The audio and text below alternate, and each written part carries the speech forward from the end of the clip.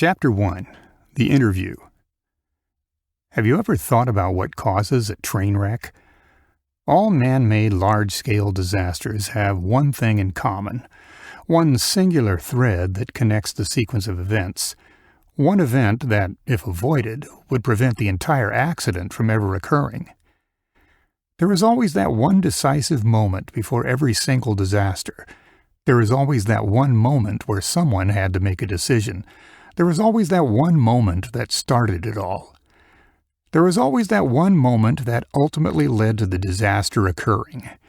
For me, I was starting to think that moment in my life was going to be the moment I met Bill Montrosian. It's funny how opportunities in life kind of just spring up on you unexpectedly. For me, meeting Bill Montrosian was an opportunity of a lifetime. When most people go to bed, they dream of all sorts of things. When I go to bed, I dream of one thing. I dream of being rich. Go ahead and call it a lifelong obsession. Go ahead and call it greed. Go ahead and call it ambition. Go ahead and call it whatever you want. Because for me, I call it my dream. I didn't have grand ideals. I didn't want to save the whales. I just wanted to be filthy, stinking rich.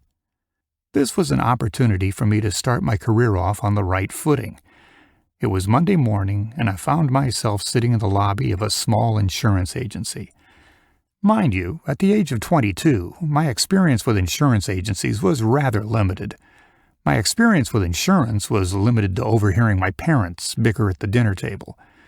Believe it or not, at this point in my life, I can't say that I've ever even stepped into an agency before.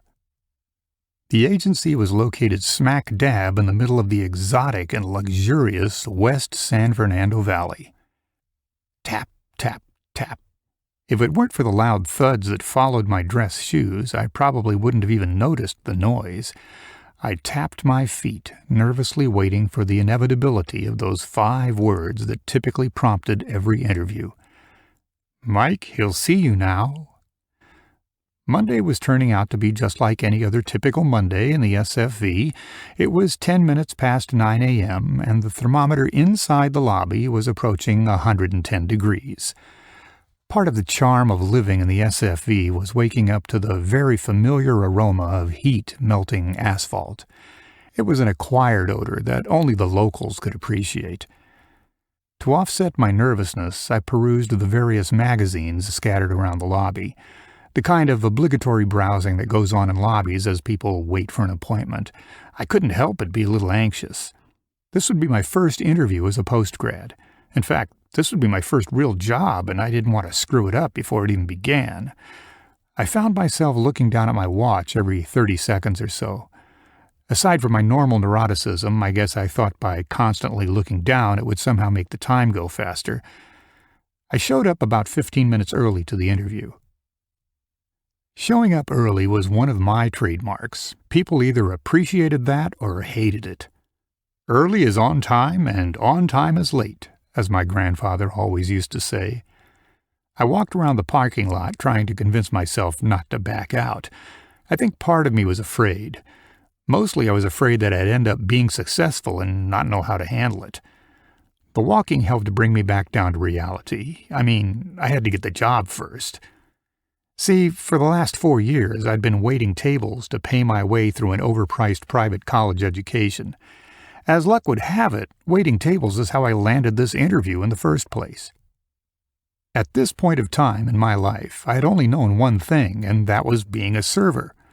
For the past 3 years, I waited tables at an upscale steakhouse in the San Fernando Valley. It wasn't glamorous, but it paid the bills. About 2 weeks ago, a group of businessmen walked in and sat down at a booth in my section. Through some minor observations and cross-selling, I was able to impress them. Tools of the trade for someone who earned a living based on the generosity of others. It was abundantly clear to me that none of the men worked for a living. They had the telltale signs of high privilege and high society. The mirror-like polish on their dress shoes gave it away. Shoes don't tend to get scuffed unless you find yourself pounding the pavement. In my mind, that immediately ruled them out of being road warriors, which meant that most likely they sat behind a desk all day making the big bucks. Part of me envied that about those guys, the good life. Turns out one of them ran a local insurance agency here in the valley. I'm a people pleaser by nature, and that fateful night was no different. My goal wasn't to get a big tip. I played the long game. I looked at this gig as my ticket to the big leagues. My goal was to leave such a good impression that I wanted the guests to think, "Man, I gotta hire that kid." Throughout the course of the evening, I began to strike up some conversation. It started off with some rather innocuous tableside conversation.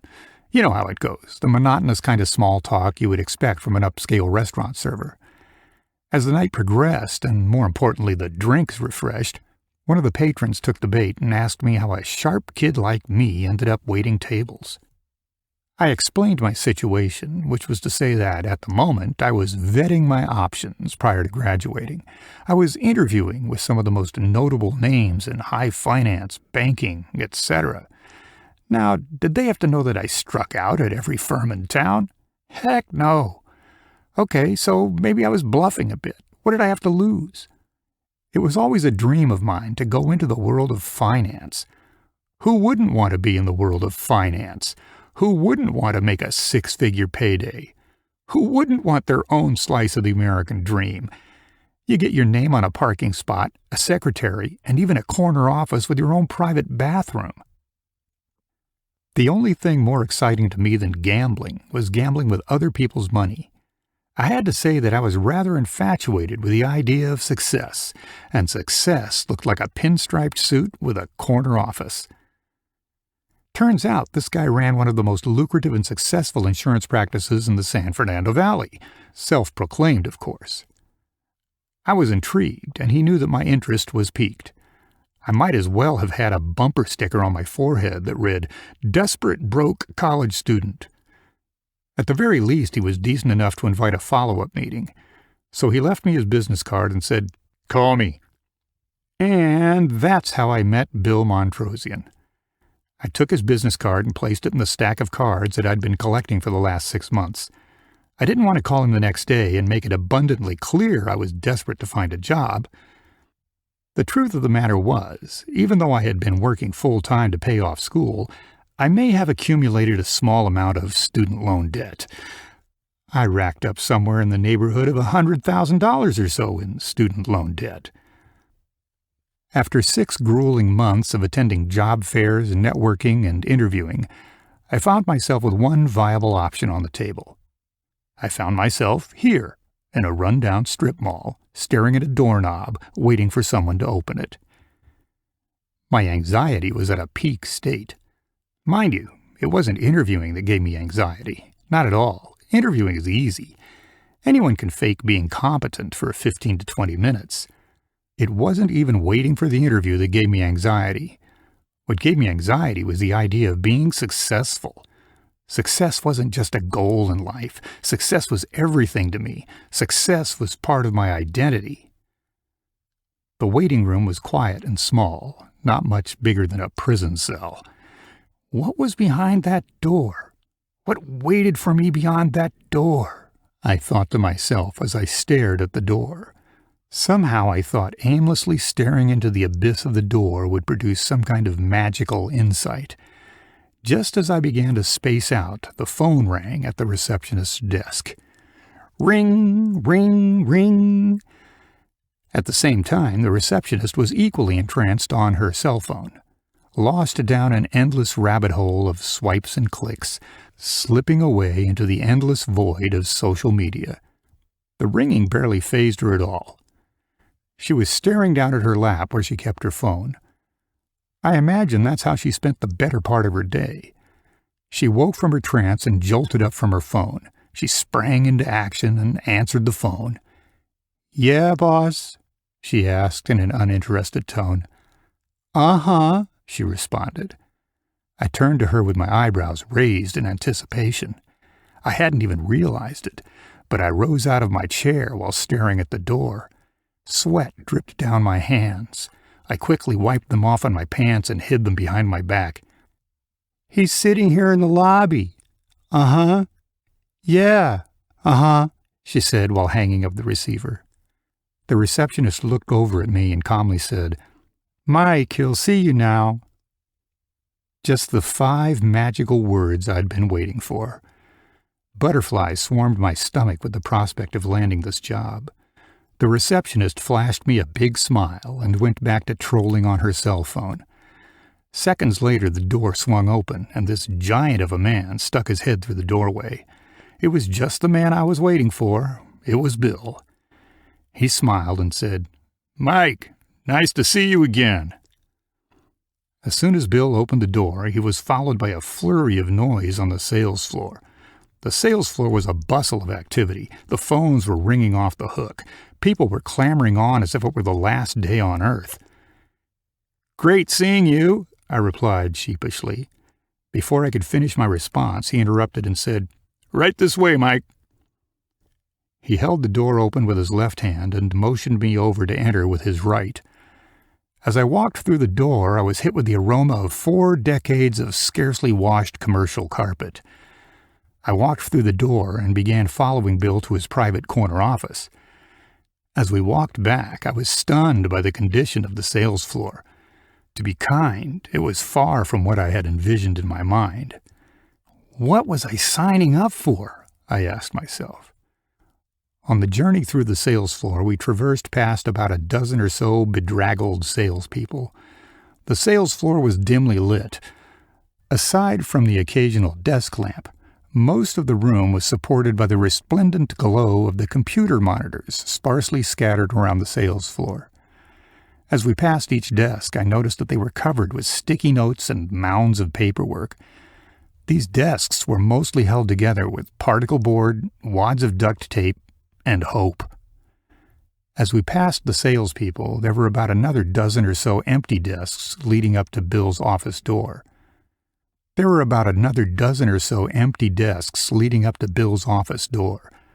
The desks looked barren, nothing but disconnected phones, scraps of paper, and seemingly wasted potential. It was like the elephant boneyard of former salespeople. What caught my eye immediately were the oversized, almost gag gift-sized whiteboards situated behind each desk. We were walking too fast for me to make any sense of the whiteboards, but I assume it was for tracking leads or sales. What really struck my eye was the jumbo, old-fashioned sea captain's bell next to his office door. The bell was mounted on the wall between Bill's office door and the break room.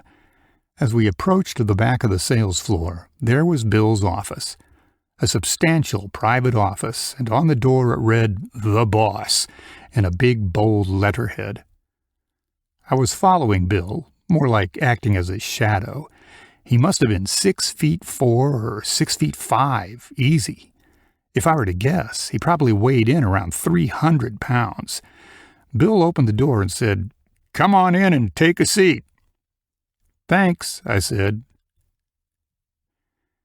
As I entered his corner office, I was a little taken aback. Bill's office was a throwback, an homage to the 1980s. It was like the land time had forgotten. The walls were covered with family photos, awards, and almost endless insurance degrees. The walls were lined with 30-year-old wood paneling, black marble floors, and forest green wallpaper. I started scoping out the room for some icebreakers. There's a lot for me to work with in here. I mean, maybe I could brush up some small talk by noticing 1 or 2 of the jazzy trophies in the trophy case. I always thought that the best salespeople are kind of like detectives. They have to notice things other people don't and use deductive reasoning to connect the dots. What stuck out to me the most was the fact that Bill had all these old movie posters on the wall. Scarface, The Godfather, Goodfellas, etc. After standing in the middle of his office, I quickly grabbed a seat and sat down. I already made a good impression at the restaurant. Just hear him out and hope for the best, I thought to myself. As I sat down, the chair wobbled to the right. I had to brace myself by grabbing the armrest. When Bill sat down, it was more of a crashing thud rather than a delicate placement. I could tell Bill was probably somewhat of a brute. He carried himself more like an ex-Navy SEAL rather than an insurance agent. As he got situated in his seat, he immediately started looking at one of his computer monitors. Bill slowly rolled up his sleeves and started vigorously clicking on his mouse and pounding on his keyboard. I did a little double take.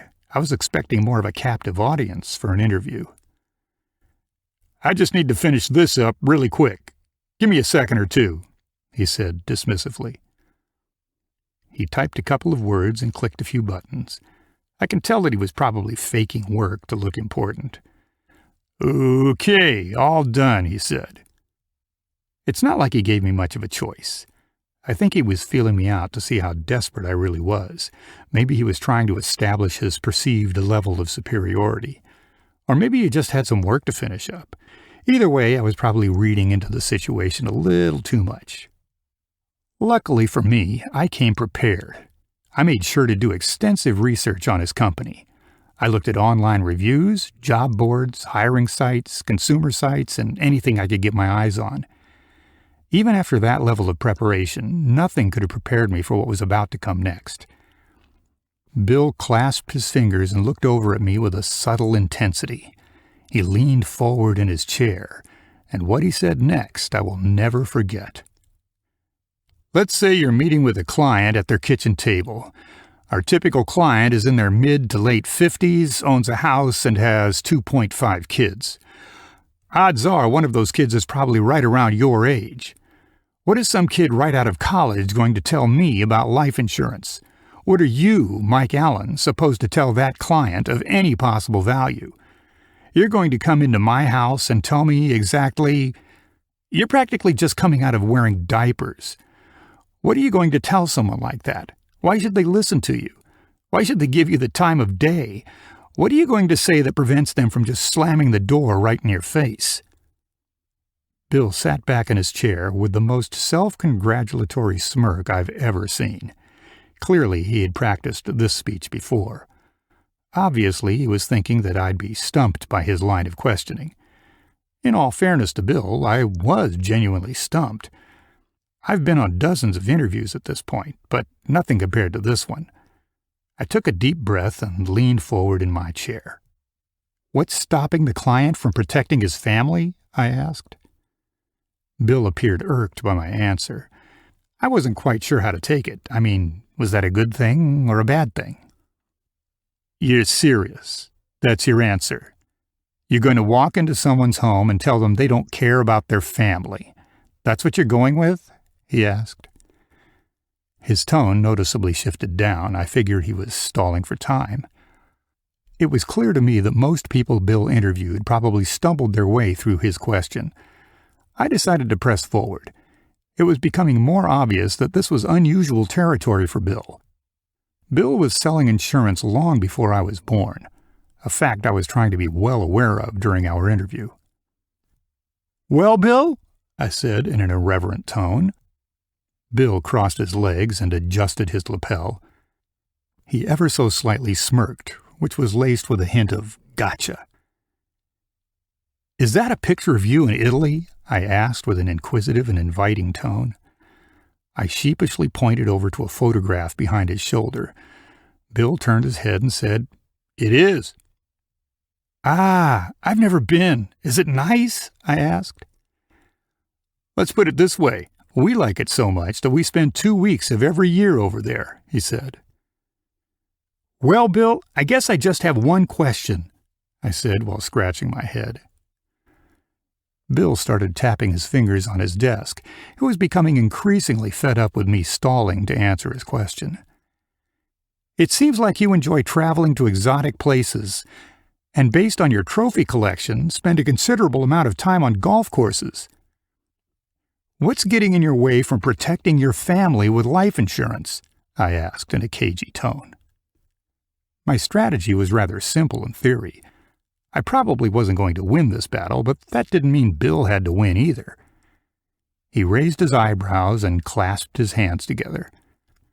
Bill was noticeably perturbed and decided to take some time to mull over his response.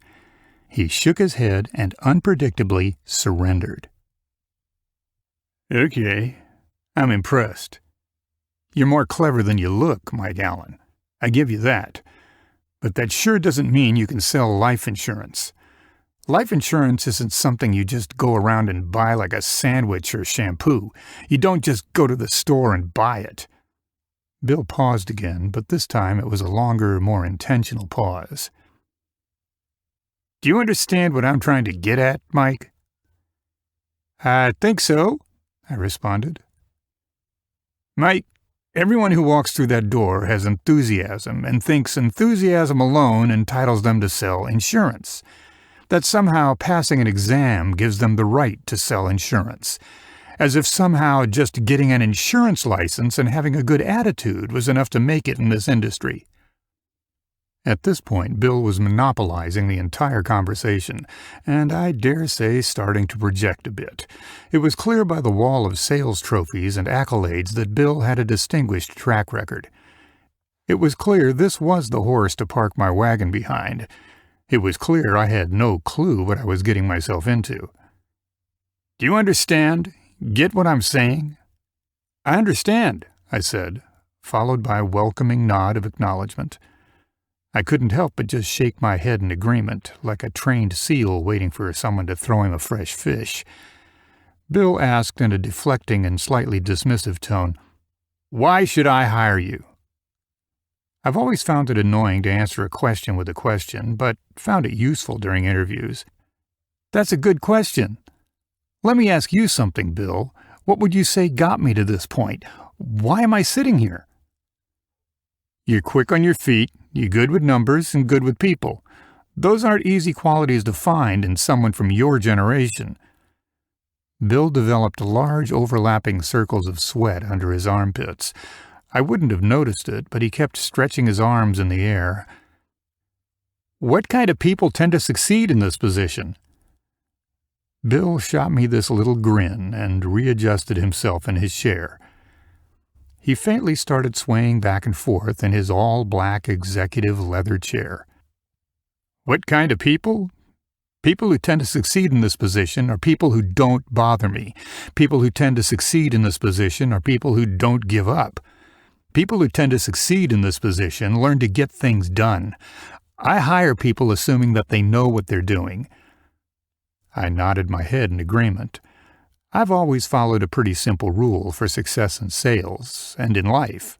Open my mouth half as much as I listen. Bill paused and waited for me to say something. "What do you think this is? What do you think we're doing here?" What an odd question to ask someone during an interview. I wasn't really sure how to answer something like that. I was in uncharted waters and decided to proceed with a healthy amount of trepidation. "This is all part of your selection process, isn't it?" Honestly, I was a bit confused by the question. What was I supposed to say? No, Mike. This is the deselection process. This is the part of the process I use to weed out all of the qualified yet destined to fail candidates. This is where I thin out the herd," he said, while making quotation marks with his fingers. I was still grappling with this question. "I get a lot of people with fancy college degrees, obnoxiously high grade point averages, internships from Fortune 500 companies, and all sorts of active collegiate experience. I get a lot of people that on paper are better than you." Oh. Bill was certainly expeditious with his critiques and generous with sharing his opinions. There are two ways to pull off a Band-Aid, fast or slow. Clearly, Bill's preference was to rip it off as fast as possible. But, and there is a but to that proclamation, what I've found from my years of experience is that none of that stuff means anything in the real world. What matters in sales, particularly in life insurance sales, are the intangibles, things you cannot measure easily, the things that tell me who you are as a person. The intangibles? That's right. Bill took a brief pause to drink some coffee out of what seemed to be a late 90s porcelain coffee mug. He clutched that coffee mug, almost like a boa constrictor latching onto an elk. Bill started this annoyingly loud slurp at the end of his sips. I wasn't really sure what to say, so I started looking around the room. He had half-empty coffee mugs littered all across his office. As he slowly lifted the cup, I noticed he had 3 distinctive gold rings on. His right hand was adorned by a class ring, along with a pinky ring and a wedding band. Bill slowly finished drinking his coffee and said, "Numbers on a spreadsheet are just that, numbers. Data is just data. Any corporate moron can read a report and regurgitate the numbers on it. Ultimately, all that data stuff is completely meaningless without knowing the intangibles." Bill commenced drinking his coffee a lot like he spoke, very meticulously and deliberately. "Does that make sense?" he asked. "It does," I replied in a dastardly tone of voice. In all reality, I had no clue what he was talking about. I was trying to retain my composure, but didn't have the slightest clue what he was talking about. What I'd really like to know from you is simple." He slammed down the coffee mug on his desk. Bill started looking for something. I couldn't tell what. His inquisition completely hindered the conversation. I noticed he didn't have a coaster under his mug, so I started looking around for one. There was a stack of them hidden under a ream of papers on the corner of Bill's desk. I carefully sifted through the paper and grabbed one of the coasters. I dusted it off a bit and handed it to Bill. "Thanks, kid. You're all right." "No problem." Like I was saying... Wait, what was I saying? You wanted to know something about me. Ah, yeah. What do you think your biggest weakness is? My biggest weakness. I can't say that I had ever given that question a lot of thought before. Bill went back to drinking his coffee, so I took some time to think about it. One thing I hated was not having the answer right on the top of my head. Being quick-witted always seemed to be my meal ticket in life. Naturally, I blurted out the first thing that popped into my head. My greatest weakness is that I don't have much of a dimmer switch. I've got an on switch and an off switch. Retrospectively, that sounded a lot better in my head. Yeah, I kind of picked up on that. Bill chuckled a bit and slowly put down his coffee mug. He grabbed the top of the mug with his fingers and spun the mug around. Okay, so here's the process in a nutshell. You're going to go and get licensed. That way I know you're serious about working here. A license by itself has almost nothing to do with selling insurance, he said. Over the next few months, I'd come to find out just how true that was. Sounds easy enough. I mean, it's just insurance. It's not like we're talking about chemical engineering. Don't get too cocky, kid. Bill shook his head at me. I think he saw a lot of me in him. I don't know if that was a good thing or a bad thing. At least I had something going for me. At that point, if you get licensed, you can apply for the open position. Go on the website and apply like everyone else. If you can do all of that, then you're going to have to compete for the job. Obviously, the sooner you get licensed, the better chances you have of getting the job. We're looking to hire someone within the next 30 to 45 days. Bill extended his fingers and started spinning the brim of his coffee mug. He twirled the mug for a few seconds. I wasn't sure if it was a nervous tic or just his way of killing time. Just so you know, we've posted this position on your university's job board.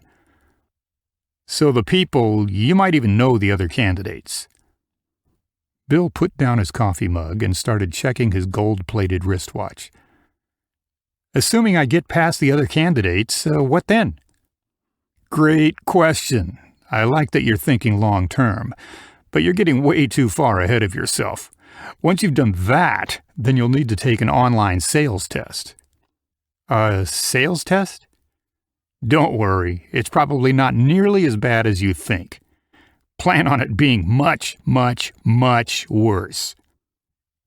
Bill started waning in and out of his dry humor. Bill had a certain way of making you feel right at home when he spoke. I mean, aside from the sinister overtones and the gaudy jewelry. The test is going to be approximately 200 questions. You'll have up to 3 hours to complete it. The test is mostly a combination of word, logic, and math problems. Okay, that's it. If I never hear from you again, great. But if I do hear back from you, I'll know. I'll know that you're serious about making something out of your life. Bill stood up abruptly out of his chair. He towered over me from behind his desk. He offered his hand to me. We shook hands, and he rushed me out of his office. That was it. That was my first interview. Chapter 2. Accept, Reject, or Counter. About 2 weeks later, I found myself sitting in that same lobby. There I was, sitting on that same pleated couch. There I was, sitting in the lobby, waiting for a follow-up interview with Bill. There I was, gushing over the aroma of burnt asphalt and triple-digit temperatures. There I was, pacifying that same feeling of anxiety churning away in my gut. There I was, waiting to hear those same 5 magical words. Believe it or not, I crammed for 8 hours a day for that insurance exam. For 2 weeks straight, I ate, slept, and dreamt insurance. In just shy of 3 weeks, I went from sniveling broke college student to an elite fraternity of licensed insurance agents. What I wasn't prepared for was that absurd sales competency test Bill made me take. "Bill will be with you shortly. He's just in the middle of wrapping some things up with an important client," the receptionist said. I shot her a quick thumbs up and went back to counting the dots on the ceiling tiles. The receptionist giggled and asked, "Nervous much?" I smiled and gave her another quick thumbs up. In all fairness to myself, this was only my first soiree in the working world. "Well, don't be. Bill can be a little intimidating at first, but he's a real sweetheart once you get to know him." "Really?" Really, she responded in a bubbly yet somewhat dismissive tone. She smiled and went back to trolling on her phone. I realized she was trying to put my nerves at ease, but the anticipation was really starting to eat at me. Did I get the job? Did I fail the test? What in the world happened? Bill left a lot for the imagination in his email. "Do you enjoy working here?" I asked in a sheepish tone. "Well, I've been here for almost 30 years now." 30 years? That's some job security, I thought to myself. The receptionist was a tall, slender woman with a smile a yard long and not one wrinkle on her face. Maybe smiling all the time was how she refreshed her youthful appearance. "I've seen quite a few people come and go. I've seen quite a few people sit right there on that very couch. I've seen quite a few things in my time here." Her face was buried in her phone. She was bewitched by the blue phosphorescent glow from a 6-inch screen. What could be so entrancing? What captivated her attention in such a way? I thought to myself. Small talk aside, I needed a real distraction, so I decided to really take in my surroundings. The lobby wasn't much larger than a standard 8x10 prison cell. Every time I squirmed, even a little bit on this pleather couch, it made a loud squeaking sound. It was the only thing that was able to draw the attention of the receptionist. "This couch has seen some better days. It's got some miles on it, huh?" "Oh, does it ever. That couch has some stories to tell." "I can imagine. It must be at least 10 years old." "Try 25. Trust me, I still remember the store where I bought it." Almost instinctively, she went back to trolling on her phone, almost like an ostrich sticking its head in the sand. All of a sudden, the door swung open and Bill stepped into the lobby with his chest bowed out. He seemed to be in a good mood, at least he looked like he was in a good mood. "Come on back, Mike."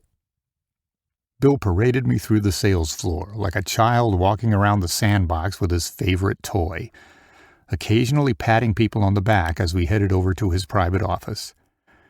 As we walked back to his office, the mood on the sales floor suddenly shifted. Something was clearly different. This time the sales floor was quiet. I could hear the old commercial carpet crunching as I walked through the sales floor. As we walked through his office door, Bill whispered, "Well, Mike, I'm not going to sugarcoat this for you." With one statement, the entire life drained out of my body. The anticipation was really making me squirm. Bill pulled out a chair for me to sit in. I unassumingly plopped myself down in the chair across from Bill. Bill seemingly noticed my squeamish demeanor and asked, "Are you okay? You seem to be sweating a lot." My face was flush, and I could only respond by murmuring out, "Yup, sure am." "Okay, well, let's get down to business. We need to wrap this up ASAP. I booked you back-to-back with the other candidate." Bill gazed into my eyes and started slowly patting the tips of his fingers together. His composure was still silent. Meanwhile, I was sweating bullets under and over my three-piece suit. Bill was steadfast in his commitment to make this meeting as awkward as possible. "You know how important that test was, right? I did stress to you how important that sales test was, didn't I?" he asked me in a sultry tone. I couldn't even respond. I just shook my head and anticipated the worst. "Everything came down to you and this other candidate. Turns out you both attended the same university. His name is Lars. Know him?" "Oh, yeah, I know Lars. We had a finance course together. He's a pretty smart guy." I paused for a second. The one thing I knew about Lars was that he was super smart, and I was less than super smart. "Are you curious about how you scored on the sales assessment?" "Very." To say I was curious was somewhat of an understatement. I was chomping at the bit to hear the outcome. I pinned all my hopes on that stupid test. You scored in the top 1% percentile." "I did?" "You did. Trust me, I'm just as shocked as you are, Mike." "So that means I get the job, right?" "The test, the licensing, those are all really just formalities." "So that means I get the job, right?" "That's what I like about you, Mike Allen. You don't waste any time. You get right to the point. Now, let's not get ahead of ourselves quite just yet." "Fair enough." "Let's talk logistics." Bill took a protracted and slow sip of his coffee. "You'd start off as a trainee. The trainee program is about 6 months long. The time of the program depends on your performance. It's kind of a pass-or-fail program. You have 6 months to sell at least 10 life insurance policies in a 30-day period. If you can do that, then you can cut it." "Okay, assume I make it past the trainee program. Then what?" "Good question. When you make it past the trainee program, that's when the fun really begins. You have the chance to build up your cash flow. You'll effectively be working for me, but really, in reality, you're working for yourself. Technically, as a consultant, you make your own hours. All that matters is your quota." "Okay, what happens if I don't make my quota?" Bill picked up his coffee mug and swirled it around a bit. "Don't let that happen, and you won't have to find out." "Okay, well, what kind of salary are we talking about?" Bill leaned forward in his chair with his forearms implanted on the armrests. "I like that. Right to the point. When I built this business just 35 short years ago, I had to do so purely on commission and sweat. No salary, no benefits, no nothing." He took a second to adjust his wristwatch. Normally I wouldn't notice something so innocuous, but he had a giant gold wristwatch. "What we like to do here is empower you to be your own boss. Think of this less like a job and more like a business opportunity." I didn't know Bill well enough to know if he was being truthful or pulling my leg. Bill didn't strike me as the egalitarian type, so I took him at his word. For whatever that was worth, I had no clue. Be my own boss. I like it, I thought to myself. Sounds good to me. Where do we go from here? It's all rather simple, actually. We start every trainee off with a generous base hourly wage plus a bonus and a commission. And after the trainee program, what happens then? The fixed part of your earnings, the minimum wage, becomes a draw. A draw? What's a draw? A draw is a guaranteed amount of money that I'll pay you each month. Think of it this way. I'll pay you $1,000 a month no matter what you sell. Whether you sell $1, $1,000, you'll make at least $1,000. The commissions that you earn you will keep once you exceed the $1,000 per month in sales. Simple enough? Sort of. I've never worked on commission before. How does it work exactly? Every time I sell an insurance policy, I make around 100% in commission. That is to say, 100% of the first year premium goes into my pocket. So if I sell a $1,000 policy, then I'll make $1,000 in commission? Slow down there, Mikey. I said that when I sell a policy, I make 100% commission. When you sell a policy, I get a cut of that. For expenses, training costs, and overhead. Bill paused for a moment to assess my interest. He tilted his head to the side and raised his eyebrow. That way I protect my investment. My money, that is. I'm training you, putting a roof over your head, and paying a guaranteed salary for a certain amount of time. That ain't cheap. So what happens if I don't sell at least $1,000 a month? Would I have to pay back the difference? Don't let that happen, and you won't have to find out. Bill started twirling his pen. It was a gold-plated Monte Blanco. The thing probably cost more than my car, or more than my parents' first house. To be honest, this all sounded pretty good. To be honest, I didn't comprehend most of what he was saying. To be honest, I didn't care all that much. I just wanted a J-O-B. Mike, let's not get buried in all the details. There's a lot of moving parts to this thing. What I need to know is what kind of person you are. If you're in, then you start bright and early on Monday. Bill stopped twirling his pen. He put it to the side of his desk. He treated that pen with gentility, probably a rare event from what I knew about Bill. I imagined he probably only took it out to impress interviewees. If you're not in, then you're just hogging up space and you need to leave. Bill paused and waited for an answer. I mean, it's not like I had much of a choice here. I had 0 other job prospects lined up. I took a few seconds to think it over, which turned into a few minutes.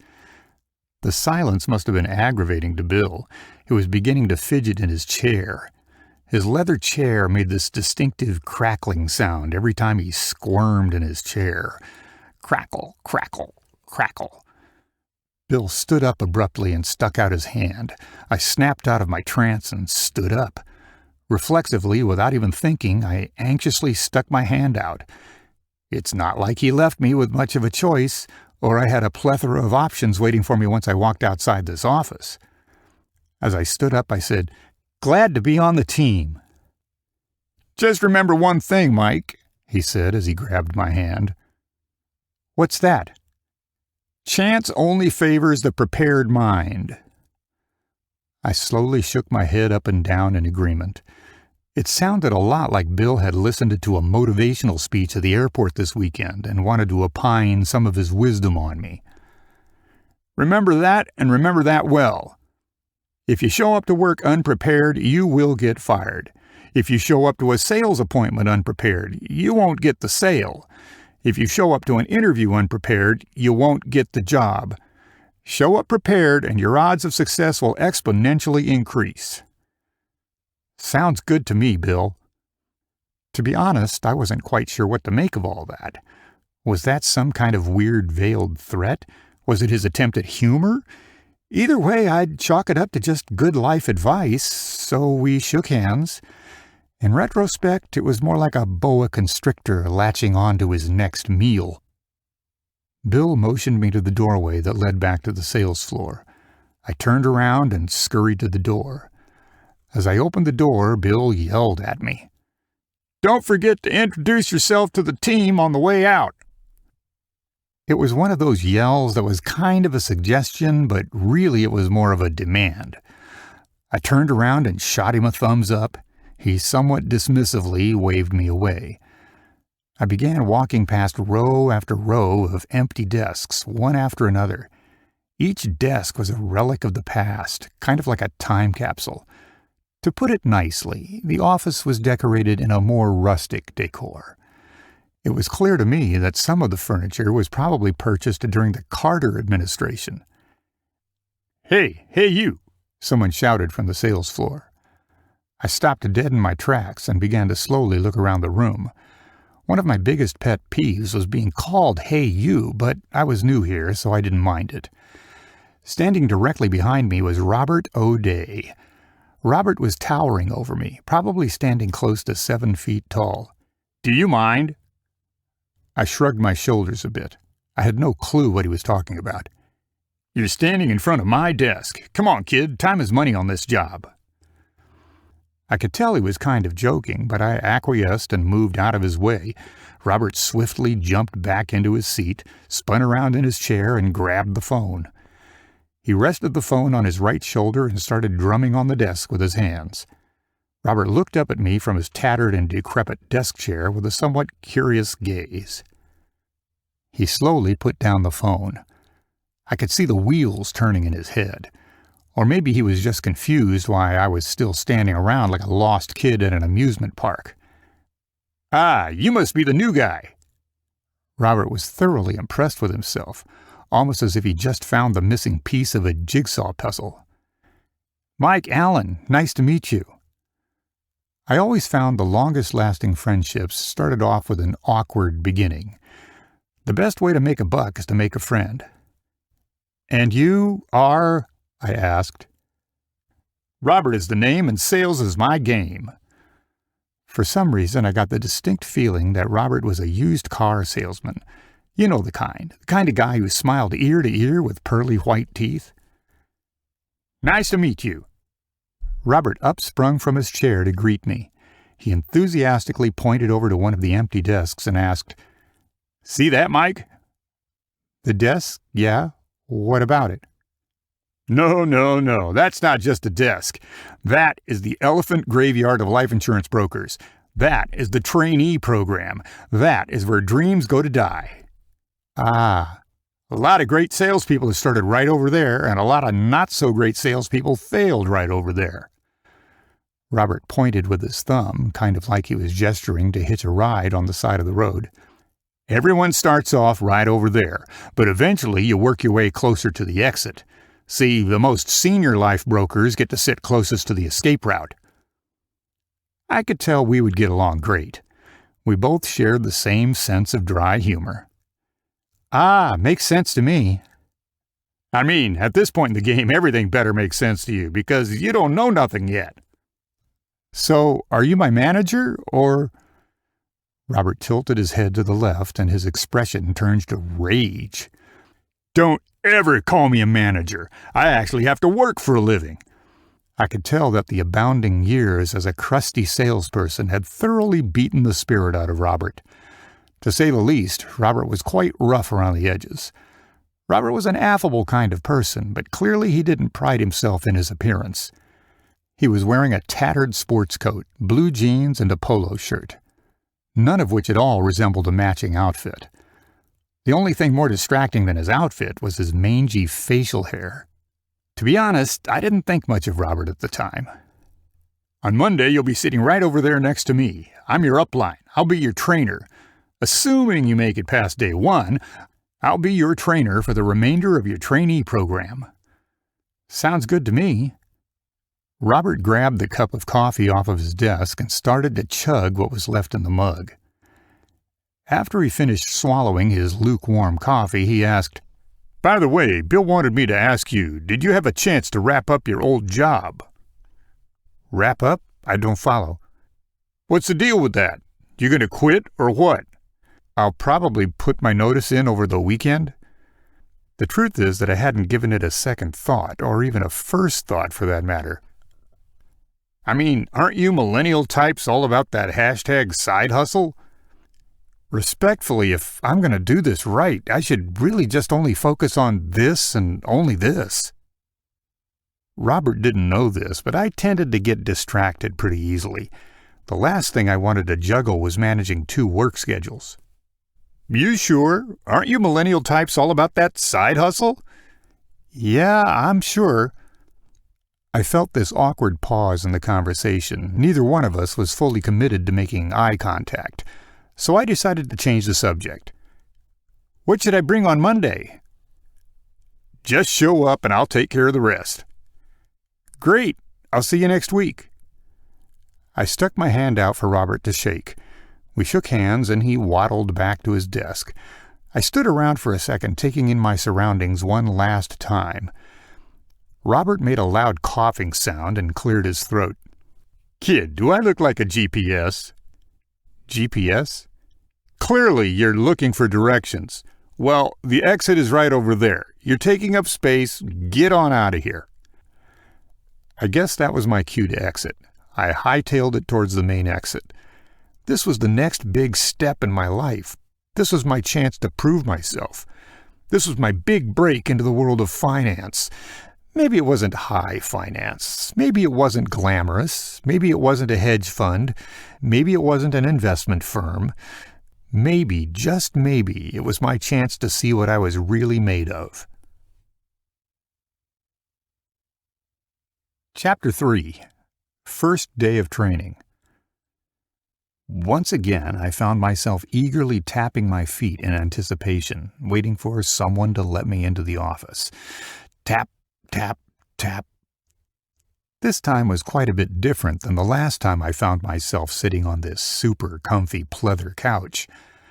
The decades of worn-in pleather created a marshmallow-like scaffolding to the couch. Today was my training day, and I was determined to make a good impression. I once read that there are 21 things a person should do on their first day of work. There was a large black and white wall clock staring me right in the face. I was told to report into work at 9 a.m. on the dot. I didn't get the impression people around here showed up early to work. It was 9:15 and not a soul in sight, not even the receptionist. I prided myself in being the first person on a job site and the last person to leave. To kill some time, I decided to flush out some of the magazines. On the lobby coffee table, there was a wide variety of magazines to choose from. Right as I was about to grab one, the door swung open. The door slammed against the wall, which was accompanied by a loud thud. Robert leaned in and peered over at the chairs. I had met him the week before, yet he didn't seem to recognize me at all. "Mike?" Robert had an almost inquisitive tone. Had he forgotten me already? Little did I know he was blind as a bat without his glasses. "Robert, nice to see you again." As I stood up from the chair, he motioned me over to come on back. I eagerly followed him back onto the sales floor. "Here's your desk. It isn't luxurious, but it's yours, for now at least." On the desk there sat a phone book, a notepad, a ruler, and a telephone. He pulled the chair out for me. "Here, grab a seat." He made sure to pat the seat down to get some of the dust off. I clutched onto the chair and sat down, like a kid getting onto a roller coaster for the first time. Robert grabbed the adjacent desk chair and pulled it over. Is there anything in this world more awkward than your boss sitting next to you while you work? "Like I said last week, you'll be sitting next to me." "Perfect. I got a ton of questions for you, Bob." "Whoa, let's pump the brakes right there. You're way too new here to be having questions, and don't call me Bob. My name is Robert." He quickly stood up out of his chair and hovered over my desk. He planted his hands down on my desk and leaned in. His breath was halitosis. I made a concerted effort to subtly hint to that effect. Robert whispered quietly, "The only question you need to be asking yourself is how much money you want to make over the next 30 days. I got the feeling he had a certain way of handling people like me, which was probably the same way he put out campfires, which is to say, to stomp them out. I couldn't blame him. Here I am asking questions when I should just shut up and listen. "Roger that." For a brief moment, Robert expressed some tenderness with a faint smirk of acceptance. "Every new trainee here at Montrosian Insurance Partners gets a robust, hands-on training experience." What Robert was basically trying to say is that you get your hands on a phone book and a telephone. Robert O'Day was my direct supervisor, but in reality, he was just another broker who had the misfortune of training a newbie. Robert had all the telltale signs of a grizzled veteran of the insurance industry. This guy had bags under his eyes that had bags under them. Robert had on all the gaudy jewelry, he really walked the walk and he talked the talk. This guy lived, breathed, and dreamt of insurance. I took a second to take in the room and see what my new place of employment had to offer. Looking around, I could tell that most of these brokers were just one cup of coffee away from a panic attack. I glanced around to do a mental intake of my colleagues. No one had bothered to go out of their way and introduce themselves, aside from Robert, that is. I deduced that was probably due to the high employee turnover. What's the point of introducing yourself to someone who ends up leaving in 2 days? After a thorough amount of voyeurism, Robert wrangled my attention back to the training discussion. He had been droning on for a few minutes while I was spacing out. Luckily enough for me, he didn't notice, or did and just didn't care enough to say anything.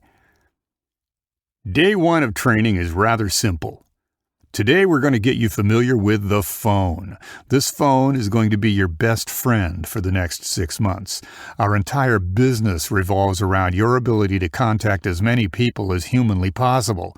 Contacting them is the hard part. Convincing them to buy life insurance is the easy part. Okay, great. So I'm doing what exactly? Calling a bunch of people and asking them to buy life insurance? Whoa! Look at this guy. What a genius we've got over here. Did you hear that, fellas? This guy got licensed 2 weeks ago and now he's crushing deals. Robert made sure to broadcast his sarcasm to the room. The rest of the brokers started golf clapping and howling like a bunch of hyenas. Robert wasn't shy and clearly found enjoyment in making a small spectacle of the training process. I'm glad that college degree really paid off for you, Mike. I mean, your powers of deduction are quite impressive. No, seriously, have you ever heard the term dial for dollars? Smile and dial? Smile and dial? Nope, can't say that I have. The more calls you can make, the more money you can make. There are some trainees who start here and somehow think that every call will mean they sell a policy. Somehow that every phone call they make, people are going to all of a sudden be enlightened enough to buy 100% of the time. He paused for a second, leaned back in his chair, and stretched out. Robert took a big yawn and asked, "Does that make sense?" "It does." I nodded in agreement. This was all par for the course, but I reminded myself it was just part of the training process. Today, we want to introduce you to the concept of rejection. Rejection is the cornerstone of our industry. Think of this initial part of the training period as the feeling out period. While we're not going to talk about sales, we're going to stress test your resilience. Today, we're going to see what kind of person you're made of. Robert didn't have much of a bedside manner about him, but I could tell that his candidness came from a good place. Robert clearly felt the need to be circumspect with building rapport. I interrupted him and asked, "When will I learn about the products?" Robert was baffled by my question. A discernible look of concern coated his face. As we go through the training process, we aren't going to spend much time talking about the products. The life insurance process is tedious, time-consuming, and exclusive in nature. Exclusive? Meaning what exactly? Meaning that everyone can apply, but not everyone can qualify. It also takes a lot of time to figure that out. Really, the best people at the firm know the least about the products. What they know the most about is how people make purchasing decisions and what motivates people to buy. You can know next to nothing about the products and still be wildly successful. And to be honest, the firm encourages that. I'd go as far to say that not knowing the products is a best practice at this firm. Robert took a break from speaking to crack his knuckles. He outstretched his arms and let out a loud crack. "You still with me, Mike?" "Yes, sir." "Mike, you see that guy over there?" Robert discreetly pointed to one of the other brokers across the room.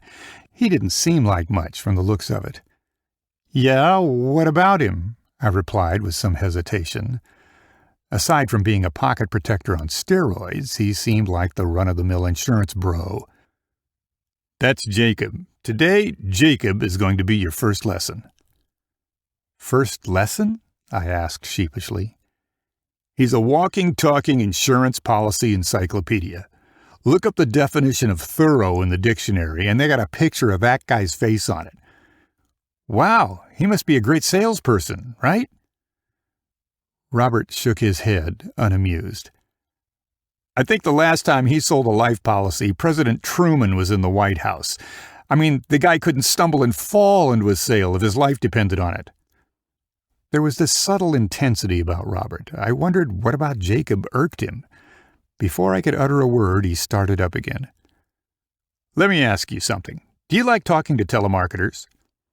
I spontaneously busted out laughing. What kind of absurd question was that? What in the world was I supposed to make of that?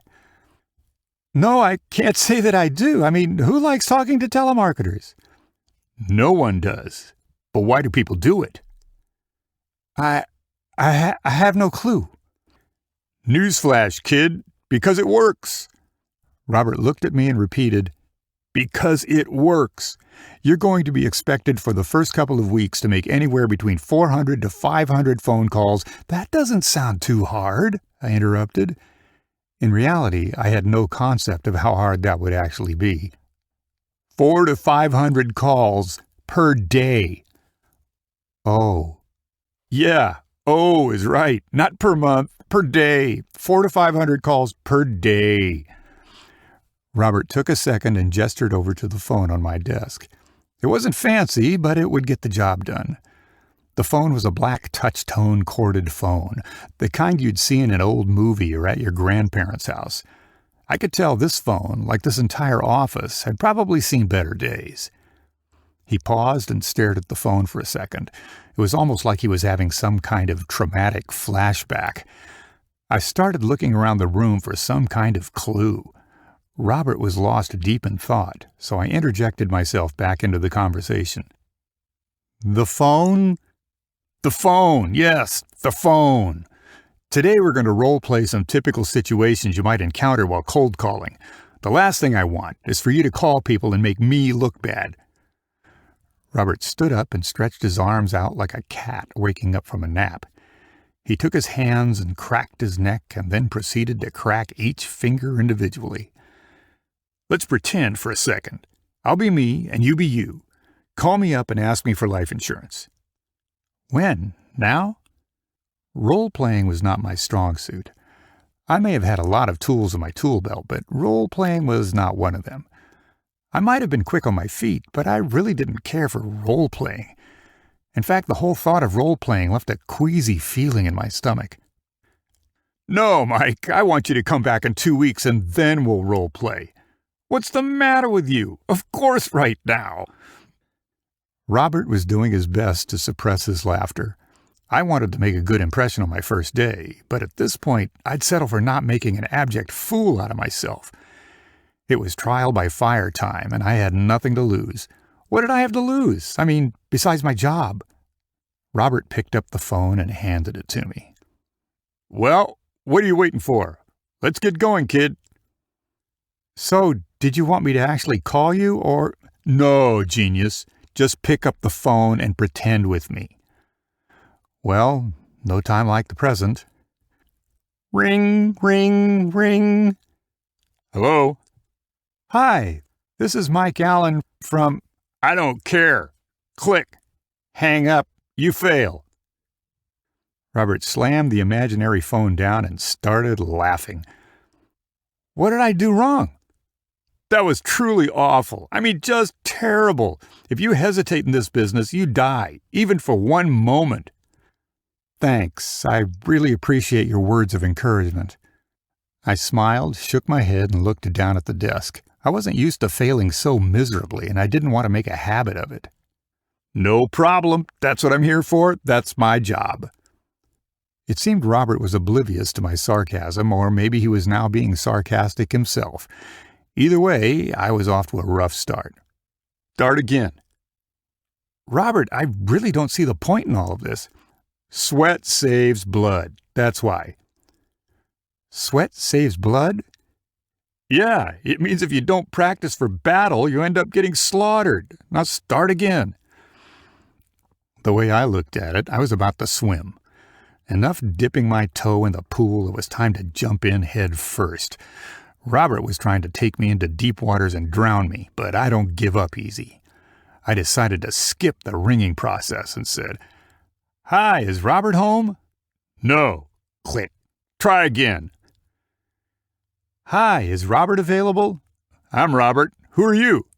Robert, my name is Mike Allen, and I sell insurance. Good for you. Click. Start again. Robert was clearly attempting to teach me a lesson. In what? I had no idea. What was I doing wrong? Maybe I needed to mix up my approach. I asked again. Hi, is Robert available? That seemed to work better than the previous 2 attempts. Depends. What do you want?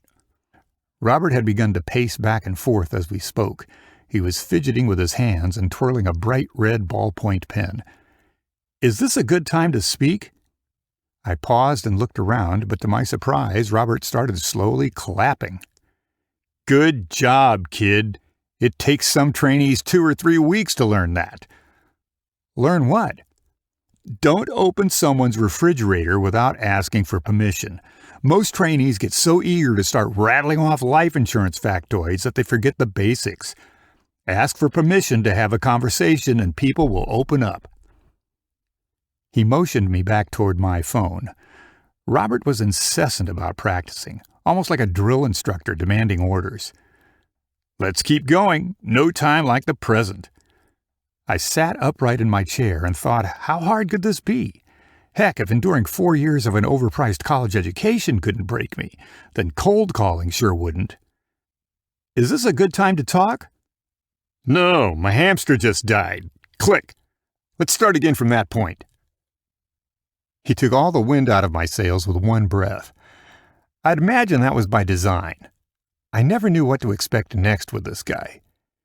Is this a good time to talk? It depends. Why are you calling? What'd you want? Robert had paused and looked me dead in my eyes. His look was an infusion of curiosity and annoyance. I don't really know what to say after that. That's fine. You don't need to know at this point. Here's what you do need to know. Do you know what makes a business great? What? What? You speak English, right? You went to college, right? What do you think makes a business great? I have no clue, I said with a disappointed and submissive tone. It seemed Robert was starting to get irritated. Maybe it was something I said, or maybe he just needed another cup of coffee. Process and principles. Every great business relies on scalable processes and strong principles. Here's what we're going to do today. Today is the day I teach you some of those scalable processes. Sounds good to me. Here is a simple recipe for success when it comes to cold calling. Step 1 is you gotta ask if the person is home. Step 2 is ask if the person has time to talk. Step 3 is ask how the person is doing. The final step is to just explain who you are, what you do, and why you're calling. It's really all that simple. Sounds good to me. I was more interested in getting a cup of coffee than listening to Robert filibuster all day about these processes. I started looking for the break room when all of a sudden Robert started his diatribe back up. Insurance is a relationship business, and to that end you must be able to cultivate relationships. Yeah? How am I supposed to do that exactly? How are you supposed to build relationships? What? Are you serious? What I meant was, how am I supposed to do that over the phone? Well, let me ask you a question. Can you hold a conversation? Yeah, I suppose so. I mean, we've been talking for some time now. Robert's demeanor turned from loquacious to sagacious in the blink of an eye. Robert's sagaciousness was overshadowed by his loathing. I took it he had given this speech one too many times in his life. Your success in this business is entirely contingent on your ability to do just that, to be able to hold a conversation. Conversation is the bedrock of all relationships. Conversation is the cornerstone of sales. Evidently, Robert was a lot smarter than I initially gave him credit for. He wore glasses, but upon closer examination, he didn't have lenses in the frame. That was fitting, because Robert was the kind of guy who wore suspenders and a belt. Okay, so what if I get someone on the phone and they want to buy right then and there? What if I stumble my way through the conversation and they're ready to buy? You want to go into every single call with that kind of PMA. PMA, what's that? Positive mental attitude. Try to keep up with the TSAs. TSA? 3-letter acronyms. You're too much, kid. Ah, yeah, I knew that. Okay, so if you find someone interested enough to buy on the first call, then you need to close them right there, get a commitment, send an online application, and get them to sign the dotted line. One more question, I asked tenaciously. What is it? What's an app? You know, an app. An application, you schmuck. He took a long pause, outstretched his arms again. Robert was starting to become slightly irritated, and I picked up just a splash of defensiveness in his tone. You mentioned something about principles earlier. What'd you mean by all that? Robert stuck up his hand, sprung up 3 fingers, and placed it in front of my face. There are really only 3 rules to selling life insurance, and 3 rules only. Robert closed his fist and stuck up his index fingers, again in my face. The first rule is don't accept a no for the first and final answer. Don't accept a no? Is that ethical? Whoa. Ethics police, pull over. Slow down there, kid. What I meant was don't give up on the first sign of conflict. Sometimes people mean no, sometimes they mean yes, sometimes they mean maybe, and sometimes they mean no. Yeah, that makes sense. In reality, his speech was the verbal equivalent of sucking up noxious gases after an oil spill. Robert was unfazed and a bit jaded. He stuck up his middle finger, waving his 2 fingers in front of my face. The second rule to selling life insurance, whether on the phone, in person, through text messages, or whatever, this has been and always will be a relationship business. Robert closed his fist again and pounded his knuckles on the desk 3 times in a row. Knock, knock, knock. Robert put up 3 fingers and waved them in my face.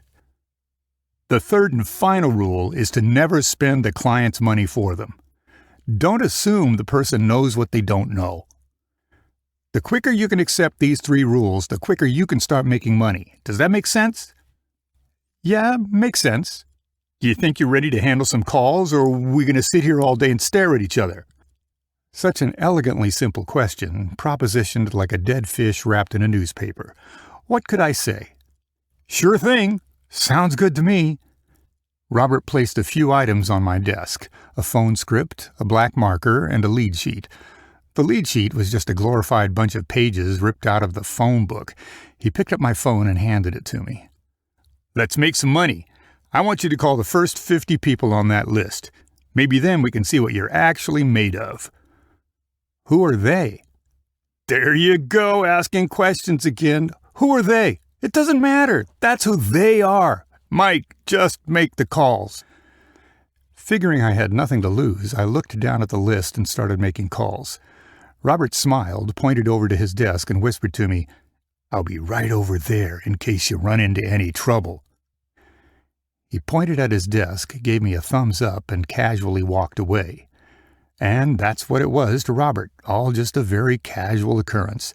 Just another walk in the park for Robert. Regardless of my feelings, I started making those 50 phone calls. Regardless of my fear, I started making those 50 phone calls. The first 10 phone numbers either went dead or didn't answer. Before I knew it, 10 minutes had passed me right on by. When I looked up again, Robert pulled his magician act, in that he vanished before my very eyes. This wasn't so bad, so I kept calling. Only 40 more numbers to get through, and then on to the next task. I dragged my finger down the list and murmured aloud, Okay, John Kane, 294-555-3020. The phone began to ring. Ring, ring, ring. Well, that's a good sign. I mean, at least it's ringing this time. To be honest, I wasn't even sure how many times a phone could ring before going to voicemail. So I decided to give it about 7 or 8 rings before pulling the plug. Ring 4, ring 5, ring 6, ring 7. Just as I was about to hang up the receiver, someone answered, Hello? Taken by complete surprise, I stumbled into my opening part of the script.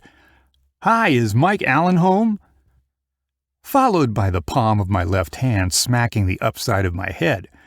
I was so nervous I completely flopped my first phone call. The bright side, if there was a bright side, was that it couldn't get any worse. At least that was until I looked up from my desk. Robert was standing over by his desk, looking at me with his jaw practically on the floor.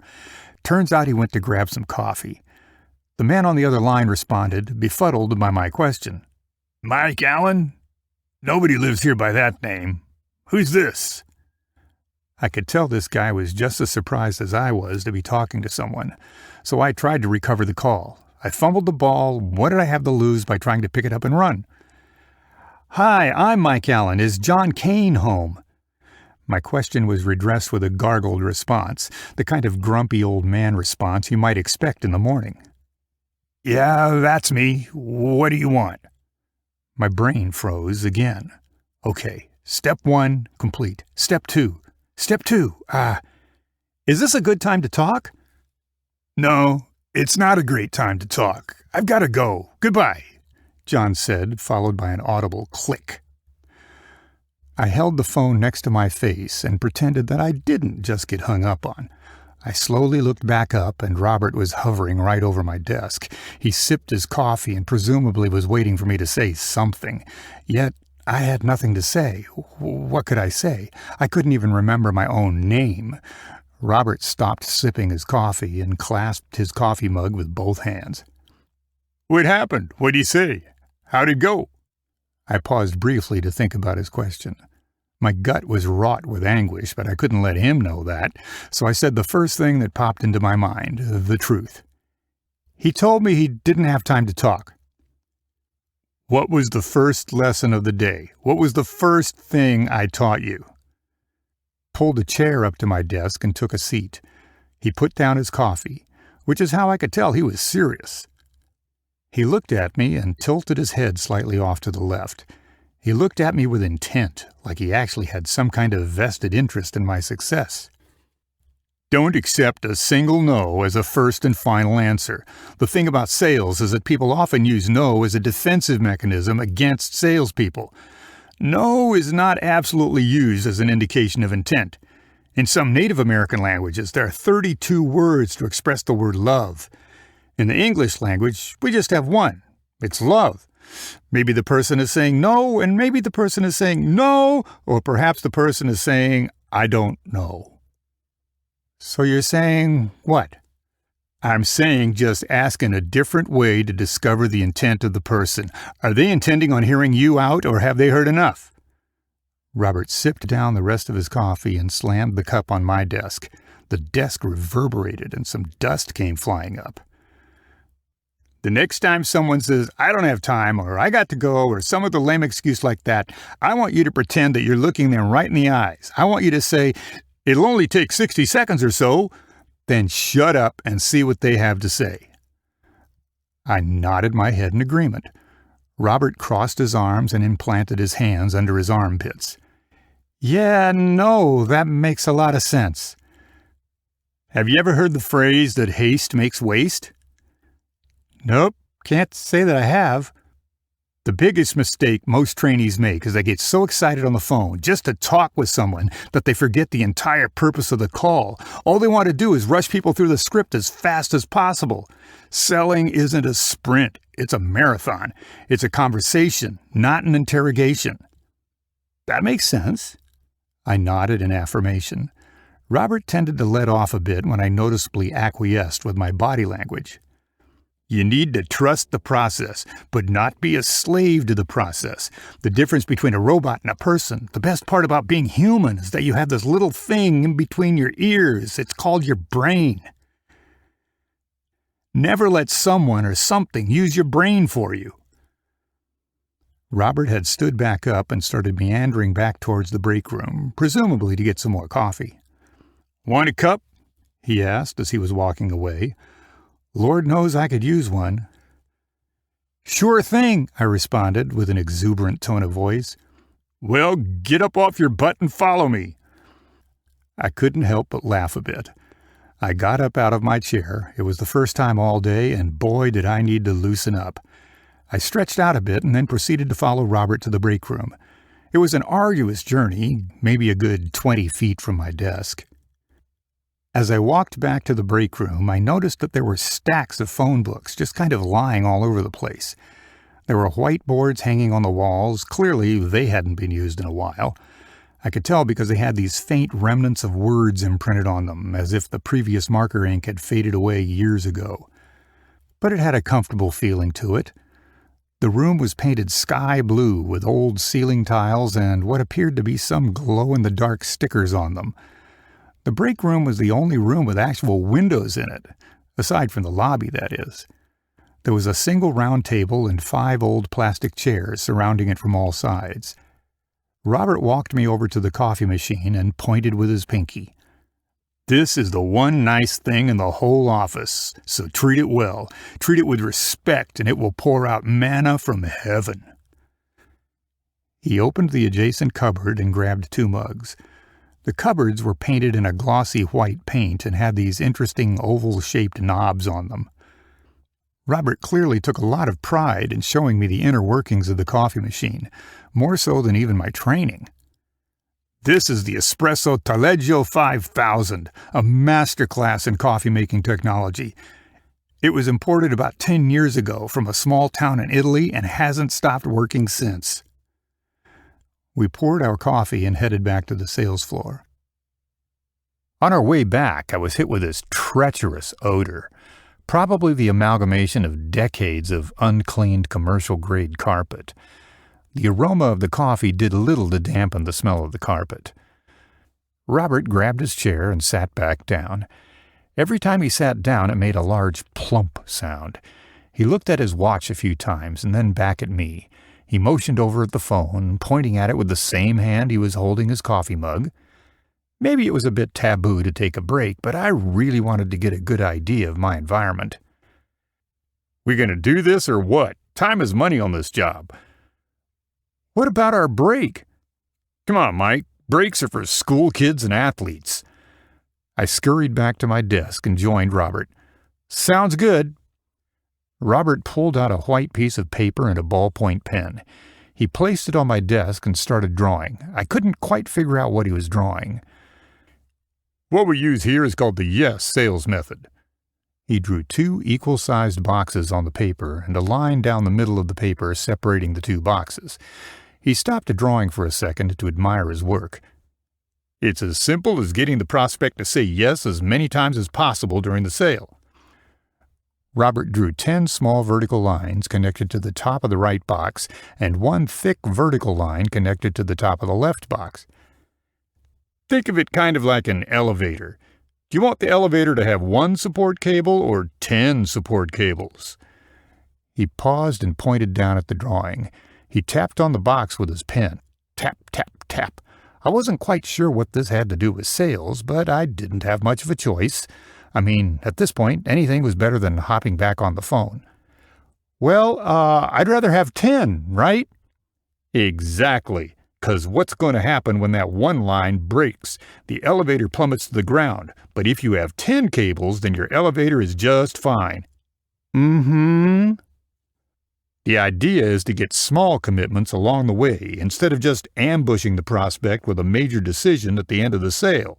See, you want to get the person to say yes enough times so that the last yes becomes a lot easier to say yes to.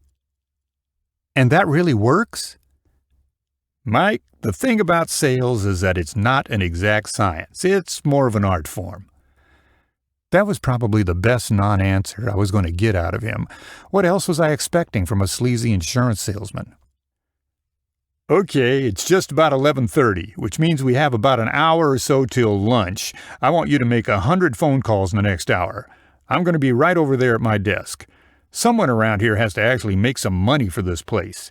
If you need something, just, I don't know, wave your hand or throw something at me. Those were my marching orders, and I was bent on getting the job done. I gave Robert a thumbs up. I took a deep breath and pulled the lead sheet in nice and close. I did a quick once-over on the list. It seemed like a bunch of pages pulled right out of the phone book. The next name on the list seemed as ordinary as the rest, Rachel Maloney. I dialed her phone number and waited for the inevitable. Ring, ring, ring. Hello? Hi, is Rachel Maloney home? I planted my feet up on the desk, might as well relax a bit and get comfortable. If Robert could do this, why couldn't I? He couldn't even go to college. How hard could this insurance thing really be? Rachel, who's this? Who's calling? The voice on the other end of the line responded in a frantic tone. I mean, was my voice that irritable to hear this early in the morning? My name is Mike Allen with Montrosian Insurance Partners, LLP. Insurance. Why do you want to talk to Rachel? The volume of his voice dampened and shifted from startled to a more somber tone. Is this a good time to talk?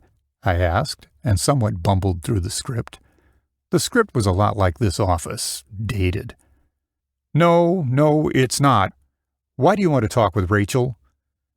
It was clear he started to become somewhat fed up with the questions and was more interested in answers.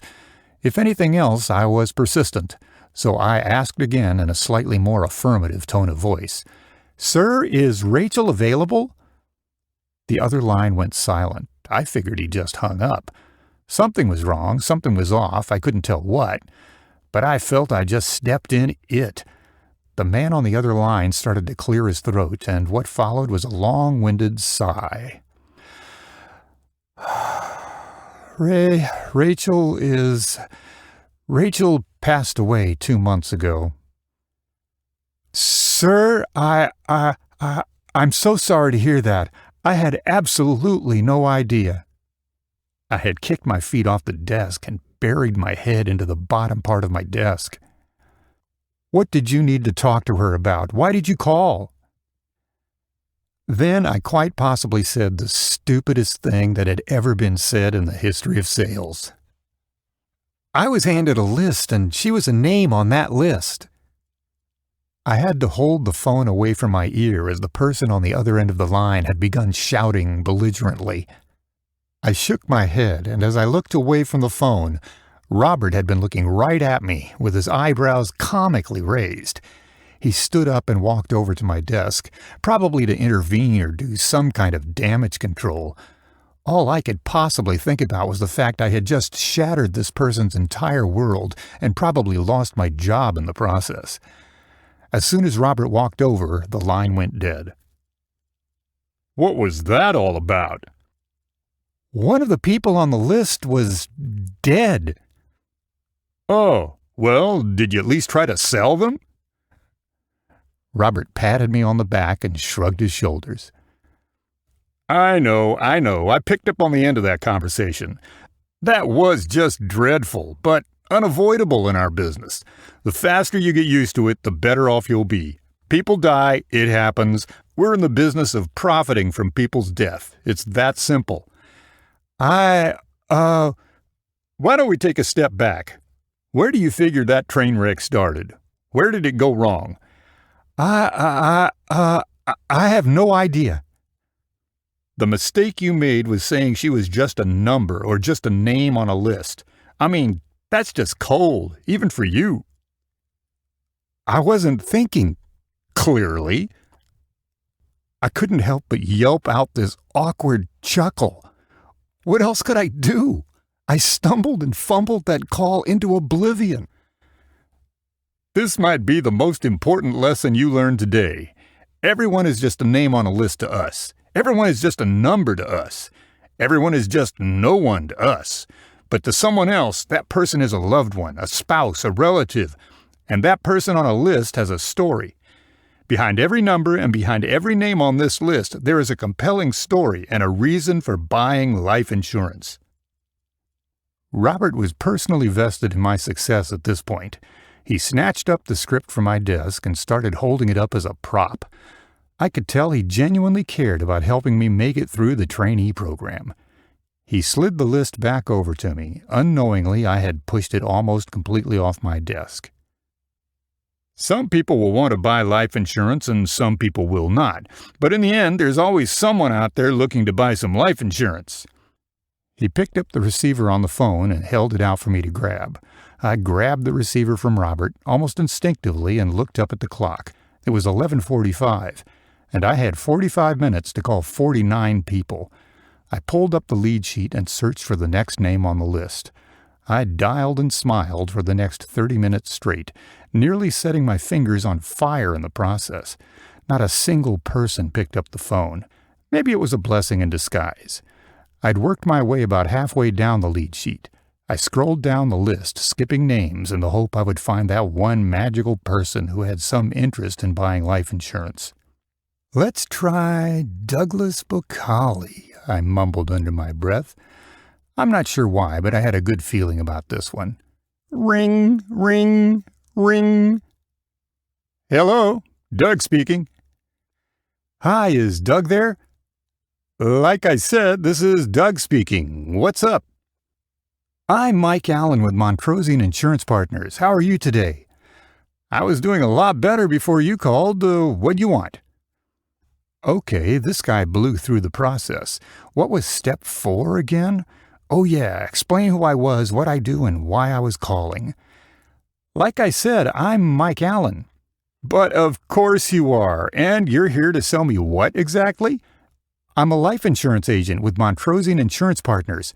I'm calling today to see if you'd be interested in buying life insurance."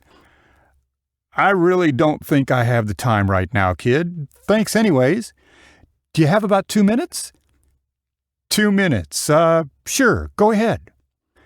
Douglas was opening the door for me. Now all I had to do was walk through it. The only problem was I'd never gotten this far before. What in the world was I supposed to say next? "Great. Do you currently have life insurance?" Currently, no, I don't." "Have you ever had life insurance in the past?" "I used to have some through my old job." "Huh. If you don't mind me asking, why don't you have it now?" I wasn't really sure what kind of questions to ask, so I just started blurting them out one by one. I guess you could say I was in a test-and-learn environment. "Wait a minute. Do I even know you? Why am I even talking to you?" "I don't think we know each other." "Well, then, how'd you get my number?" Well, I pulled your number from the phone book, but..." Douglas interrupted me just as I was to pull out some epic excuse. "Look, kid, your 2 minutes are up. I have to go." His indignation was followed by a loud click. I got hung up on mid-sentence, but you know what? I actually felt pretty good. I was making progress, or so I thought. Robert walked over from his desk, more of a lazy stroll than a walk. He was taking his time and clearly had something on his mind. Robert looked at me with a puzzled gaze, somewhere between bewilderment and befuddlement. "What happened to that one?" "I almost got one." "Almost did what now? What? Tell me more. What does almost mean?" "Well, I got to the 4th step in the process and I didn't really know where to go, but I managed to ask a lot of questions and he seemed interested." "Why do you think that was?" "Why do I think what was?" "Sorry, why do you think that the process fell apart?" "I honestly couldn't tell you." "Yeah, that's my point. You don't know what you don't know. Trust the process, Mike. This is all part of the process. You got to learn to walk before you learn to sprint." "Uh-huh. So the process is to set me up to fail?" "No, I didn't give you any questions yet, so that you would understand." "Understand? Understand what?" That way you could understand from first-hand experience that there has to be a compelling reason for someone to speak with you. Over time, we're going to help you develop that compelling reason." "What if that guy really wanted to buy?" "Call him back in 6 months and try again." Robert shrugged his shoulders and brushed off my question. "Why should this guy even listen to you in the first place? There are over 1 million licensed insurance pros in America. There are billion-dollar Insure-techs. There are thousands of brokerages. Why shouldn't a person just go there? What makes you so important?" Robert asked me a rather pedestrian question, but how could he expect me to muster a coherent response? My breathing became increasingly heavier and more deliberate. Robert picked up on my uneasy feeling and laughed it off. "Come on, man, this isn't funny. I could have made a sale." I'm laughing because I felt the same exact way you did. I learned this lesson 2 years ago, and it hurt. I was sitting in that same chair. I was sitting there with that same stupid look on my face. I was sitting there flustered. I was sitting there ready to storm out of the office and call it quits. Robert walked back to his desk and started rummaging through his desk drawer. It's in here somewhere. Where the heck did... Robert began indiscriminately mumbling as if he was scavenging for something. I really couldn't tell what he was going to pull out of that drawer. Aha, here it is. Robert pulled out a large white sheet of paper. I stared over at him from my desk. I was slightly confused, but he definitely had my attention. He brought it back over to my desk and slammed it down in front of me. Take a look at this. I quickly grabbed the sheet of paper from him and started reading intently. It was a piece of paper titled Sales Questions and had about 10 poorly worded, open-ended questions on it. I had my reservations, but it was worth a try. Now, mind the grammar, because these are sales questions. Take a look at these and let me know what you think. Robert, what kind of salesperson complains about grammar? Mike, you'd be surprised. They're out there. I inspected the questions in further detail. Maybe the spark of genius was lost on me. Sure, I guess these could help. By the time I looked up again, it was already 1 p.m. I had completely forgotten about lunch. Apparently, the entire office did as well. I briefly scanned the room, and not a single person had left the office. I stood up for a second and walked over to Robert's desk. What's up? People don't eat lunch around here? Robert tilted his head back and looked at me with this kind of jaunted expression. Lunch? What's that? Better yet, did you sell anything today? Robert made a pawing motion over to the break room. If you get hungry, we have coffee and snacks in the break room. If you have time for lunch, then you have time to make calls. I hadn't missed a meal in quite some time, but I wanted to fit in, and if that meant skipping lunch, then I was going to skip lunch.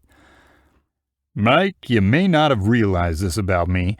I'm not a very book-learned kind of person. I'm a man of the people, and my business is the people business. I know a little something about people. Pray tell, what do you know about me, then? Robert smiled. I could tell that he was excited to accept my challenge. You, Mike, you're a brain. What's that supposed to mean? What I mean is, the problem most people have is that they use their brain. They use their brain too much and not their heart. Mike, you, my friend, use your brain far too much. How do you figure? You're using your brain way too much. Let me ask you something. Why do you figure that is? Because I like to think?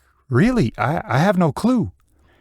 It's because you're afraid to use your instincts. You gotta trust your gut. Processes are like training wheels. Don't second-guess your gut. If your gut tells you to deviate from the process, do it. See what happens. Experiment a little bit. How old are you? How old am I? I'm 24. Why? What does that have to do with anything? I said with a slightly defensive tone. One of my pet peeves in life was someone judging me based on the misfortune of being attached to a do-nothing generation. Your brain is 24 years old. It's not even fully formed yet. The average male brain fully develops in the mid to late 20s. Thanks. I really appreciate your kind words there, Robert. It's not a dig, kid. I'm trying to teach you something. You millennials are so sensitive. Robert took a second to catch his breath. Apparently monologuing was a rather taxing activity for Robert. Nonetheless, he proceeded to opine. Let me put it this way. How old are your instincts? What do you mean by that? Your instincts, Mike. How old are your instincts? I wasn't really sure where he was going, so I just shook my head. Your DNA is over 200,000 years old. Your instincts have been crafted through hundreds of thousands of years of evolution. So the question is, what do you trust more? Do you trust your 24-year-old brain or the 200,000 years of instincts that have literally resulted in the perpetuation of our entire species? I felt Robert enjoyed grandstanding and maybe even got off on it a bit. Either way, I was game for wasting time if he was. Mike, what is it that you think we actually do here? We sell life insurance, right? I mean, on its face, that seemed to be a softball question. Robert took a deep breath and sighed heavily. His forehead was dripping sweat, but he didn't seem to pay it any mind. A large droplet of sweat rolled down the left side of Robert's forehead and dangled ever so slightly on his chin. He was clueless, lost in his own mind. Mike, we don't just sell life insurance. We are the creators of dreams. We are the architects of feelings. We are the difference makers. I am the difference between financial ruin for your wife or her having a happy in the event of you dying prematurely. We sell life insurance, sure. What we really are in the business of selling is peace of mind. We are in the peace of mind business. People can choose to buy life insurance anywhere. They come to us, this brokerage in particular, for 3 reasons. I call them the 3 E's: experience, expertise, and education. The 3 E's, I like it. I took a second to think about it. It was a simple enough proposition. I always figured insurance companies profited off the fear of others, but I guess I was mistaken. Insurance is actually a compelling social good, at least in theory. Tell me more. How much do you weigh? How much do I weigh? I'm about 185 or so. Why? Do you know what it costs to bury a guy like you? Ever think about it? No, I can't say that I've ever thought about it before. Exactly. Nobody ever does. That is until it's too late to think about. And then, boom, guess what? You're a friggin' 185-pound paperweight. That's pretty morbid. That's the business. Seriously, though, how much do you think it would cost? Robert was relentless in his pursuit for an answer. He was dead set on making a point. I was eager to learn, so I decided to play along. Really, I have no idea. Put a number on it. I don't know. How about $2,000? Only $2,000? For a stud like you? We both chuckled a bit, but I could tell by his stare Robert wasn't nearly as amused as I was. 3,000? If you were to drop dead today in the San Fernando Valley area, it would run you about $100 per pound, more or less. Robert, that's like $20,000. It's that, or for $100 I could bury you somewhere out in the desert. I'll even throw in the shovel, no charge. Robert smiled and laughed out loud. Not a ha-ha laugh, but the kind of laugh that reeked of self-congratulations. I was taken back a bit, because I'd never thought about the cost of my own funeral before.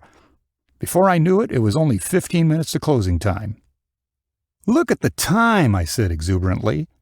Not a single person looked up from their desk. It was business as usual. Robert looked back down at his watch. You're right. Look at that. Robert took a second, stretched out his arms, and brought his hands together.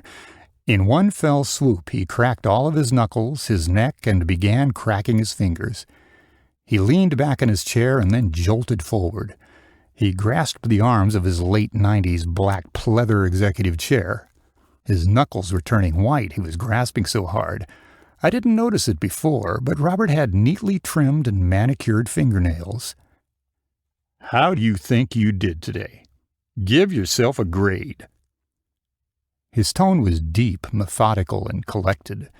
He began to speak to me like a late-night radio disc jockey, the kind that played smooth jazz.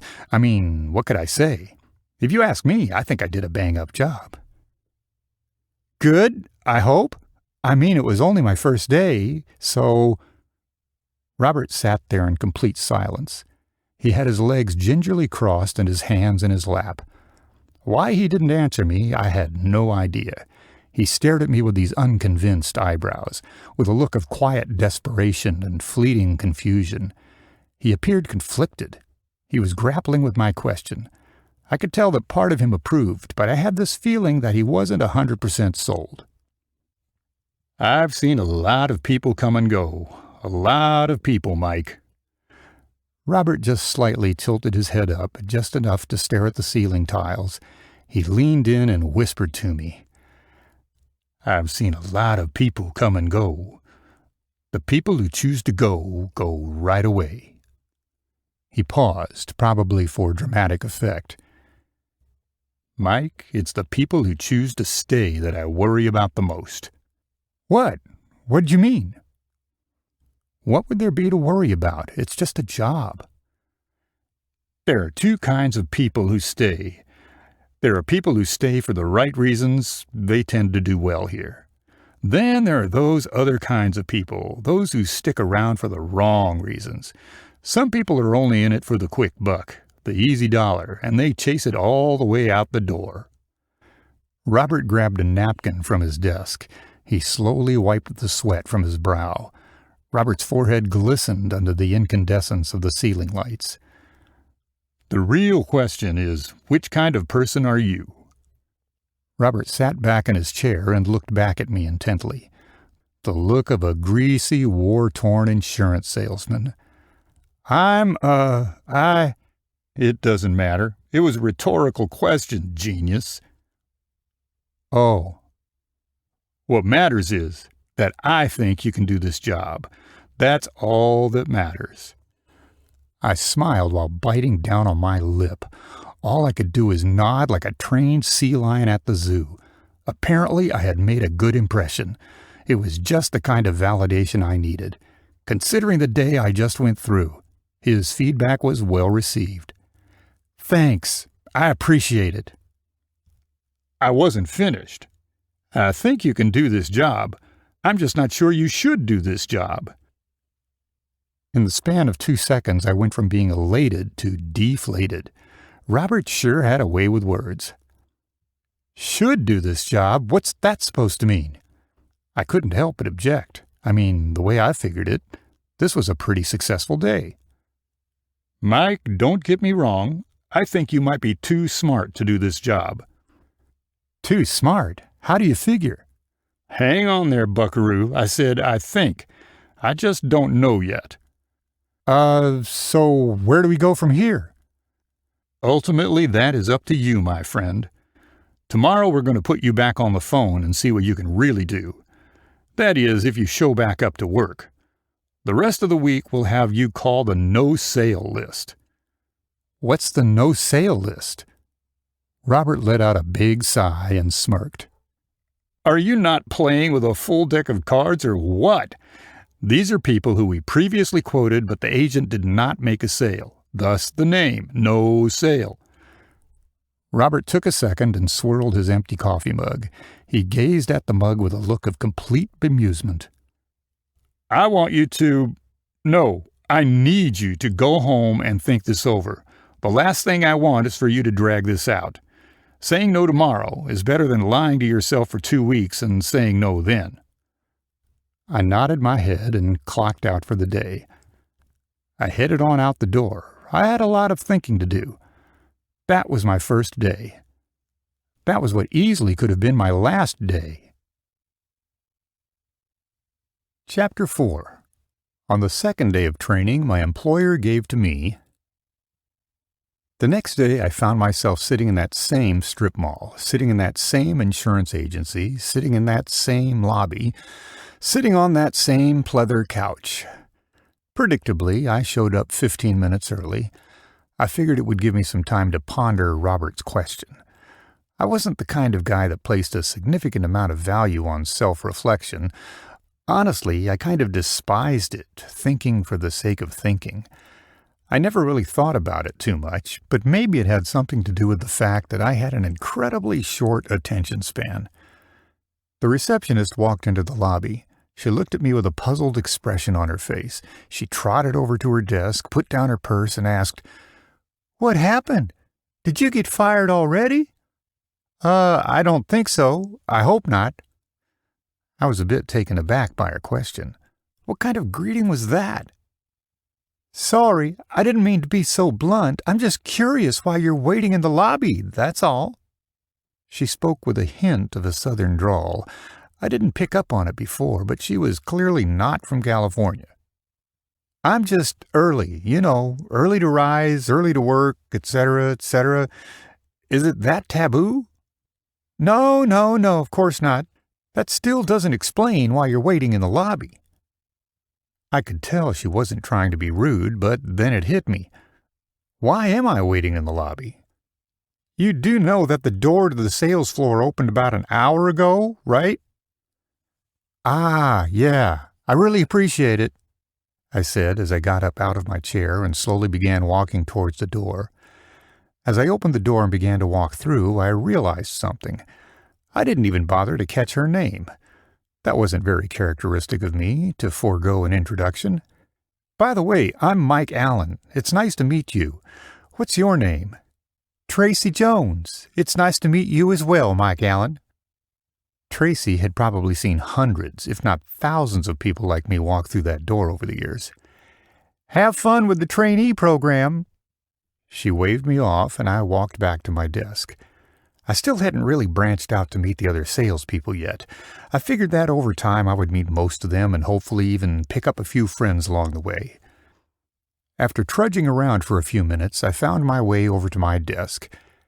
Most of the salespeople had messy and unkempt workspaces.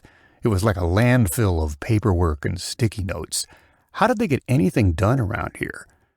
I sat down and organized the few things I had on my desk. It wasn't much, but it was mine to work with. What's up? I looked up, and Robert was standing over me with a confused look on his face. Well, I'm organizing my space. I didn't realize how absurd that might have looked to someone else. I mean, yeah, what's the point?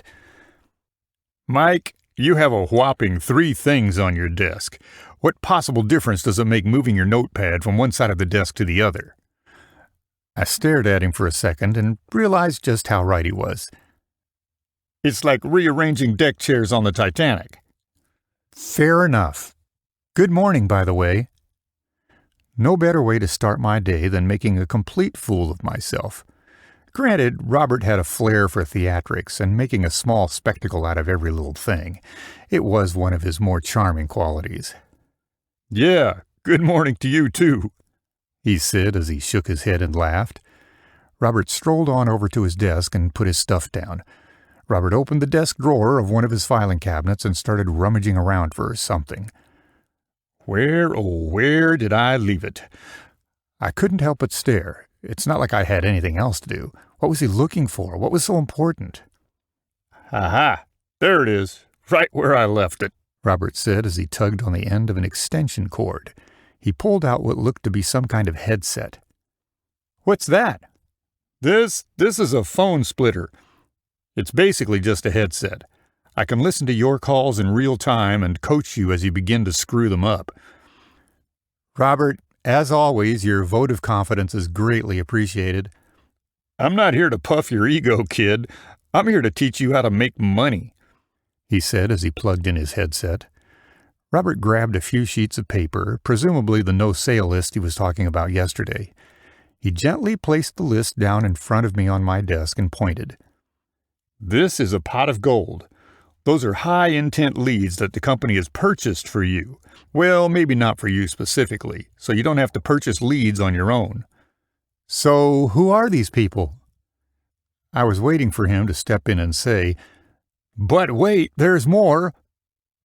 They're people who at one point wanted to buy insurance and made the unfortunate mistake of clicking on an online advertisement. At some point in time, they gave us their personal information. Ah.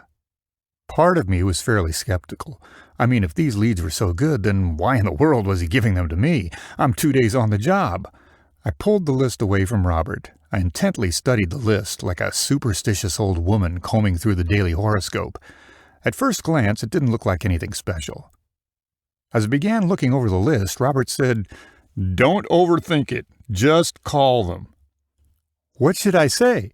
Don't overthink it. He repeated his ultimatum in a firmer tone of voice, like a decree made from behind a podium. So you want me to just call them up and say the same thing as yesterday? Or... Mike, get out of your own way. Pick up the phone, pick a name on the list, give them a call, and read the script. So I did just that. I picked the first name off the list, Jeff Palooza. I picked up the phone, dialed the number, and went back to work. Ring, ring, ring. Hello, the caller on the other line said. Hi, is Jeff Palooza there? Yeah, speaking. Hi, Jeff, this is Mike Allen. I'm an insurance agent with Montrose & Partners. How are you today? I was doing fine before you called. What'd you want? Robert snickered in the background. I made an intentional effort to not let it perturb me.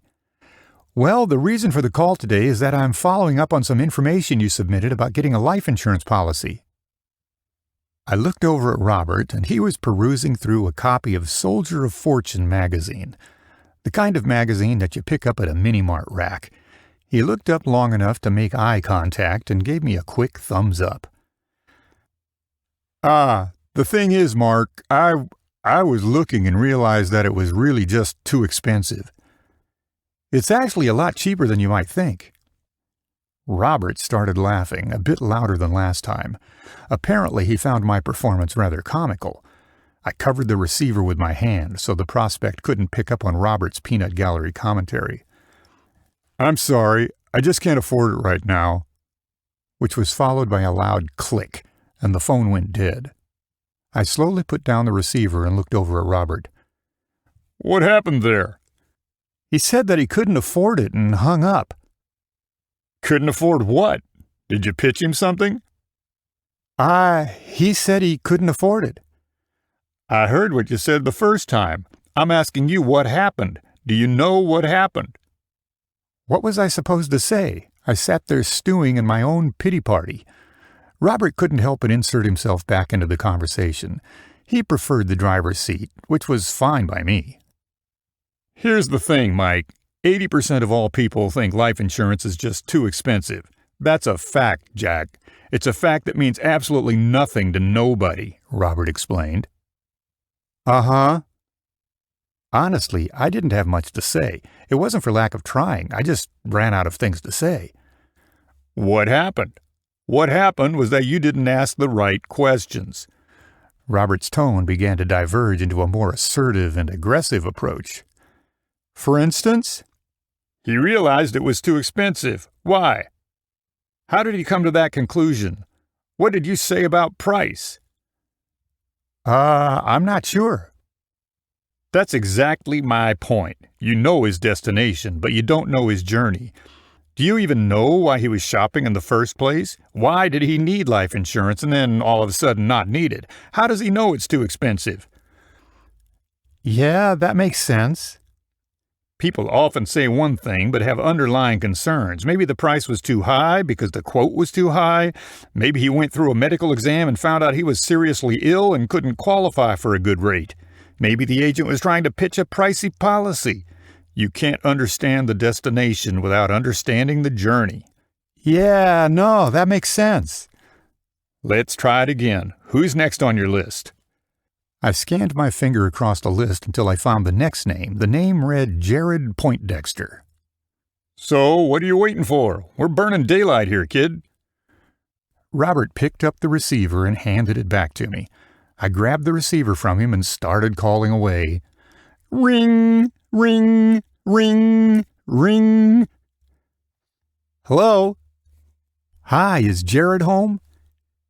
This is him. Who's this? My name is Mike Allen with Montrose Insurance Partners. Is this a bad time to talk?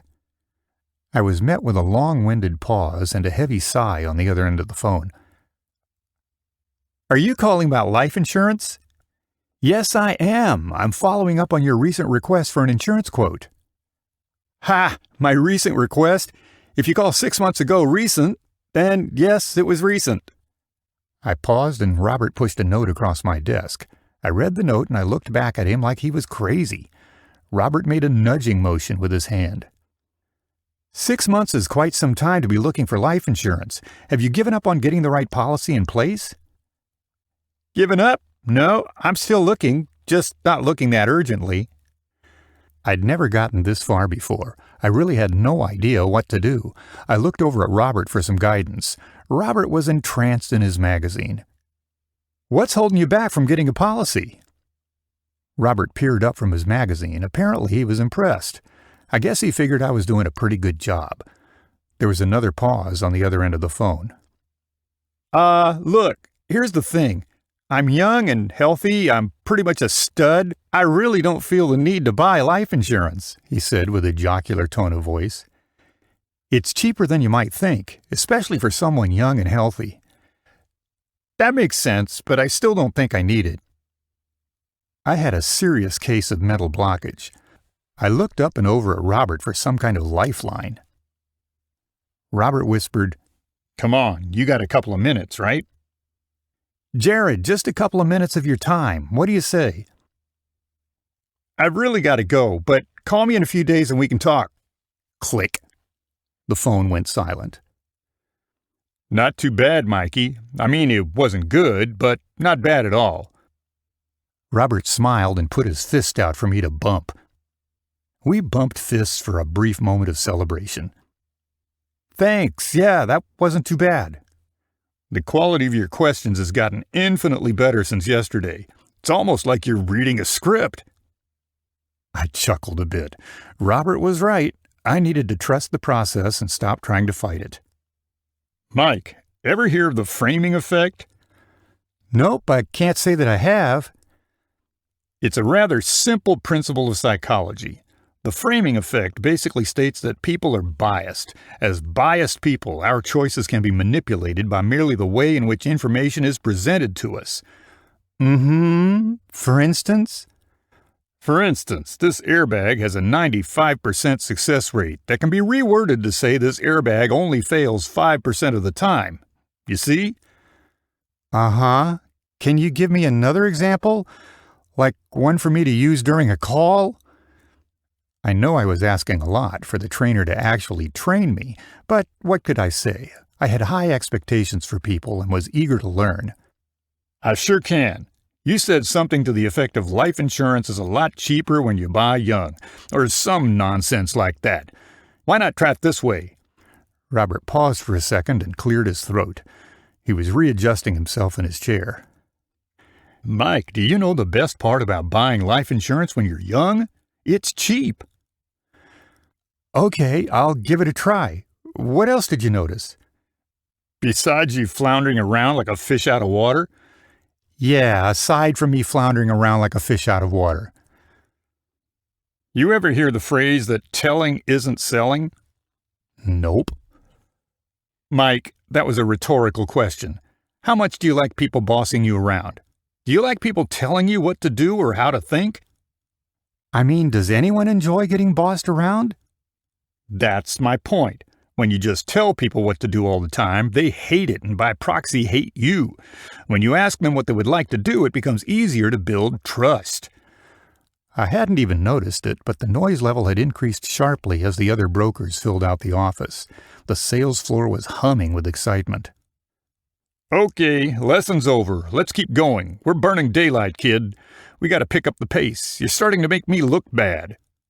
I cracked my knuckles and picked up the phone. I slid my finger down the list. This time around, I called halfway through the list before a single person picked up the phone. I ran into a string of disconnected phone numbers and answering machines, so I decided to take a breather and let up. I still wasn't accustomed to sitting all day. My lower back was killing me. "You giving up on me or what?" Robert didn't miss a thing. That is to say, when he found time away from reading his magazine. Robert had started reading another magazine to pass the time by. This time he was reading some kind of sports magazine. "I just need a quick break." I rolled my shoulders out and sat back down in my seat. As I sat back down, the chair made a loud thud sound. I looked down the list and started back at it. This was the exact mindless kind of drudgery that I always envisioned people did at an office job. I convinced myself this is what I wanted. I convinced myself this is what I needed. I convinced myself to dial and smile. Ring, ring, ring. "Hello." The noise jolted me back into action. I quickly sat upright in my seat. I wasn't expecting someone to pick up right away. After randomly shuffling the papers on my desk and blurted out, "Hello, is Mr. Vega available?" "That's me. How can I help you today?" He responded with a little bit of intrigue, maybe just enough to keep this going a few minutes. The reason for the call today is that I'm following up on your recent interest in life insurance. Is this a good time to talk? Robert started snapping his fingers to get my attention. I wasn't following the script, and we both knew it. Actually, this is a pretty good time to talk, but I'm not really in the market for life insurance. You see, my wife filled out a form online, and she put my information down because she thought I should get life insurance. Ah, well, Mr. Vega, why do you think she did that? Because she wants a huge paycheck when I croak. Why else would she do that? I blurted out in spontaneous laughter. I took a deep breath to regain my composure. No. Why do you think she put down your information and not her information? Well, we've been talking about it for a while now, and she wants me to get insured. Huh, that's interesting. Tell me more. There's not much to tell. We have kids, and I'm the breadwinner for the family. I get it. I just don't think I want it. Really? Why don't you want it? I could hear a deep breath on the other end of the line. I could tell he was starting to think. I could tell this conversation was taking a turn. Why should I buy life insurance? I'm the one that will be dead. Mr. Vega, that is a coherent and logical way to think about life insurance. Yeah? Try telling my wife that. Let me ask you something, though. Sure, kid. Go ahead. What happens to your wife if you die? I'd imagine she would just shack up with my no-good best friend and they would live happily ever after. I took a second to think about his response. He wasn't following me, or maybe he was and I didn't like the answer. I looked at Robert in a desperate plea for help and he whispered to me, Kids, Mike, kids. I covered the end of my receiver and asked Robert, Kids? His kids, you dummy. Ask about his kids. I asked in a soft whisper, Mr. Vega, what about your kids? What about them? What happens to them? Sir, what I'm asking is, how do you want them to remember you? What kind of quality of life do you want them to have? The phone went silent, dead silent. That was my clue to do just one thing, and that was to shut my mouth. So I did just that. I shut up, and I waited. A few seconds went by. All I could hear was a heavy breathing on the other end of the phone. Not a pleasant experience by any stretch of the imagination. A minute went by, then 2, and then 3. I knew the awkwardness would break one of us. Like any parent, I want the absolute best for my kids. In this life or the next, I want to make sure they have the best in life. It was all going so great, and then I decided to stick my foot right into my mouth. I saw that as an opportunity, so I pounced on his statement. Actions speak louder than words. Why don't we? And at that moment, I realized my intemperance wrote a check my butt couldn't cash. It was at that very moment I had stepped in a heaping pile of excrement. You think so? How about this action? How about I come on down to where you work and we meet in the parking lot? How about I come on down there and I break your legs? Who do you think you are talking to me like that? His rage-filled diatribe was followed by a loud click. I started sweating bullets and covered my mouth to mask the shocked look stamped across my face. I didn't want to make eye contact with Robert. I turned slowly over to his direction, and his jaw was almost on the floor. His mouth was gaping open in utter disbelief. Some of the other brokers were looking over at me for the first time, and not in a good way. The entire sales floor dropped what they were doing and burst out laughing at my expense. Honestly, I couldn't realize it at the time, but their ridicule was their way of welcoming me to the club. Someone yelled from the peanut gallery, "Come on, kid, stand up and take a bow." Why not? I stood up and took a bow. From across the room, I heard someone start a slow, loud clap. Clap, clap, clap. The room fell silent, but I didn't really know why. I turned around and Bill was standing right behind me. Clearly, based on his facial expression, he was not amused by my performance. "Are you going to make me regret hiring you?" he whispered just loud enough for everyone on the sales floor to hear. My face turned completely pale. My heart began to race and my palms awkwardly began to sweat. The mood in the room became overwhelmingly reticent. That was the power of Bill. That was the power of being the boss. Bill stared down the room and began to shout out sarcastic orders. "How many other people in this room get paid to stand around? Please, raise your hand. Raise your hand if you get paid to do nothing. If not, then get back to work." I immediately sat down and grabbed my phone. Bill slammed his office door behind him. I took that as my cue to get back to work. Robert and I looked up for a second at each other and smiled. "Who's next on your list?" I looked down at the list, and the next name on the list was Bob Reduca. "His name is Bob." "Well, what are you waiting for? It's time to sell Bob some life insurance." I picked up the phone and started dialing. Ring, ring, ring. "Bob speaking." "Hi, Bob. My name is Mike Allen from Montrosian Insurance Partners. How are you today?" "I'm good. What's up?" Bob seemed to be in a jovial mood and surprisingly happy to talk to me. What an unexpected and frankly pleasant change of pace, I thought. "The reason I'm calling is to see if you ended up getting your life insurance policy squared away." "Life insurance? Turns out that I don't qualify for life insurance." "Bob, can I ask you something? Why were you looking in the first place?" "Doesn't really matter now, does it?" Bob scoffed at me. His mood noticeably dampened as the conversation progressed. I looked over at Robert. I wasn't quite sure what to say, so I took a leap of faith and just blurted out something. What if I told you that I could get you a life insurance policy?" "Mike. It is Mike, right?" His tone shifted from disdain to indignation like the flip of a switch. "Yes, sir. Mike Allen." "You seem like a nice enough kid, but it ain't going to happen. I've got stacks of medical claims to put phone books to shame. It'd be a waste of time." "Bob, what do you have to lose?" That's fair. Go ahead. I'll give you a shot. If you're okay wasting your time, so am I." "Give me 1 second to just jot down some information." I grabbed the end of my receiver and looked over at Robert. "What the heck do I say?" Robert put down his magazine, waved me off, and said, "Just go with it." I couldn't believe this guy. What kind of advice was that? Just go with it? What a putz. But nonetheless, I had to figure something out. "Let's start with the basics, Bob. Why are you looking for life insurance?" "Let's get this straight. I was looking for a burial policy and nothing more." Ah, that makes sense. How much coverage were you looking for?" $11,000, that's all. I'm not looking for $100,000. I'm not looking for some glamorous expensive policy.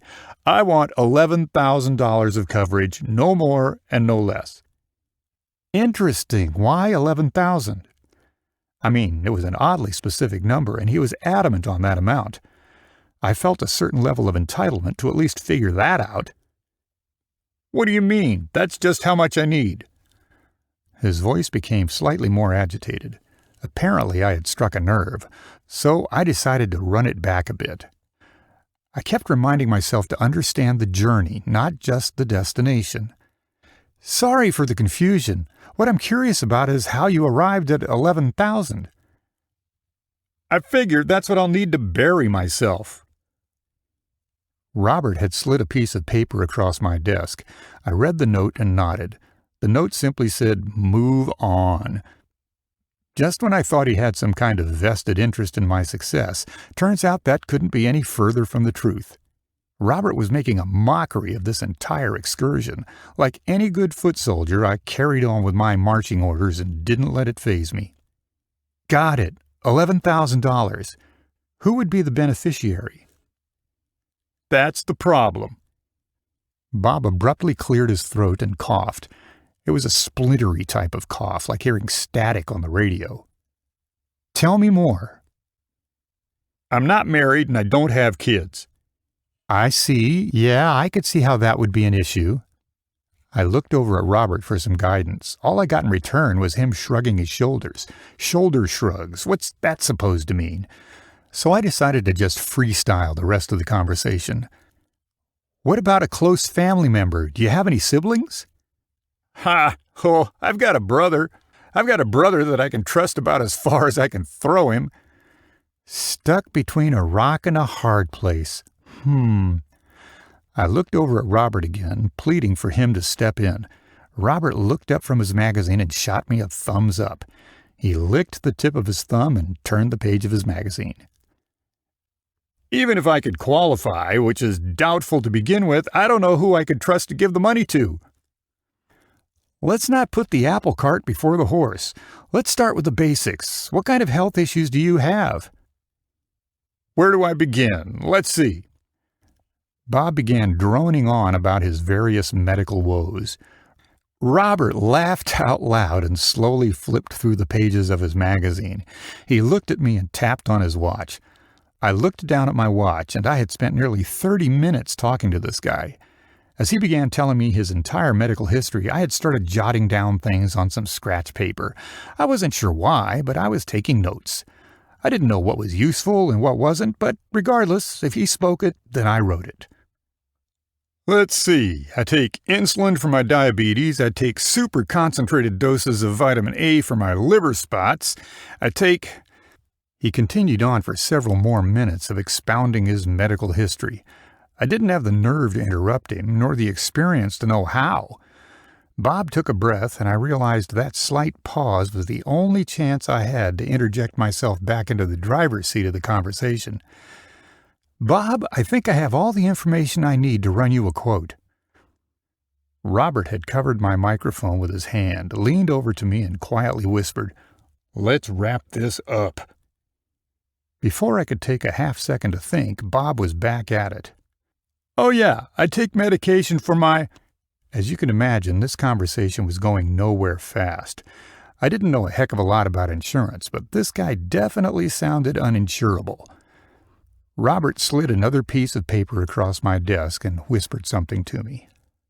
"Read it, say it, repeat it." I looked down at the paper, analyzed it, and took a shot. "Bob, sorry to interrupt you. Let's do this. As your insurance agent, I recommend we submit an application and see what kind of policy we can qualify you for." I put a lot of faith in Robert, maybe even a little too much faith. I just met this guy like 3 days ago, and I'm hanging on his every word. Then again, it's not like I had much of a choice. "It depends. How long would something like that take?" I cleared my throat and then read directly from one of the scripts Robert provided me earlier in the day. "It's a rather short process as far as the actual paperwork is concerned.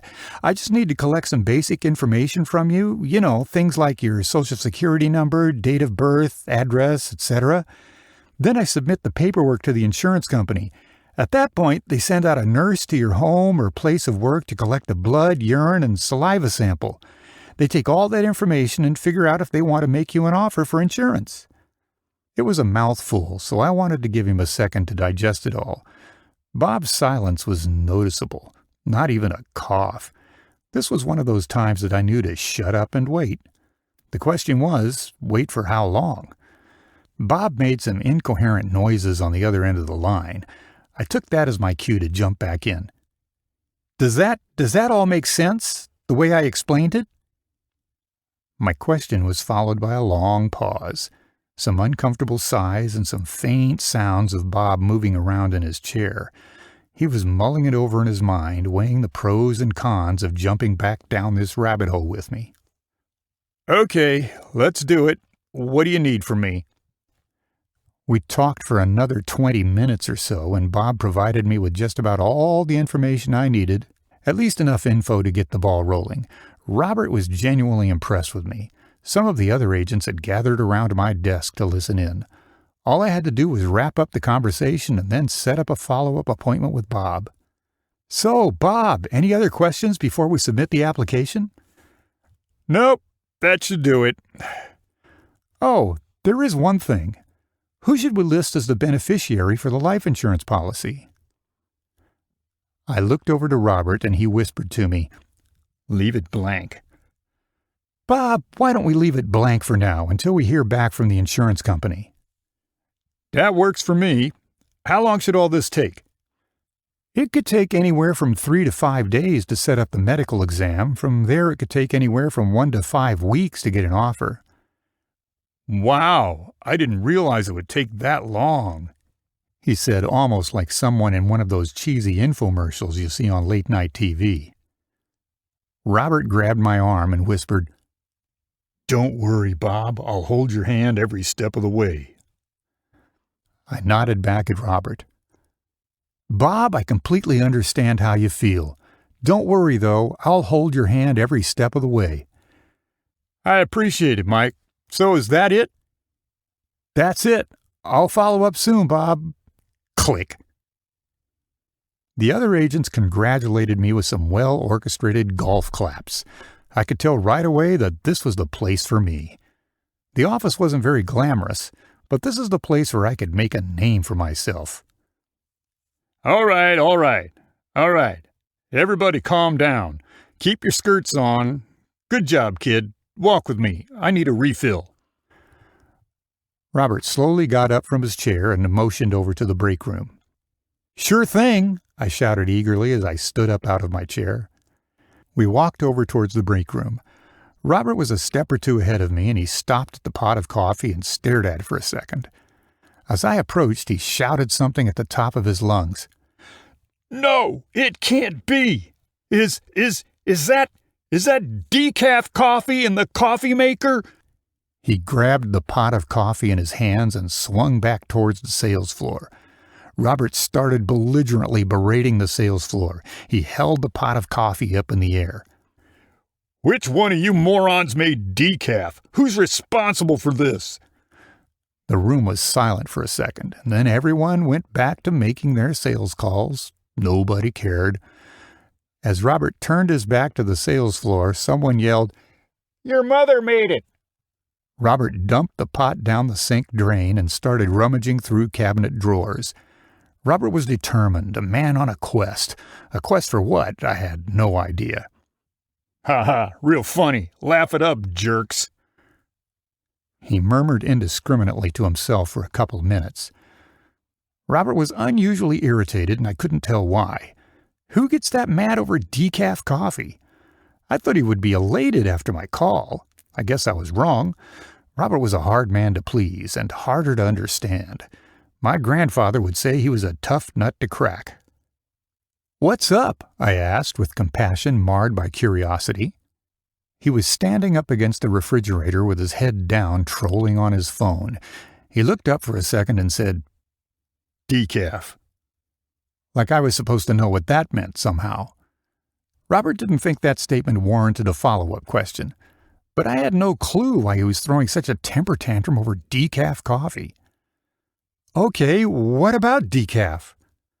What kind of self-respecting salesperson drinks decaf? It makes our whole industry look bad, like a bunch of schmucks. This isn't some fly-by-night operation. This isn't a used car lot. I wasn't sure where to go with that. So I didn't. We both stood there with an awkward, silent anticipation for the coffee pot to finish brewing. 5 minutes or so passed by. I was fixated on the slow drip of the caffeinated coffee Robert loaded into the machine. Once the pot was finished, it made a loud bing. Perfecto. That's the good stuff. Fully leaded, baby. He handed me a mug and we both walked back to our desks. We both sat down and got resituated for another exhilarating round of sales calls. I'd finally gotten the base hit, and man, it felt great. I took a big sip of that coffee and stared up at the old ceiling tiles. Maybe I didn't work in the most glamorous place, but why should that matter? I'd been given a chance to make something out of myself, and I didn't intend on squandering that opportunity. I put my mug down and pulled in the lead list. Robert looked at me. He raised up his coffee mug and said, Let's get on it. What do we do about that last guy? I asked with a supreme audacity. Robert smiled at my youthful exuberance, or maybe my naivete. He slowly raised his coffee mug towards his mouth. Before drinking, he said, What do we do about that last guy? Nothing. He's uninsurable.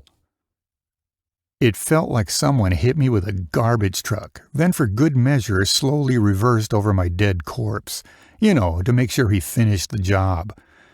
I clenched onto the handle of my coffee mug and contemplated my options. On one hand, I could shout it out with Robert on the sales floor. On the other hand, I could throw this boiling hot coffee in his face.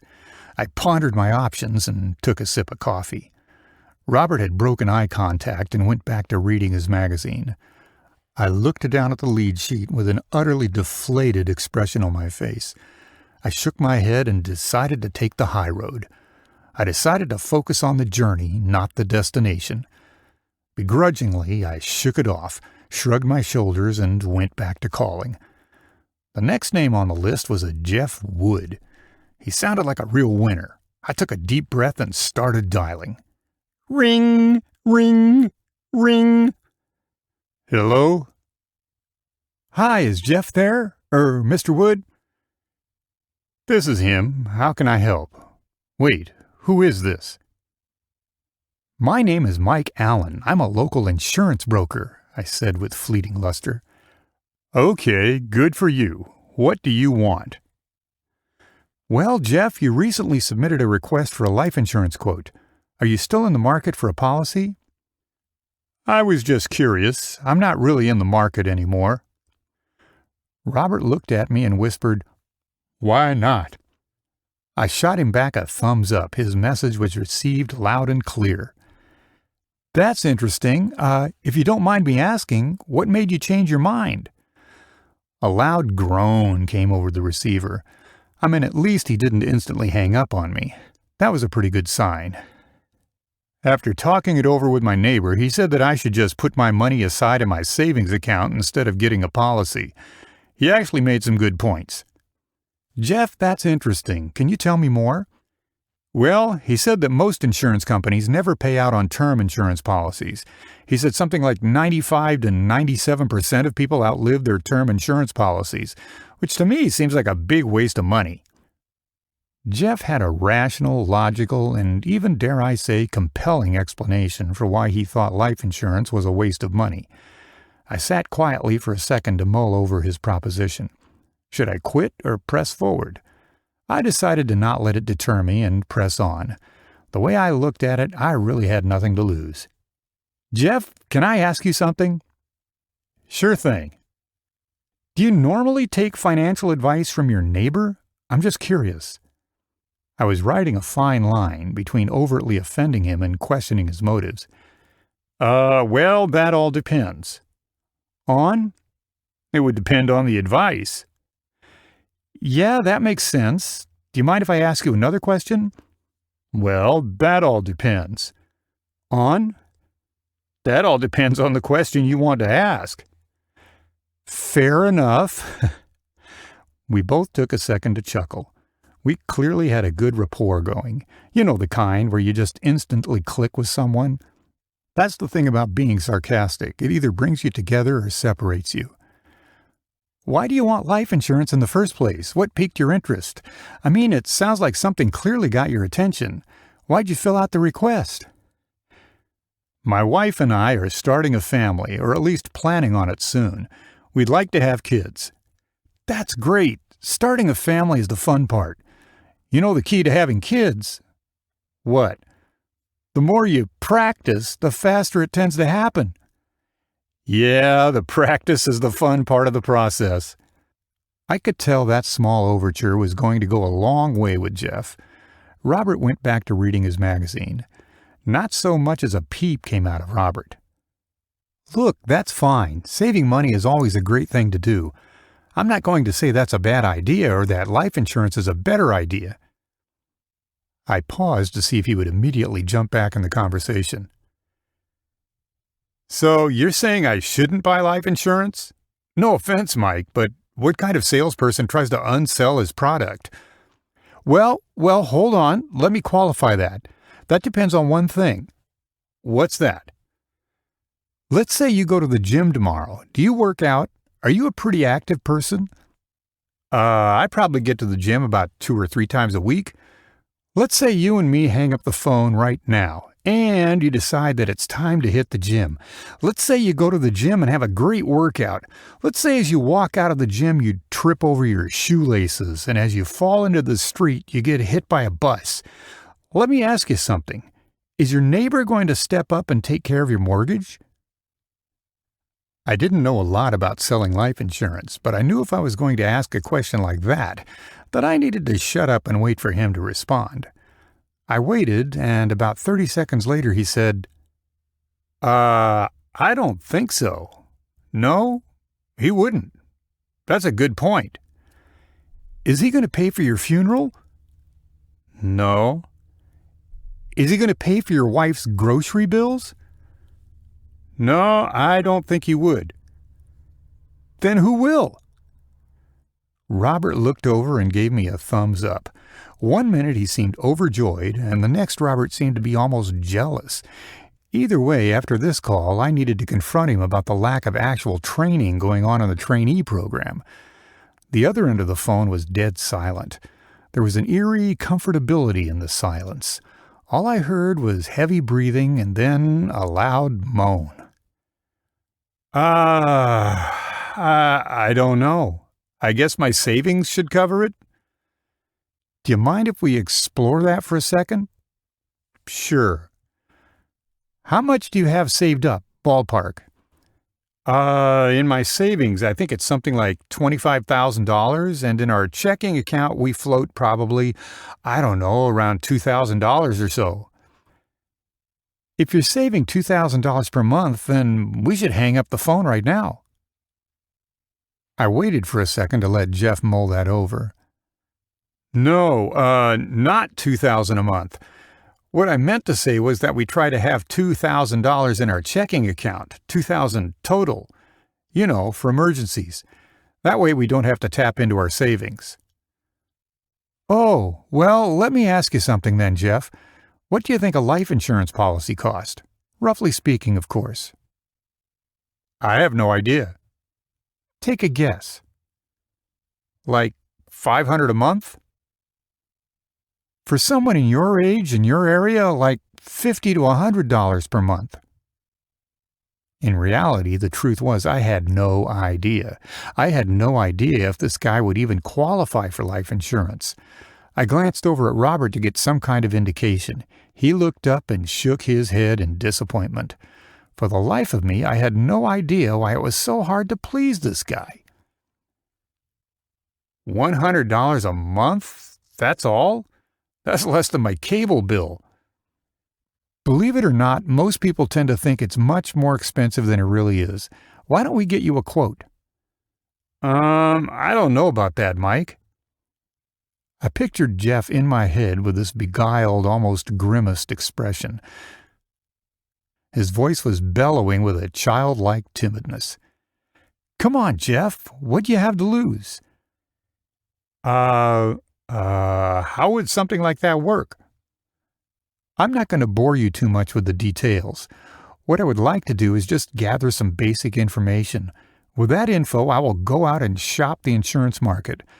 When I find a carrier that looks like the best fit, then I can submit an application for you. How does that sound? What's the catch? Do I have to give you my credit card info? Do I have to sign anything? Absolutely not. Once we submit the application, the life insurance company will do one of two things: offer to insure you or decline to offer. You get a take it or leave it offer. Until then, and until you get an offer back, forget about it. For now, let me just gather the basic info. Okay, sure, let's do it. What do you need from me? We spoke for another 10 minutes or so. I gathered all the necessary info to get a quote going. I made sure to do a little dance in my seat. I was starting to get good at this. Great, that'll do it. I'll call you in about a week to cover the next steps in the process. How does that sound? Sure, evenings work best for me. And that was that. I was struck with a sudden sense of appreciation for this whole cold calling thing, and there was a certain level of satisfaction that came along with that appreciation. I slowly hung up the phone and looked over at Robert. This isn't so hard after all, I thought. How was that? It was great. You dared to be great. A valiant effort indeed. You're running on 110% enthusiasm and 0% brains. Kid, you still have no idea what you're talking about, though. You have one clear flaw, one clear weakness, one clear Achilles heel. Yeah? What's that, Robert? I asked as I shook my head in disbelief. What was with this guy? I mean, how much can someone put you down? I'm all for constructive criticism, but this was more like just criticism for the sake of criticism. You're a born winner, a cesspool of talent and good genetics. Your arrogance has arrogance. Yeah, no, I get that a lot. I really appreciate it. It was mind-boggling that a salesperson could be such a hater, especially considering he was my trainer. Watch the attitude, kid. My job is to tell you what to do. You need to lean into the process. Stop fighting it. You broke the golden rule of sales. Golden rule? You gave him a price. That price is about right, isn't it? Are you that dense? Being right is not the point. That's not the point at all. Okay, what is the point? How much does this guy know about insurance? Don't answer that. It's a rhetorical question, you moron. He knew nothing before speaking with you, and now only knows one thing after speaking with you. Robert shook his head and started laughing, but not in a funny way. Not in a ha-ha kind of way. It was more maniacal. All he knows now is that number you put in his head. All he knows is $100 per month. Well, What happens when you get an offer from the life insurance company after a month of work and the premium is $200 or $300 a month? How do you plan on explaining that in a way that doesn't make you look like a crook? Well, I guess No, there is no I guess. You need to do what you're told. Robert took a deep breath and collected himself. His face was becoming increasingly redder as the conversation progressed. It was becoming apparent that my self-proclaimed success was rather short-lived. Here's what just happened. You wasted the firm's time, your time, and the prospect's time. Then, guess what? He goes online and roasts this firm for misrepresentation and a bait-and-switch style tactics. Every time you open your mouth, you represent this firm. Got it? I got it. Do you? Or are you just saying that you got it? I got it. Don't give a price over the phone. Don't break the golden rule. I never considered myself to be a quitter, but this wasn't quite what I expected. To say it lightly, this might just not be for me. Honestly, at this point, I just needed a breather to clear my head. Can we take a 15-minute break? Would you mind? Robert leaned over a bit and had this strange look on his face. I imagined he had some deep-seated reservations. Sure thing. I could use another cup of coffee. Let's meet back here at your desk in 15 minutes. I slowly got up out of my chair and headed for the door. Suddenly my legs were corrupted by a wobbly, debilitating feeling shivering down to my toes. The room and my head began spiraling. All I could see was the bright red fluorescent exit sign. I made a stutter step to the door and thrust it open. Just as I opened the door, the bright white sun hit me and I shoved my forearm over my brow. At the same time, I was scrambling for my car keys in my pocket. I pulled them out of my pocket and dropped them like a buffoon right in front of my car. I squatted down, which was no easy task due to the 3-digit temperature outside. The heat barreling over me and the sweat was dripping down my arm as I grabbed the keys off the ground. I shoved them into the keyhole and opened the driver's side door. What a day this was turning out to be. I jumped in the driver's seat and hit the ignition switch.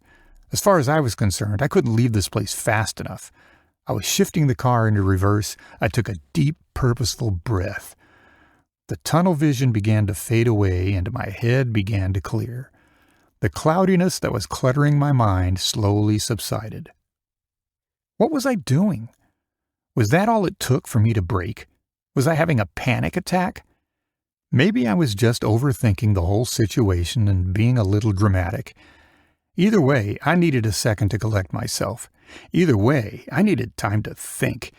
Before I knew it, 10 minutes passed me by. I was sweating profusely, so I turned up the air conditioning. I could feel my heart racing like the beat of a drum.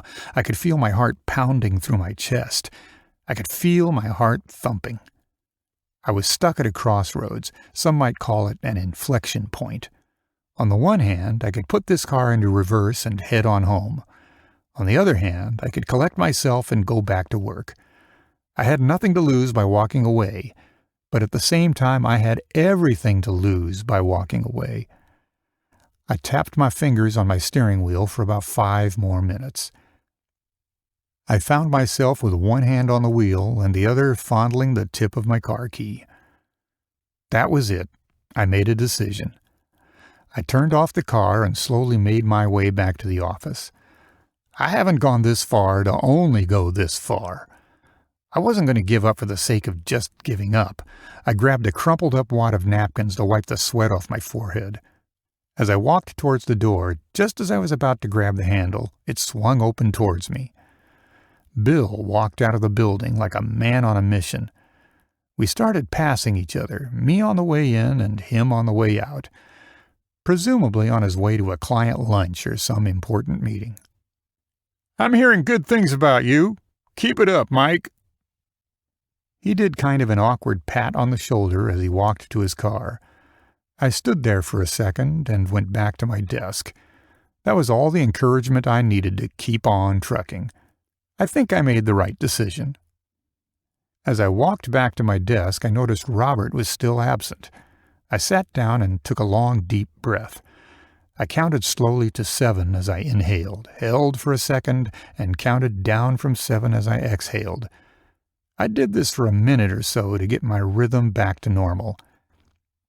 If calling dead people wasn't going to break me, then nothing would. I was supremely confident. Nothing was going to stop me but me. I was going to see this through until the end. These were the cards I was dealt, and I was going to play them out. Robert walked back over to my desk. That was my cue to start back up. I picked up the phone and, without provocation, just started dialing. The next name on my list read Janice Dickey. Ring, ring, ring. "This is Janice Dickey speaking." Ah, success! She picked up. Time to shine. Robert started drumming on his thighs to pass the time. "Janice, this is Mike Allen with Montrosian Insurance Partners. I'm following up on your recent request for some information about life insurance. Did I catch you at a good time?" "Yes, you did, in fact, but I'm too old to get life insurance." I was surprised by her level candor and found myself curtailing my own spontaneous laughter. At least she didn't hang up on me right away. That was a good sign as far as I was concerned. "Come on, Janice, you're never too old to get life insurance. Trust me." I looked over at Robert for an assist. How do I ask someone how old they are without actually asking them how old they are? It was quite the dilemma. "That's not what the last guy told me." "The last guy?" "Someone else called me. I think it was from your firm. He said I probably couldn't qualify based on my age, so I stopped looking." Believe it or not, even if you're over 70, generally speaking, you can still qualify for some kind of life insurance. I was met with a long pause on the other line. "At this point in my life, my time, the time I have left is valuable to me. I don't want to lose more of it talking to salespeople. You sound nice, but I'm just not interested anymore." I blurted out the first thing that came into my head. I was barely scratching the surface of my right hemisphere. I was grasping at straws, searching the furthest abscesses of my mind for some kind of intelligent retort. I blurted out what I could. "Are you sure?" "Thank you. You sound very sweet, I'm sure. Have a nice day." "You too, Janice." Click. The line went dead. Once again, I found myself sitting in a chair holding a dead receiver next to my ear. Robert knocked on my desk with his right middle knuckle and pointed at the phone. "Look at the bright side. She picked up the phone, right?" "That's fair." It's all part of the game, Mike. It's all part of the game. Most people end up going out to lunch and never end up returning. The rejection is rough. It breaks most people. A piece of advice, don't take it personally. I looked at Robert and said, I appreciate the overture. Just make one more call and then we can wrap it up. I didn't realize it, but it was almost 6:30 p.m. Time sure does fly when you're having fun. I'd been smiling and dialing for hours. I guess the day just passed me right on by. Sure thing. One more call to end the day. That was fine by me. Fine, just fine. Maybe if I'm lucky, they won't even pick up. Ring, ring, ring. Hello? Hello, is Craig Jones available? I could feel that my process was slowly slipping away from me, like sand pouring through your fingertips at the beach. I chalked it up to a minor dose of battle fatigue. I'm Craig. How can I help? Craig, my name is Mike Allen with Montrosian Insurance Partners. Is this a good time to talk? No, not really. I'm just about to sit down for dinner. Why? What's up? Well, what's up is I'm following up on your recent request for life insurance. Are you still in the market for a life policy? No, I'm good. I've got it through work. Which was predictably followed by a loud click. Who said a career in life insurance couldn't be fun? Who said a career in life insurance couldn't be exciting? It's not a job, it's an adventure, right? I knew one thing. I knew that I wanted to be a millionaire, and I sure wasn't going to accomplish that goal waiting tables. I slowly put the phone down. As I began packing up for the day, Robert slid his chair in nice and close. Don't take it personally. It's just business. Let's call it a day. Sounds good to me. Robert disconnected his splitter connection from my phone and started packing up his stuff for the day. Look at it this way. It can't possibly get any worse. It can only get better from here. I started cleaning up my desk space and stood up to leave. I stretched my arms out, yawned, and headed home for the evening. Chapter 5. Fake it till you make it. How about cutting me some slack? I'm doing my best here, Robert. What'd you just say to me? Doing your best? I don't need you to do your best. I need you to do my best. Another predictable workday at Montrosian Insurance Partners, just sitting at my desk on the receiving end of a barrage of insults masquerading as constructive criticism. Just as I was about to hit my stride, Robert was waiting in the wings to pop my balloon. I wasn't the fastest starter, but once I got off the line, I sure was able to pick up some real momentum. Robert and I had a certain way of communicating, in that he would yell at me and I would do my best to completely ignore him. We made a good team in that regard. Mike, these are the warm transfer leads. These people have already gone through the hoopla and now want to buy insurance. Every time I pass you the ball, you need to dunk it. Every time you drop that ball, you lose me money. Not to mention, you make me look bad. Mm-hmm.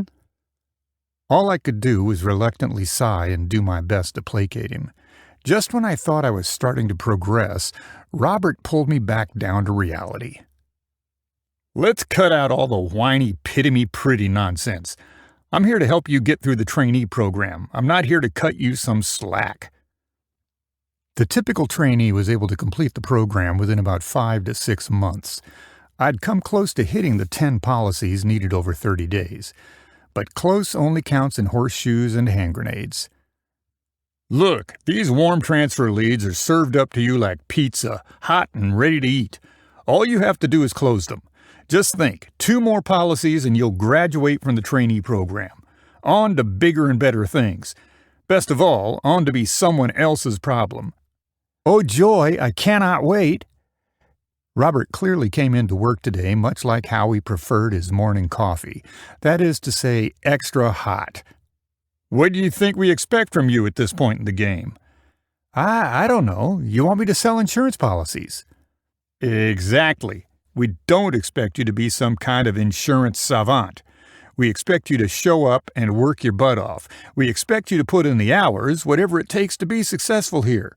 We are not expecting you to be some insurance guru right now.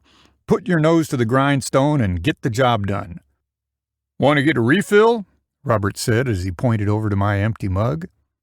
I thought you'd never ask. We both did this little laugh and headed back to the break room. The break room was really starting to grow on me.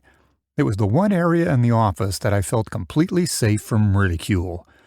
Our coffee routine was a rather predictable early morning outing. We'd throw out the decaf, which turned out to be someone's idea of trolling Robert. What a sick joke to play on someone that was wound up so tight. Then we'd chit-chat for a little bit and drum up the usual water-cooler-type small talk.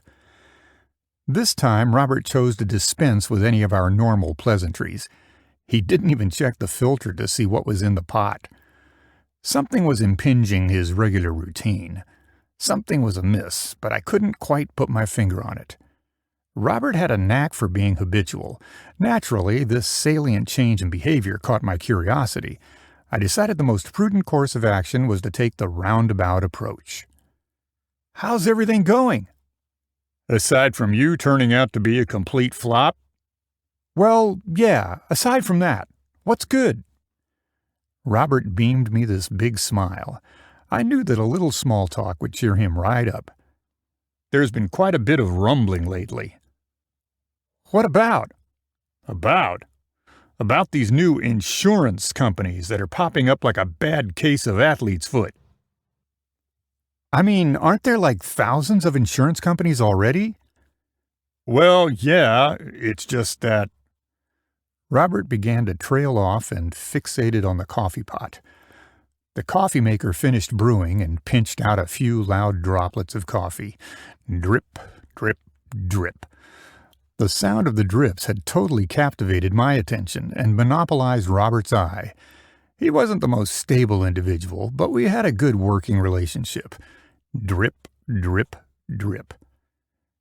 Mike, do you ever feel like we're just spinning our wheels? What do you mean?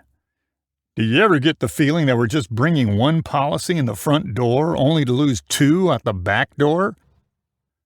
Robert, when I sell a policy, I'm just happy to sell a policy. I mean, we all got bills to pay, right? Yeah, that's fair. Is it fair, or are you just saying that? I asked Robert in a smarmy tone of voice. To be honest, I don't know anymore. I just don't know.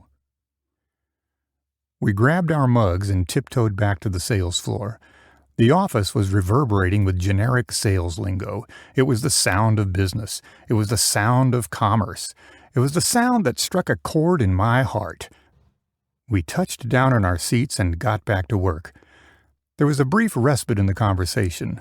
Robert still had something on his mind, so I decided to throw him a curveball. Why don't we go for a walk? A walk? Yeah, let's get some fresh air. Ha! Fresh air? In the San Fernando Valley? Is that a joke? It's like 500 degrees outside. So, yes? Sure. We put our coffee down and headed for the nearest exit. As we approached the exit, Robert drummed up some chit-chat with the other brokers. Hold all of my calls, boys. I'll be back. Robert put on his aviators and dodged a bunch of crumped-up wads of paper that were tossed at him. The peanut gallery here was rather unforgiving. As we exited the building, it was like stepping into a microwave. The scent of the burning asphalt really deepened my appreciation for the San Fernando Valley. What's going on? What's going on? What'd you mean? Well, Mike, I'm assuming it was important because you wanted to take the conversation outside of the office. No, nothing like that. It just seemed like you had something on your mind, that's all. I sold over $100,000 in insurance last month. Good for you? I wasn't finished. I sold over $100,000 last month, but do you know how many clients I lost? No clue. You better get a clue real fast, kid. In the last month alone, I lost over $10,000 in cash flow. That's quite a bit of scratch. No kidding. And for the life of me, I have no idea why. Really? You have no idea? Well, I have my suspicions. They're just unconfirmed. Such as? Such as some of these new fly-by-night insurance carriers offering dirt-cheap policies. Ah, that's where your clients are going? Well, I don't know yet. What do you mean? Are they telling you that when they call you, or what? I haven't been calling. Why in the world not? What's the point? They already left me for a cheaper company. Uh-huh, that's fair. In reality, that had to be the sorriest excuse for an argument, maybe of all time.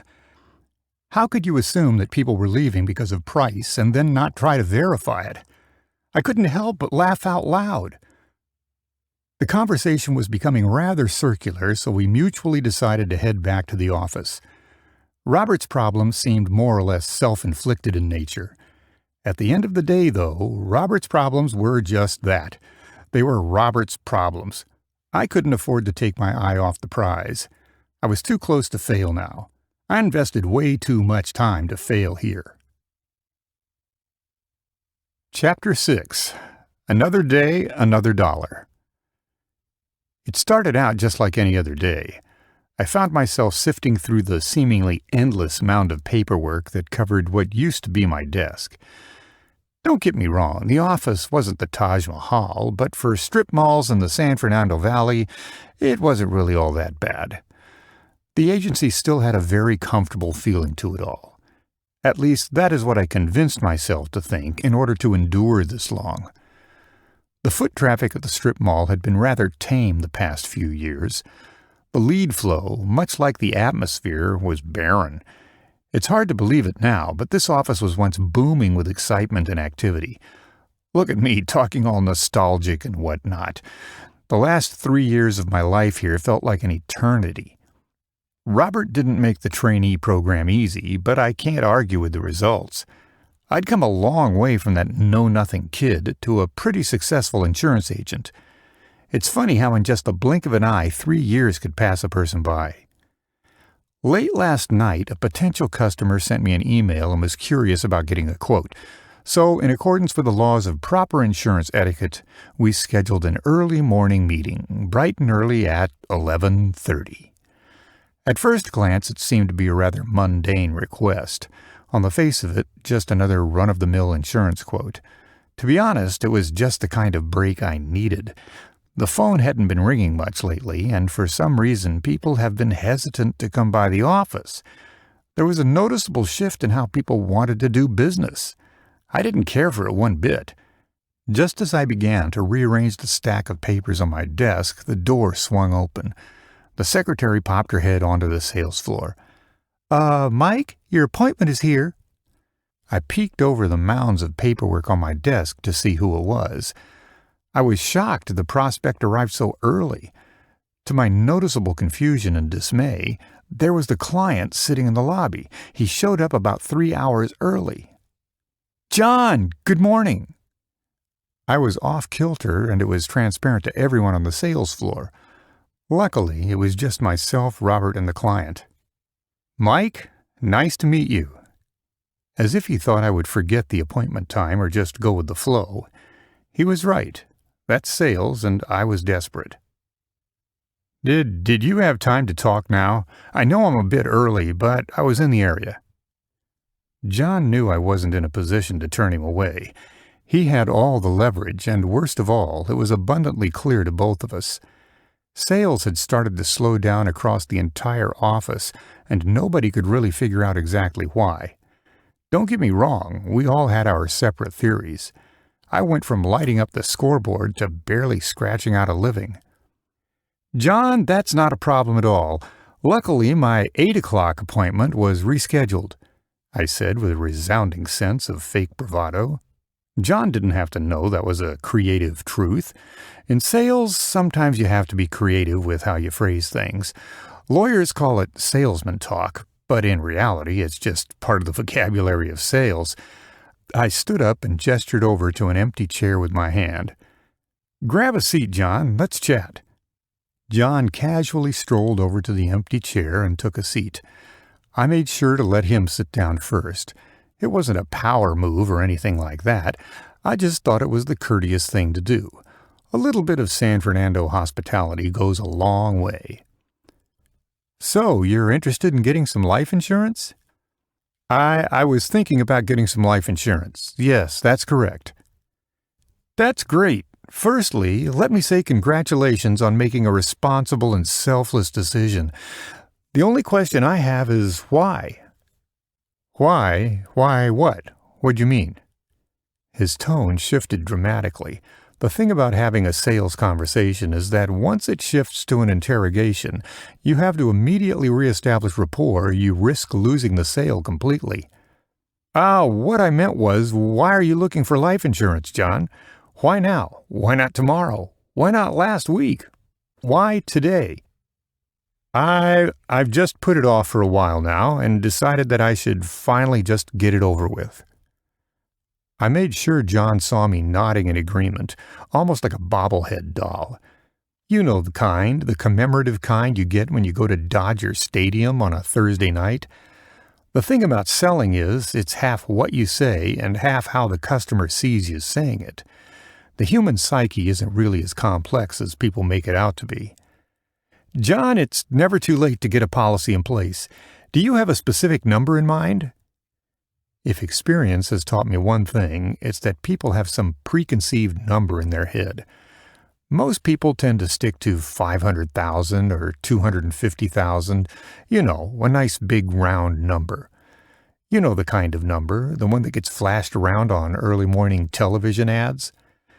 John scrunched his eyebrows a bit. He had these big, bushy black eyebrows. John stared at me for a moment and shuffled around a bit in his chair. Being a salesman, I knew this was a signal that he was becoming somewhat uncomfortable. John had his guard up. Clearly, he had dealt with salespeople before. I'm not really sure. John, that's no problem at all. This was my time to shine. John was showing some hesitation in his remarks, but I knew that gave me considerable room to work with. There are normally two kinds of people I work with. The first kind of person knows exactly how much insurance they want, down to the penny. The other type of client comes to me for some guidance. I made sure to trail off, to extend an olive branch for John to hop back into the conversation. His hesitation began to dull, and John began to let his guard down, just enough to let me know he was paying attention. I'm probably the second kind of person. I could use a little bit of help figuring it out. No problem. That's what I'm here for. Maybe I was coming on a bit too strong, but I felt, given the circumstances, it was warranted. When I looked down, I noticed that John started fidgeting and playing with his wedding ring. Scientists call that a sympathetic response, basically just a nervous tick. At the very least, it showed me he was thinking about something. John, how much do you think your life is worth? Sorry, what I meant to say was, how much do you think your family would need to continue their way of life in the event that you prematurely passed away? I followed this up with a cheesy salesman laugh. The nervous kind of laugh salespeople do when they try to ease the tension. I really don't know, to be honest. He stopped nodding his head and unharmoniously looked down at the ground. It was clear to me John was out of his element. I had a way of reading people. It was a gift I admired and acquired from Robert. Don't worry about it. It's not an easy question to think about. I took a brief moment to reset the conversation. I shoved some papers aside to make some additional room on my desk. I wanted John to take his mind off the question, at least just for a moment. John laughed out loud as he began to observe my desk. Mike, how do you manage to get anything done with a desk looking like this? He smiled for a second, a glimmer of hope. Who'd have thought something as silly as my messy desk could reignite a souring conversation? John, trust me when I say this, there is a method to my madness. I stopped moving the papers and glanced back over at John. He was sitting with his legs crossed and hands nestled in his lap. Believe it or not, there is no one-size-fits-all approach to figuring out your number. John didn't say a word, so I took that as an opening to continue.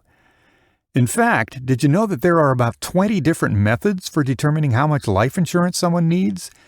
Even the government of the United States has to estimate the value of a human life.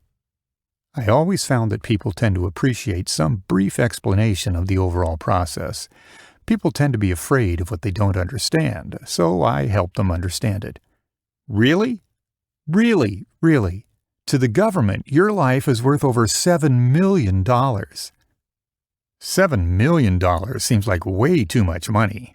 I was thinking maybe something along the lines of $500,000. How strange. One minute he had no clue, the next he had an exact figure in his head. Either that was a parapraxis or John just randomly threw a number out at me.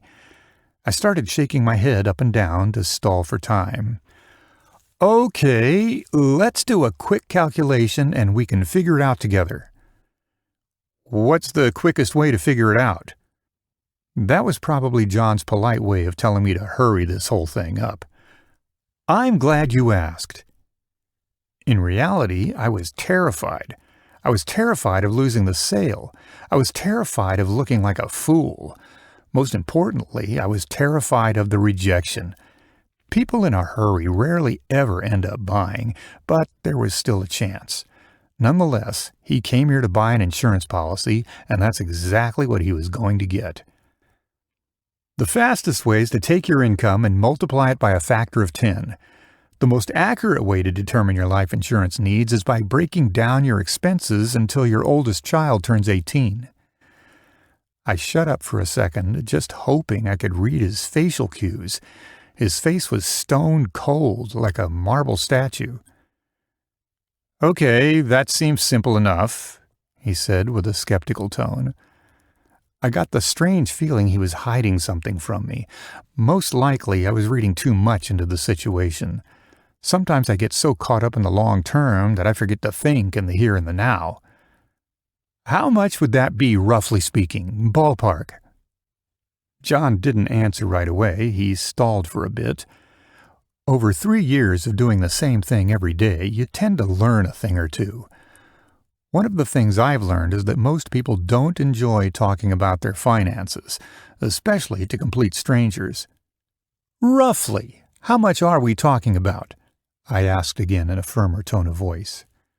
I make about $38,000 a year, before taxes. Great, let me do some quick math. Then you would need, if we multiplied 38 by 10, your number is $380,000. That was the easy part of the conversation. The next step was vital. The next step was to make this number meaningful to him. Otherwise, it's just a number. I still didn't know why he needed life insurance. All I knew was that he wanted insurance. I kept reminding myself to focus on the journey, not just the destination. Typically, people react to their number in one of two ways. Most people get sticker shock from the initial number, or they accept it. John decided to accept it. A bit too easily, I might add. Okay, well, how much would something like that cost? Selling is kind of like playing the game of poker. The first rule of playing poker is to play the person and not the hand that was dealt. John had asked what we call in my profession a buying question, which simply means he wanted to buy. Here's the thing, John. Buying life insurance isn't like going to the supermarket and buying some shampoo or a can of soda. It's not something you can just take off the shelf and purchase. The first thing we have to do is establish how much life insurance you need, which we did. Then we need to figure out how long you want coverage for. What do you mean by how long I want coverage for? It was clear that John, much like 99% of society, didn't know what he didn't know when it came to life insurance. Most people look at life insurance the way they looked at the DMV, a necessary annoyance to be avoided at all costs. Here's the thing about life insurance. What you don't know could kill you, financially speaking, that is. With auto insurance, the best case scenario is that you purchase it and never have to use it. With life insurance, the worst case scenario is that you need it, have to use it, and it's not there for you. What do you mean, not there for me? Life insurance can be either temporary or it can be permanent. Those are your two options. Well, what's the difference? I'm glad you asked, John. Temporary insurance is just that. It's temporary. If you don't use it, then you lose it. Permanent insurance is permanent, meaning that it lasts as long as you do. You and it have the same expiration date. John seemingly understood as he started nodding his head in agreement. Well, I think I only need it for a short amount of time, until my kids go off to college. A fairly predictable response for someone John's age. I'm always shocked when a grown man with a family doesn't own life insurance. I mean, who does that? How long do you think that would take? How long until your kids will be off on their own? Oh, I would say about 10 years or so, when they turn 18 or 19. That's great. John, then I would recommend you purchase a 10-year term insurance policy. Term insurance will get you the coverage you need to protect your family. Before I could even finish my sentence, he blurted out, Yeah, term insurance, that's what I need. Perfect. So a 10-year term policy. Now that we got that figured out, we have to apply. We have to apply for the life insurance and see if the life insurance company is willing to make you an offer. Hold on a second. What do you mean by make an offer? I was starting to think I had lost him. Most people can't withstand more than 10 minutes of insurance jargon before they space out or stroke out. Good question, John. A quote is just a quote. It doesn't really mean much of anything. It's an indication of a price, but not an official offer to insure you. John looked at me with a rather skeptical disposition. I could tell he was unconvinced by my explanation. Nevertheless, his relative level of satisfaction aside, I needed to press forward and close the deal. So what would something like that cost me? He was curious, yet oddly confident. The further we jumped down the rabbit hole, the most poignant, practiced, and particular his questions became. John had started sweating under his armpits and had been clutching his phone in his left hand. His phone screen was on, but I couldn't see the detail from that far away. John, like I said earlier, life insurance is something you have to apply for. Kind of like a job. You won't get every job you apply for, and you won't know until after the interview. We won't know the cost until you go through medical underwriting. It's kind of like a job interview for a life insurance policy. He interrupted with a somewhat agitated tone. You mean you can't tell me what it would cost until I sign up? How is that possible? I could give you an estimate, but it wouldn't be binding. It wouldn't even be that accurate. I mean, I can put any number I want on that quote, but unless you qualify, it won't matter. This whole conversation took a sharp turn for the worst. John had purposefully stalled the conversation and started fidgeting in his seat a bit more than before. My only chance was to break the golden rule. Go for broke. Based on your medical history, and mind you, this is purely an estimate and in no way binding, for a 10-year term life policy, it would cost you about $50 per month. I had fumbled my way into and through a sales pitch, which from personal experience was the worst way to go about it. What could I say? I done goofed. Without hesitation, he said, "That's a little too expensive." Did I miss something? John's posture had changed, and his attitude clearly reflected his negotiating position. What was I missing? What was it? Before I came in this morning, I got a quote from another life insurance company. How could I have missed that? Maybe I've become too complacent over the years. Maybe I got a tad bit sloppy. I had nothing to say, and it was clear as daylight to John that the emperor had no clothes on. Before I could utter a word, John pointed to his phone. This quote is for $500,000 in coverage, for 30 years of coverage, and only $10 per month. Animals have 3 basic reactions to stress. They can freeze, they can flee, or they can fight. For me, at that moment, I was like a deer caught in the headlights. All I could think of was to ask for the quote. Do you mind if I take a look at the quote? The conversation had completely become lopsided, and I could only go for the Hail Mary of dirty salesman tricks. I was going to try and trash talk the other insurance company. That was my plan, to hope for the best. John slowly and cautiously handed me over his cell phone. Part of me thought to just throw it out the window. I looked at the quote in utter disbelief. He had a quote for less money, more coverage, and more time. Yeah, that is way better than I could do for you. I'm curious, though, how did you hear about this company? Flushy, is it? In retrospect, what else was I going to say? What else could I possibly do? In all honesty, this sounded more like a mobile app, not an insurance company. No, but at that price, does it really matter? It seems like the best deal I could find.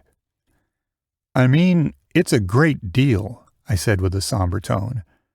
If it wasn't clear to John before, I was completely demoralized by what had just transpired. Well, is there anything else you have that might be more in line with the Flushy quote? He shifted in his seat and turned sideways, aligning his body with the quickest path to the exit. I had to make a choice. Do I stall for time? Do I quit? Should I double down? On a good day, I consider myself a fairly resourceful person. But today, when it matters, right now, all the clever quips and retorts weren't going to win me this client. So I did what any noble salesperson would do in my situation. I punted the ball. Let me look into some options for you over the next couple of days. How does that sound? I found myself cowering behind those once annoying stacks of paper. John shook his head, seemingly in agreement. John slowly rose from his chair. He stood up and reached out his hand. I had started to extend my arm out when he said, "My phone?" "Of course, sorry about that." A minor brain fart wasn't going to mar this already stupendous conversation. Somehow I forgot I was holding his phone in my hand. Isn't it funny that something non-existent 20 years ago has now become almost like an appendage to most people? I handed back the phone and began to apologize. Just as I began to blurt something out, I decided to fold up. That's the thing about sales. Sometimes you win and sometimes you get humbled. Perhaps I'd lost a step or two in my old age. I had 1,000,001 thoughts swirling in my head, but most of all, what in the world was Flushy? I slowly found my way back to my desk.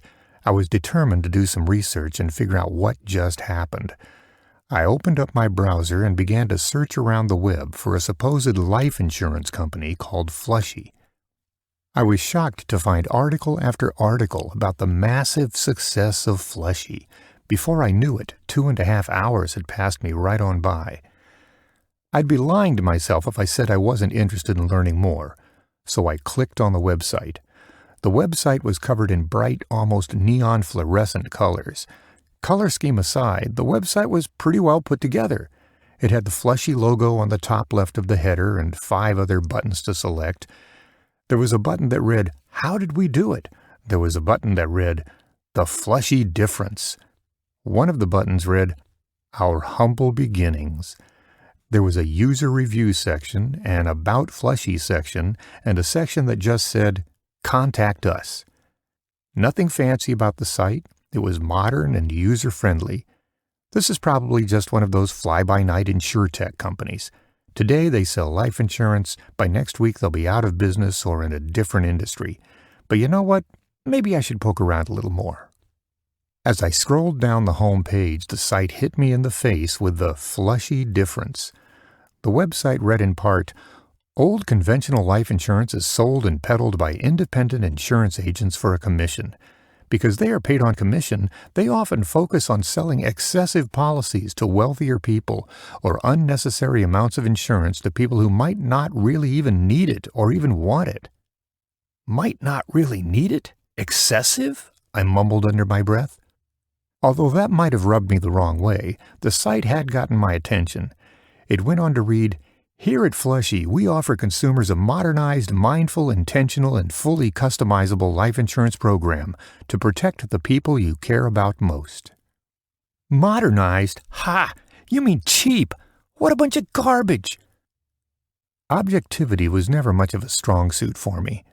It would seem these Flushy people meant to upend and simultaneously undermine my entire profession. I kept reading.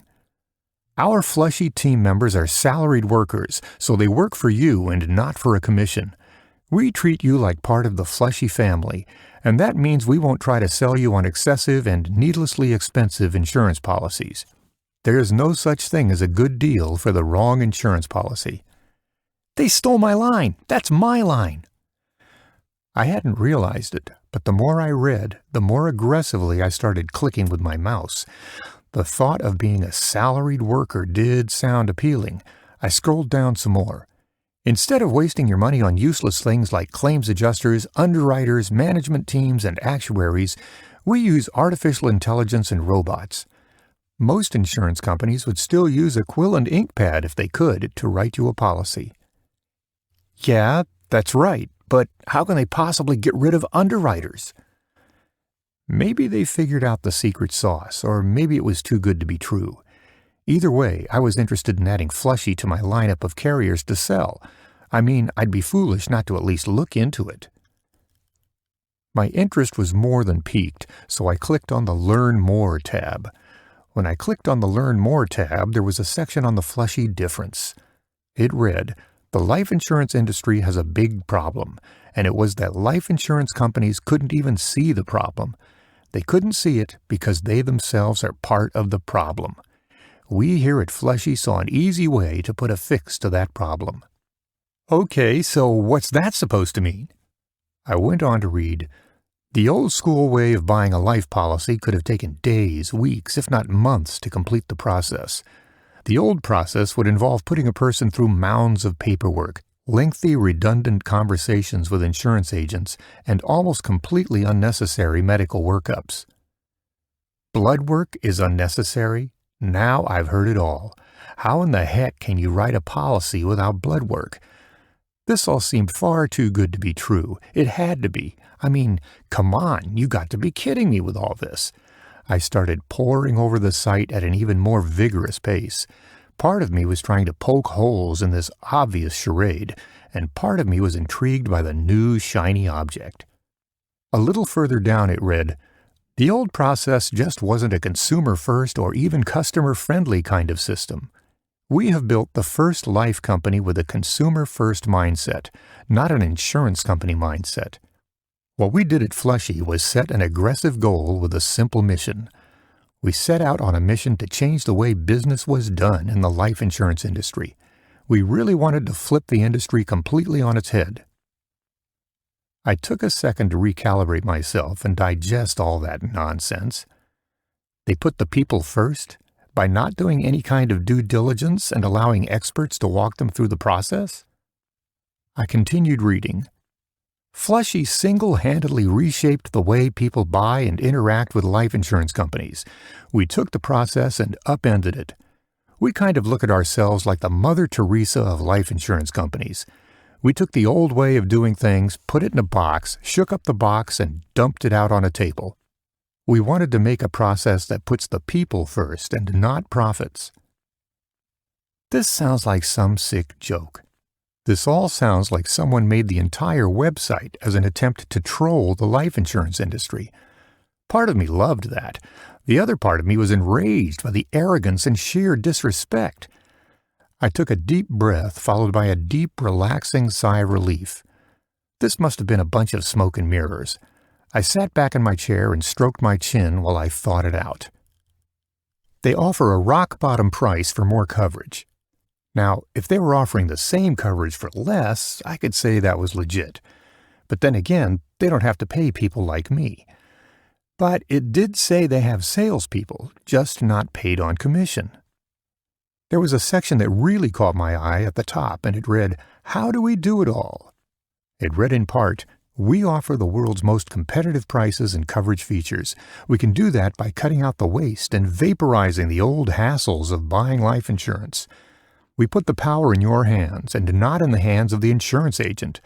We offer the best-in-class, award-winning Flushy Service Center, which is comprised of a team of non-commissioned licensed life insurance agents ready to help you through the entire process from start to finish.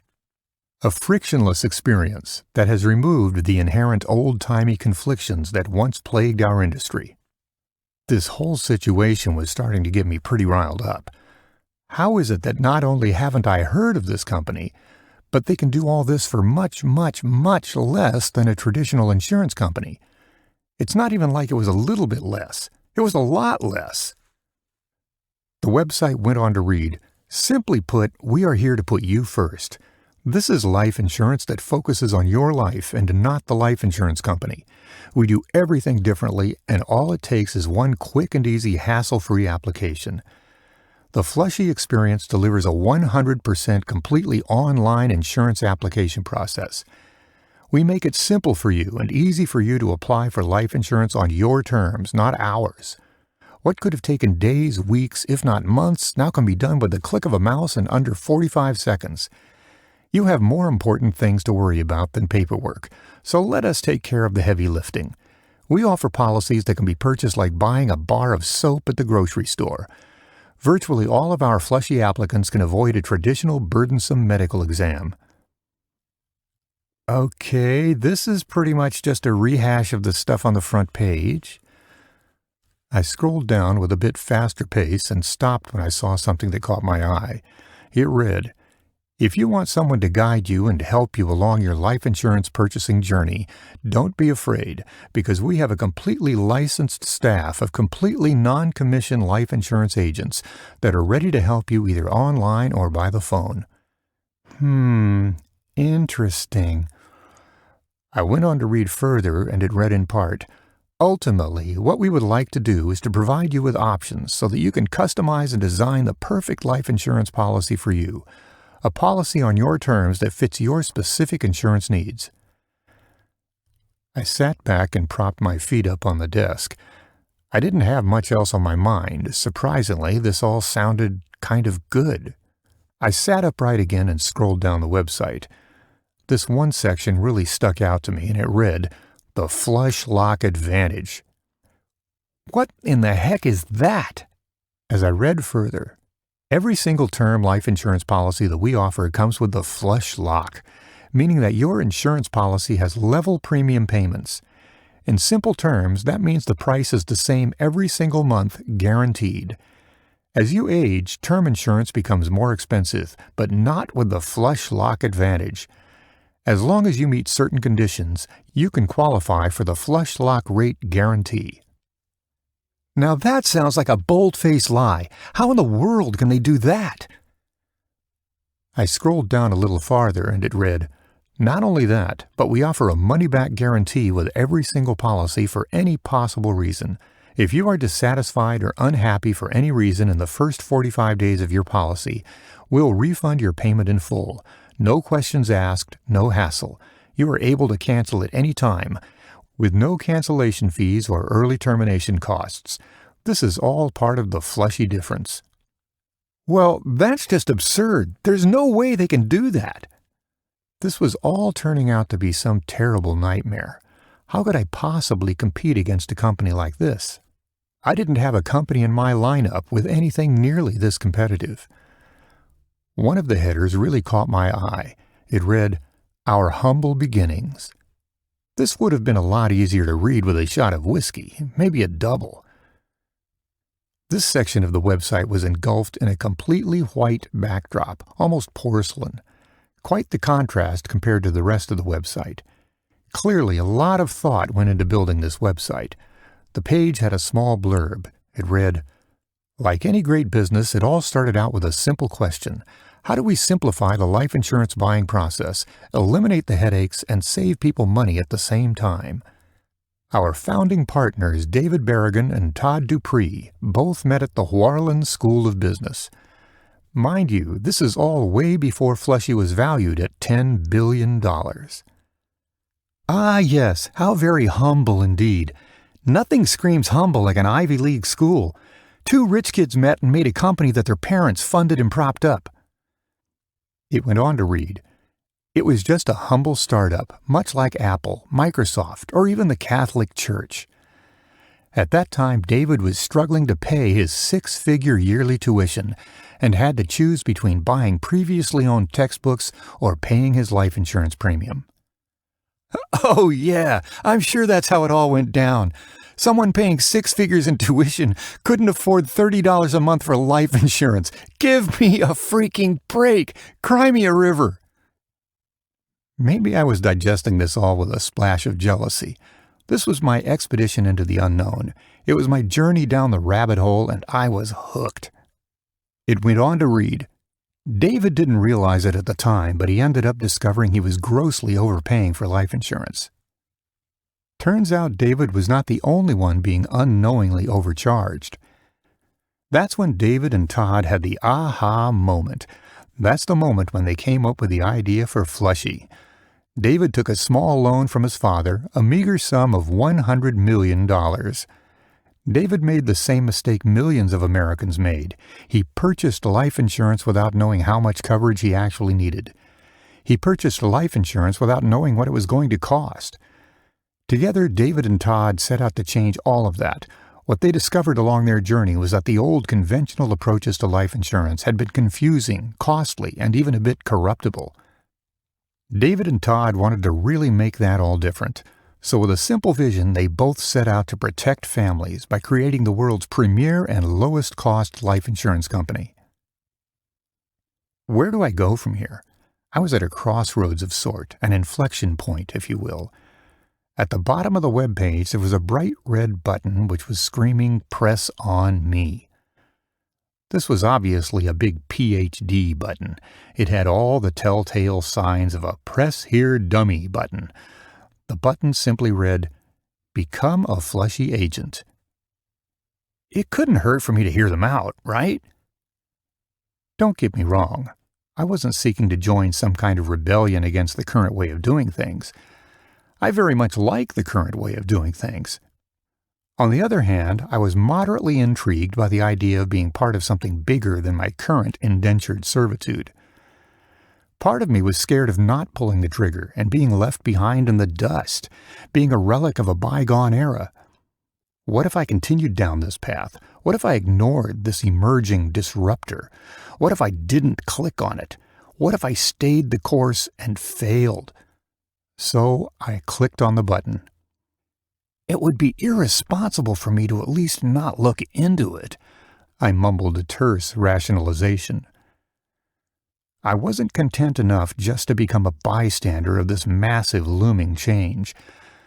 I wasn't put on this earth to merely be a witness to the demise of my own occupation.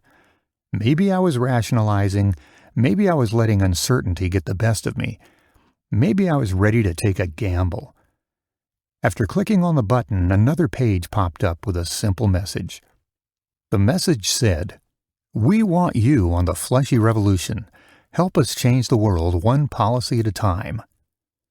I was destined to do something meaningful in life. Maybe this was it. A web application popped up asking me for more information. As I started filling out the application, the door to Bill's office had opened up. Bill started to slowly walk out of his office. He shut his office door and threw his sports coat on. As he was adjusting his sports coat, he looked over at me. We made this awkward kind of eye contact. I looked like a child who was hiding a bad report card. "How'd that sale go, Mike?" "Wait, what are you still doing here?" Bill asked impertinently. He had a briefcase in one hand and his sports coat in the other. He put down the bag and started to put his sports coat on. The client decided to go with a Flushy policy. We weren't even close on the price."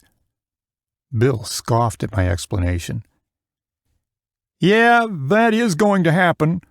Luckily, we're not in the price business. We're in the peace of mind business, right?" For a moment there, it looked like Bill was trying to express some genuine tenderness. I quickly turned my computer monitor off, like someone cleaning up a crime scene. "See you tomorrow, Bill?" Bill did a little thumbs up and headed to the exit. "Don't forget to lock the door behind you. Get out of here soon, kid. It's like 9:30 p.m. Don't you have a life?" he said while walking away. That was kind of like the tea kettle calling the pot black. He was right, though. It was getting late, and I still needed to pick up groceries before I headed home. As Bill was heading to the exit, I got up from my chair to stretch and pretended to pack up my things for the evening. One eye trained on my briefcase and the other on the front door. Bill was lazily strolling towards the exit. He stopped at the exit of the sales floor and put his hand on the light switch. He turned his head to the side and looked at me with one eye. I started sweating bullets, but pretended not to notice and continued packing up my belongings. Bill coughed loudly to get my attention. I was too nervous to even look at the man.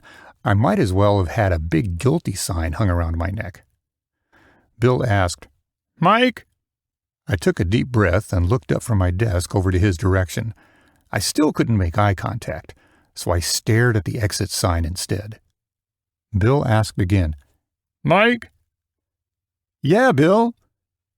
On or off?" A sense of desperation turned into jubilance in a matter of seconds. All of my anxiousness subsided with a single question. I couldn't help but laugh off his request. "On, please." He shot me a thumbs up and said, "Don't forget to lock up for the night." "Will do, boss." Bill exited stage left. Seconds later, I heard the distinct ignition of his $100,000 sports car. It sounded more like a jet engine rather than a car. That meant I was in the clear to wrap up that contact request on the Flushy website. I turned my computer monitor back on and finished up my inquiry. Chapter 7. The Flushy Pre-Screening. Truthfully, I was floundering at work. My mind was completely preoccupied with Flushy. I went from a rising star, a person to watch, to the laughing stock of the office. I'd fallen from Mount Olympus. The question was, could I get back up? I couldn't close a door, let alone a sale. Every day after work, I would go to the Flushy website and do some poking around. During my lunch breaks, I went on my phone and read articles about Flushy. When I was sitting on the toilet in the office pretending to poop, I was trolling on my phone looking at what Flushy had to offer. I even canceled my existing life insurance policy with a 200-year-old life insurance carrier and secretly switched it over to Flushy. The savings were substantial. Yeah, I felt a little guilty, but what was I supposed to do? Was I supposed to just sit there and flush my money down the toilet? I finally caved into my baser instincts. There was an open job at Flushy that I was mulling over applying for. For 3 weeks, it was staring me right in the face, popping up in my news feed. I justified and rationalized my decision again and again and again. I went to the Flushy website and hit the apply button. What better day to do it than my day off? The application was your standard boilerplate kind of human resources approved landing page. I filled out all of the basic information: name, address, occupation, work history, desired salary, etc. Then I got to the section to upload my resume and a cover letter. Ironically, I'd never actually gotten around to making a resume. Where does one start? I sat there for 30 to 40 minutes searching for tips on how to build a quality resume. Honestly, I've always found the idea of resumes to be a little antiquated. In my opinion, a resume, like a report card, is loosely associated with competency. Nonetheless, it's required. So I slapped a resume together and hoped for the best, using the best possible tips the internet had to offer. Done and done, I mumbled to myself. I submitted the application and sat back in my old pleather executive chair. The next thing I knew, I saw an email pop up on my phone from Flushy. That was fast. Maybe a little too fast. The email read, "Thank you for your interest in the position at Flushy. The next step in the process is an over-the-phone interview. If you're interested, please reply to human_resources@flushy.com and let me know the best date and time for me to call you. Monday through Friday between the hours of 9 a.m. and 4 p.m. Pacific Standard Time. What to expect during your Flushy phone interview? The conversation could last up to 120 minutes. I will review your employment and educational background prior to the interview. We will ask behavioral-based and non-behavior-based questions in our interview. Prior to the interview, you need to complete your Flushy assessment. It'll take anywhere from 90 to 120 minutes. We look forward to speaking with you." I scheduled my interview with Flushy for later in the afternoon. It's not like I had anything better to do. Luckily, I called into work and decided to take a sick day. I had 5 hours to prep for the interview, plenty of time. The email contained a hyperlink to the Flushy employment assessment. I clicked on the link and it led me to this website with some basic instructions. At first glance, it all seemed rather rudimentary, but then I clicked on the Start button. The test had a giant red countdown timer on the right-hand side that followed you as you scrolled down the assessment. The assessment was comprised of 100 questions, which were a mix of multiple choice, true or false, and fill in the blank. The first question on the test was a bit obtuse. It read, "You're about to board a bus from Los Angeles to San Francisco. You would like to know if it's raining in San Francisco. So you call 4 friends who live in San Francisco. There is a 66% chance that each friend is telling you the truth, and a 33% chance of telling you a lie. None of your friends are not telling you that it's raining in San Francisco. What is the overall probability that it is not, in fact, raining in San Francisco?" I stared at that question for a good 5 minutes, and I had no idea what the answer was. In front of me, I had 5 choices and no clue in the world. A, 1%, B, 22%, C, 33%, D, 66%, E, none of the above.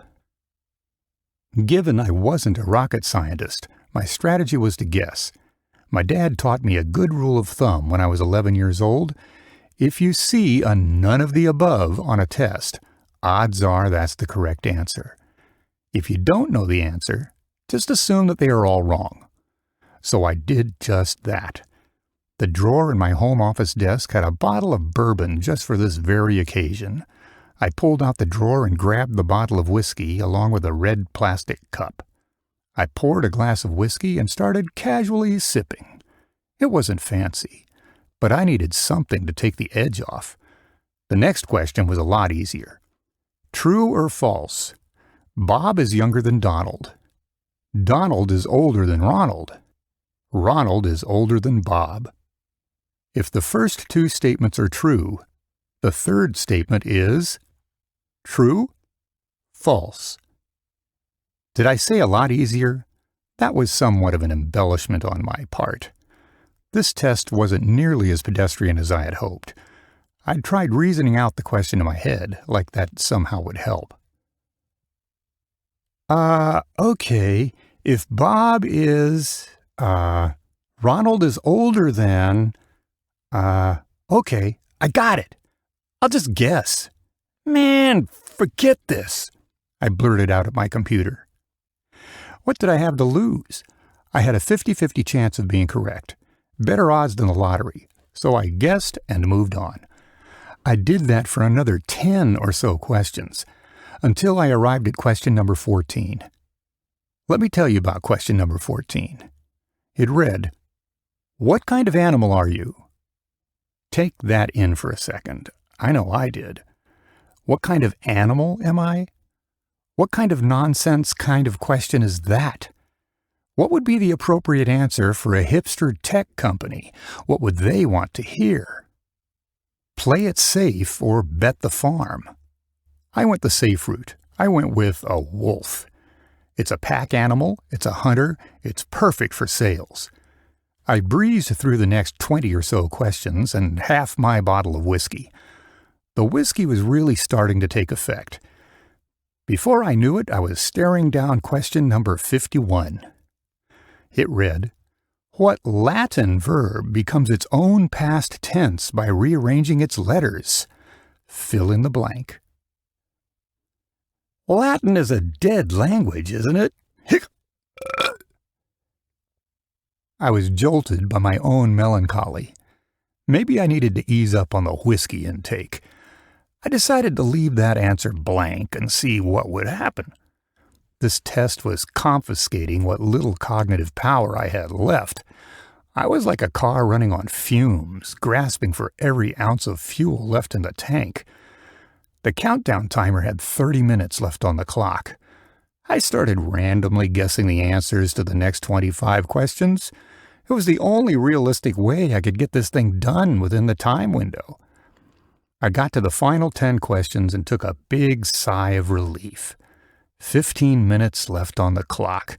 Plenty of time to finish strong. I mean, I couldn't do any worse at this point. Question number 90 wasn't so bad. It read, true or false, a 4 by 4 by 4 square cup can hold more water than a 3 by 6 by 3 triangle cup. I wrapped up the final 10 questions and hit the submit button with 30 seconds to spare. I spent the last 2 hours putting my brain through a hodgepodge of logic games. I stood up quick to stretch my legs, probably a little too quick for how many shots of whiskey I ended up consuming. Nothing like a little day drinking and mental stimulation. I had about 3 hours to kill before the initial phone interview. Now that I had the test done, I could relax and take a power nap. I had plenty of time. I set my alarm for 2:30 p.m., which would give me a half hour or so to prep for the interview. Really, I just needed to sober up. I belly flopped onto my bed and instantly fell asleep. I woke up about as fast as I fell asleep to the sound of my watch alarm. Beep, beep, beep. The alarm had a thundering, repetitive beep to it. The beep clamored, the beep amplified, the beep intensified. Most likely the culprit was my hangover. The effects of the whiskey started to wear off. I felt fine, more or less. I wasn't crisp, but good enough for an interview. For once, I decided not to hit the snooze button. About 5 minutes later, after a couple of cups of coffee, the phone began to ring. Ring, ring, ring. It was an abnormally loud ring. Maybe it was just my nerves. I stared down at my phone and looked to see who was calling. It was a local number, so I assumed it wasn't a scam call. These days my cell phone was bombarded with scam robot calls. Hello? I answered with a slight hesitation. Hi, is this Mike Allen? Speaking. Mike, this is Jeannie DeStefano with Flushy. How are you today? Jeannie had a discernible East Coaster kind of accent. She was probably from somewhere around the Long Island area.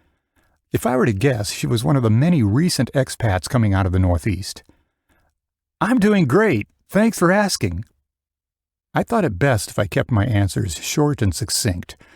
I read that somewhere on the internet while I was browsing for interview tips. Mike, I'm going to cut to the chase. To say we're impressed with your resume would be an understatement. Thanks. Believe it or not, that was the first time I had to put one together. That probably wasn't the smartest way to answer that question. Well, either way, good job. Aside from your resume, we need to talk about your sales assessment. Here it comes.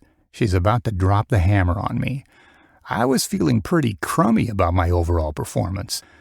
Maybe downing half a bottle of whiskey before breakfast wasn't a great idea. I mean, I've had worse ideas.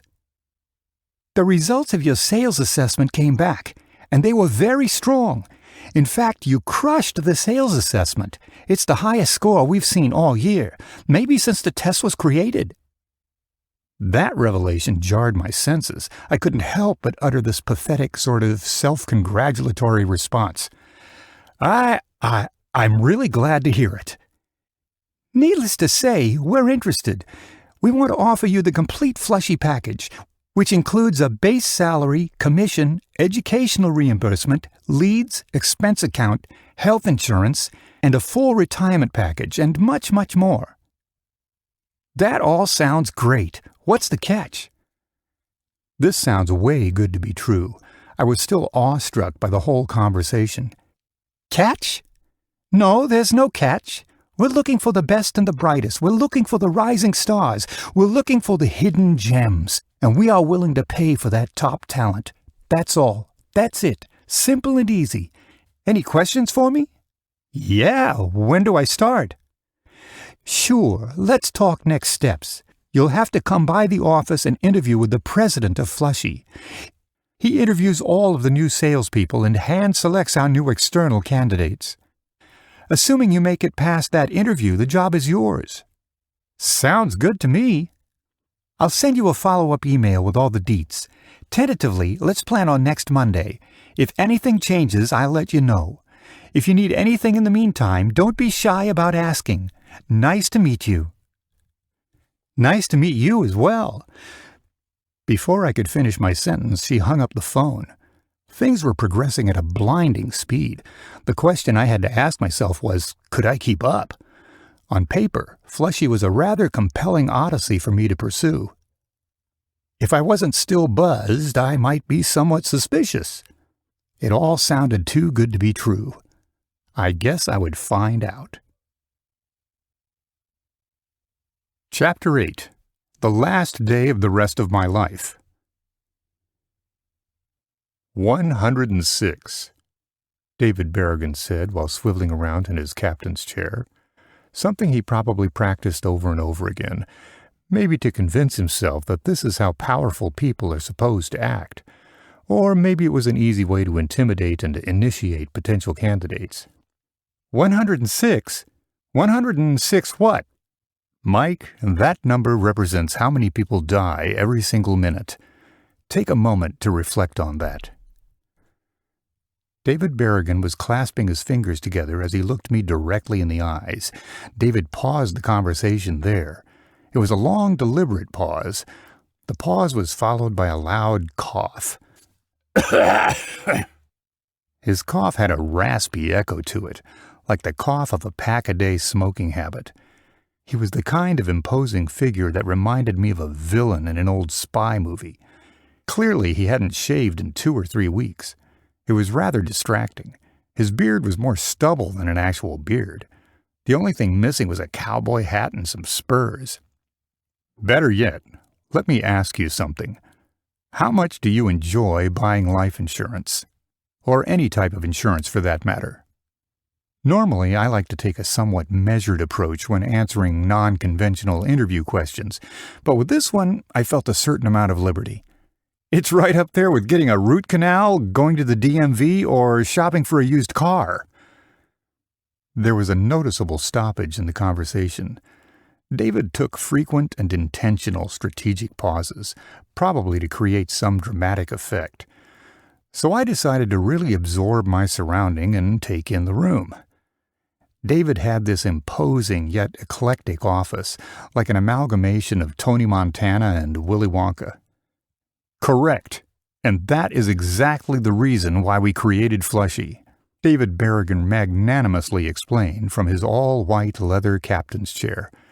The kind of chair that reeked of superiority and an overabundance of confidence. The kind of chair that cost more than my car. The kind of chair that made a real statement. Here's the thing, Mike. Most Americans view their insurance and the entire insurance industry as a necessary evil rather than how it should be viewed, which is as the pinnacle of social achievement. That's something we here at Flushy plan on changing. We want to be the tip of the spear. We want to amplify the social good that is insurance. Our intended goal, if you will, is to revolutionize the insurance industry and turn it on its head, David Berrigan said with an affirmative and confident tone. David clutched onto the arms of his chair and propelled himself upwards. He walked towards his window with his hands behind his back, gazing outside as if to take a moment to reflect on his own words of wisdom. After a moment of pause, he turned his head and looked at me with a persuasive grin on his face. I just have one question for you, Mike. Are you on the in or are you on the out? That's how it all started. That's how David Berrigan changed my life, with a simple idea and a smile. He was a salesman of all salesmen. He had more of a rock star kind of persona than that of an insurance guy. Have you ever met someone who was so supremely confident that it made you confident? So much so that you wanted their idea to be your idea? Well, that was David, and I was in. I leaned back in my chair, paused for a moment, and reflected for a second. The kind of long-winded pause a person has to take when someone has just casually upended their reality. In the span of 2 days, I went from browsing the Flushy website to sitting down and interviewing with the president of Flushy. The Flushy headquarters was one of the many massive high-rises in downtown Los Angeles. It was the kind of building that had a shadow that stretched a mile long. I mean, it's not too often that I'm sitting in what looks to be a $1,000 executive leather chair, sitting across from the founder of a billion-dollar insurance startup. I'm interested. I'm very interested. I'll probably have to know a little more about the actual job before making that kind of decision. David Berrigan chimed back in by rattling on about his mission and the vision for the company he had built from the ground up. I didn't take it he heard the word no too often. We're challenging everything. We're challenging the status quo by transforming the way insurance companies do business. And not only that, we're able to do so at a much lower cost. In some cases, our go-to-market price is 90% less for the same amount of insurance compared to our other big-name insurance carriers. That's all well and good, but how are we able to do all that? Then I caught myself. I was already talking as if I had accepted the offer. I could tell by his facial expression that he picked up on my wordage. David had that kind of effect on people. David Berrigan responded within the blink of an eye and without a moment of hesitation. That's the beauty of it all, Mike. It's inevitable. People always want me to open the kimono. People always want to peek behind the curtain. But no one ever really wants to know how the hamburger is made. To be honest, I wasn't sure if I wanted him to pull back the curtain. I definitely didn't want him to open his kimono, or even what that meant. To be honest, I wasn't really sure that I wanted him to say. Here's how Flushy is able to do all that. It comes down to our business model, which is based on a peer-to-peer insurance model, which is fueled by a self-service technology platform and powered by artificial intelligence. I took a second and then nodded my head in agreement. So, if I were to accept your offer, where do I fit into the Flushy picture? That's what I like about you, Mike Allen. You get straight to the point. No parsing of language. You don't garnish your words. The challenge is, for us here at Flushy, when you're too fixated on a problem, when you've zoomed in with a microscope, you sometimes forget to zoom out and view the whole picture. As a result, the larger picture often eludes us. He seemed to be rambling on a bit, so I thought it was a good time to interject myself back into the conversation. Our rhythm was off, like dancing with someone who had 2 left feet. Zoom out? So what would I be doing exactly? This time I sprinkled on more of a confused tone than my previous attempt. David had a smile ear to ear and turned back towards his desk. He began to slowly walk back to his chair. To most people, the insurance buying process seems to be somewhat of a daunting task. It's like Latin to most people, a whole different kind of language, a dead language, a language that very few people can even comprehend.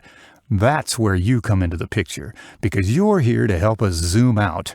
We rely on outsiders, much like yourself, to come in and widen our viewfinder.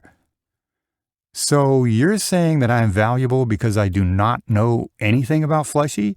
Or are you saying my value is in the fact that... Sorry, I'm just not getting it. Almost too anxiously, David replied with a resounding, half-cocked answer.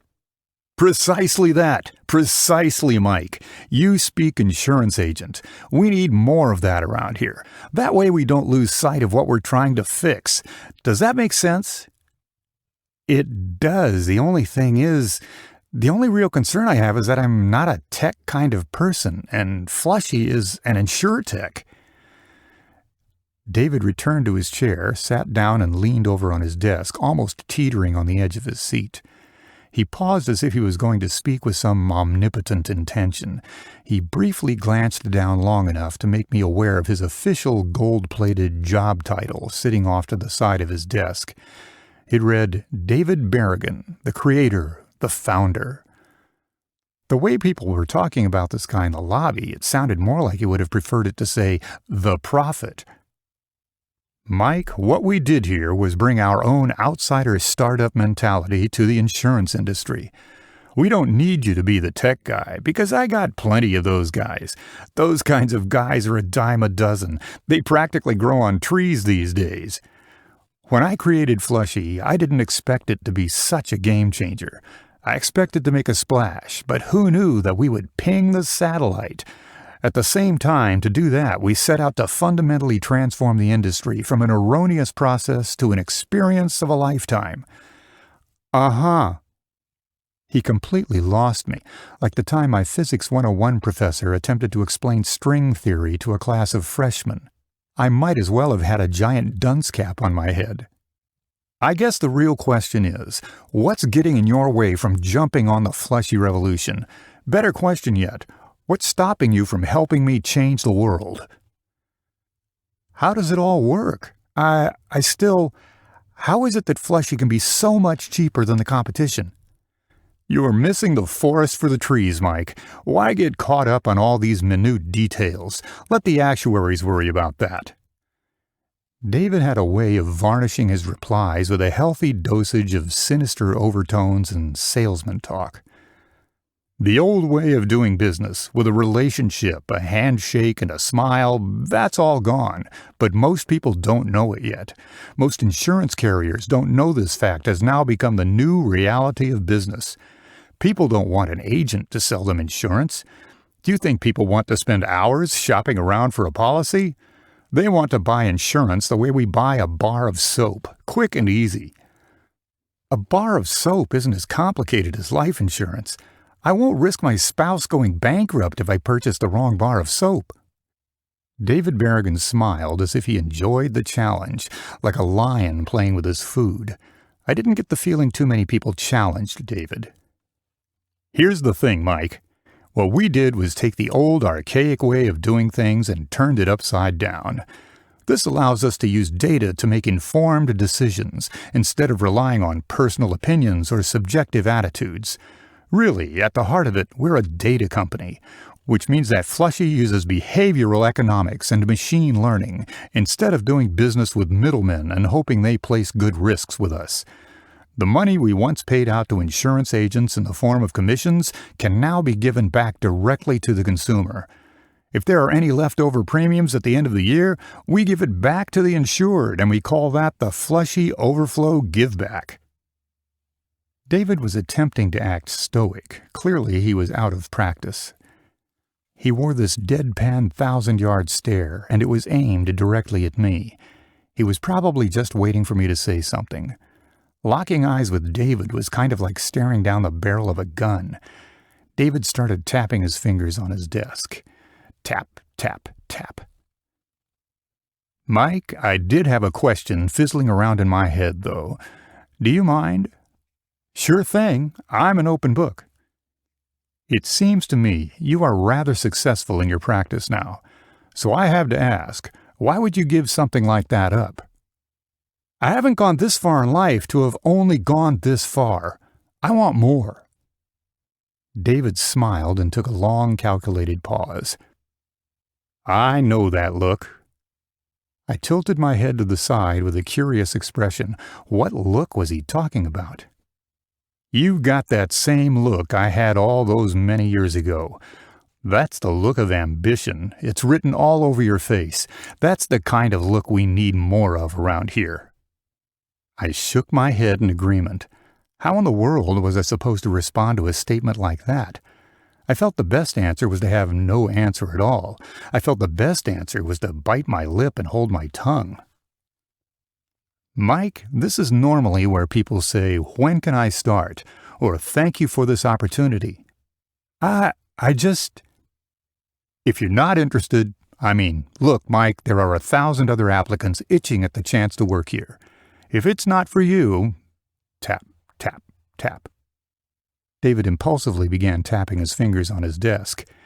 David's desk was a single piece of white marble, with 4 legs made out of what looked to be solid pieces of platinum. The passing seconds seemed more like hours, and that tapping only inflated my anxiety. I was nervously swinging my legs, kind of like a kid sitting in a doctor's office waiting to get his booster shots. The pace of David's tapping began to rapidly increase. Tap, tap, tap. All I could do was awkwardly glare back at him with this stupid, confused look on my face. He was expecting me to say something, but I just didn't know what to say. I mean, I'd be stupid to pass something like this up, right? The taps became louder and incrementally more aggressive as the silence persisted. Tap, tap, tap, tap. Every time David clanged his fingers on that marble, it completely derailed my train of thought. My inner demons aside, I had to make a decision. It was time to fish or cut bait. I'm a gambler. I take risks, but this all seemed too good to be true. Ultimately, what did I have to lose? Okay, tell me about my day-to-day.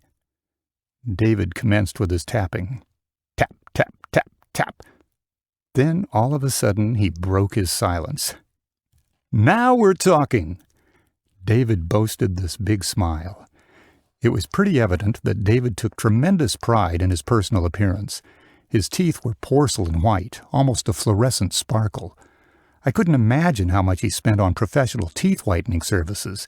He paused for a second, I assumed to see my candid reaction. I flinched a bit in my chair. It was an uneasy yet excited squirming. Mike, clearly something is worrying you. What is it? Lay it on me. No, I'm fine, really, I'm fine. Can you tell me more about the day-to-day? In reality, I was one step removed from a panic attack. This whole conversation gave me cause for pause. Luckily for me, my sports coat was covering the pools of sweat around my armpits and masked my heavy breathing. Sure thing. As a sales agent for Flushy, you will start from the bottom up. We'll need to take your bad habits, break them, and then remold you. His tone was calm, cool, and collected. He dropped the salesman shtick and talked to me like an actual human being. In retrospect, I really appreciated that. You'll get more details on your first day, but for now, think of this role as my eyes and ears. Think of this role as my devil's advocate, so to speak. From my chair, I miss a lot of what's going on at the ground level. I have a 30,000-foot view over the business, which has its set of limitations. Mike, what I need to know from you is simple. Are you in or are you out? My heart was racing and I began to sweat profusely. I took a deep breath and reminded myself to slow down. See, for the first time in my life, I had a shot to really make a name for myself. I was bestowed with a clarity, a sense of wonderment for what could be. My gut was telling me to do it. If there's one credo I live by, it would be to trust my gut. In one fell swoop, I gave him my answer. I'm in. David beamed a smile at me and stood up to shake my hand. He clutched onto my right hand with both of his and pulled me in close enough to smell his breath as he spoke. With one hand latched around mine and one on my shoulder, he looked at me with this bottomless gaze. Remember this, Mike, and remember it well. You are either in with us all the way or you are out all the way. Welcome to Flushy. Welcome to the rest of your life. Welcome to the revolution. Chapter 9. You can't fire me because I quit. The next morning, I found myself lamenting and pacing in the hallway just outside of Bill's office. I must have rehearsed this speech 1,000 times on my morning commute. This wasn't my car, and this wasn't going to be an easy conversation. I had to do it. All the dread in the world would not dissuade me. Bill, I just wanted to thank you for hiring me, I mumbled while waving my hands around like a madman. No matter how many ways I went over this in my head, I knew there wasn't a great way to say it. I knew it was now or never. No matter how much I paced back and forth, no matter how clammy my hands became, and no matter how much sweat I wiped from my brow. Like a Band-Aid, it was time to rip it off and get it over with. I sheepishly knocked on Bill's door and waited for a reply before entering. Knock, knock, knock. This wasn't the kind of knock that made a statement. Maybe I'd get lucky and miss him. I could always just leave a note under the door and make a run for it. As it would turn out, I had no such luck. The door slowly opened and Bill invited me in. "Mike, come on in." I entered his office and gravitated toward the nearest empty seat. Well, there is no turning back now. "Grab a seat." He gestured over to the most comfortable chair in the office. Normally that spot would be solely reserved for Bill. "I haven't seen you around the office very much lately, so tell me, Mike, what's going on? What is it that everyone else seems to know and that I don't? What eludes me?" Was I that transparent? He already knew why I was here and why I was pacing outside his office for the last 25 minutes. I mean, I left tracks of footprints, like a snow angel except on commercial-grade carpet. In an attempt to conceal the sweat accumulating on my hands, I decided to clasp my hands and start rubbing them together. Bill looked at me and waited for me to say something. To think it wasn't more than 3 years ago that I was sitting in this very office for my first interview. "Bill, we need to talk." "Isn't that what we're doing right now?" "What I mean is, Before I could finish my sentence, Bill jumped back into the conversation. "Let me guess, you're striking out on your own and starting your own practice. Good for you." Bill looked at me smug and with very little amazement. It dawned on me that Bill must have had this conversation dozens, if not hundreds of times over the years. "Not exactly." "Not exactly? Tell me more." "I was made an offer yesterday and thought I should tell you right away." "An offer? From whom? Don't tell me one of those other schmucks down the road snatched you up." "Flushy. I'm going to work for Flushy." "What?" Bill was struck with utter disbelief. Bill started stroking his beard with a confused gaze. It was really more an overwhelming sense of bewilderment. I didn't really know what else to say, so I waited for him to step back in. Bill's beard had a certain acquired fortitude, the kind that comes with a thick application of beard oil. It had this shiny veneer that caught my eye. "Mike, you never struck me as the kind of guy that was always looking for the easy way out. To be honest, I thought you were a lifer. I thought I saw a lot of me in you. Was I that off base?" Yeah, I probably deserved that.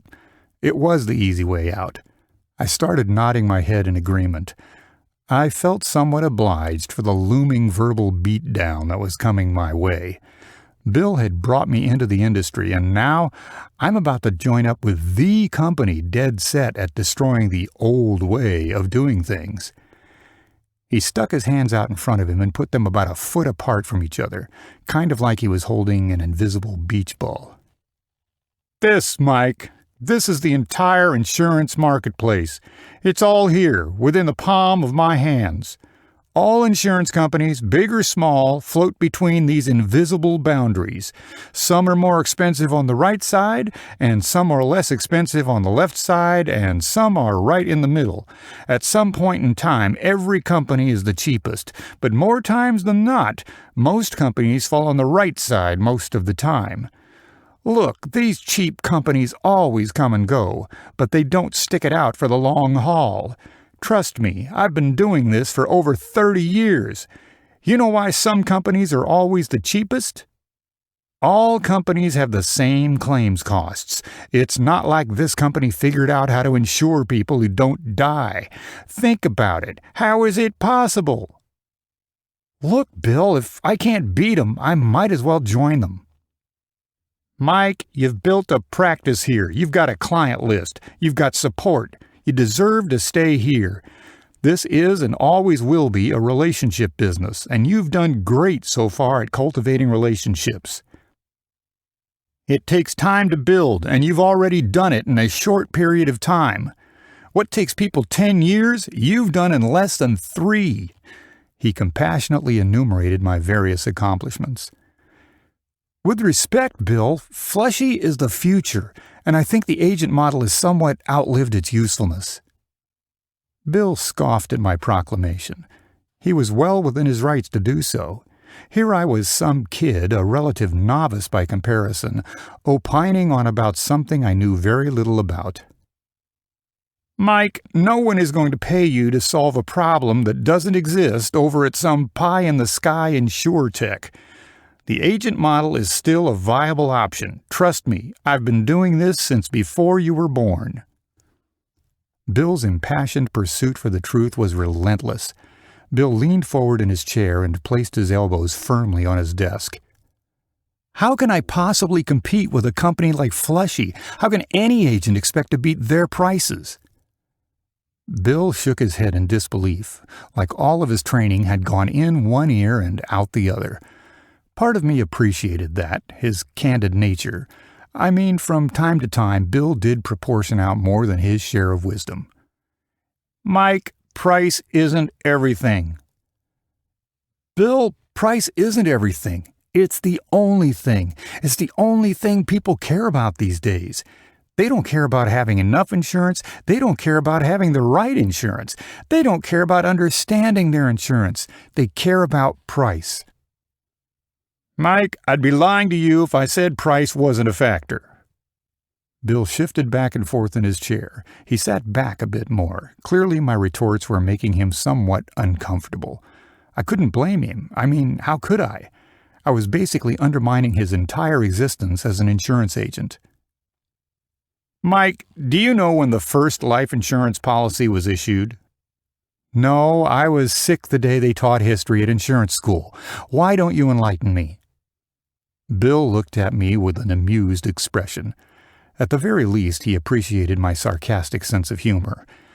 Bill gave me 3 years of apprenticeship under his tutelage. I figured that lengthening the conversation was sort of my penance. The first life insurance policy was sold in the early 1700s. Huh.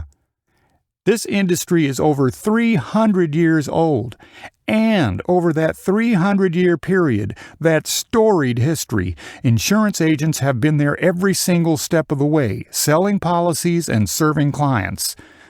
The thing is, Mike, the industry has changed over that time. People have changed, technology has changed, but what has endured is the agent-client relationship.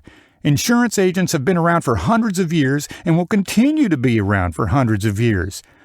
I'm sure Flushy has a lot of smart people working there. I'm sure Flushy has a lot of smart technology that I cannot pronounce. I'm sure Flushy has a lot of investors backing its success. What they don't have are the intangibles. I was beat, bamboozled, and befuddled. What could I say? Nothing. So I didn't. I sat there and took it like a man. Human existence, life itself, is rather ephemeral. There is a preciousness to it all, and to that end, that is why agents will always be around. People are fragile, life is fragile, and people need guidance from an agent, whether they know it or not. Bill's impassioned rhetoric wasn't making a dent. My mind was made up. If anything, he only solidified my position. As every minute of lecturing passed, I found my patience quickly fleeting. This was becoming a rather circular argument, and I sensed Bill had realized it as well. I get that, Bill. I really do. But Flushy is the future, and I don't want to miss out on being a part of that. Ah, another case of FOMO. FOMO? Fear of missing out. Ah. I imagine you'll need to up your 3-letter acronym game working over at Flushy. Is there anything I can do to change your mind? No, but I appreciate you asking. Well, I didn't think so. You're a man on a mission, that is clear. Bill stood up from behind his desk and stuck out his hand. Mike, you've always got a place here, and you're welcome back at any time. I reached out and grabbed his hand. He latched on like vice grip and put his other hand over the top of mine as we shook. Bill, I really appreciate what you did for me, but I'd be a fool to pass up this opportunity. Bill and I cordially shook hands. It was one of those long, awkward handshakes. He looked me in the eyes and smiled. Now, before you go, there is just the matter of settling your accounts. What do you mean by settling my accounts? Your commission draw accounts. You do remember how a draw works, right? I was dumbstruck for a quick minute. How I let that one slip through the cracks, I will never know. Bill hoodwinked me. I guess, in all fairness to Bill, it wasn't all that shocking. Mike, don't tell me you forgot about the draw. I'd completely forgotten about the draw, so naturally I did the thing most defensive people do and ignorantly balked. Talk about being caught with your pants around your ankles. Don't tell me you forgot. Well, Bill, you're joking, right? I mean, after all the money I made you? That was the deal, kid. Don't get me wrong. I appreciate the money we made together. I mean, it can't be that much, right? How much are we talking about here? Actually, I have the exact figures right here. Bill handed me a sealed manila envelope. How in the heck did he have this prepared?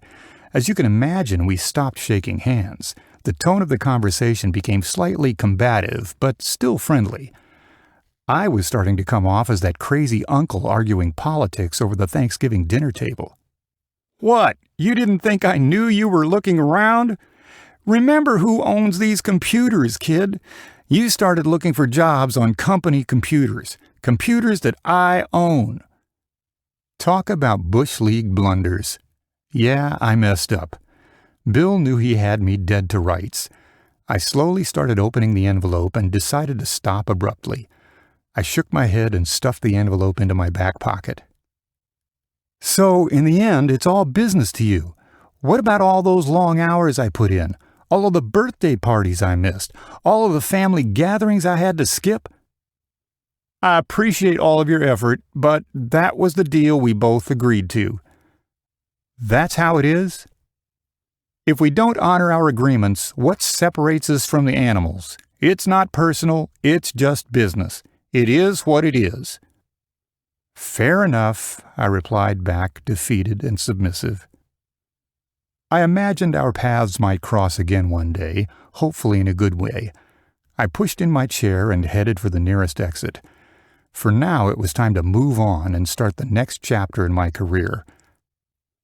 What in the heck have I gotten myself into? I've got a big looming debt hanging over my head, and I'm about to step into a complete unknown with Flushy. All I could do is hope for my best, because I certainly just burned that bridge. Chapter 10.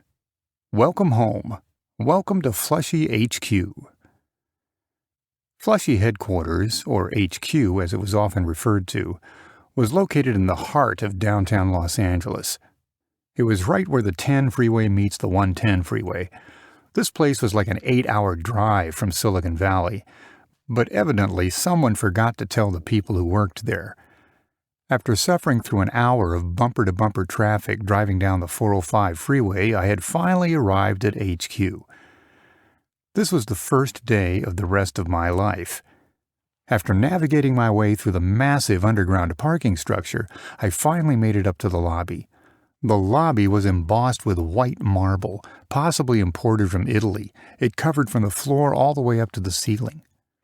There was a large hourglass-shaped man waiting around for someone in the lobby. He was wearing the most peculiar outfit, a tuxedo t-shirt and flip-flops. It was a safe bet that he was waiting for me.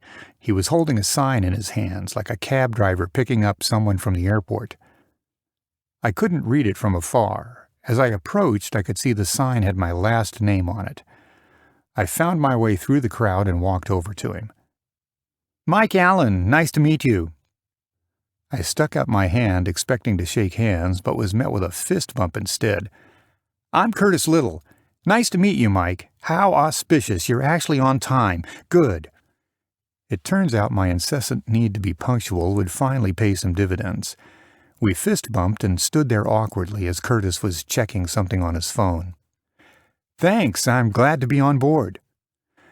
Curtis looked at me briefly and then back to his phone. "Welcome to the Flushy Revolution, Mike. Today is the first day of the rest of your life. Today everything changes for you." It was a little dramatic, but so far so good, I thought. "Mike, what's that in your hand?" "It's, my briefcase," I said sheepishly as I guarded my battle-hardened leather briefcase. The years of wear and tear had really begun to make a dent. The leather had cracked from seam to seam, which made these large white, almost spiderweb-shaped crevasses. "Vintage, I like it, but ultimately it's unnecessary. You won't need it here. Everything you'll ever need is already on your workstation." "Ah, okay, great." We stood there for another minute or so. I wanted to take it all in and to get a good lay of the land. Curtis, along with the majority of people bustling through the lobby, was completely fixated on his phone. "My wife says my people skills are a lot like my cooking, fast and tasteless. That being said, come this way and follow me. We move fast here and we take no prisoners. Let's walk and talk. I presume you can walk and chew bubble gum at the same time." Without hesitation, I followed him down a long white corridor. It looked more like a duckling following behind its mother back to the nest. Curtis had this hysterical waddle to his walk, which I found rather amusing and fitting. "Today, Mike, today is your training day. It's all pretty exciting. You're the first actual insurance agent to enter our sales team. Prior to you, our sales team has been comprised exclusively of internal Flushy employees.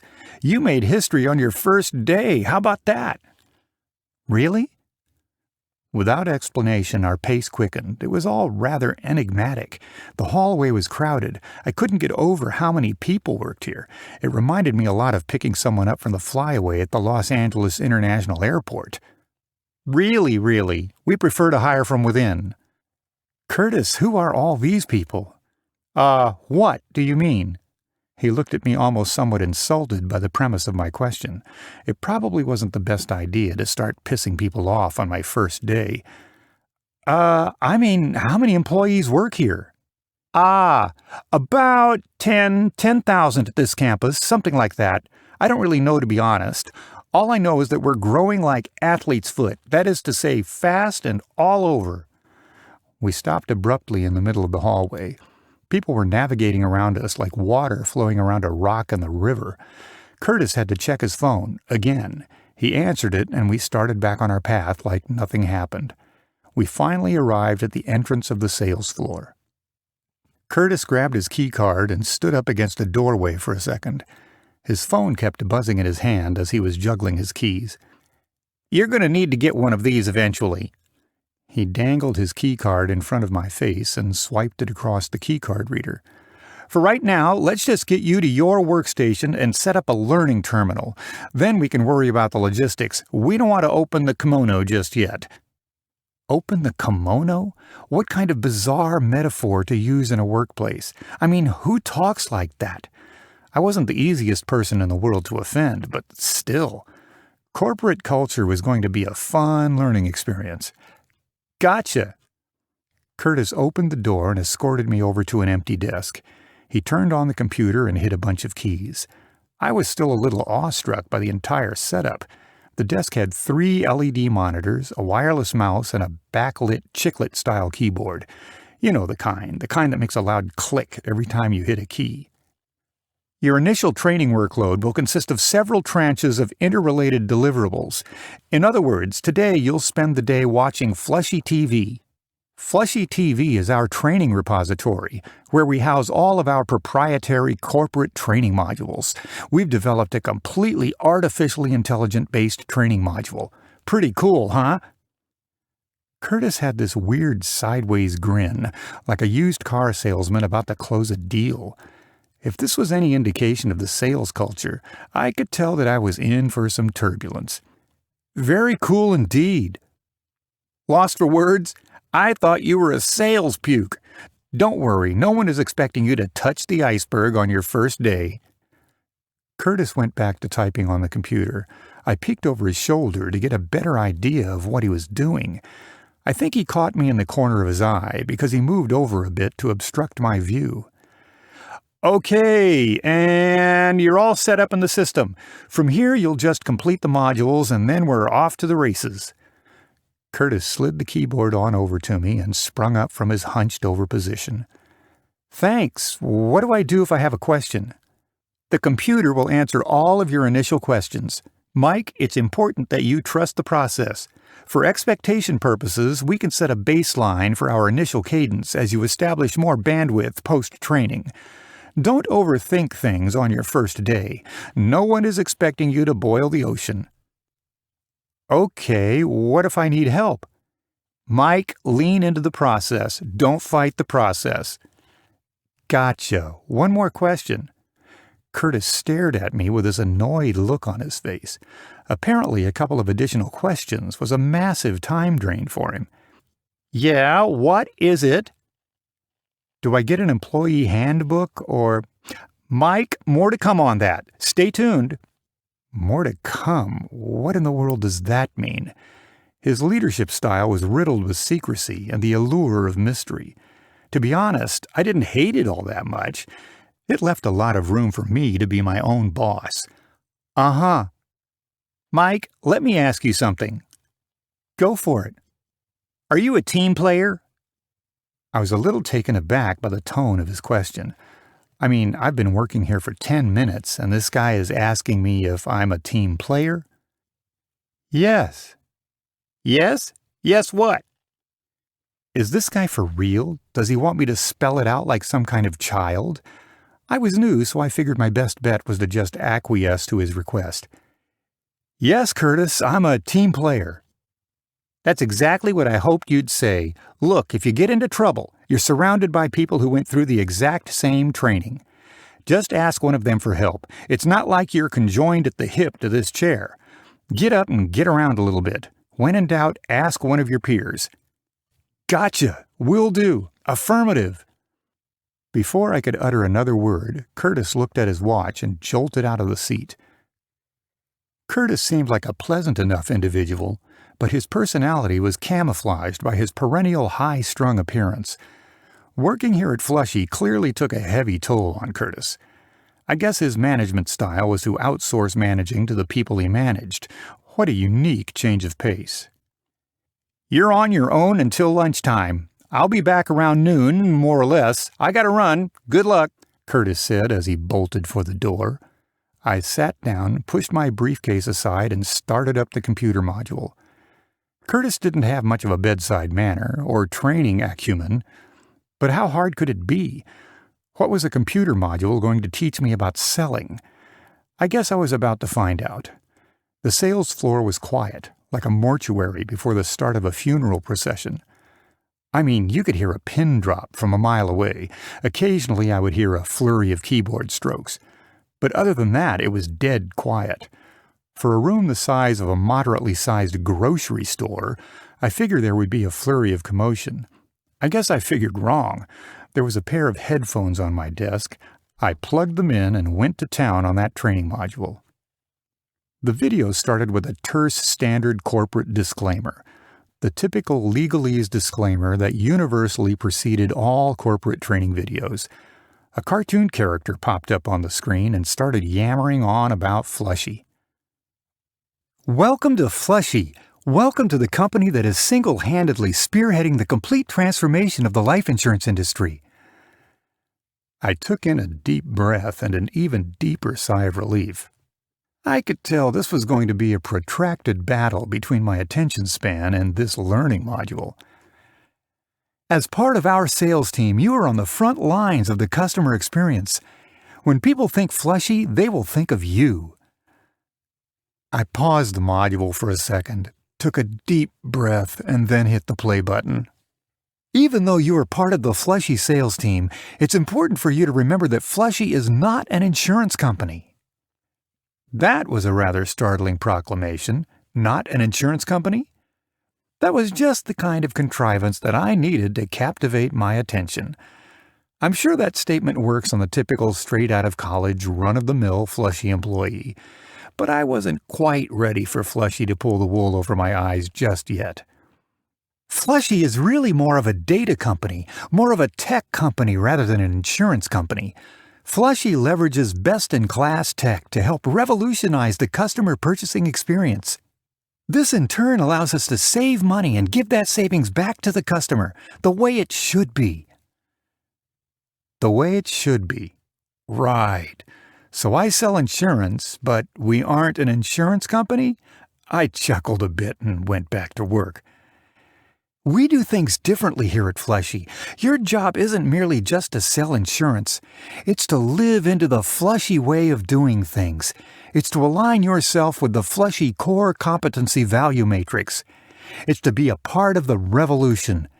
Everything we do here, by extension everything that you do here at Flushy, is very intentional, cultivated, and deliberate.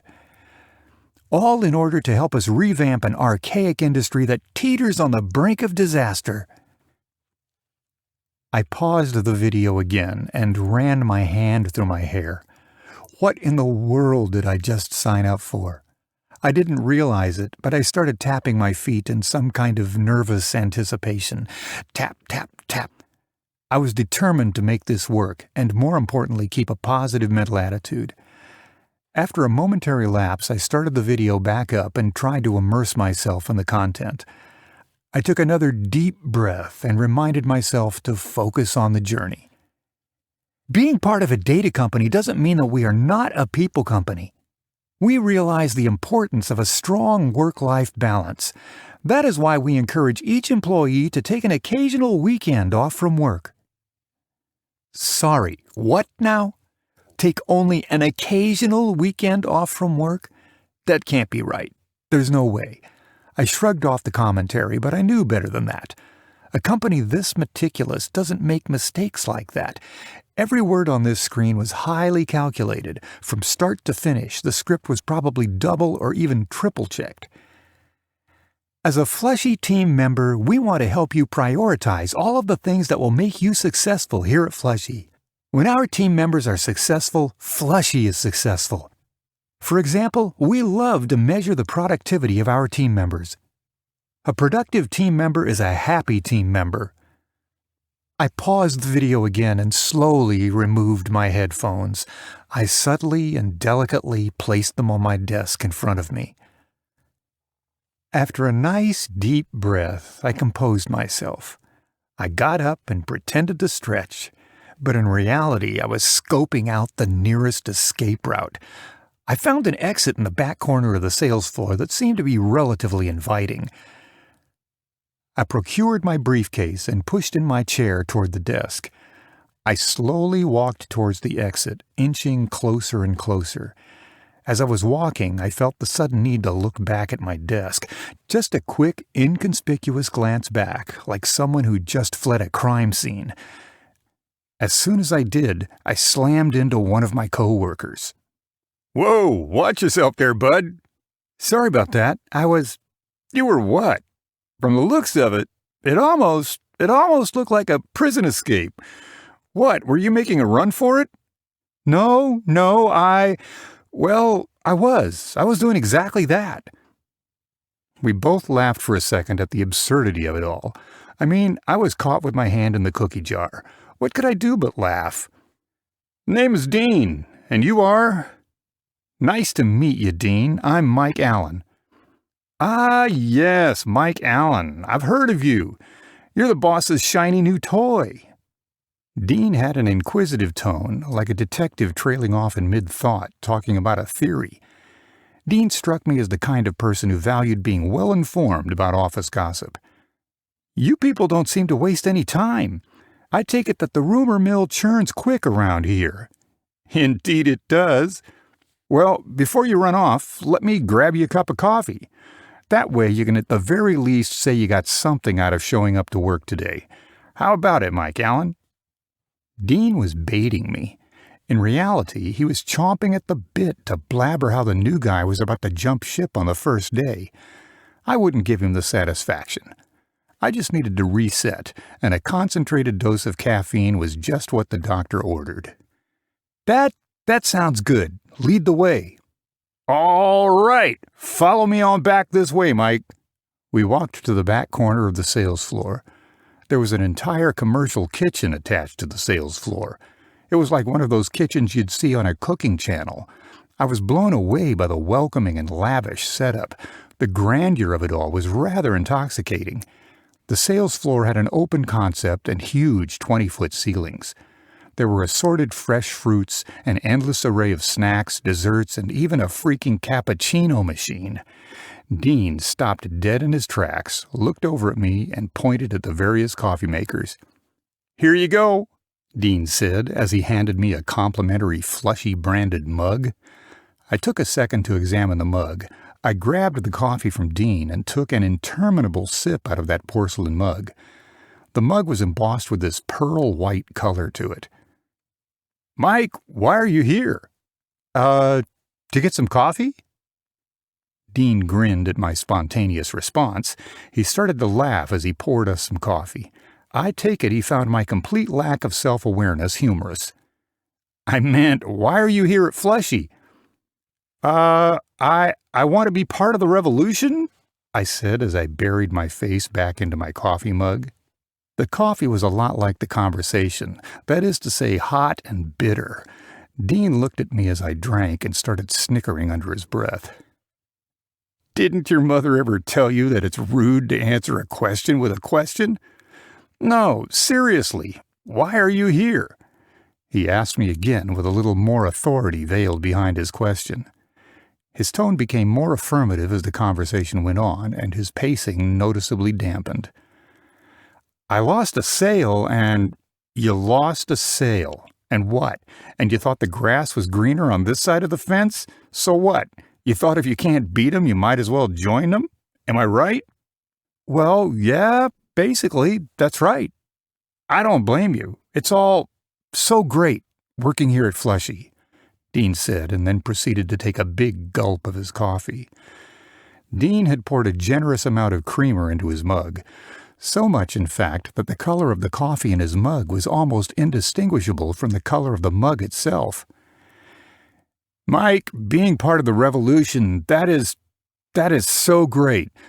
Assuming you go back to your workstation and don't decide to rage quit, I'll be 2 cubicles over from you.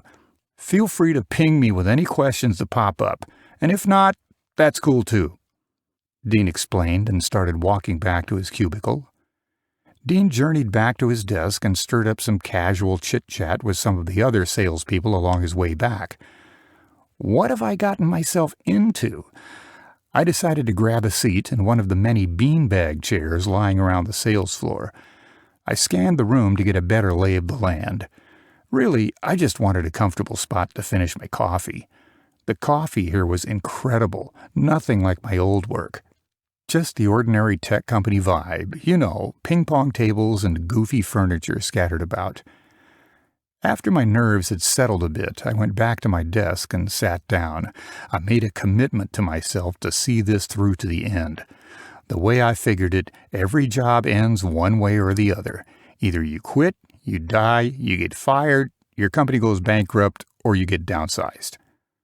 Focus on the journey. See it through until the end, Mike. See it through until the end, I murmured to myself. Initially, I was a little aroused by all of the data tech speak, but managed to wander back to my desk. Like most human beings, I'm not a big fan of being micromanaged. As a salesperson, I wasn't used to the idea of being micromanaged. I was used to the idea of getting people results.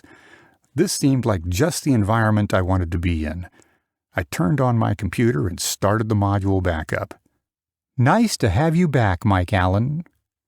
"Well, that's just a tad bit creepy. Is this AI? Does the computer actually recognize me, or is this some elaborate training module?" "Here at Flushy, we measure everything, and we mean everything. Because if it can't be measured, then it doesn't matter. If it can be measured, then we can turn that into useful data. I'm sure you have a lot of questions at this point. Whenever you are uncertain about something, we want you to find creative solutions. Just go ahead and ask yourself this simple question. What does good look like?" What does good look like? What kind of preposterous question is that? What does that even mean? What an asinine thing to ask! I was starting to get the feeling that this was among one of the many pending useless business cliches that engendered the modern corporate vernacular. A great salesperson is a salesperson who takes great notes. A great salesperson is then measured based on notation, timeliness, and other critical success factors. A great salesperson sticks to the script. A great salesperson does everything by the book. For quality assurance, we monitor for strict compliance to company best practices. I had to pause the video again. This was dry, brutally dry content, even for a learning module. At the very least, it was on a video. I couldn't imagine having to read this nonsense in some kind of book or training manual. I put my hands together and cracked my knuckles. Crack! The noise echoed across the entire sales floor. There was an eerie quietness to it all, like a library on the weekend. I clicked the video back on. We base the predominant amount of your success around industry-leading key performance indicators. For instance, we measure you on how fast you respond to a customer quote request. This is one of our best indicators of sales success. We also monitor how well you document each of your sales conversations. A well-documented conversation is a successful conversation. Even though every one of your interactions is recorded, for posterity we find it important for you to document each of your sales calls. Wait. So each call is recorded and automatically documented. But I have to manually enter in call notes on top of that? For a tech company, that seems like a rather redundant and useless exercise. Knock, knock, knock! I almost jumped out of my chair after being awakened to that thunderous knock. It was Dean standing next to my cubicle. "How's it going, Mike?" "It's going." "Yeah, because 5 minutes ago you were thinking about jumping ship." Dean clutched onto his coffee mug and took an audible gulp of coffee. I took it that he tended to do that as a way of demonstrating his self-appointed superiority. It was probably something he gleaned from one of those old cheesy late 80s sales movies. He was almost a caricature of a prototypical sales bro. "Dean, are they serious about all this?" "Serious? About all what, Mike?" Dean was leaning up against my cubicle, drinking his coffee, cool as a cucumber. Just another day for him on the sales floor, not making sales. What was this guy, hourly? "Well, we're salespeople, right?" "Yeah, what do you mean by that?" he replied slowly and with discretion. I gauged by his response that he was slightly confused by my inquisition. That was turning out to be a common theme with this company. I felt like the caveman who discovered the wheel, trying to explain to another caveman why the wheel was so great. "It seems from the training that we're measured on a lot of things that have absolutely nothing at all to do with sales." For instance?" "Well, it looks like we get measured on how fast we notate a sales conversation. What's up with that?" Dean drank some of his coffee and pondered my question. I was getting the feeling that I was testing waters with Dean's tolerance for griping. The way I looked at it, griping was a way of life. A good gripe was the fuel that promulgated most of my working life. "Tell me more." Tell me more was the proverbial punt the football of the business industry. I was starting to pick up on the jargon, but I still had to read between the lines. "What does that have to do with sales? Shouldn't we get measured on actual sales?" "Ah, you're one of those people, I take it. Look, here's the thing. This is the way we do things here at Flushy. If you can't handle it, then go work somewhere else. People would kill to have a chance to work at Flushy. People would die for the opportunity to work here." That wasn't the most inspirational of answers, and needless to say, I was dumbstruck by his retort. Go work somewhere else? I was starting to piece together that the Flushy culture did not reward independent thought. In fact, they probably discouraged it. "Well, I'm curious, that's all." "Mike, if you can't handle it, maybe you should start refreshing your resume." I scoffed at his response. It was more like a snarl, really. What kind of answer was that? Who talks like that? "What, I can't be curious about something? Weren't you the least bit curious? The only thing you should be curious about is the pending IPO and how much your stock options are going to be worth when we go public. So you're not curious why we track all these non-sales metrics? As a salesperson, that doesn't interest you at all? Not at all, not in the least. I do my job, and I do my job well. Dean put his coffee mug down on my desk and folded his arms across his chest. I was trying his patience to the point where I was riding the line of good taste and being a complete annoyance. The way I looked at it, I wasn't the one who strolled over to his desk to stir up random conversation. Let me ask you something, Mike. Do you like money? What? Do you like money? It's not a complicated question. I mean, it's not the most important thing in my life. Dean smiled and picked his coffee mug back up from my desk. It left a large circular stain on my desk. Coffee rings were the battle scars of the insurance industry. If you didn't have a coffee stain on your desk, you weren't much of an insurance salesman in my book.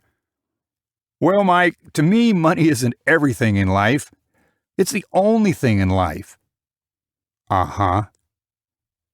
Mike, that makes me think. Where's your manager at? Curtis? Yeah, that guy is like the Heisman Trophy winner for The Office. What? Anytime someone has a question, he stiff-arms them and runs for the nearest exit. Don't believe me? Next time you have a question and don't come complaining to me, try asking him something. I guarantee you, the next words out of his mouth will be more to come, or stay tuned, or tell me more. I stopped laughing because that all seemed to track from what I knew about Curtis. Albeit my experience was rather limited, it seemed to be consistent with what I knew of him so far. Okay, fair enough. Just remember this, Mike. If you want to be successful here at Flushy, you need to be the CEO of your workstation. Be the CEO of your desk space. I mean, you're a team player, right? Knock, knock, knock. Dean daintily knocked a couple of times on the side of my cubicle with his middle finger and began to walk away.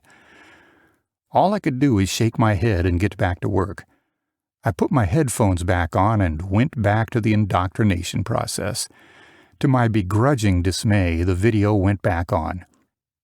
What we found is that all these behaviors drive positive sales results. We measure everything here at Flushy because we are a data company. If it can't be measured, it can't be objective. In my head, I knew this was all just part of the process.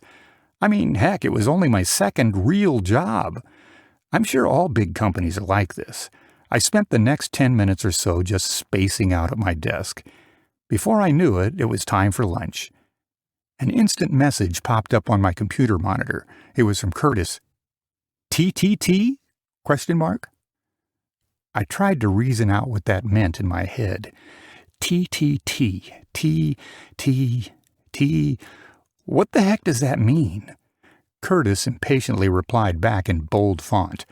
Time to talk? Clearly, I had to up my 3-letter acronym game. When it came to acronyms, people didn't seem to mess around at this company. Sure thing. It wasn't like I had anything better to do. I mean, aside from eating my lunch alone in the cafeteria. Great, turn around. I'm at the espresso machine in the break room. I turned around and looked over towards the break room area. There he was, standing around fiddling with the espresso machine. I took my headphones off, stood up, and started walking over to the break room. As I approached the break room, Curtis turned around and we did that awkward, half-raised hand kind of low that people do. Mike, how's it hanging? I think I'm starting to get used to everything. I'm excited to get going. Glad to hear it. I know how it is the first day. It takes a toll on the best of us. I couldn't tell if he was being sincere or not. I wasn't able to get a good read on him. That was just the kind of guy Curtis was. He was an enigma wrapped in a spinach-flavored burrito covering. What I hadn't quite figured out was whether or not he was one of those corporate stooges. You know, the kind that just walked around placating people for the sake of placating.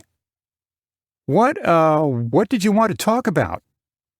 Let's do a working lunch. How's sushi sound? Well, that all depends. Depends on. You paying? I was half joking, but not really.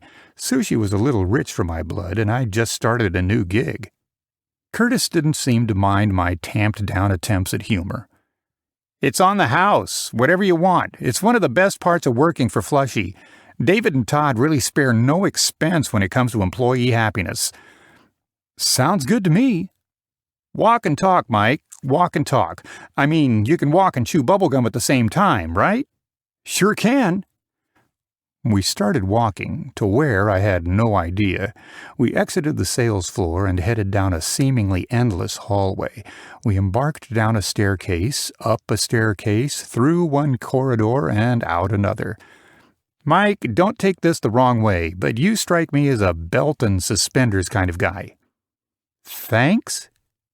As we started walking, I noticed Curtis had started playing around on his phone. The hallways of Flushy were bustling with people, almost bursting at the seams. It was a madhouse, and everyone seemed to be in a hurry to get somewhere. Curtis walked, and I followed for another 5 minutes or so. We took a left, a right, and 2 more lefts to an open elevator.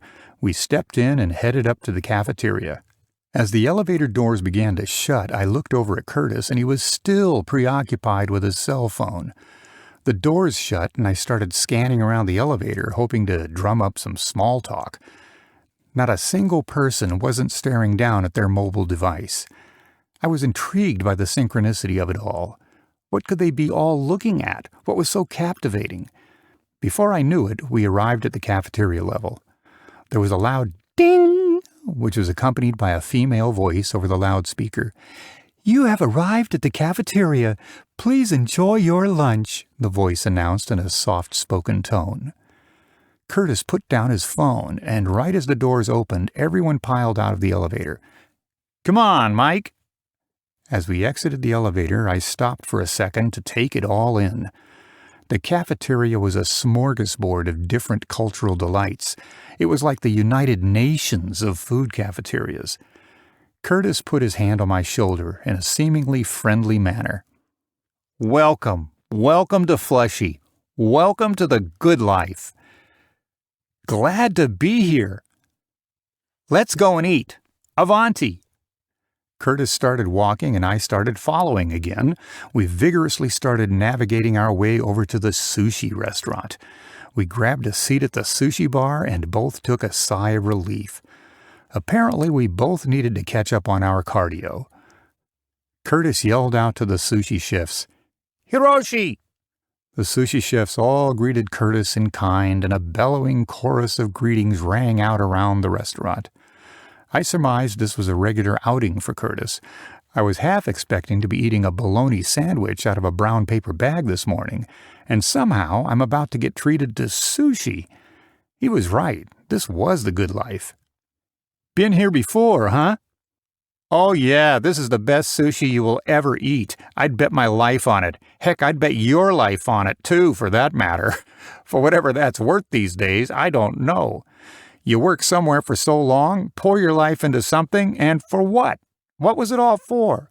Curtis started this incoherent, incomprehensible rambling. Honestly, I didn't pay much attention to it. I was enamored by my surroundings. All I could eat sushi for free? I couldn't help but let curiosity get the better of me, though. "Can I ask you something?" "Mike, you can ask me anything. However, I do reserve the right to not answer, depending on the question, of course." "Of course, thanks. It's just that. Curtis, how are we able to afford all this?" I didn't see much need for beating around the bush. The shortest distance between two objects is always a straight line. So why not just get to the point? Curtis was completely unfazed by my question. "Mike, it's free, remember? It's part of the benefits package. Didn't you read that thing?" "No, I didn't. What I meant was, how can Flushy afford all of this?" "Ha! You're kidding me, right?" I put my hands up and bashfully conceded my point. "You've worked here for a whole 15 seconds, and that is the kind of question you have for me? However David and Todd are doing it, they are doing it, and making globs of money. I was just curious, that's all." Look, Mike, you don't want to know. However we're doing it, we're making money hand over fist. Trust me, you're better off not poking the beehive. Don't bite the hand that feeds you. You're not a little curious about how we do it? Not at all. The only thing I'm curious about is what kind of sushi roll I want to eat with my sake. Curtis didn't instill a considerable amount of confidence in me with his answer. He grabbed a set of chopsticks and began anxiously investigating the menu. I thought it best to drop the subject for now. Was it all rather lavish? Was it all looking too good to be true?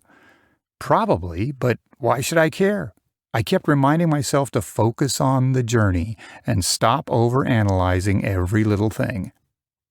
Curtis motioned over to the waitress, held up 2 fingers, and yelled, "Sake, give me 2, please." The waitress pleasantly approached us to shore up his demand. "Sake? Warm or cold sake?" the waitress asked in a polite tone. She probably found that being polite to someone as brutish as Curtis would disarm him from using any colorful commentary. In sales, language is everything. How you say something often matters much more than what you actually say to the person. "Give it to me warm." The waitress acknowledged his order with a polite bow and headed back to retrieve our order. "Mike, what do you figure my job is here? What is it that you think I do? Aside from eating sushi and drinking sake all day? Well, obviously that is a big part of my job, but what do you figure my purpose is? Why do you think Flushy pays me the big bucks?" "Curtis, I honestly have no clue." "Clearly. You've got clueless written all over your forehead." "Well then, why don't you educate me?" "Don't mind if I do. My job is to help you be successful here at Flushy. I'll introduce you to the right people, help you navigate through the office politics, and along the way I'll probably have to bail you out of tough situations." The waitress dropped off our sake and Curtis handed her the filled-out order sheet. Curtis happily grabbed the sake from her, like an actor latching onto an award. "Cheers, Mike. Drink up. This is the beginning of the rest of your life." "Tough situations?" I asked, and then downed the sake. The sake went down about as smooth as some old coffee syrup. Curtis started playing with the brim of his shot glass. He was methodically spinning the glass on the countertop, making these figure-8 counterclockwise motions like a figure skater or something. "Forget I said that. What I meant to say was that sometimes people make mistakes, and if you do, I'll be the one that has to bail you out of trouble. You don't want the brass breathing down your neck here. Trust me, kid, fly under the radar." We awkwardly stared at each other for another minute or so. His pupils started to dilate. The sake was starting to have some effect. "What kind of trouble? I'm not following." What in the world was this guy talking about? I mean, this was insurance, not the Department of Defense. "What did I just say? Forget I said that. Let's just put it this way. You don't want to find out. You don't got to worry about it." "Okay. Hey, you mentioned David and Todd earlier. David seems to be the face of the company. I haven't heard a peep out of Todd so far. What's up with that?" "There you go with the questions again. What's up with that? Why? You writing a book or something? Are you a biographer or what?" I'm just curious." "Nobody is paying you to be curious." I shook my head silently, holding on to hope for some basic answers. Todd is on an extended vacation in Europe. Forget about that. Let's eat, man." "Sounds good to me." After a few minutes of pigging out on sushi, he jump-started up the discussion in typical Curtis fashion. "Mike, I fancy myself a pretty good judge of character. I can read people like a book, cover to cover, baby." "Ah, so what's your read on me?" "Well, since you asked." Curtis smiled and downed his sake. He slammed the sake on the table and put his hands up. He was forming a picture frame with his hands and looked deep into my soul. You are clearly a very passionate person and surprisingly intelligent. You aced the interview, and the big man upstairs said you were somewhat of a rising star to be on the lookout for. With that intelligence, you'll often find yourself stepping in it. It's part of your bombastic nature. That's all pretty obvious by how you carry on a conversation. Go on. This guy read me like a book. I was impressed, but that might have just been the sake talking. I found it comical how every salesperson thinks they are the modern-day Sherlock Holmes. If I had a dime for every time a salesperson thought they could read someone like a book, I'd be a rich man by now. Was I spot on, or what? I mean, yeah, spot on. Curtis nodded his head to the side. He was thoroughly impressed with himself. In all fairness to Curtis, he had enraptured my attention with his showmanship. I'm curious how many other tricks you have up your sleeve. Now that you've told me what you know, tell me what you don't know. What I don't know yet, is that being a former sales bro, no offense, none taken, I don't know if you can cut it in a tech firm. This is a data company, not an insurance company. Can't cut it? Being a former insurance agent, being self-employed, I don't yet know if you can play well with others. That's what I'm here to figure out. Anyone can fake it till they make it and get a foot in the door. Lasting at this place is the challenge. He motioned over to the waitress and blurted out his order, and started making all sorts of lazily put-together hand gestures. More sake! Let's keep this party going! The waitress scurried on over and refilled our shot glasses with a bottle of warm sake. I can't remember the last time I drank this much during a business luncheon. The thing is, Mike, being part of Flushy isn't like going out and slinging life policies at some networking event over in the San Fernando Valley. Curtis took a second to down his sake. To Curtis, sake was like manna from heaven. You are now part of the resistance. You're now part of the revolution. You are now part of something much bigger than you, bigger than me, and bigger than anyone in this room. We're all just cogs in the wheel, replaceable, interchangeable, expendable. Curtis doted off for a second. He was lost again in his shot glass, swiveling the glass in a hypnotic circular motion on the countertop. He was mesmerized by something stirring around in his head. Are you going to drink that? Curtis asked as he pointed to my sake glass. I was pawing it, and he clearly noticed or had an obvious drinking problem. I couldn't tell which. Curtis was the king of non sequiturs. I thought my attention span was bad. Maybe I found my doppelganger. I'm pacing myself. Do you mind if I have it? Sure, no problem, I said as I handed over the shot glass. Curtis quickly downed the shot glass and slammed it on the table. Bottoms up! We drank and ate and drank and ate and repeated that cycle for about an hour or so. We finally hit rock bottom and called it quits. Theoretically, we both had to get back to work at some point. Curtis unfolded his napkin and wiped his mouth from ear to ear. He placed the napkin neatly on the sushi bar and looked over at me. What kind of questions do you have at this point in the game? What's it like working at Flushy? Oh yeah, now that's a question. Well, working at Flushy, it's... Curtis rang out a thundering burp. The other patrons started staring at us and chuckled. Pardon me. Nothing cuts the tension from an awkward moment than a random change in topic. Curtis's face rapidly reddened like a ripe Roma tomato. What's it like working at Flushy? It's all just so amazing. Being part of the revolution. Being somebody...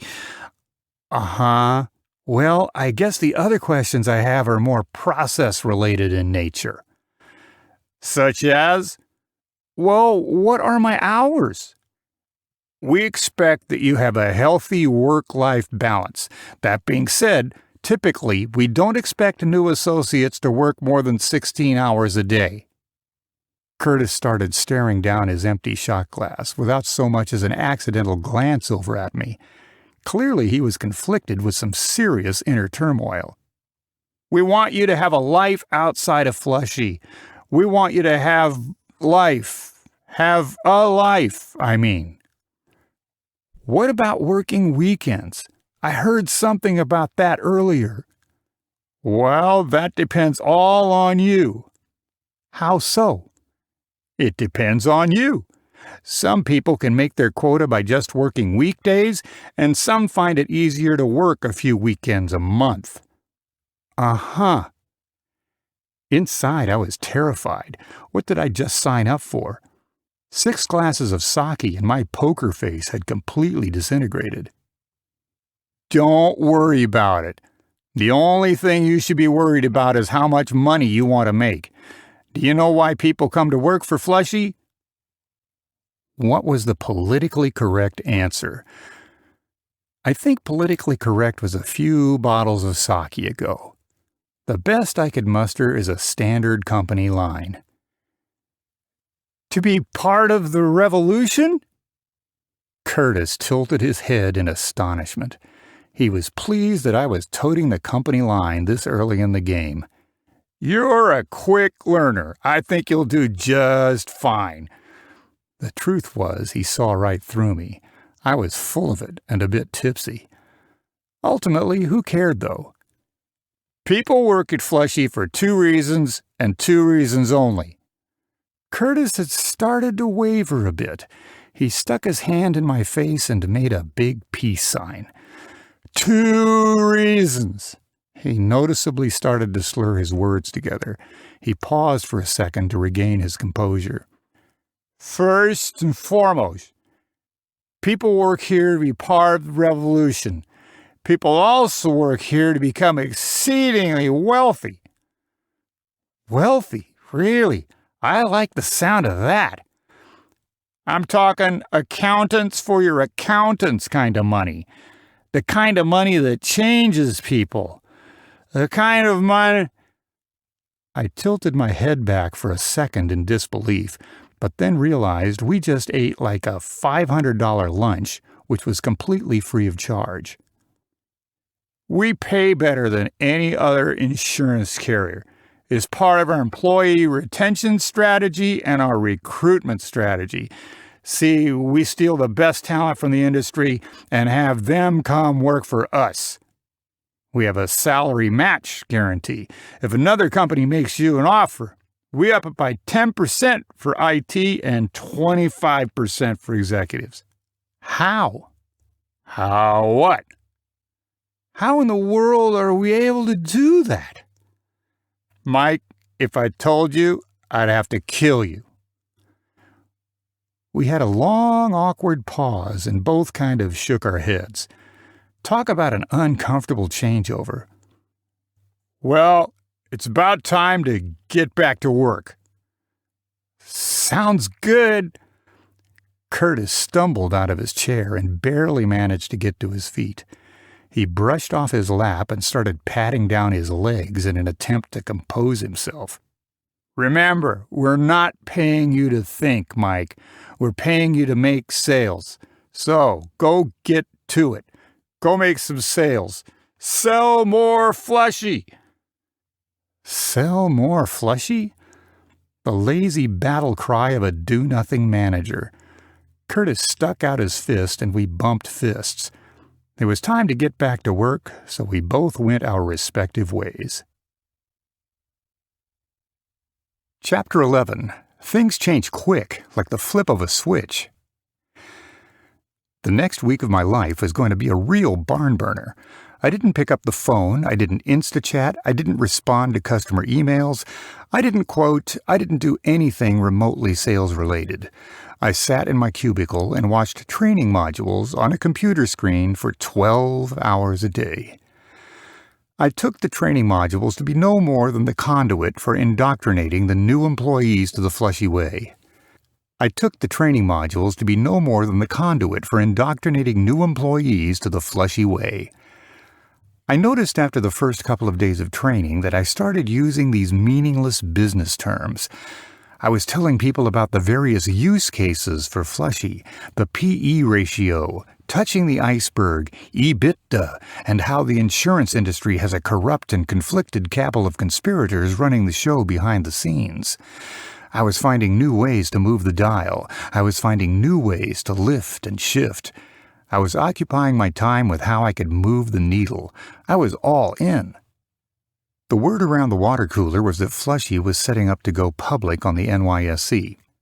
After a quick internet search, I found out that stood for the New York Stock Exchange.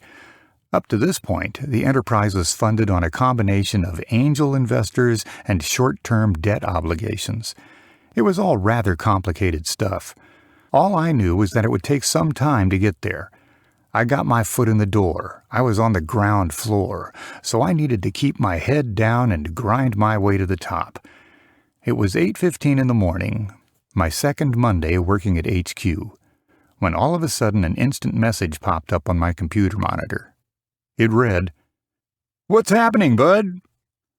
What a great way to start my day. It was Dean. He raised his hand above his cubicle and started waving in my direction. I could tell it was Dean, given how hairy his arm was and the platinum-plated wristwatch. The watch was one of those European-style brands, I can't recall the name. It made this clanging sound every time he waved, almost like someone opening an old-school cash register. I never fully understood the male obsession with wearing a fancy wristwatch. I made sure to reply in kind, no reason to start off the morning on the wrong foot. "Not much. What's going on with you?" Another day, another dollar, my friend. If the sun is shining, people are dying. Time to sell some life insurance, baby. To say you acquire a dark sense of humor working in the life insurance industry would be somewhat of an understatement. It goes with the territory. It is very much an acquired taste. I tried to change the subject the best I could. "This is my last day using the training module." Good for you. Time to take the proverbial training wheels off and put your big boy pants on. Time to sell some Flushy. I guess. You guess? I mean, I'll do my best. Well, just try not to embarrass yourself. Sell more Flushy. That's the plan, I said to my own chagrin. I've been meaning to ask you something, Mike. What do you do for fun? Besides being part of the revolution? Obviously, yeah. Besides that. Lately, I've been really into playing board games with my roommates. Board games? Like what? I'm big into chess right now. I don't want you to take this the wrong way, but I had you pegged as more of a checkers kind of guy. I didn't reply back. I mean, how could I? Dean was trying to get an early morning rise out of me, and he easily succeeded. He was keen to my delicate sense of self. I don't play chess myself, but I do know that chess is in fact a lot like selling. Chess is a great way to understand people in general. What'd you mean? Well, if you play chess with someone long enough, you tend to notice something about the person you're playing with. Do they open more offensively? Are they more defensive? How do they handle their queen? When you play with someone long enough, you quickly find out that they tend to open in the same way. That's the key. Figuring out how people play the game and then exploiting that. Exploiting them? In the game? Well, yes, but in life as well. Oh. Enjoy your modules. Get at me later. Thanks. I'll hit you up later. The chat ended abruptly, and I went back to booting up my training modules. With my arms fully outstretched, I took a deep breath and yawned at the top of my lungs.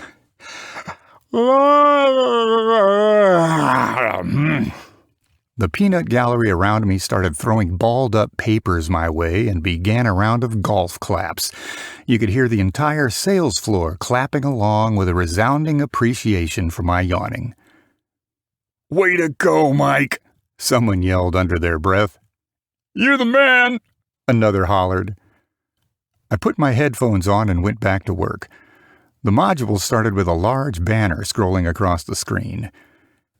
"Welcome to your final course," which prompted the AI to pop up on the screen and start speaking to me. Initially, it was creepy, but I got used to it. "Way to go, Mike Allen. You're almost done. You're almost aligned. Today you will learn the top-secret Flushy proprietary sales method." All right, I finally get to get my feet wet. Time to dip my toe into the pool and get wet. A team of consultants and scientists have studied every level of human interaction to create the most efficient sales process in the world. They did they? I wasn't the best salesman in the world, but selling isn't a one-size-fits-all kind of thing. It's not like you can study people long enough and just create some cookie-cutter sales system. I know what you're thinking, Mike Allen. Come on, you've got it all figured out? For now, don't worry about it. For now, lean into the process. That was a rather eerie response. It's like the AI module was able to pick up on my facial cues or something. Selling isn't as complicated, nuanced, or as sophisticated as most salespeople would like to make you think. Anyone can do it. That is, of course, all it takes is having the right training, the right company, and the right systems in place. Demeaning my entire profession with one fell swoop. Wonder what else was in store for today. Sure, anyone can do it. No problem. How hard can it be?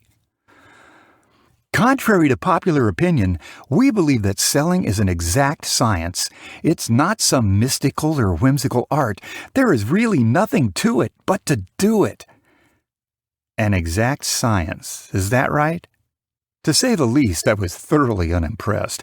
Barely a week into the program, and I was jaded. Who would have guessed it? Surprise, surprise. I kept convincing myself to just sit back and enjoy the journey. We've identified a major challenge facing customers when buying life insurance, and the problem is the industry itself. That's why no one was talking about the problem. That is, except the actual consumers themselves. We set out on a way to remedy that problem. This was starting to sound a lot like the research I did online. A splash of hyperbole, a dash of overdramatic language, and a pinch of cult-like mentality. In the old days, life insurance took days, weeks, if not months to complete an application. We set out to transform all of that. And thanks to our proprietary technology, data sophistication, and artificial intelligence, we have done just that. Think of it like our own secret sauce. Have you ever talked to someone and they blurt out a bunch of seemingly impressive-sounding business language, but it all just comes across like meaningless gibberish? Welcome to my time so far, lodged in the bowels of corporate America. I know what you're thinking. How does it all work? It's actually all quite simple, really. The first thing we did was think about the process from the consumer perspective and not the lens of profit. We redesigned the entire process from that first inquiry to the application to issuing a policy. The end was near. I could feel it. I was chomping at the bit to prove myself on the sales floor and be rid of these pesky modules. I didn't have a good barometer for how long this module would persist, but I could feel the end was looming. I could feel it in my gut, or maybe that was just the lack of food. There are hundreds of life insurance carriers and over 1 million licensed insurance professionals in America. So let's get down to business. Why do people buy from Flushy? Why will they buy from you? The primary reason that people buy from Flushy is because of the price. We are able to offer them a customized, special, and exclusive rate. I was praying that Dean would swoop in to end my suffering, or at the very least ease it with a coffee break. Congratulations! You've completed Module 1 of 205. Click Next to continue. My only option was to take a big, deep breath and remind myself that this was all temporary. This was all just part of the process. I could tell this was going to be one of those painfully protracted kind of days, like going in for a root canal kind of days. You know the kind that you end up looking up at the clock every 30 seconds and hoping for the time to change. Against my better judgment, I decided to take a coffee break and walk around the office. I mean, the way I rationalized it, I had all day to get these modules completed. I got up from my desk chair and wandered over to the break room area.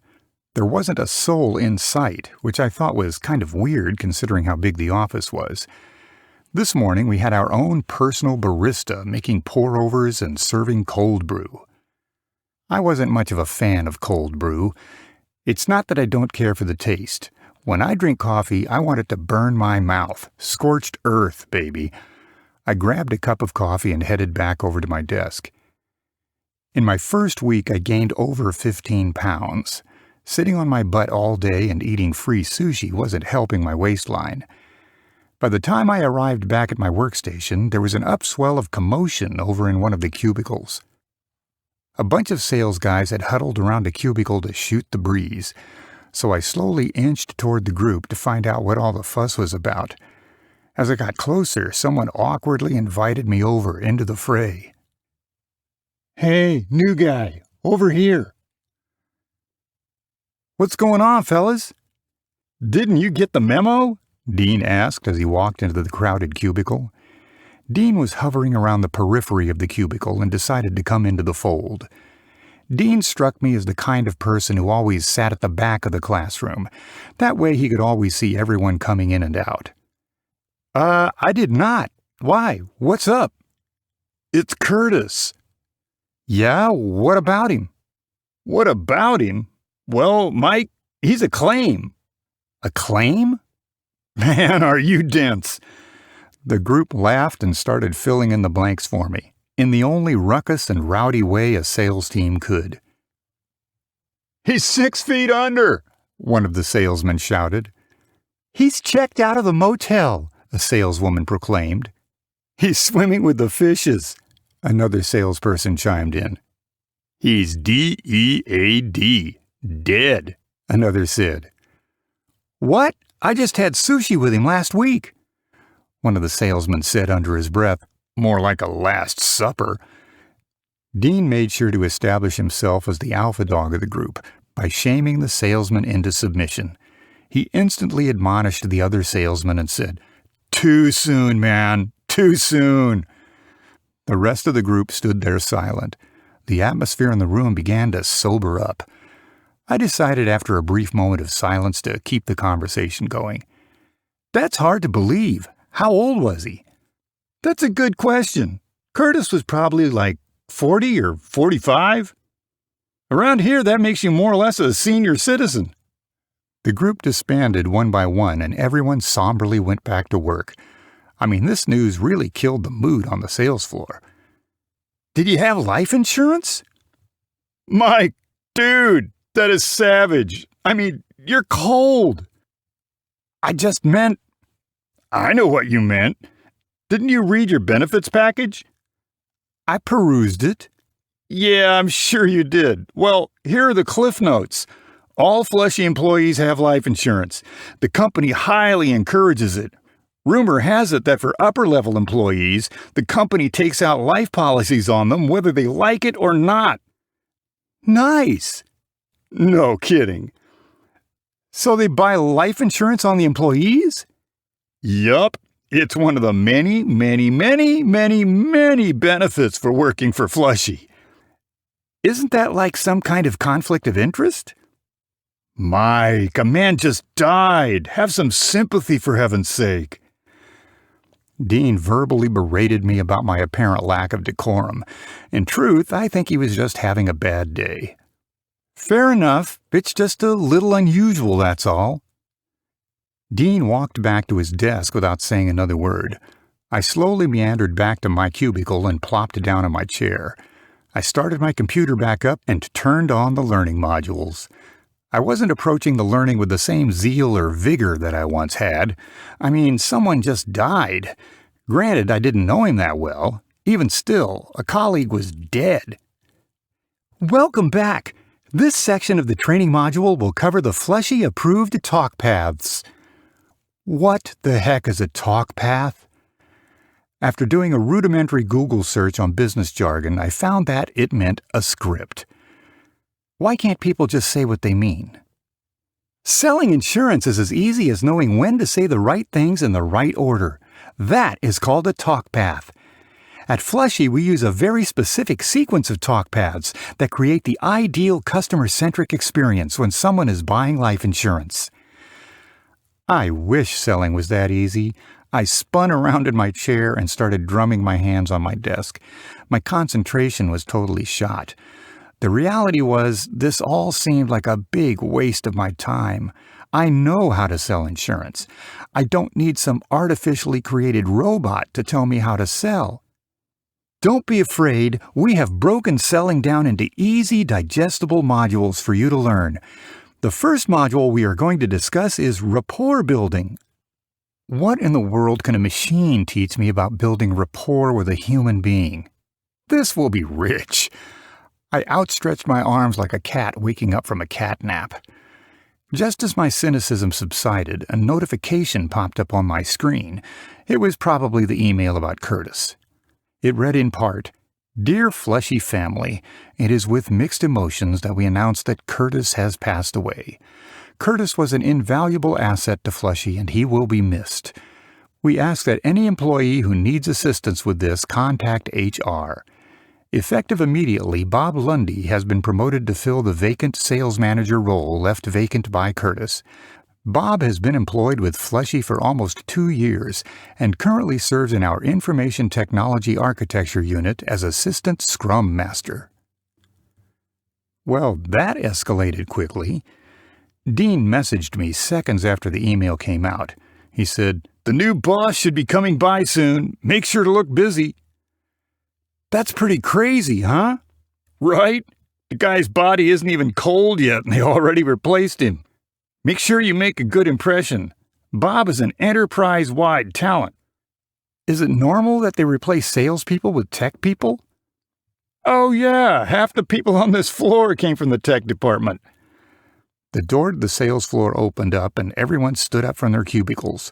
Most of the sales floor was leering over their cube walls to see who it was. In the middle of replying back to Dean, I decided to stand up and see what all the fuss was about. Presumably, it was the new boss. It was Bob. Bob was 6'1" and about 150 pounds soaking wet. He wore a typical tech guy get-up. He had a long-sleeved button-down shirt with a pocket protector. Might as well start off on the right foot and introduce myself. I wanted to make a good impression. As I approached to introduce myself, Dean sidestepped right in front of me. "Dean, nice to meet you," he said. That SOB. As Dean and Bob started some cordial small talk, I stood off to the side to wait my turn. As soon as they were done talking, I stepped in to introduce myself. "Mike Allen, nice to meet you." I extended my hand and he said, "Go back to work and I'll eventually get around to touch base with everyone." That was a bit unexpected, even for the bedside manner of a run-of-the-mill tech guy. I mean, this was a sales floor, not a prison yard. What in tarnation is going on here? So I went back to my desk and sat down. I finished that email to Dean. It's bizarre to me that organizations in general have so little respect for sales as a profession. They think any employee can interchangeably go out of one department and into the sales department with the expectation that they should succeed with no prior experience or training. I mean, it's not like I could just go into finance. I don't know finance. I sent the email and breathed a comforting sigh of relief. I guess I was still a little flustered from the announcement. Sometimes I just wrote things to help me blow off steam. Retrospectively, I wasn't in the right state of mind to be working, or sending emails for that matter. So I spaced out for a while at my desk. I put my headphones on and stared at my screen for 20 minutes or so. I was tuning out the world when all of a sudden I got jolted by a finger poke on the back of my shoulder. It was Bob. What a lovely surprise. Bob Lundy, sales manager for the floor. Nice to meet you. Mike Allen, nice to meet you. What are you working on here? He asked while gesturing over to my blank computer screen. He had his arms crossed, which immediately tipped me off that I should lie. Having arms folded while talking to people usually is a good tell that the person is either cold or in a bad mood. I'm assuming it was the latter because about an hour ago, this guy was working on building cloud architecture and now has to manage a bunch of sales pukes. I'm in the process of rebooting my computer. It froze on me. I've been going through so many modules that the software must have crashed. Seems to be working fine now. Modules, why are you doing that? He asked precipitously. I couldn't tell if he was being serious or not, so I played the new guy card. I'm the new guy. Ah, training modules. Got it. Well, hurry up and get that done. We need you selling, not lollygagging around. We have aggressive sales goals this year. This guy has been a sales manager for an entire 5 minutes and is telling me about sales goals? Now I've seen it all. Either way, I wasn't in much of a position to complain. I just started. Sure thing, boss. One more thing. Why are you sitting alone? Don't ask me. I just work here. Bob stared at me for a few seconds before responding. He methodically raised up a single eyebrow. I take it my attempt at humor fell flat. Bob was seemingly unentertained by my comment. This is a cube. There are 4 corners, and I see one person. We need to optimize this workspace. I'll move over 2 or 3 people. It'll help your training process go smoother. I wasn't sure if he was fishing for some kind of response, so I decided to just nod my head like a bobblehead doll. Are you going to sit there and stare, or do you plan on getting back to work anytime soon? Sounds good, boss. Bob shook his head and walked away. He didn't say goodbye. He just shook his head and walked away. IT guys.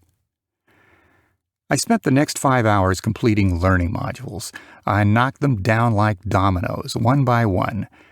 At the same time, one by one, people inconspicuously started slithering off the sales floor. By the time I finished the modules, it was almost 8, maybe 8:30 or so. When I got up to look around, it was a veritable graveyard.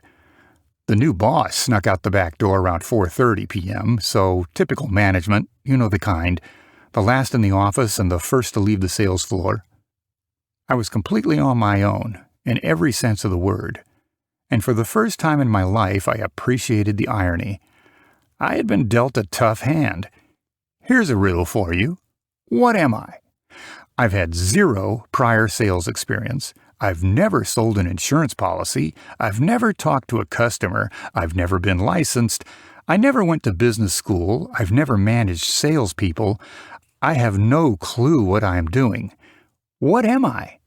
If you guess a frontline manager at Flushy, you'd be correct. Well, I could get busy complaining or get busy wrapping things up for the day. I gathered my belongings and headed for the exit like everyone else. Chapter 12. Out with the old, in with the new. I once read an article from an Ivy League university titled, "Why is my boss so wildly incompetent?" The long drive in gave me some real time for self-reflection. I had a clueless manager that lacked any kind of rapport or basic understanding of my job. What could I do? I could sit around and pout, or I could go to work. So I found solace in my mundane routine. There was a warm comfort in the ordinary way of doing things, the Flushy way of doing things. I warmed up my computer and grabbed some coffee, when all of a sudden there was an upswell of commotion on the sales floor. It sounded like a rabid pack of hyenas chasing down a gazelle. People started stammering up from their desks and hordes of employees rushed into the hallways. "Where's everyone going?" I murmured aloud. Dean jolted up from his desk and started power walking towards the nearest exit. "Dean, what's up?" I yelled. He didn't flinch an inch. I made sure to yell to get his attention. "Yo, Dean, what up, man?" He looked back at me for a second and said, "Don't you read your emails? You gotta keep up with those, Mike." He turned back around and headed towards the exit. As he got close to the exit, he turned back around and shouted, "They're about to make a big announcement in the conference room. It's an all-hands-on-deck bulletin company conference call. There should be close to 10,000 people on the call." Dean followed the outflow of people leaving the sales floor and didn't look back. I hurriedly packed up my stuff and ran out after him. I followed the crowd into the nearest open conference room, one of hundreds in the building. This place was packed, like a pizza with way too many toppings. The boardroom table was a single 50-foot piece of redwood. The table sat around 60 to 70 people, yet not one open seat in the whole room. So, like the other 100 people jammed into the room, I stood on the periphery of the room and waited patiently. What was I waiting for? I had no clue. I nudged the guy next to me and whispered, "Hey, what's going on?" He pointed up to the ceiling and said, "Quiet! The man is listening. The man is always listening." I tilted my head just enough to look up without drawing attention. Ah! The boardroom was covered in whiteboards and computer monitors with adjoining web cameras. As far as I knew, this was just one of many conference rooms at HQ. All of a sudden, on the conference table speaker, a voice chimed in. "And now, the president of Flushy." The president simultaneously popped up on all of the computer monitors. I wasn't used to being cornered. To say it was intimidating was an understatement. With no further introduction, he screamed out, "We need results. We need a game changer. We need to think outside the box, people. We need to turn the dial. We need to move the needle. We are just 1 week from announcing our next venture funding round. That's right. We are opening up our Series B funding round. Our most recent round of funding produced a valuation of $5 billion. We are hoping to get a valuation somewhere in the ballpark of $100 billion. Half the people in the room needed bibs because drool was spooling out of each ends of their mouths. I looked around at the room and had nothing but questions. David let his statement simmer without uttering another word. It worked. Because every single person in that room was nearly foaming at the mouth, chomping at the bit to get a piece of that eventual IPO money. "But wait, there's more," I whispered aloud. The guy next to me immediately took a step away from me. I wasn't quite sure why. Was it my breath? And then, "Speak up on it. Who said it? Time to step up or shut up." The president began berating the room. I nearly soiled myself. I sheepishly raised my hand up in the air. The president pointed at me and said, "You, give us an idea." My body instantly went limp. To stall for time, I pointed at myself and looked around. As I looked around, people began to step back from me. "Oh yeah, you. First of all, who are you?" "I'm Mike Allen. I'm the new guy." "Perfect. The new guy. The new guy who speaks up on conference calls. Just what we need." David started uncomfortably laughing, like a generic kind of corporate laughter bosses do from time to time. Other people around me shared an obligatory laugh at my expense. The noise quickly quelled, and I was once again face to face with the president of the company. Time for me to step up to the plate and take a swing. "Well, we save people time and we save people money. How about, why flush your time down the toilet buying life insurance the old school way? Try Flushy." There was an awkward pause, a moment of kindling silence. The president began to tap on his desk. Tap, tap, tap. I took it he wasn't pleased with my answer and started looking down in shame. People around me further distanced themselves. I like it. I like it a lot. Time is money, and money is everything. That's what I'm talking about, Mike Allen. Keep coming up with ideas like that, and I'll be out of a job soon. The president laughed again. The room obliged and followed in sequence. David began to again scan the room looking for something. As long as I was off the hot seat, that's all that mattered. The president started to squint as he sized up the room. He pointed over to someone at the end of the boardroom table. It appears David found his next victim. Jerry, this guy Mike over here, he's been with the company, a couple of weeks by the look of it. He came up with a brilliant idea off the top of his head. What do you have for me? Inspire me, Jerry. Tell me something good. Animals have 3 reactions to danger. They can fight, they can run, or they can freeze. In this case, Jerry was frozen stiff. Might as well have had a cardboard cutout in that seat. I didn't know the guy or nothing, but he seemed to be one of our many overpaid managers. What about life insurance? Life insurance that... Jerry was stumbling through his words, desperately trying to come up with a creative idea. Clearly, he hadn't used his brain in quite some time. He must have been a manager. What about life insurance for your pets? Jerry proclaimed magnanimously. Jerry really thought he knocked that one out of the park. Jerry likened his idea to the caveman smart enough to rub 2 sticks together and create fire. He leaned back in his chair and ran his hands through his suspender straps. The room was dead silent. People were looking around to gauge the reactions. The president leaned back in his chair, and a large, disappointing sigh was all that anyone could hear. It wasn't looking great for Jerry. The president started aggressively tapping his fingers on his leather chair.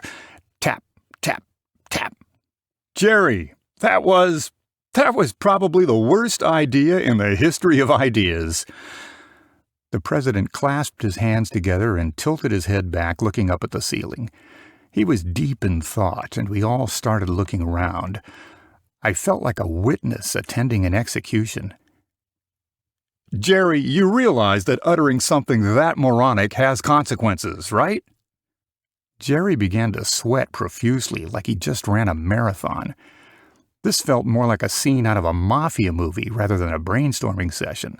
The room had gone completely silent with anticipation. Jerry, you're fired. You have 10 minutes to clean out your desk and leave the building. Jerry, along with the rest of the room, looked completely stunned. Initially, he sort of laughed it off and shrugged. When he looked around the room, people were afraid to make eye contact or say anything. Jerry ran through the typical phases of denial. He scoffed and said, What? Are you serious? You've now got 9 minutes and 45 seconds. You're joking, right? But I've given this company the last 4 years of my life. You've now got 9 minutes and 20 seconds. Jerry frantically looked around the room and realized he had no allies and no options. Clearly, this reality had set in as his tone became somber and face expressionless. Jerry found the courage to collect himself and slowly rise from his chair, like a loaf of sourdough bread beginning to rise in the oven. Jerry, let's get moving already. Go before I have to call security.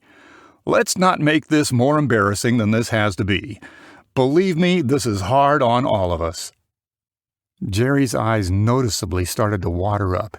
He got up, stood up tall, and headed towards the exit. He mustered what strength he could and politely excused himself from the meeting room. Now listen to me and listen carefully. This is a revolution, people. Sometimes you gotta crack a few eggs to make an omelet. No one said it would be easy. We're out to change the world. Now, people, let's lock arms and make this happen.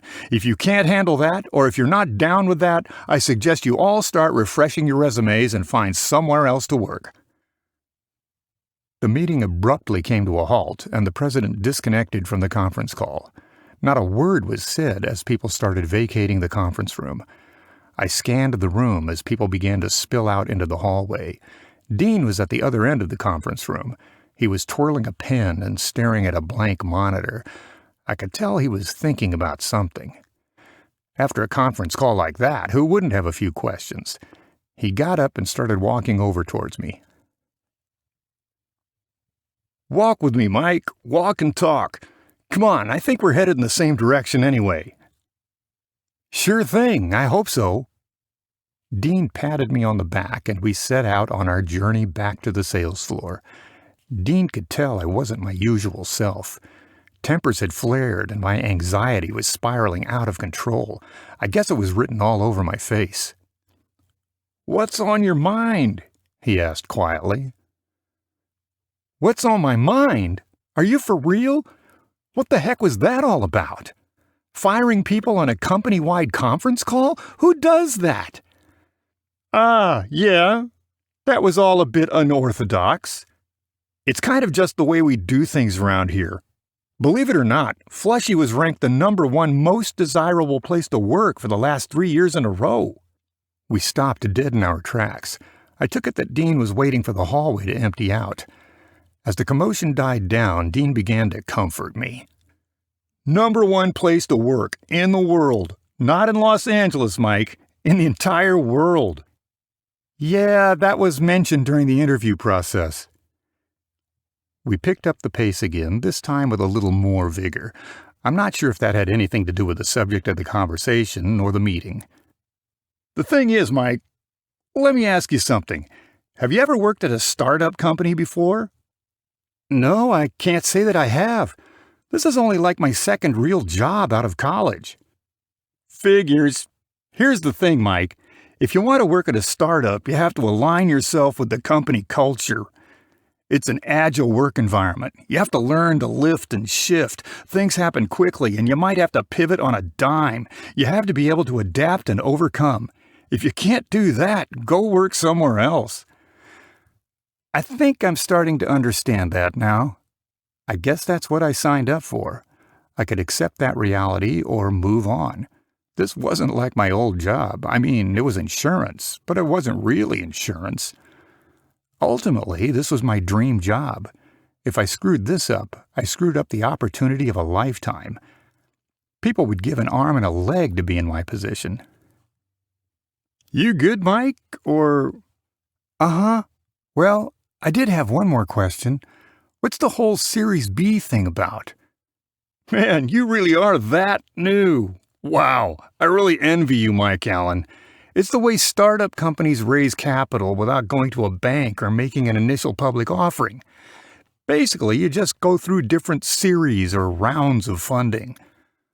Oh, yeah, that all makes sense.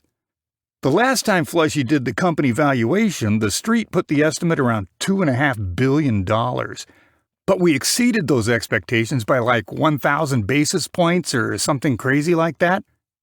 Street? Like, as in Wall Street? Now you're getting it. I don't care what anybody else says about you, Mike. You're all right by me. We rounded the final turn that led to the sales floor entrance and rooted in place for a while as we shot the breeze. See, the thing is, Mike, none of that matters. Do you remember back in the day when you had your first job? Not the job before this one, but your first actual job? I do. I worked a paper route, believe it or not. Well, let me ask you something. Did you ask about what the editor wanted to put in the paper? No, I was a kid. All I cared about was doing my route. What was the job? What did they pay you? I was to deliver papers. If you want to succeed here, if you don't want to end up like Jerry, if you want to climb the corporate ladder, if you want to cruise like me, whatever you want to do here, put your head down and do the work. The company isn't paying you to ask questions. The company isn't paying you to think. They pay you to execute. They pay you to sell policies. They pay you to deliver papers. Was that some twisted version of a motivational speech? Listen or don't listen, it's up to you. I've seen a lot of people come through those doors, and just about as many go right out. Word for the wise, don't listen to me or do. Frankly, Mike, I don't care, but don't come crying to me when it all falls apart and the wheels start to come off the bus. Uh-huh. Do you know the worst part about being right all the time? No clue.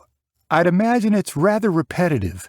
The realization that you're smarter than everybody else. Smart, real smart. The worst part about being right all the time is having to say, I told you so. It's so exhausting. We both shook our heads and went about our day. I sat back down at my computer and started working my email queue. Before I could start responding, I heard a call for me. It was a faint echo of my name. Mike, I need to speak with you in my office, Bob shouted with both hands clasped around his mouth like a blowhorn. Yes, sir. Give me a second to close down my terminal. Not 1 second from now. I said now. My office. Let's go. I turned off my terminal and started walking towards Bob's office. Looks like I couldn't catch a break. I opened the door to Bob's office and peeked my head through. I looked around and saw Bob with his back turned. Seemingly he was finishing up some work on his computer. Can I come in? Grab a seat and close the door behind you. What a crazy meeting, right? Bob looked at me for a second and shook his head in disbelief. Then out of nowhere he said, You can't pull stunts like that. Stunts? Sorry, I don't follow. Honestly, I was confused by his tone. As far as I was concerned, I thought that meeting went pretty well for me. I mean, I wasn't the one who was publicly humiliated in front of the entire company and subsequently fired on the spot. Mike, you're still new here, so I shouldn't put too much blame on you. This is something that comes with professional maturity. You have to learn when to shut your mouth and when to speak up. You have to learn when to lead, when to get out of the way, and when to follow. I stared at Bob with a blank expression. I mean, who did this guy think he was? Professional maturity? Is this guy for real? I mean, this is a workplace, not a bordello. I decided to let cooler heads prevail and hear him out. In retrospect, it would have been easier to punch him in the face and quit. What followed was a flurry of curse words and overly dramatic language. Bob was highly expressive with his hands, waving them around like a 19th century dictator. I tried my best to block it all out. I tuned back into Bob about a minute later, still wording through his seemingly endless, vengeful diatribe. Mike, when you speak, you represent not only yourself, but what you say directly reflects my leadership. You made a mockery of that conference call. There we go. He finally got to the point. Apparently, I embarrassed him. I nodded my head in agreement without saying so much as a word. Clearly, I had outshined him, and he took it personally. I guess it was somehow my fault that I was more qualified to do my boss's job than my boss was. It would seem I was entangled in a rather large quagmire. I sat quietly for the next 30 seconds to let the proverbial rage balloon deflate. I knew that if I smiled and shook my head long enough, it would appease Bob into routing his attack. Mike, are you getting me? Do me a favor and take that smug grin off your face. What's the matter with you? Are you getting me? I had two choices to play out in my head. On the one hand, I could engage in a back-and-forth argument, or I could just sit there and take it all like a man. I knew making the wrong choice would set the entire tone for our professional working relationship and set a precedent for future situations. I had to reconcile this. I mean, give it some real thought. Grapple with the implications of my decision. Bob's face had become noticeably redder as the conversation progressed. It was almost like talking to a big red tomato. His belligerence increased with every passing second. It looked like my silence played a large role in his instability. What's wrong with me? I didn't used to be such a glutton for pain and belittlement.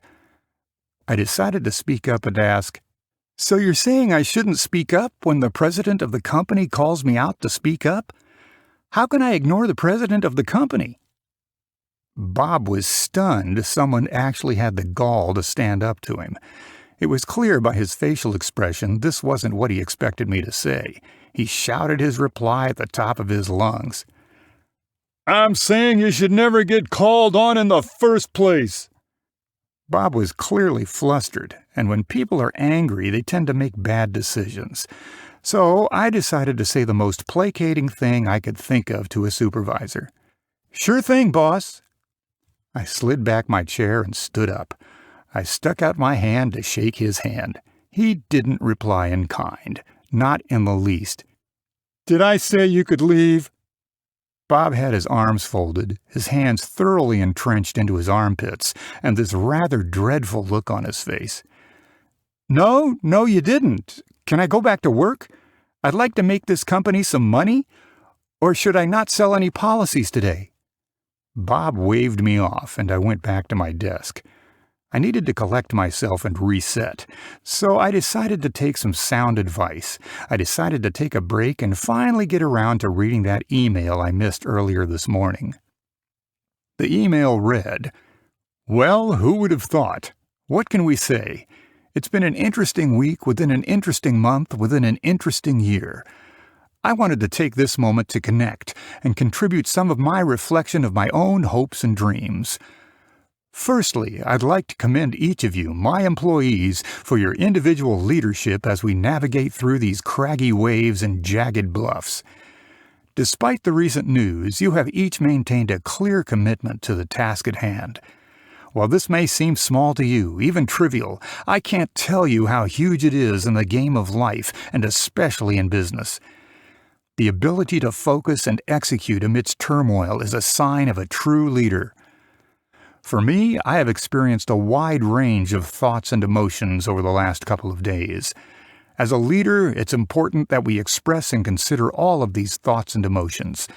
At the same time, you don't have to invite them in for tea and crumpets. It's okay to feel confused, worried, excited, happy, angry, sad.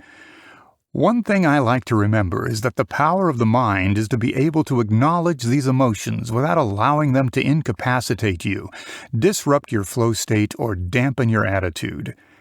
Speaking of attitude, this shouldn't come as a surprise to most of you, but reading The Art of War is another helpful practice that helps me stay focused and centered every day, especially amid these challenging times. One thing to keep in mind is that the only way to eat an elephant is to start one bite at a time. For instance, let's say you want to run your first marathon. The point is not to run a marathon, it's to become a runner. Life happens. Nothing is by accident. In order to lead this revolution, it takes a commitment to be the best every single day. Let's all just stay focused. I'm asking you all to trust the process. We are well on the way to our $100 billion vision, but without sacrifice, that'll remain just a vision. With that, once again, thank you for leading. Thank you for being self-aware. We have a hands-on-deck company conference call in 30 minutes. Please come prepared to discuss how we achieve our $100 billion vision. Failure is not an option. It's a choice. We can either choose to be great or choose to be obsolete. Respectfully, David Berrigan. What else could I say? I guess Dean was right. I should make it a habit to read my emails. Chapter 13. What comes around goes around. Believe it or not, that conference call really lit a fire under my butt. I was overcome with this feeling of euphoria. I was marinating in it. I was crushing my sales goals. I was on track to hit a new company sales record. People were starting to notice, especially to my chagrin, one person in particular. His name was Bob. I was hitting my stride, and it felt really good. I finally found my groove and did it all in spite of my boss. Sure, he didn't make it easy on me, but Bob wasn't going to be the end of me at Flushy. He didn't let off the gas pedal, but it didn't matter. It took me a bit to get off the ground, but ultimately the wait was worth it. I was taking on additional responsibilities. Heck, I won 3 consecutive sales competitions. Another day at Flushy meant another day to change the world. At first, this day seemed like any other. I got my coffee, started up my computer terminal, and waited for my computer to load. The previous night, I worked until about 11 p.m. It wasn't glamorous, but the money was phenomenal. Sure, I didn't have much of a social life, but how many 25-year-old kids do you know that can buy a sports car? I logged into my computer around 7:45 a.m. I remembered the exact time because Bob had actually shown up early for once in his life. I thought it must be Christmas because it was a miracle to see a manager show up before the starting bell. Good on him. Maybe he was turning a new leaf. Bob casually strolled on over to my desk. He dropped off a large white piece of paper at each desk along his way. For once, he didn't give me the stink eye. This was all so reminiscent of back in grade school when a teacher would drop an exam on your desk. He dropped off my sales numbers and a performance evaluation. I flipped it over and, like usual, had crushed my sales targets. The striking part of the review was that under the overall performance for my evaluation, it was marked Performance Rating Not Acceptable. Not acceptable? I'm crushing my sales targets, I protested aloud.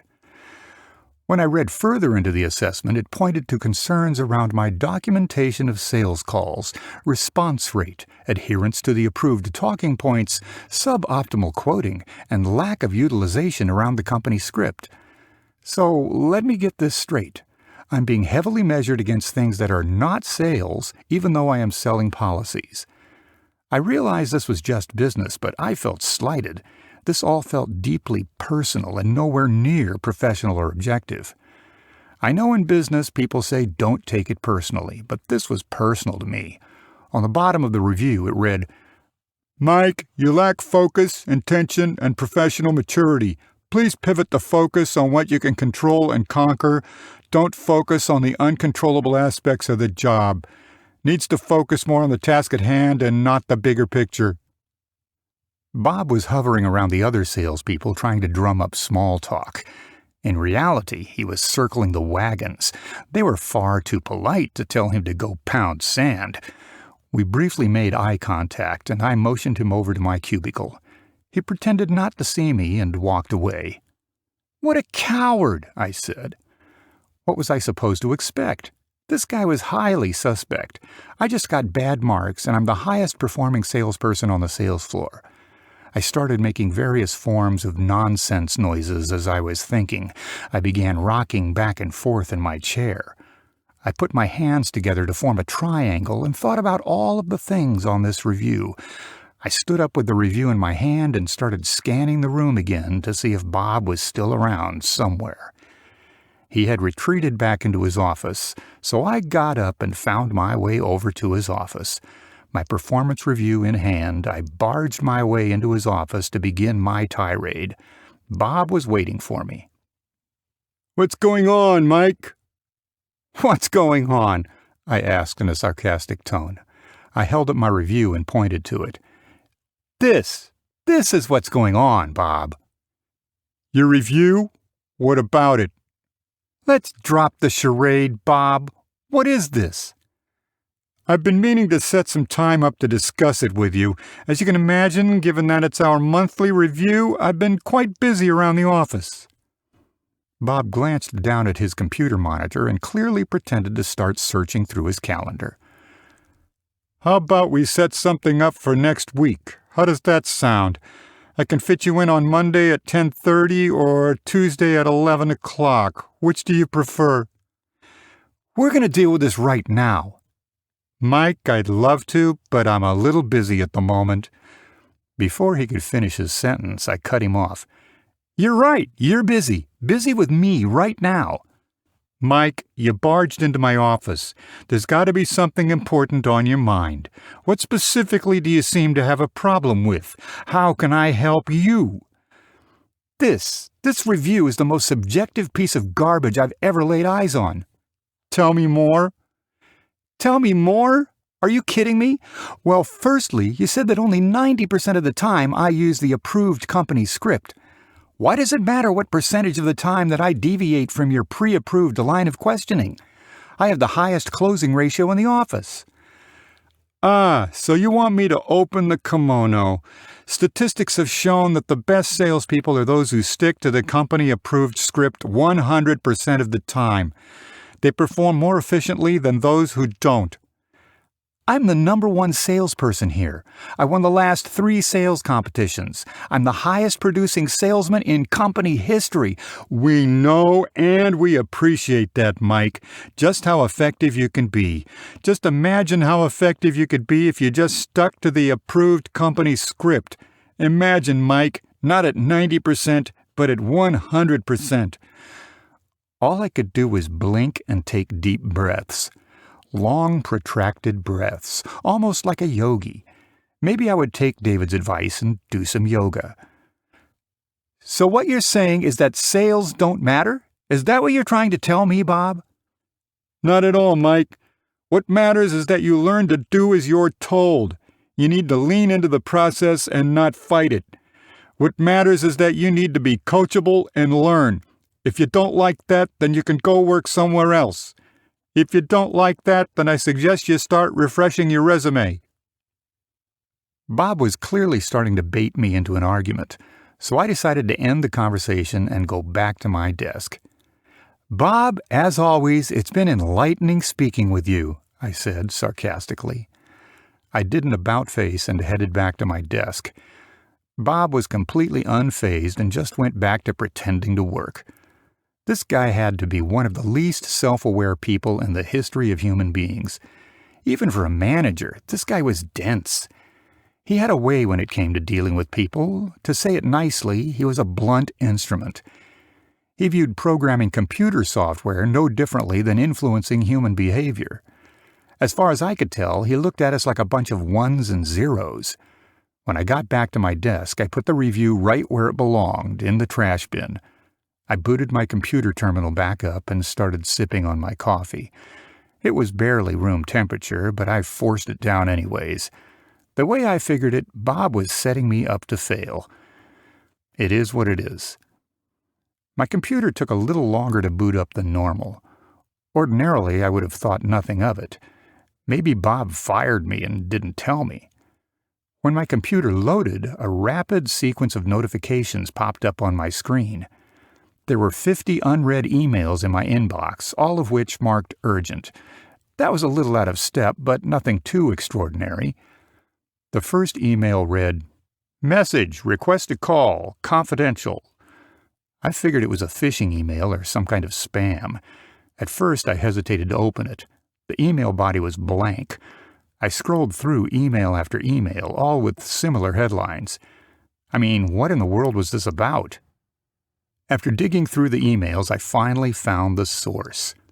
The email header read, "Confidential, senior leadership eyes only." So, naturally, I clicked on it immediately. The body of the email read, "Mark, we've been subjected to another routine audit by the Department of Insurance. They're poking around. I think they're just on a fishing expedition. Allegedly, they have seen an increase in the number of consumer complaints due to non-payment of claims. They're asking for the following: our claims settlement ratio, our process for claims handling, the investment income, our speed-to-pay ratio, an explanation of our key accounts loss ratio, current GAAP financial statements, an on-site audit of company records, an explanation of the deficit in the employee life accounts. We need to clean this up before we file with the Securities and Exchange Commission for our initial public offering. If we don't respond within 10 business days, it will result in a $100,000 per day penalty. We need to figure this out quick. We've been punting this ball for far too long. I can move some things around until the IPO, but that won't make it go away. One more thing. This is the stickler. They are asking for an in-person audit led by Todd. How in the world do you plan on accomplishing that with Todd on his vacation? I wasn't 100% certain about a lot of that stuff, but it doesn't sound great. An instant message popped up on my screen. It was the president of Flushy, David Berrigan. The president of the company was instant messaging me. Wait a minute. The president of the company was instant messaging me? Why in the world? "Mike, it's been a while. How's everything going?" I replied back, "Everything's going great, David. How are things with you?" "Great, great. It looks like an email meant for Mark alias was accidentally sent over to you this morning. He's the head of compliance and finance. What I'm going to need you to do is go ahead, find it, and delete it." "David, there's a problem. I opened it and read it." For the next 5 minutes, the chat read, "David Berrigan is typing." You did. I see. Why'd you do that? This was the president of the company, not one of my knucklehead buddies. This guy was a big freaking deal. This wasn't shooting the breeze with Dean at the watering hole. I had a massive decision to make. Do I lie or tell the truth? Sometimes doing the right thing isn't really doing the right thing, especially if it ends up getting me fired. So I lied. It was an accident. My bad. The chat abruptly ended and my computer terminal shut down. Okay, that was weird. I decided to get up and stretch my legs. I think that conversation earned me another cup of coffee. I strolled on back to the break room kitchen and refilled my mug. As I moseyed on back to my seat about 10 or 15 minutes later, I looked up and there were two nameless suits towering over me. How can I help you fine gentlemen?" Are you Mike Allen? One of the suits asked. "Yes, I'm Mike Allen. How can I help you?" One of the suits pulled out his phone and started whispering to someone on the other line. I didn't realize Flushy had a plethora of 1940s-style goons on the company payroll. "So, can I help you?"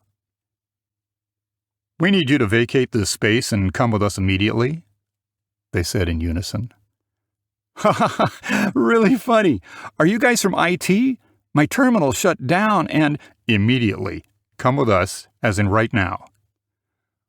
One of the goons gestured with his arm over to the nearest exit. I started following them down a series of corridors. I figured this was either some mafia-style hit job, or they were possibly escorting me out of the building. We walked for another 10 minutes. The whole excursion was rather exhausting. We walked through doors, upstairs, downstairs, up elevators, down elevators. They didn't say a word the entire time. We finally arrived at a large, silverish-looking elevator. This was a guarded elevator. It clearly was private. It was clearly important. "Fellas, where are we going?" The two suits both gestured over to the elevator and politely escorted me in. The elevator looked like it was made of platinum, or at least platinum-plated. I looked over at one of the suits, and he had a clear bulge by his upper torso. I wasn't a rocket scientist, but I'm pretty sure that was a gun. I started getting increasingly nervous. Sweat was dripping down the back of my neck. The elevator was going up to the 20th floor. The elevator had arrived, and the doors opened. I started to walk forward, and one of the suits grabbed my shoulder. "Not yet, Mr. Allen." Two people holding briefcases got onto the elevator, and we continued to go up to the 30th floor. When we arrived at the 30th floor, the doors opened and another two people got on. We went up again, this time to the 40th floor, and the suits escorted us all off the elevator. "This way, please," the suits said in unison to the entire group. People began to pile out of the elevator, and the suits escorted the group down a narrow corridor. The 40th floor was barren, aside from the brand-new furniture, which was still wrapped in plastic. At the end of the hallway, there was a large double-door entrance to what I assumed was an office or a conference room. Turns out it was a 180-degree view conference room. The suits opened the doors and led everyone in. In the corner of the room, there was a stenographer sitting, presumably waiting to take notes. There was a large conference table that looked to be a solid piece of hickory. The chairs were carved of what I could only describe as a pure ivory-type material. This conference room was nicer than my apartment. Heck, this conference room was nicer than my dream home. The two suits sat me down at the middle of the table, me on one side of the table and everyone else on the other side. All of a sudden, David Berrigan kicked open the doors of the conference room, and everyone stood up. That was rather magnanimous of him. How fitting. "Please sit. Everyone down. Sit down." David Berrigan took the empty chair exactly opposite of me. I was face to face with the power. I was used to dealing with peons, people like me all day long, and on occasion Bob. But nothing like this. I wondered if he even remembered me during that interview we had. "What is this, the meeting of the 5 families? Am I about to be made an offer I can't refuse?" I said jokingly to break the ice. The room was dead silent. Everyone was looking at David Berrigan for cues. David Berrigan smiled and started to chuckle, which was followed by a bevy of uncomfortable corporate-style laughter. You know the kind, that obligatory kind of laugh people do when someone higher up laughs at a bad joke. "Mike, the first thing I need you to do right now is sign this NDA." He slid what looked like a phone book over to me. "I know it looks intimidating. The best way to approach it is by just flipping to the last page and sign where it says signature." Everyone awkwardly laughed out loud. "Is that an order or a suggestion? I mean, you don't have to sign the NDA. You can always go that route and see where that takes you." I quickly flipped to the last page and signed the NDA. I didn't want to be pushing up daisies, so to speak. David Berrigan quickly took the signed NDA and slid it over to someone at the end of the table. By the way she was dressed, I assumed that to be one of our many corporate attorneys on retainer for Flushy. The attorney at the end of the table flipped over to the last page to verify the signature. "Great, now that is out of the way. On to the business at hand. Mike, I just finished reading your last performance evaluation on the way up here." The attorney at the end of the table slid over a bunch of copies to the center of the conference room table. "You know what I think about your performance review?" I wasn't quite sure where this conversation was going, so I decided to just shake my head. "I think it was a bunch of rubbish. Ain't that right, boys?" David polled the room and encouraged people to speak up in agreement. He glanced around to make sure people were in line. There was a chorus of murmured agreement around the table.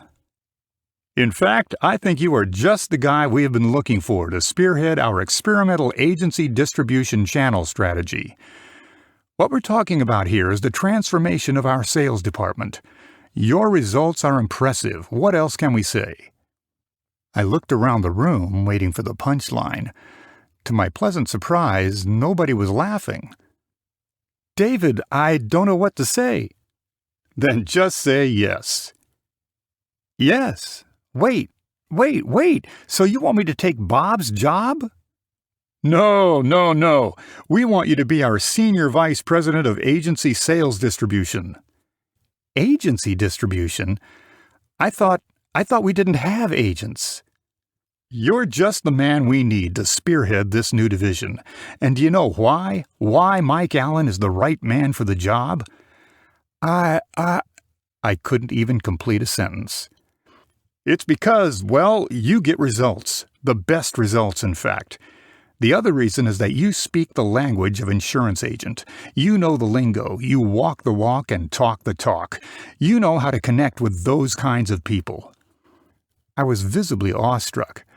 I was half expecting my first corporate execution over here, and I stumbled my way into a promotion.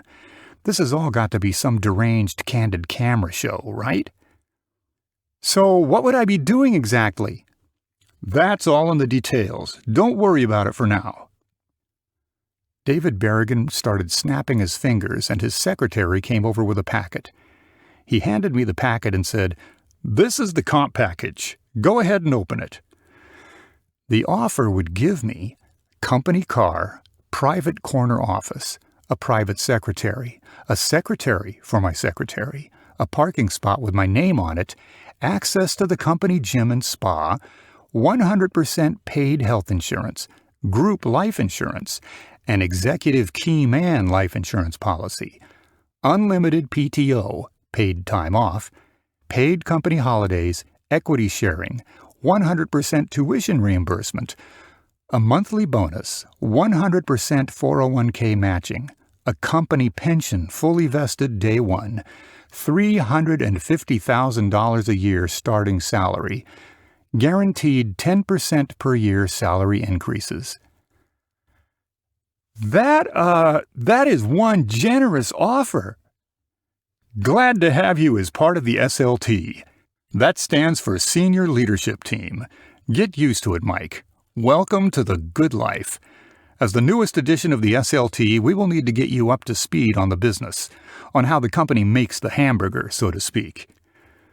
Someone at the end of the table slid over a giant packet, along with another non-disclosure agreement for me to sign. Read that packet and get up to speed by, what is it now, about 2 p.m.? Let's say 0900 tomorrow morning. I assumed it was one of those asks that was more of an ultimatum rather than an actual request. David had a way of mincing his words. Tomorrow we're calling you up to the big leagues. Time to get off the bench and get in the game. You will meet with each member of the SLT, and they'll give you a crash course in each department. Right now, we don't need you to be proficient. We just need you to know enough to be dangerous. David Berrigan grabbed the edge of the conference room table and stood up. He extended his arm across the table to me. I reached out and he grabbed my hand. We shook hands, he put on his aviators, and he whisked out of the room. Everyone else stood up and followed David out of the room. I couldn't help but stare down at the packet on the table. Before I looked back up, the room had completely emptied out. I quickly grabbed the packet off the conference table and headed back down to the sales floor. You ever drive home from work and not remember the actual trip? Like not remembering the actual drive home? Yet somehow you arrived back at your home safe and sound. That was me walking back to the sales floor. Everything and everyone just sort of passed me on by. I had blinders on. Before I knew it, I was back at my cubicle. I started gathering up my stuff and began to shove it into a cardboard box. Dean had slithered on over to my desk. He immediately began to barrage me with a flurry of questions. Mike, what in the heck happened? Where'd they take you? What's with the box? Did they let you go? Talk to me, man. What's up? I looked over at Dean without saying a word. I kind of grinned at him while shoving the various knickknacks on my desk into this box. Oh, man. I'm so sorry, man. That really sucks. They let you go, huh? He put his hand on my shoulder and patted me on the shoulder for a second. It was a light patting, just enough to get my attention. Dean, it's not exactly what you think. Did they at least give you some severance pay? I cracked a smile and said, "Believe it or not, they actually gave me a promotion." Dean shook his head in disbelief, and he said, "You're kidding me, right? They promoted Mike Allen? To what? Head of sanitation?" I cleared my throat and said, "My new role will be as the Senior Vice President of Agency Sales Distribution." Dean started laughing out loud, so much so that the entire sales floor could hear him. You had me going there for a second, Mike. Come on, man. What really happened? We don't have agents. You, a Senior Vice President? Bah! I looked at Dean dead in his eyes and reiterated, "Senior Vice President of Agency Sales Distribution." Dean's tone quickly course-corrected to a more serious disposition. I took it he started to believe me. He stood up a little taller, brought his shoulders back a bit more, and said, "Wow, I don't know what to say." "How do you think I feel?" "How'd you find out?" "David presented me an offer like 30 minutes ago. What was I going to do, turn it down?" "David? David Berrigan?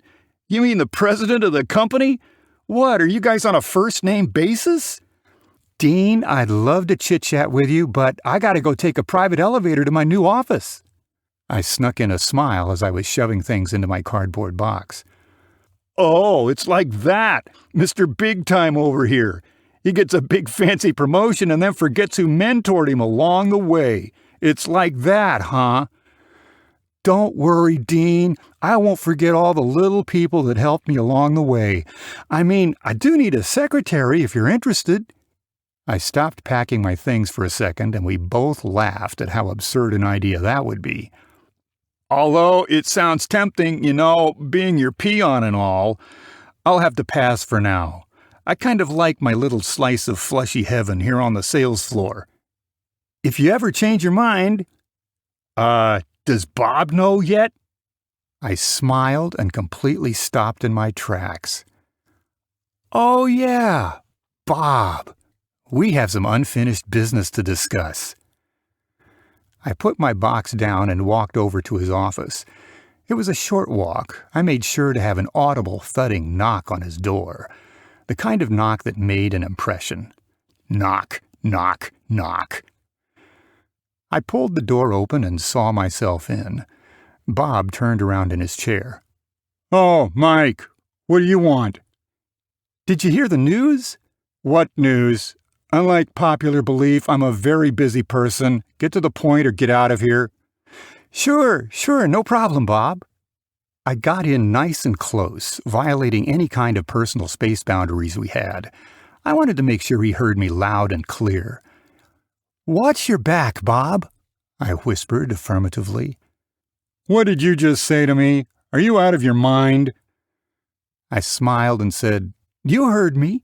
And if you ever talk to me like that again, one time, ever again, I'll have you fired, Bob." Bob stood up out of his chair. He practically threw the chair to the side in a pathetic attempt at intimidation. All I did was shoot him back a big smile. "Who do you think you are talking to me like that? You're fired. Go clear out your desk, now, before I call security."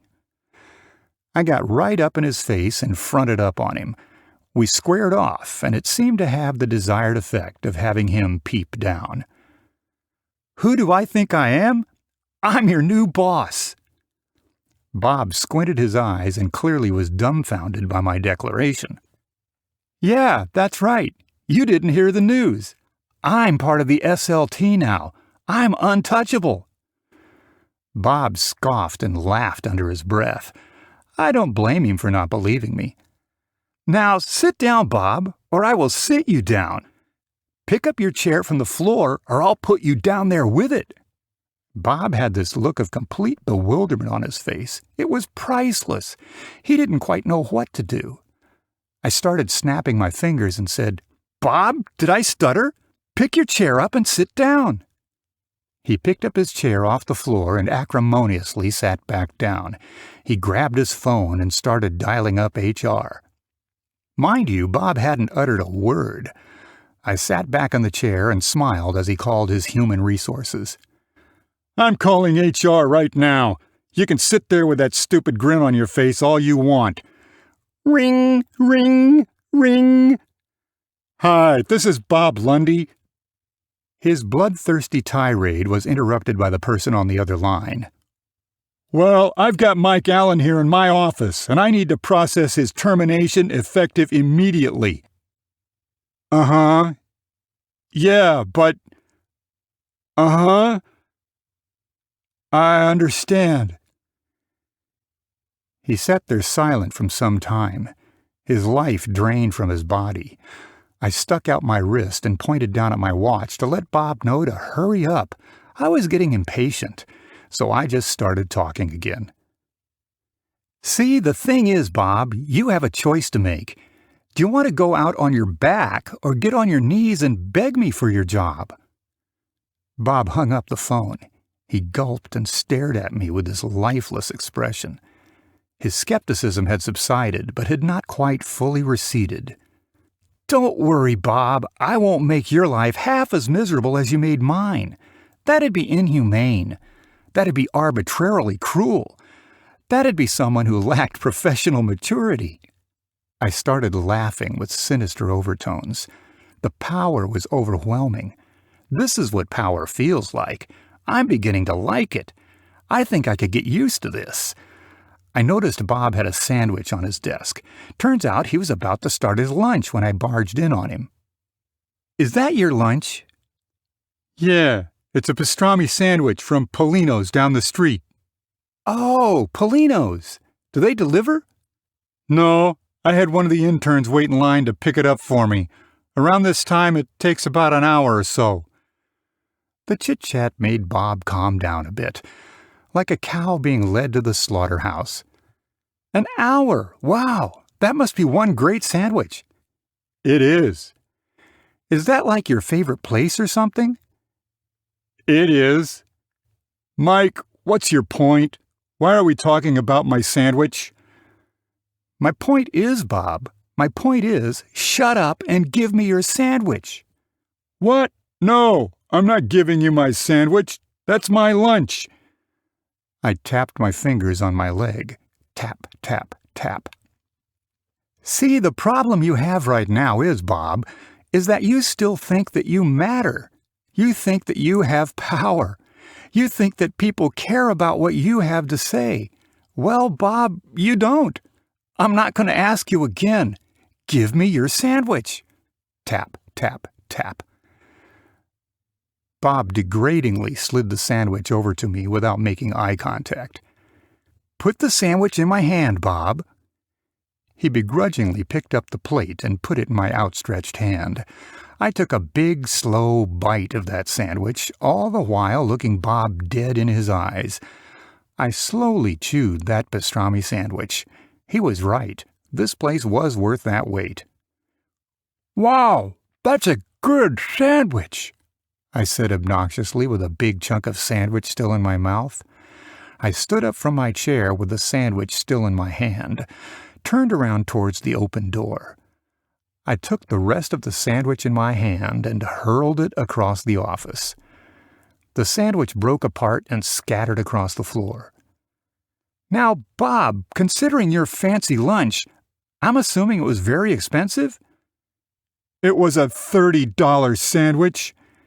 Now, Bob, considering your $30 sandwich is splattered across the sales floor, as your boss, I recommend you go pick it up. I licked my fingers clean and didn't break eye contact with Bob. Bob didn't flinch one bit. Bob was unmoved by my request, so I asked more affirmatively. Go pick up your sandwich. What? No, I'm not doing that, he protested like a child refusing to clean up his room. Oh, you're going to pick up the sandwich, and I mean you are going to, and not some poor intern. No, don't be absurd. I'm not a janitor. I could tell Bob was going to persist on with his little protest in order to retain what was left of his manhood.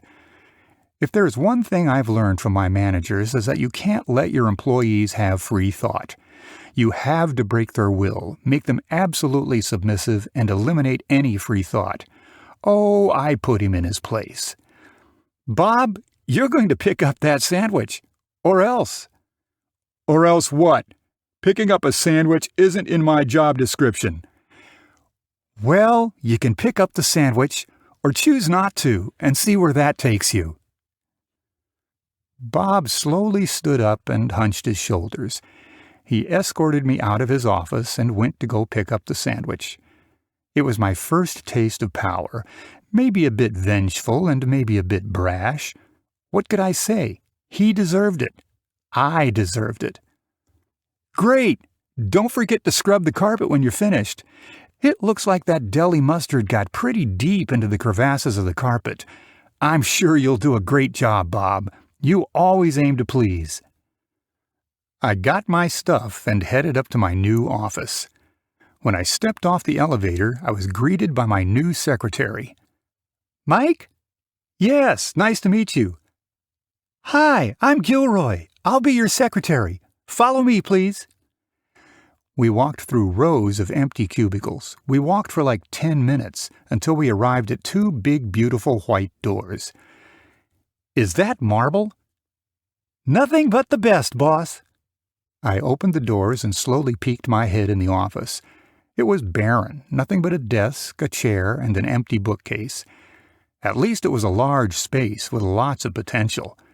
From wall to wall, the office probably measured 40 feet square. I put my stuff down next to my desk and pulled out the packet. Gilroy was standing in the doorway waiting for something. I wasn't quite sure what she wanted or what I was supposed to do with a secretary. Gilroy, what do I do next? I mean, how does having a secretary work? I've never had one before. First, I'm an executive assistant, so let's correct that. I'm not a secretary. This isn't the 1950s. I'm so sorry. I didn't mean it like that. Gilroy started laughing out loud. Clearly, we were going to work well together. No, I'm just messing with you. Why don't you start with that packet, and if any questions come up, ping me, and I can help you find an answer. My desk is right outside your office. I'm on call from 7 a.m. to 7 p.m. Yeah, the packet. That sounds good. Gilroy shut the door to give me some privacy and went over to her desk. I opened the packet, and it only had a few documents in it. I guess this insurance stuff isn't so complicated after all. The first document was the company business plan, or at least a synopsis of the business plan. The first paragraph was titled Mission, Vision, and Values. It was your typical run-of-the-mill corporate-style writing, the kind where you put a lot of words down on paper that mean absolutely nothing of substance. Kind of like when a non-fiction writer starts writing fiction for the first time. It read, Mission, to provide the best-in-class, easiest-to-purchase, and lowest-cost life insurance experience in the world. Vision, to revolutionize and dominate the insurance industry. The writing was fairly simplistic, no three-syllable words or anything like that. I mean, overall, it felt like it was written at a 4th or 5th grade reading level. Whether this was done on purpose or not, I had no idea. Values. At Flushy, we value being a first mover, acting fast, and being agile. Nothing mind-blowing here, mostly mundane corporate speak. I'm not really sure what I was expecting. That was it. That was it. That was the entire first page. I flipped over to the next page, and it continued. This all kind of felt rather pedestrian, almost like a rough draft or some kind of redacted version of a business plan. The next page listed key financial data and had a large red "Confidential" diagonally stamped across the page. It read, Context. Flushy is a bottom-line company. We care about the bottom line above all else. Insurance companies have two predominant sources of revenue-generating vehicles. The first way is through writing policies and collecting policy premium from customers. The second way is by taking that collected premium and investing it in the stock market. Listed below that statement was a series of financial ratios. Although I had a business degree, I hadn't familiarized myself with any of those ratios in some time. It read, Policy retention ratio 99.9%, expense ratio 7%, loss ratio 15%, combined ratio 23%, solvency ratio 100%, commission expense ratio 5%, claims settlement ratio 81%, claims resolution 51 days, investment yield 47%. The section below that was the valuation section. It read, Flushy has a current valuation of $5 billion and expects a velocity on that figure to be 20 times by the pre-IPO funding round. We have established an anticipatory runway of late Q3 or early Q4. That was it. That was all the second page had to offer. I flipped through to the next page, and it had an explanation of the business model. It read, In our industry, there are numerous ways to win. The key is to find a clear way to win, a clear way to differentiate. At Flushy, we have created an incredible use case for customers. Our industry is a crowded space. It's hyper-competitive, fragmented, and is undergoing massive disruption. Every Insure-tech has great people and great tech, so we make a concerted effort to admire and acquire both great people and great tech from our competition. The Insure-tech space is now a $100 billion industry, and Flushy is in the vanguard to blow that number up. Our vision is to be the first trillion-dollar insurance carrier. The old model of collecting premiums and doing nothing for clients is about as archaic as a fax machine. We intend to upheave all of that by bringing the industry the likes of which it has never dreamt of. A lot of what we knew to be true or our perceived biases need to be challenged. Consumers are more educated, price-aware, and demanding than ever. After reading all that, I figured it was time to take a break. 20 minutes ago, I was berating my old boss and tossing his lunch across the sales floor. Now I'm 3 pages deep into a business plan that I can barely comprehend. I stood up for a second and stretched my legs out. When I looked up to stretch my neck out, I noticed a security camera staring me right in the face. Directly above my desk, there was a security camera with a red light blinking. That's a little weird. I stepped outside my office to get a good lay of the land. When I started looking around, I noticed that there were security cameras just about as far as the eye could see.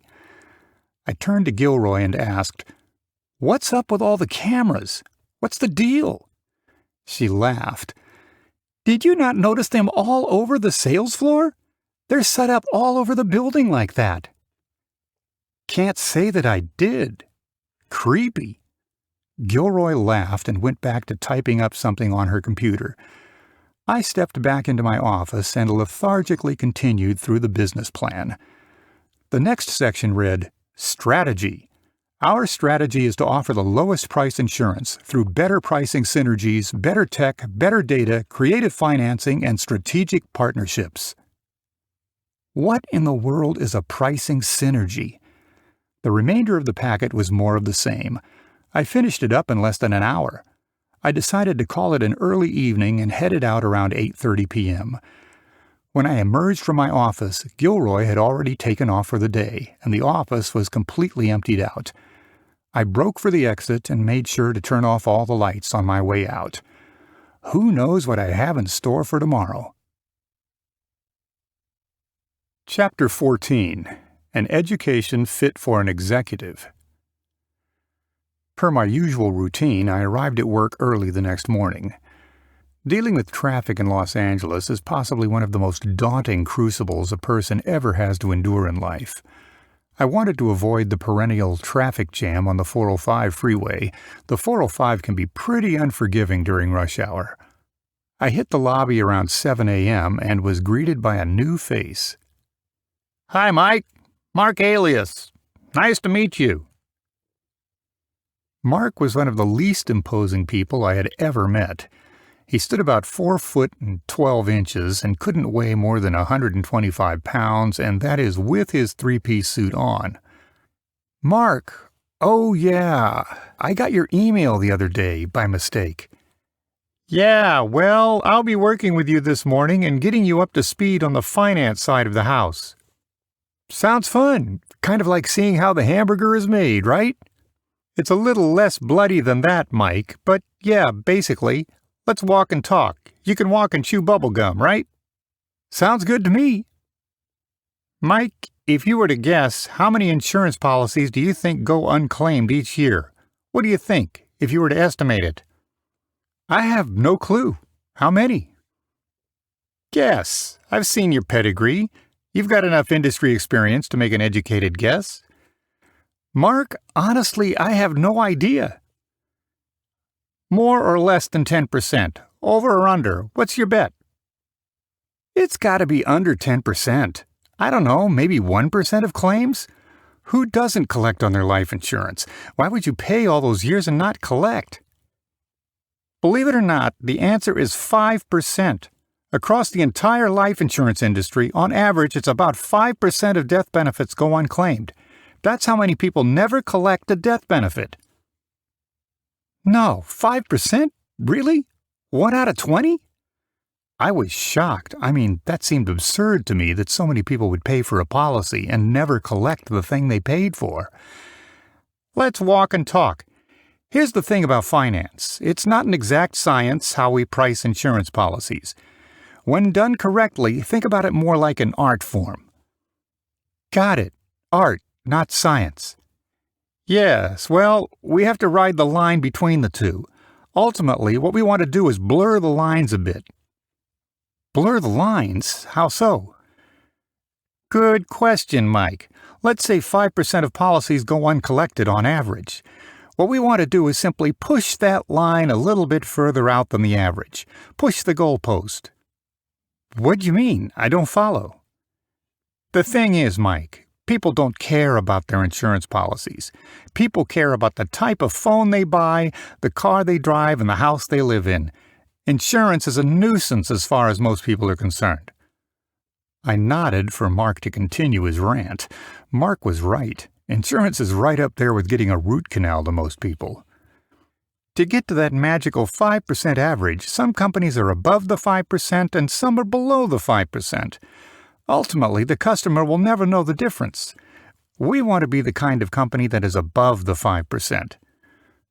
So, what are you saying exactly? You're saying... I'm saying we want to be above the 5% average, that's all. When we're above 5%, we're able to provide significantly greater returns on economic capital, which means greater returns to our shareholders. We are a bottom-line company. Okay, so how do we do that? How? However we can, Mike. However we can. Uh-huh. That is, of course, without going to jail or getting the attention of the regulators. Of course. That's really where the art form comes into play. We want to blur the lines, bend them, without breaking them. Let me ask you another one. What percentage of term insurance policies pay out? I was afraid of where this conversation would lead, so I stalled for a moment to think. I have no idea. You stumped me. How many? The truth was that I wanted to have no idea. It was starting to seem that ignorance was bliss. Less than 1% of all term life insurance policies ever pay out. That's across the whole industry. By and large, most people, 99% that is, outlive their term insurance. In fact, almost all people who buy term insurance never die during the term. Let me guess, we want to be above 1%, right? Oh, look at this guy. You're a quick study, Mike. I don't care what anybody else says about you. In my book, you're all right. That wasn't the first time someone told me that around here. I guess I had gotten somewhat of a colorful reputation on the sales floor. Throwing a man's sandwich across an office probably didn't help instill a lot of goodwill in the Flushy community. The thing is, Mike, the longer we can stretch out paying a claim, the longer we can keep investing that money and in return earning investment income on that money. We want to delay claim payments as long as we can, within the bounds of the law, of course. In other words, blur the line. Uh-huh. Look, you're the shiny new object around here. We need to align on something, and we need to align on it fast. And that is what exactly? Ask for forgiveness and not permission. What? Have you heard of the first mover advantage? I read about it in the packet. That's about the extent of it. It's simply being the first to go to market with something, the advantage of doing something first, before anyone else. Well, that is Flushy doing it first. If you see a way to capitalize on something and increase the intrinsic value of the firm, do it. What are the bounds of the laws? I mean, there has to be strict laws around that, right? Oh, I didn't realize you went to law school. Where did you get your law degree from? I didn't. Oh, then let the lawyers be lawyers, and how about you do your job? Sorry, what I meant was, aren't there regulations or laws that we have to be mindful of? Sort of. It's kind of a gray area. It's not really that black and white. Let's leave all that legal stuff to the lawyers. What do you say? Yeah, that makes sense. Look, your job is to recruit as many insurance agents as humanly possible, and do that as quickly as possible. You say jump and I say how high, right? Good answer. I like your style, Mike. In a nutshell, here is our roadmap to success. We're going to start purchasing insurance companies. We're going to start by purchasing insurance agencies. Think of it like a reverse merger. We stopped abruptly in the hallway. Mark was deep in thought. He looked at me and said, "You familiar with Olympic rowing, the sport of rowing? Do you know the strategy behind being the fastest boat?" I'm more of a baseball kind of guy, to be honest, but I'd imagine they win by rowing faster than the other boats. Ha! That's priceless. The team that wins does so by rowing together as a team and following the direction of the captain. It's important that we all row together as a team. Can you do that, Mike? Can you row together? Yeah, I can do that. Mike, I need to make sure we're aligned on this. Perfectly. As aligned gets. Without notice, we started walking again. Mark had this grimace look across his face. The guy was stone cold. I mean all business all the time. He might have been doing calculations in his head for all I know. Another way we earn income is through the Flushy Reinvestment Fund. Which is what exactly? Flushy, as an employee benefit, purchases insurance on each employee. In the untimely event of a premature death of an employee, Flushy receives part of the death benefit, and part of the benefit goes to the beneficiary of the employee's choice. Is that legal? I was a bit startled by that proclamation. How could an insurance company buy life insurance on its own employees? Isn't that a massive conflict of interest? Legal. Mike, why wouldn't it be legal? It just seems unusual. Mike, believe it or not, I had the same exact questions you had when I started. Don't worry about it. It's important that we're all on the same page. Know what I mean? Got it. Yeah, I'm still getting used to all of this. It is what it is. Trust me when I say that it's better to get these kinds of questions out of your mind sooner rather than later. We got a lot of young up-and-comer type executives. I swear it's like some of these guys just love to ice skate uphill. You know what I mean? Yeah, for sure. In reality, I had no idea what he was talking about. I was mostly nodding my head like a trained seal begging for fish at the aquarium. From everything I had seen around here, barking like a trained seal might be a core competency. Mike, do you mind if I ask you something? You're kind of in over your head, aren't you? Was I that transparent? Mark, where my shortcomings end, my ambition tends to pick up the slack. That's rather auspicious when it comes to being successful. At least successful here at Flushy. What is auspicious? You being that resourceful is auspicious. People come and go quick around these parts. Don't be another statistic, Mike. I'll try not to. We shared a laugh for a moment. I've been meaning to ask you, Mike, what did you think of that email you stumbled onto earlier in the week? Mark was starting to ask some probing questions. I made sure to be tactful about my answers. I didn't get an easy feeling about him. Sure, he was very lax, but why was he so lax? Which one do you mean? Which one? Which one do you think I'm talking about? The one you were not supposed to see. The one that was meant for me. I didn't think much of it. I'm just a sales guy. Mark started shaking his head and said, Yeah, we do a lot of that around here.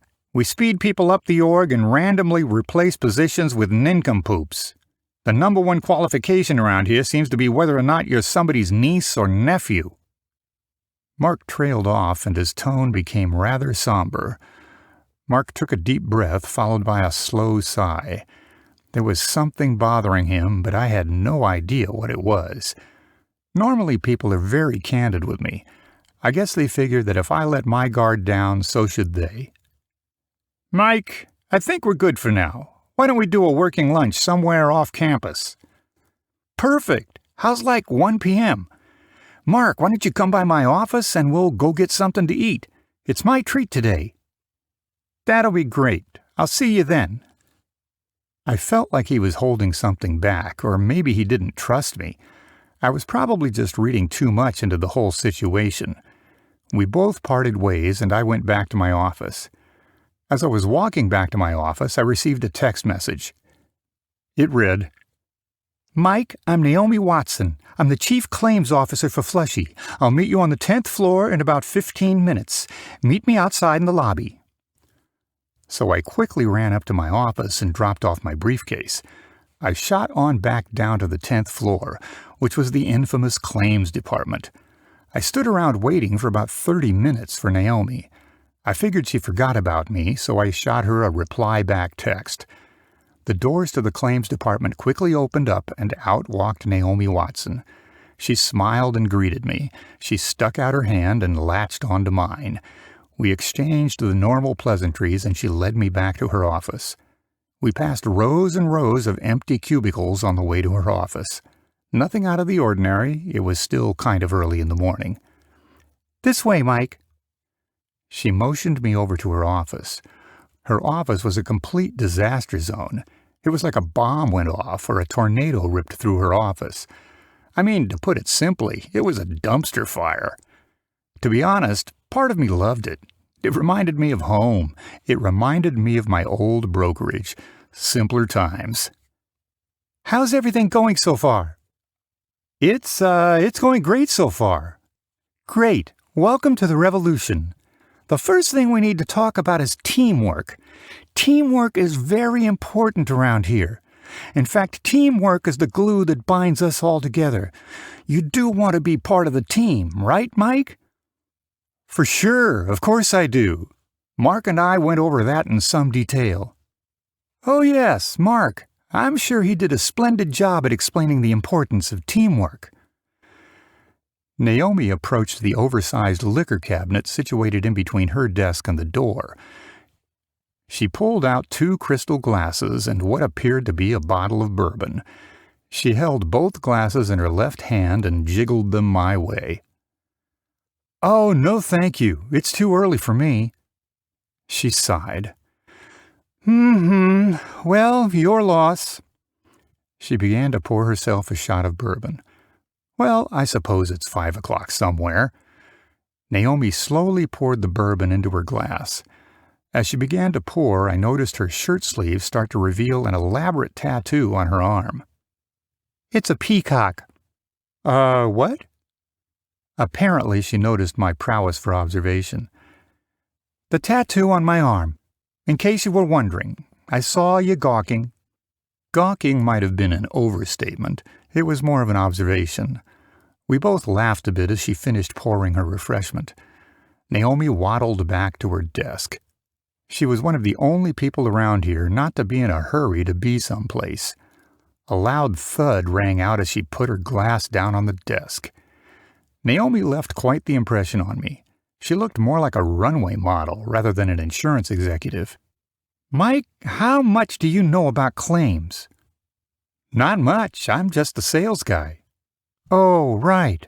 Well, in the claims department, our job is to resolve claims. Sounds simple enough, right? Resolve? You don't miss a thing, do you? 1 out of 20 life insurance death benefit claims go unresolved each year. It accounts for about 5% on average. Over time, over the history of the industry, that 5% has added up to billions upon billions of dollars to insurance companies. Billions? Yes, we're talking about billions of dollars, Mike. I mean, that's legal, right? Mike, don't be silly. It's not like we purposefully withhold the money. Well, not permanently at least. Our job is to resolve claims, and sometimes that means paying them, and sometimes that means denying them, and sometimes that means paying them on a later date. Later date? That sounds complicated. Why don't you tell me more about our claims philosophy? Our claims philosophy? Oh, that's precious. I'd say that our claims philosophy is to automatically deny claims as they come in. We do this in order to make sure the claim is legitimate and not fraudulent. I like to think of it like the justice system. The burden of proof that we need to pay a claim is on the plaintiff, not the defendant. Are you serious? Serious as a heart attack. You don't think we should be paying fraudulent claims out, do you? No, of course not. I was left somewhat speechless. The further I worked my way up the food chain, the more people tended to throw ethics right out the window. I mean, it's like the day they taught ethics in business school, everyone skipped class. The longer we can stretch out the days to resolve a claim, the greater investment returns we can earn for the company. The more investment returns for the company means a higher valuation, and the higher the valuation, the higher your bonus will be at the end of the year. Make sense? Yeah, so to clarify, we're only denying in order to make sure the claim is a real claim. I mean, it's not like we're arbitrarily outright denying claims for no reason, right? Naomi took a sip of her bourbon, which left a fluorescent purple lipstick stain on the rim of the glass. She swirled the glass around in her hand and rubbed her tongue on the rim of the glass. I wasn't quite sure what to think of it. No, Mike, it's certainly not an arbitrary process. There is a method to the madness. I looked to my left and looked to my right. That was one of the best non-answers of all time. I felt the need to ask, what's not arbitrary? Why we deny claims. It's not arbitrary. It's to help push up the valuation of the firm. There is a reason. We don't just run around doing things here. Come on, give us a little bit of credit. Let me get this straight. Are you saying that we deny claims to inflate the value of the company? Sure. All companies do it. All companies deny claims. Come on, Mike, don't be naive. Do you still believe in Santa Claus and unicorns? Uh-huh. How does that work? Ultimately, what it comes down to is how the policy is written. We use a broader definition of the language around the contestability clause. The suicide clause is kind of black and white, isn't it? It's more flexible than you would think. How so? It's standard language, isn't it? Let me clear up some of the confusion for you. Your traditional insurance contract has a 2-year contestability clause. Yeah, I'm familiar with the concept. You can deny a claim within the first 2 years, no matter the reason, even suicide. Precisely. But after 2 years, we cannot contest or deny claims. So what we did was expand the viewfinder a little bit. We blurred the line. Blurred the line?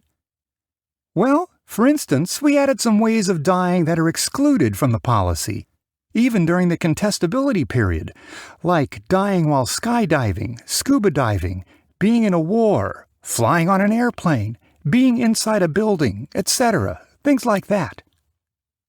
Is that legal? Mike, if it were illegal, do you think we would be doing it? Give us some credit. I mean, we've been able to do quite well before you showed up. We only built up this multi-billion-dollar enterprise. Fair enough. We want to prevent any kind of motivation to use the insurance policy, so we removed things like death due to homicide, death due to illegal activities, death due to drug use, death due to alcohol use, etc. Ah, that makes sense to me. In reality, I had my reservations about all this. I mean, who wouldn't? It's all part of the process. Every insurance company does it. Trust the process, Mike. Are we aligned on this? I put my head down and nodded. Naomi looked at me somewhat concerned. She could tell that I wasn't fully sold on the process. We need you to really lean into the process, Mike. Can you do that? Can you be a team player? No problem. I got it. Did I just sell my soul to the toilet bowl? What did I get myself into? Look, I was in your shoes once. I was new, young, a little too eager, maybe a little brash at times and outspoken. I asked far too many questions above my pay grade. Don't try to eat the whole elephant in one bite. Eat it one bite at a time. I shook my head in agreement. She was right. I was getting a little too excitable.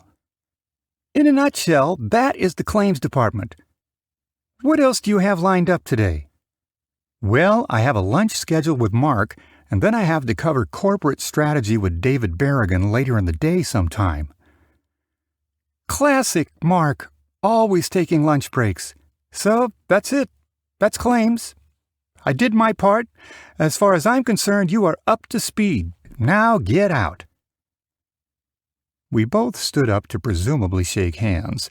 When I went in, she went in further and hugged me. It was one of those unexpected, awkward business hugs. Why people felt the liberty to hug in a work environment was beyond me. I think she picked up on my uncomfortableness because she let go abruptly. She smiled and I turned for the door. As I was walking away, she yelled, "One last piece of advice, Mike. Don't be a claim." I shook my head and gave her a thumbs up as I walked away. That's a little dark. Don't be a claim? What kind of advice was that? I finally had some time to breathe and to, more importantly, think.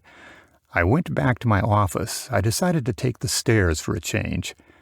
It took me about 30 minutes or so to climb those stairs, but it was just the mental disconnect I was craving. All the agitation, all the corporate nonsense, all the angst was immediately wiped away from my mind. Every now and then, a nice walk was just the mental reset I needed. I walked over to my office, more of a lazy stroll than a walk. Gilroy was out to lunch, so the entire floor was empty. I opened my office door, and there was a 7-tier fruit basket on my desk.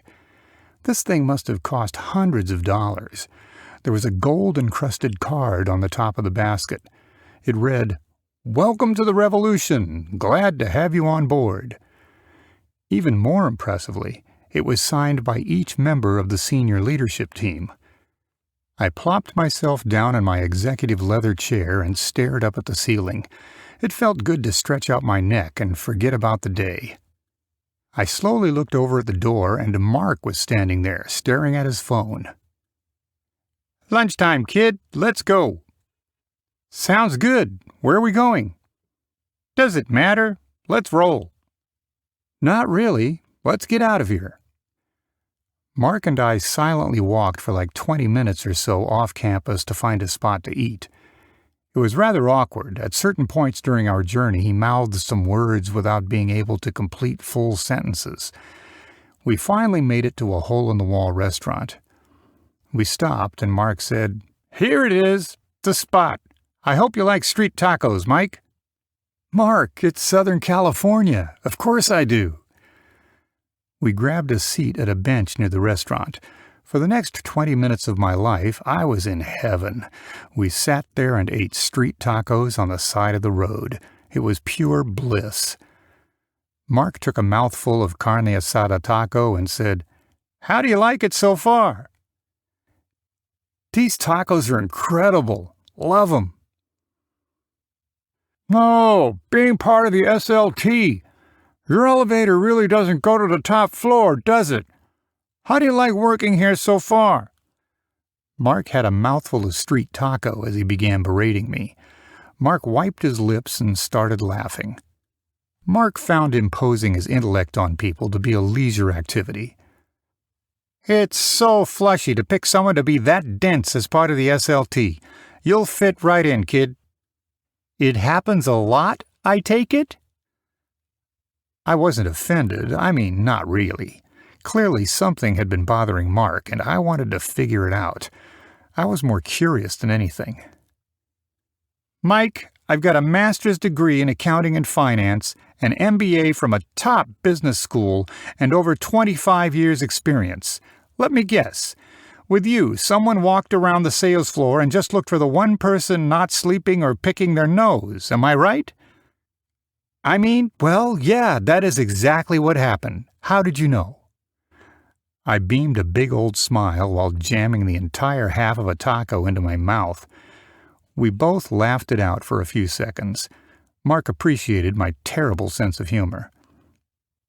"Sorry to be so pedantic with you, Mike. It's just..." Mark trailed off and went back to eating his taco. Given his attitude, I didn't make much of it. Mark was oblivious to the salsa verde spilling on his pants. I figured it best to just let him monologue and enjoy his meal. "Mike, what do you think of all the things I've been telling you? What do you think of everything?" "The insults?" "No, what you've been learning about the company. The confidential information, the culture, the way we do things. Only if there was enough time..." Mark was starting to trail off, so I took that as a cue to lead the dance and step back into the conversation. "It's all a bit new to me. It's all a bit foreign to me conceptually. I'm a fast study, though. Wait, what do you mean by more time?" "Does anything seem out of place to you? You've been in the industry long enough now. What's your take on everything that we're doing here?" I'm not sure if he ignored my question or didn't hear me, so I decided to not press him on it. "I'm just a sales guy. I don't know if I know enough yet to have an opinion." "Just a sales guy? I don't think so. I think you can actually do some good here. Some good, yeah. I thought that's what I signed up for. See, Mike, the grass isn't always greener on the other side. Sometimes things aren't what they seem. Did we come to eat tacos or philosophize? We both took a moment to finish up our tacos. Nothing like an ice-cold cola and some street tacos. This reminded me of the good old days growing up in SoCal without a care in the world. I wanted to get to the bottom of this. We've spent enough time shooting the breeze. Mark, I did have a question. Shoot. When do I get to meet Todd? Mark scratched the back of his neck and started staring up at the sun. It was starting to bake. The pavement was cooking in the downtown LA sunlight. He sat there kind of rubbing his hands back and forth, thinking of something to say. What were we talking about? Oh, Todd. That's right. Todd is on an extended leave of absence. He's with his family in the Caribbean on vacation. Todd began to erratically scope out his surroundings. Vacation? Sounds nice. Yeah, that makes sense. Mark started fidgeting with things in his pocket and pulled out a toothpick. He vigorously began cleaning his teeth. He was fixated on distracting himself. Mark, am I missing something here? To be honest, this all kind of seems too good to be true. I figured it was time to stop dancing around my lamenting concerns. I was never much for browbeating or dancing around topics. I figured that if I wanted to make mistakes, I could sprint into them or slowly and painfully experience them. Mark looked at me, and just as he was about to speak, a panel van pulled up in front of us. We both simultaneously looked up. It was a large black van with tinted windows. It was clearly expensive and looked foreign. We both looked at each other for a second. Mark was slightly less confused than myself. He stood up, and the passenger side door opened up. It looks like our ride is here?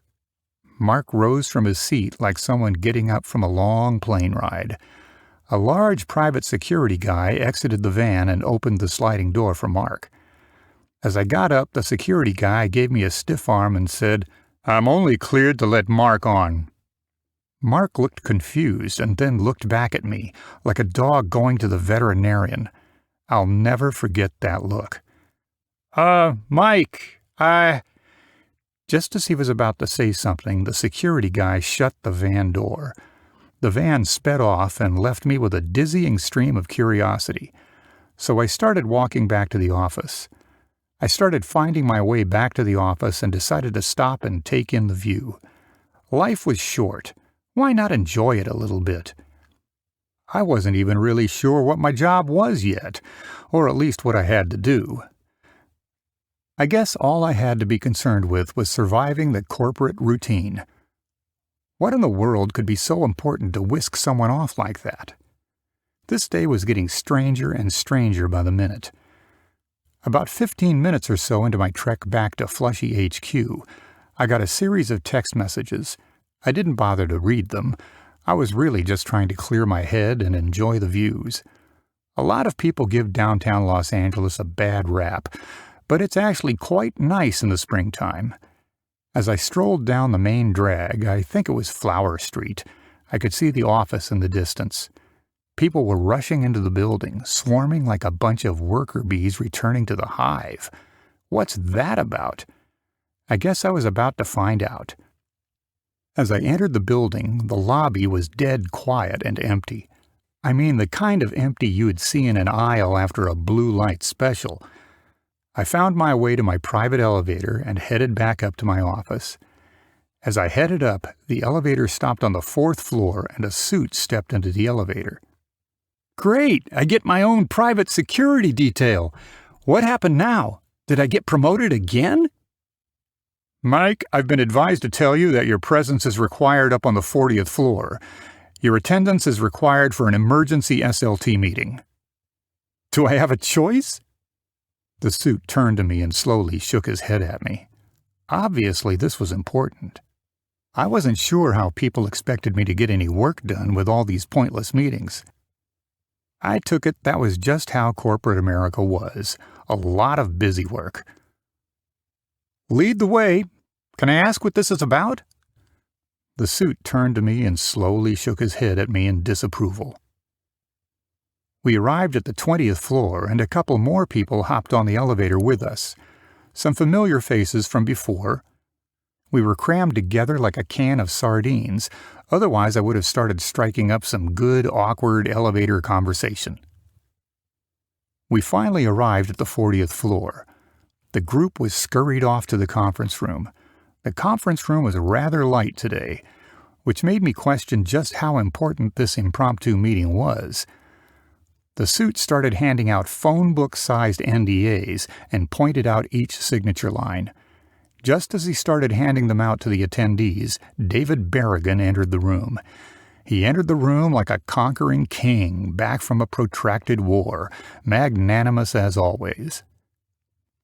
"Thanks for meeting on such short notice. Please sit down." The room went silent for a moment as David approached his chair. Whether he was going to sit or not was another question altogether. "Well, there is no easy way to say this. We are meeting today because of some somber news. It's with mixed emotions I'm sorry to say that on his way back to the office, Mark was involved in a fatal car accident." "What?" I accidentally blurted out. "I was just eating tacos with him 30 minutes ago. What in the world happened?" "Mike, don't you read your text messages?" There was no good answer to that question, so I just decided to keep my mouth shut. The suit came around and started collecting our signed NDAs. He was shoveling them into a briefcase. "Like I said, before Mike interrupted me, Mark was involved in a fatal car accident on his way back to the office. He will be missed." Naomi chimed in and said, "I think in times of great uncertainty, we should all try to mellow out and be positive. We should relax, meditate, and do some yoga. This is a time for reflection and introspection." Yoga? What kind of nonsense is that? A man just died. His body wasn't even cold yet, and people are talking about yoga. Now, no point in us crying over spilt milk. We have a business to run. We have a revolution to lead. Like any revolution, there are necessary sacrifices that must be made. I surveyed the room. I was glancing around to try and read facial cues. Everyone was just nodding in agreement. This was the entirety of the senior leadership team, and people were barely fazed by the news. I mean, his body isn't even cold yet, and we're acting like everything is just business as usual. "During this transition period, until we find a replacement for Mark, we need to take drastic steps in order to thrive together. We need to lock arms and lean in." The group of executives nodded in agreement. David snapped his fingers over at his secretary, and she brought him a glass of water. David clasped onto the glass and held it close to his lips without drinking. "Let's get down to nuts and bolts. We have a unique window of opportunity. In fact, I'm stepping up to lead through the fog. In fact, we all need to step up in our own ways. I'll be enveloping Mark's role and responsibilities into my day-to-day." David began drinking the water, and some of the executives started gauging the room and looking around at each other. Not a single member of the senior leadership team raised an objection. David finished drinking and said, "Just to make sure everything goes smoothly for our next round of funding. Are we aligned on this?" Everyone in the room nodded and murmured support for his initiative. David wasn't pleased and repeated his request. "Are we aligned on this, people?" "Yes," a member of the SLT said. "Yes," a member of the SLT said. One by one, each person in the room verbally acquiesced. David smirked and continued his dialogue. "Okay, now we have that all settled. Let's talk strategy. Let's talk big picture." David snapped his fingers again, like someone snootily ordering a waiter in an upscale restaurant. His secretary jolted into action and brought over another glass of lime-infused water. We've got a game-changer of a strategy coming down the pipeline. We need to execute a best-in-class action plan. The strategy has a lot of moving parts, which is why we need alignment on all the deliverables. David began to drink his water, which I saw as an opportune time to invite myself back into the conversation. I sheepishly raised my hand to get David's attention. He looked at me with this bizarre expression. Mike, you don't have to raise your hand. This isn't kindergarten. What's on your mind? How do we do all that? Ah, you're a big picture guy, eh? Well, I'm glad you asked, new guy. You can do one of 4 things to get ahead in this industry. You can be smarter, you can be first, you can cheat, or you can out-hustle. Since I don't feel like cheating, let's figure something out. The senior leadership team started to look around the room, one by one, each nodding at one another in agreement. It was pretty clear to me that not one of them had the faintest clue as to what David was talking about. His speeches were more like authoritarian dictator-style diatribes. Somehow they always ended up being a melange of business jargon and/or meaningless platitudes. Growing up, as a kid, you always think that adults have their stuff together. In reality, when you grow up, you realize just how wrong you were about that. When looking from the outside in at a corporation, I always thought the same thing about CEOs. I always thought they had their stuff together. Now I realize just how wrong I was about that. I mean, it turns out they're just as clueless as the rest of us. We sat there for a couple of minutes and David Berrigan turned on one of the projectors. We went through a corporate legally approved presentation. The presentation took about an hour or so. In reality, it felt more like days. The presentation led us through the roadmap to the IPO. We had super aggressive growth goals for the year. I wasn't quite sure how we planned on achieving them. David Berrigan talked about the evolution of the industry, where we fit into the puzzle, and then he finally arrived at the newest part of the strategy. And that is why today I am unveiling the newest Flushy strategic initiative. For too long, we've been trying to move too many footballs 1 yard at a time. Today, we are focused on moving one football 100 yards, not 100 footballs 1 yard each. Our plan is to aggressively start recruiting independent insurance agencies.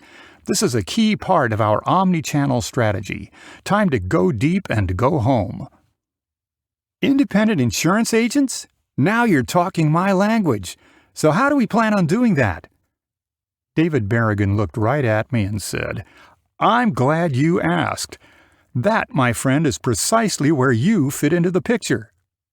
David took a second to lazily take a sip of his vitamin and lime-infused water. My eagerness prompted me to propel the conversation forward. What exactly is our recruitment strategy? I sat on pins and needles waiting to hear some magical explanation. You, Mike Allen, you are the recruitment strategy. I'm the recruitment strategy? Correct. We can touch base offline about the details. Of course I am. I shook my head in agreement. My leg was starting to fall asleep, so I shifted in my chair. It must have seemed like uncomfortable fidgeting to everyone in the room. David snapped his fingers again, and his secretary leaped into action, refilling his glass. You see, Mike, we didn't pluck you off the street merely for charitable purposes. We saw raw, untapped potential. You know how to speak to these people. Insurance agents have a certain way about them. They have a certain language and a way of dealing with people. Frankly, some just have brain damage from working with bad insurance companies. Brain damage? What a preposterous thing to say about an entire profession. Obviously, this was hyperbole and not meant to be taken literally. But still, who does that? David, that sounds good on paper. Getting them onboarded is one thing. How do you plan on retaining them? I'd imagine we have a well-thought-out retention strategy, right? We do. You are the retention strategy, Mike. I see. Mike, we can align on the deliverables offline. We need to make sure that we are all singing from the same hymn sheet. In reality, I hadn't the furthest clue what that was supposed to mean. How am I the retention strategy? This is a multi-billion-dollar insurance company. How am I the retention strategy? What does that even mean? Well, people, it's like I always say, tough times never last, but tough people do. Let's go change the world. I'll email out your prospective initiatives and deliverables throughout the day. I wasn't very sure what the strategy was or what our plan was. I was pretty sure he stole that quote from some airport hotel motivational speech. David called an end to the meeting.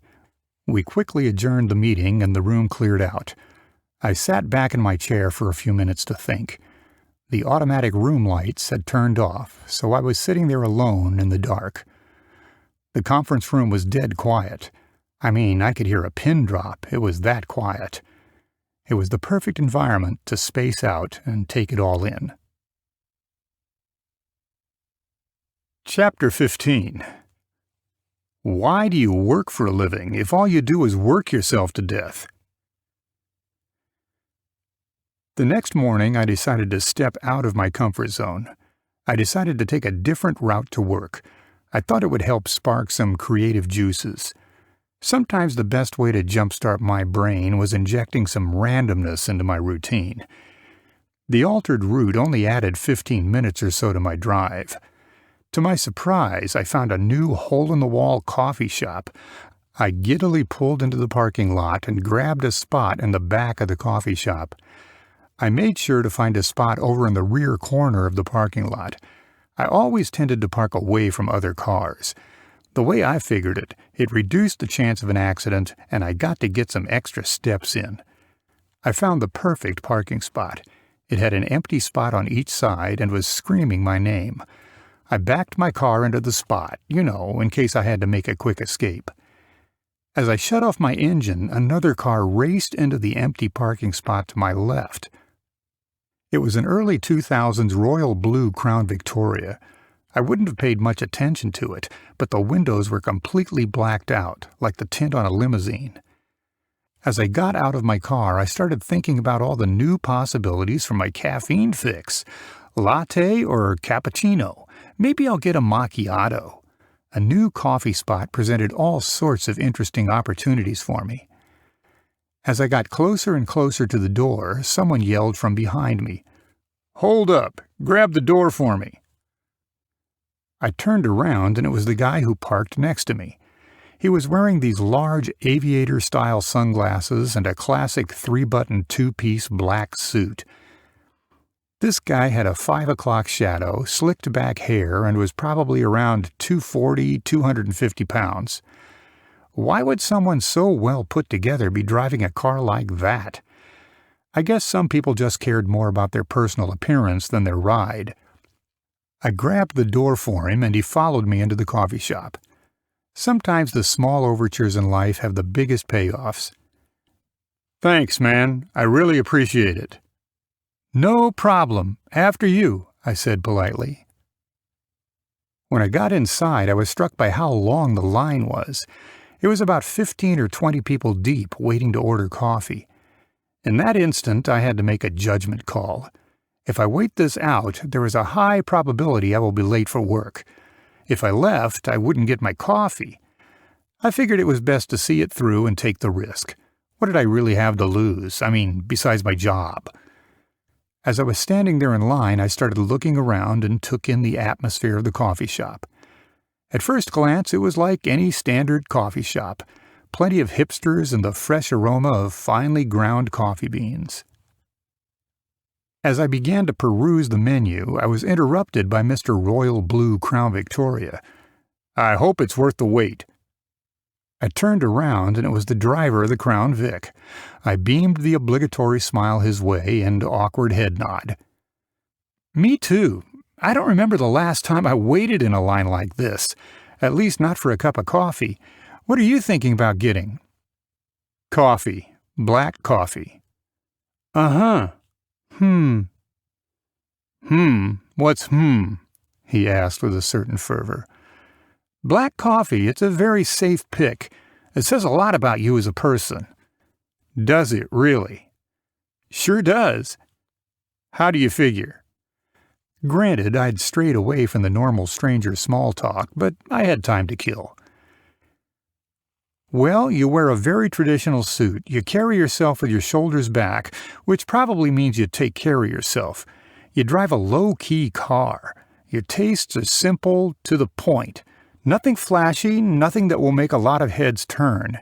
It tells me a lot about you. Uh-huh. It does it? For instance?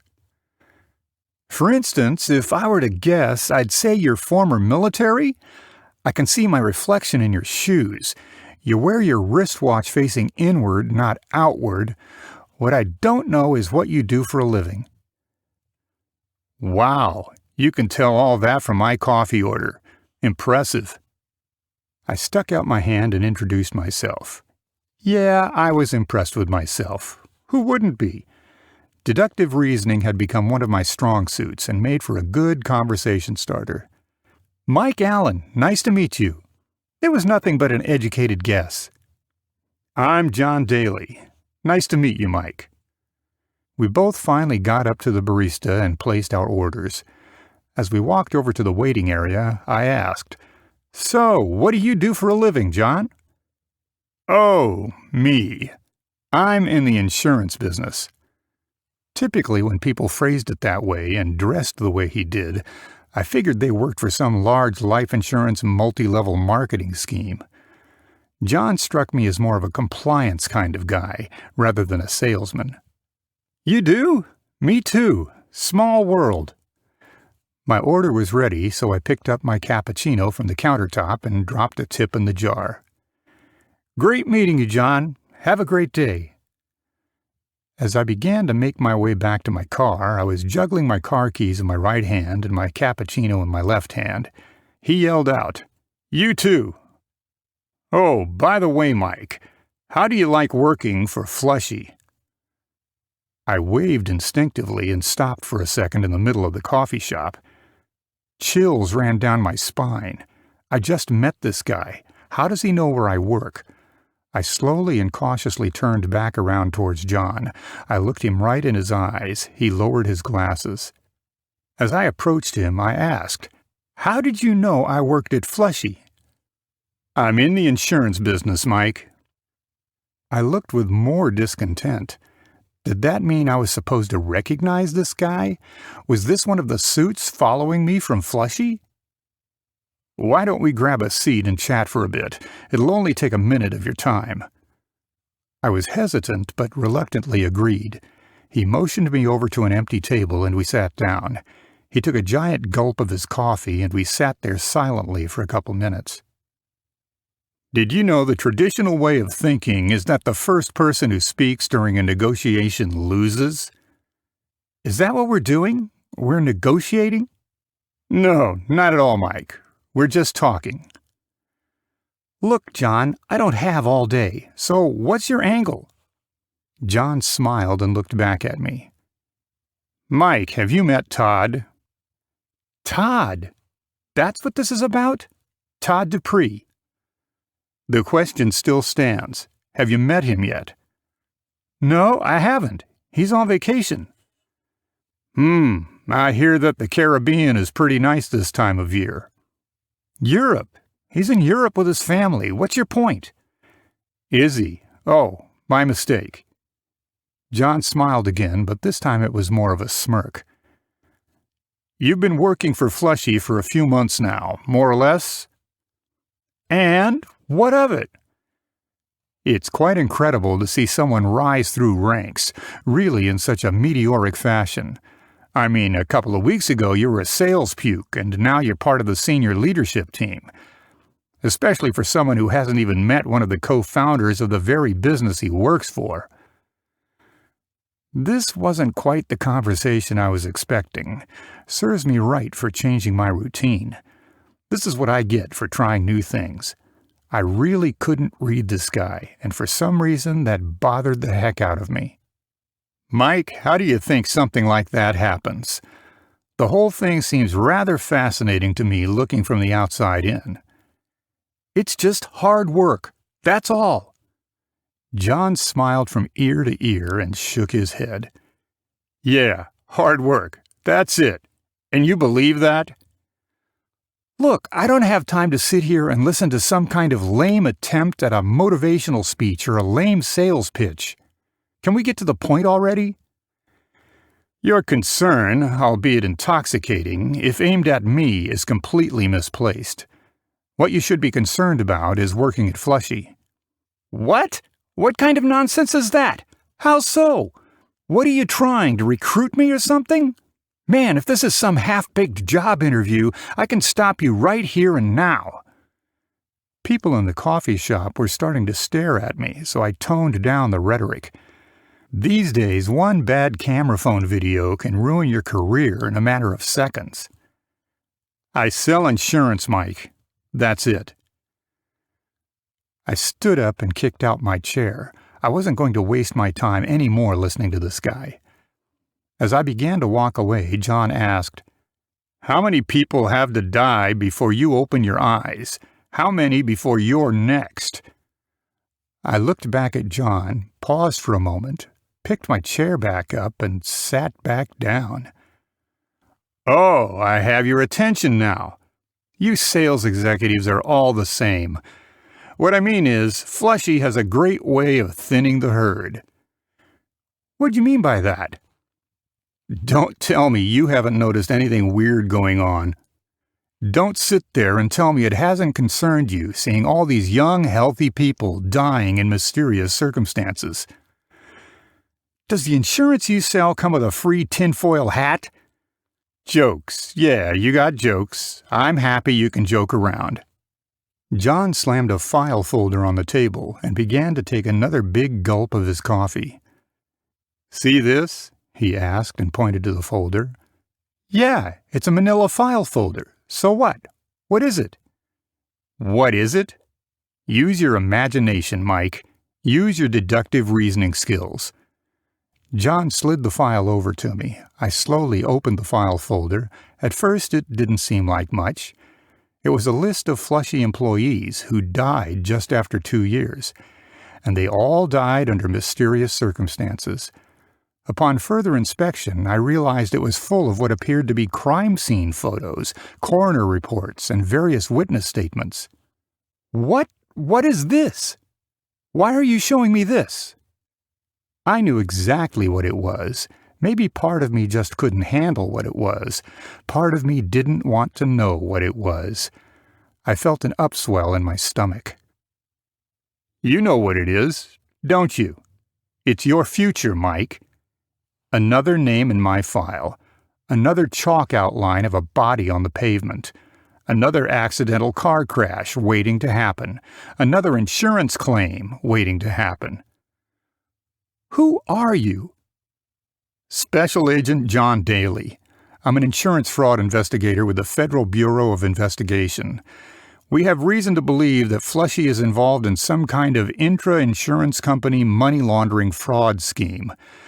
We believe they are systematically killing off their employees for financial gain, among many other financial crimes. I burst out laughing and even had some of my cappuccino come out of my nose. I started looking around. This had to be some kind of candid camera show. The FBI? You had me going there for a second. Insurance fraud investigator. I gotta remember that one. That's rich. Flushy masterminding some giant cabal of death. Well, it was good talking with you, bud. That was entertaining. You really made my day. John's reaction wasn't exactly what I was expecting. His demeanor hadn't changed at all. Nothing, not even a wink and a smile. He was looking at me with a serious disposition. After the laughter subsided, John said, Are you finished? Look, John, this ain't funny, man. I haven't worked at Flushy very long, but don't you think it would be pretty obvious that the company is playing an active role in murdering its own employees? Come on, man. I know how it all must sound. It's all 100% true. You can choose to help us or not. Either way, this house of cards is going to come tumbling down. Kid, you really just gotta ask yourself one question. I took a sip of my cappuccino.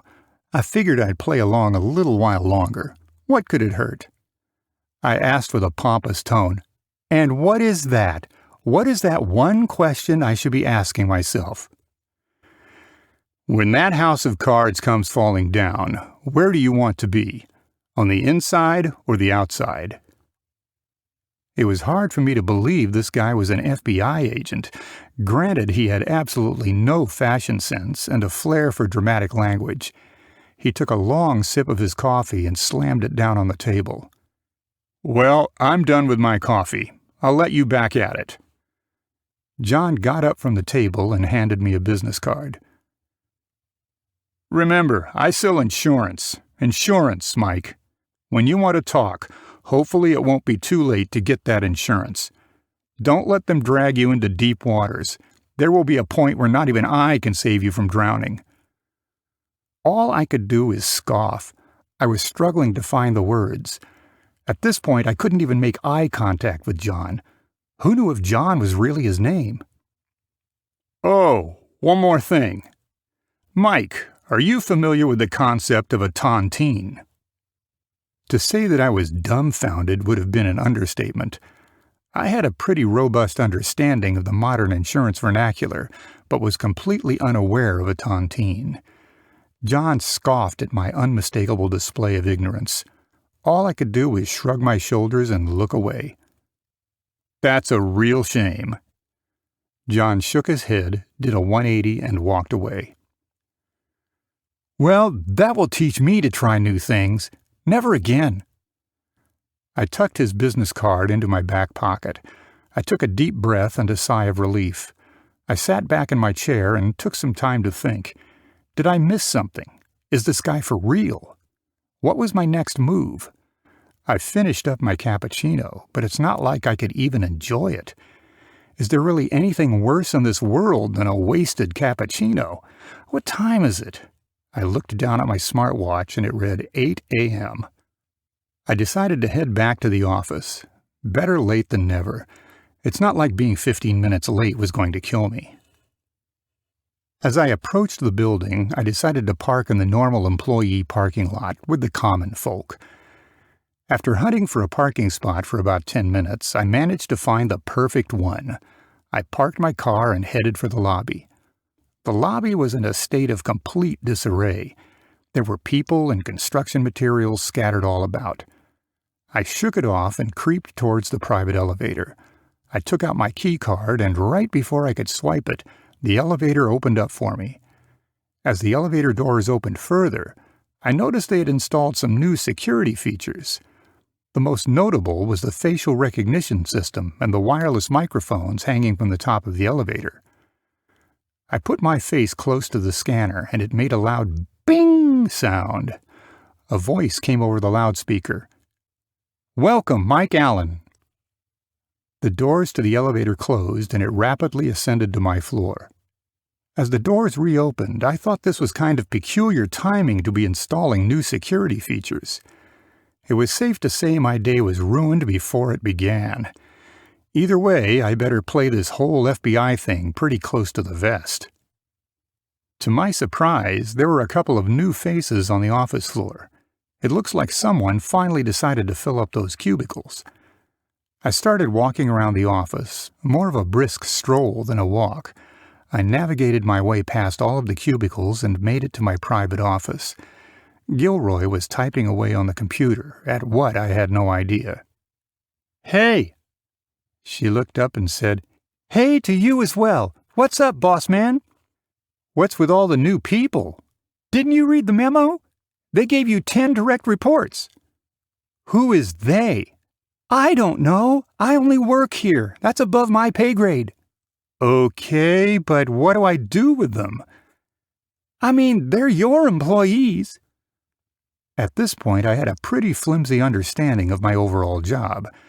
How in the world was I supposed to manage and lead 10 people, especially if I couldn't lead myself? "Gilroy, do me a favor and gather the troops for me. Round 'em up."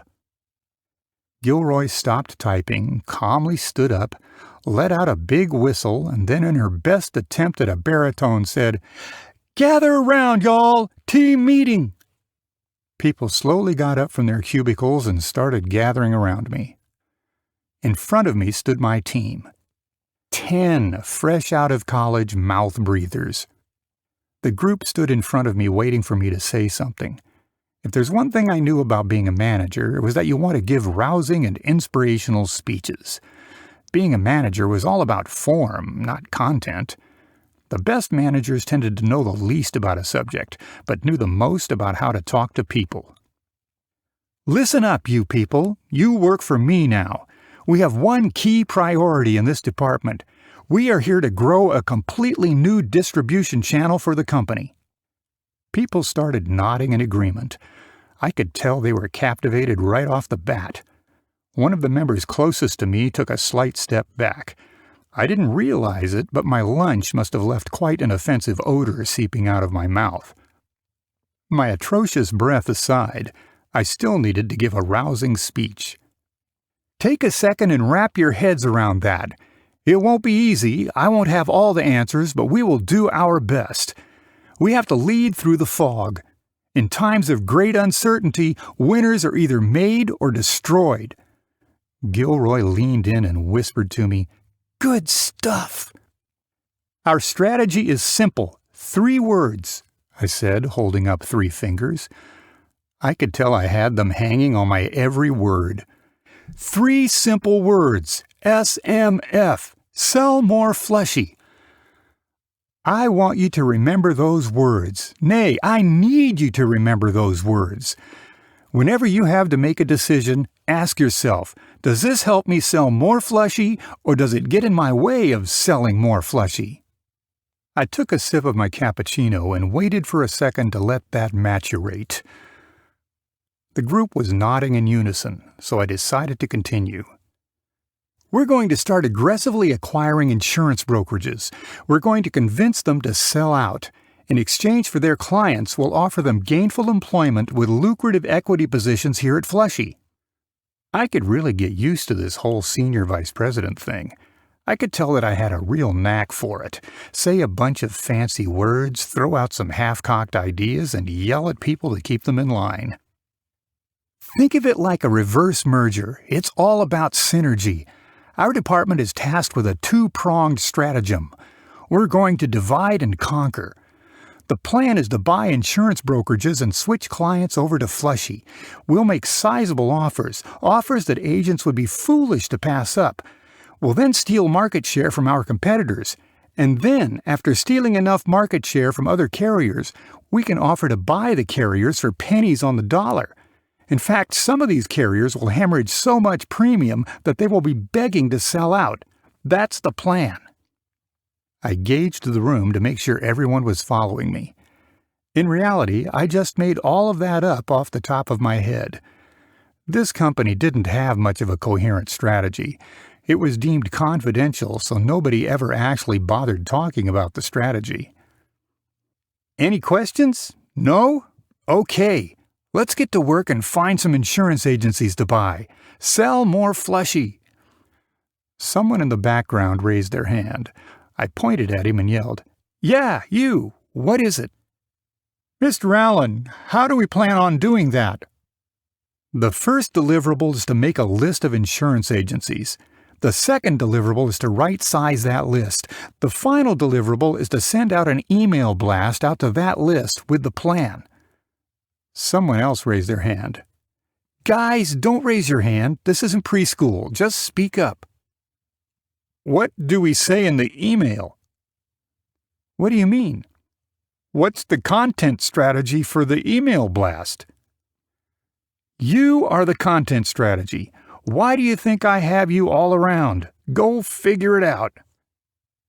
I thought that was a good place to end the conversation, so I clapped my hands together and headed back to my office.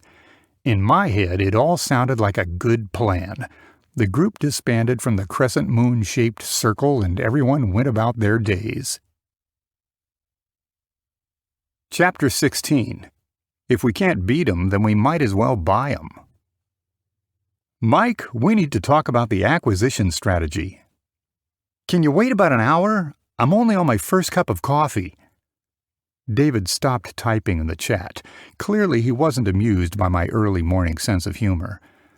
Maybe it was the lack of humor that displeased him. I replied back, "Now is fine. Where should we start?" Let's square the circle. What's the plan? Talk to me. That's really the $64,000 question, isn't it? The plan is to sell more Flushy. The plan is to go deep and to go wide. We want to lift and shift. At the same time, we don't want to boil the ocean. Yeah, that all sounded smart. I mean, smart enough to pass the smell test. I like it. Tell me more. See, David, it's all about synergies, really. Synergies and scalability that leverage our omni-channel approach. Yes, I like it. I like it a lot. Thanks. So, what barriers are getting in your way? None that I know of. Well, go out and do that. Let me know how it goes. We have high expectations for you. Will do, boss. Over and out. Thinking it over, the strategy wasn't all bad. We wanted to attack the castle from all sides. We wanted to acquire clients from 3 revenue streams. We wanted to acquire clients through marketing, through acquiring brokerages, and acquiring small insurance carriers. The ironic part is, if a carrier turned down our initial offer, after we've stolen enough clients, we could then come back with a much worse offer that they would have to accept. I mean, it was all really quite genius. Monday was already off to a fast start. After wrapping up that quick strategy convo with David, I decided to clear out my inbox.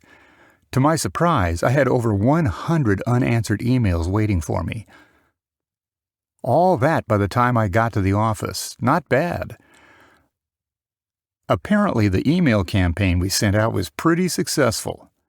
We had RFPs from all size firms, 100-man firms to 1-man firms. Really, a request for proposal is just an excuse for business people to mock up presentations. One of my peons had put my work email address as the automated reply. Big mistake. What a genius. Who in the world thought it was a good idea to put my contact info on this email? I shouted across the office floor. A hand slowly raised above the rows of cubicles. I pointed them out and shouted at the top of my lungs, "You! Get over here!"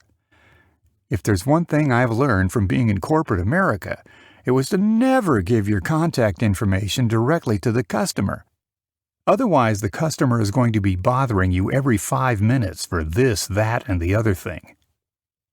The employee walked over to my office. I realized I hadn't even bothered to learn anyone's name yet. The one thing I had learned is that all good members of the senior leadership team have to be able to make examples out of their employees. What's your name? Jeff Stolovsky. Jeff, did you put my contact info on this email?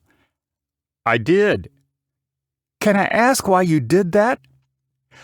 Well, I figured that way in case they have questions about the program.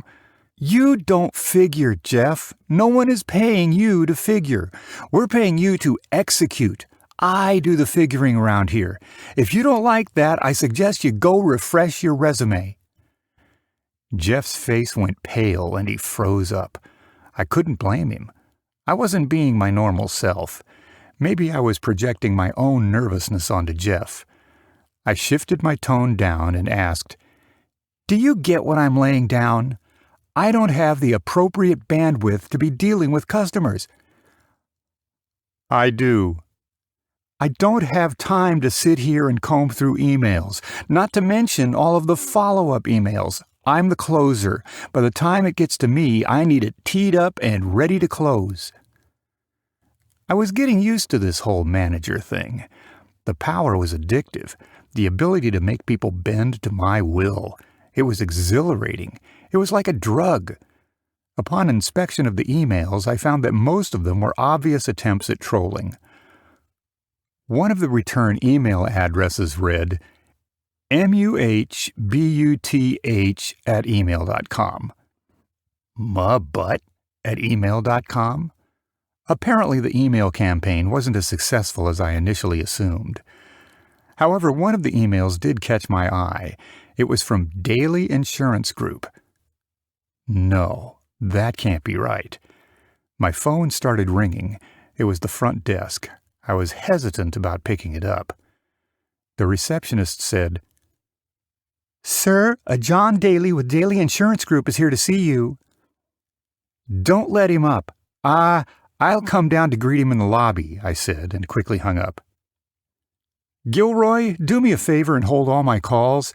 I've got a meeting down in the lobby with a potential broker." I made my way down to the lobby, and standing next to the receptionist was John Daly. John was smiling ear to ear and chatting up the receptionist.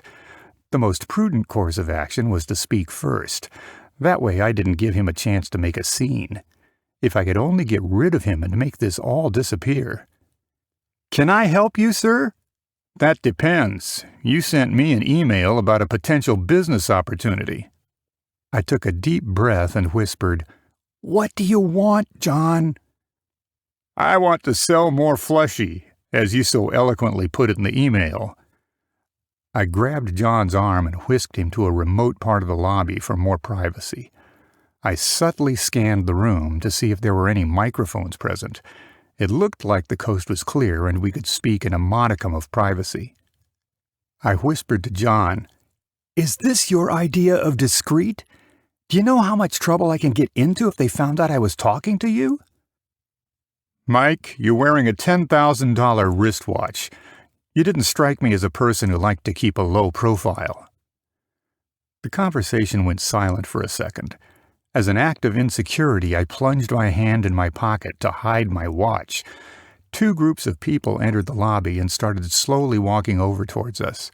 Not in an intentional way, but slowly navigated over to us. I noticed it, but didn't think it was anything to worry about. I moved further over to some dead space in the corner of the lobby. John made sure to pursue me as inconspicuously as possible. "Why are you here?" I'm here to follow up on our last conversation. Did you give it a second thought? "This isn't the place. We can't talk here." Well, where can we go to talk? How's the 40th floor sound? I hear some interesting stuff goes on up there. "Not here. Not now." If not here, then where? If not now, then when? "I'll call you." John laughed and shot me a smile. He didn't flinch an inch. Large droplets of sweat began to roll down my forehead. I looked around, and one of the random people in the lobby was staring at me. I stared back, and they pretended to look at their phone for a quick distraction. John scoffed at my attempt to brush him off. He wasn't easily dissuaded by my effort. Mike, as always, it was lovely speaking with you. Hopefully it won't be the last time we talk. Or the last time you can talk. That's the thing about a tontine, Mike. People walk around like there is some permanence to it all. Let me tell you, there sure isn't. I waved John off and headed back to the elevator. As I turned away, I thought about that term. Tontine, I'd been meaning to look it up. I just didn't have time. I turned back to John for a second and whispered, "Tontine, you mentioned that last time. Why do you keep bringing it up?" John smiled and said, "Mike, you have problems now. Do you want trouble too?" John stepped forward and closed the gap between us. He whispered out of the side of his mouth, "It's this simple, Mike. A tontine is basically a group annuity." "Yeah, what's so special about it?" "Basically, a bunch of people pool money together and invest it. As each member of the tontine dies, the remaining shares split among the surviving members. The last person to live collects all the money." "Pfft! And what? Man, I can't be having you waste my time like this." The Romans used to have an old saying. It's one I think you should learn. It's cui bono. Cui bono? It basically means who benefits. Flushy has changed quite a bit in a short amount of time. People tend to be perfectly healthy one day and perfectly dead the next. But who benefits? Why don't you cut the bull? What do you want from me? You're asking all the wrong questions, Mike. I just sell insurance. Simply that. I sell insurance.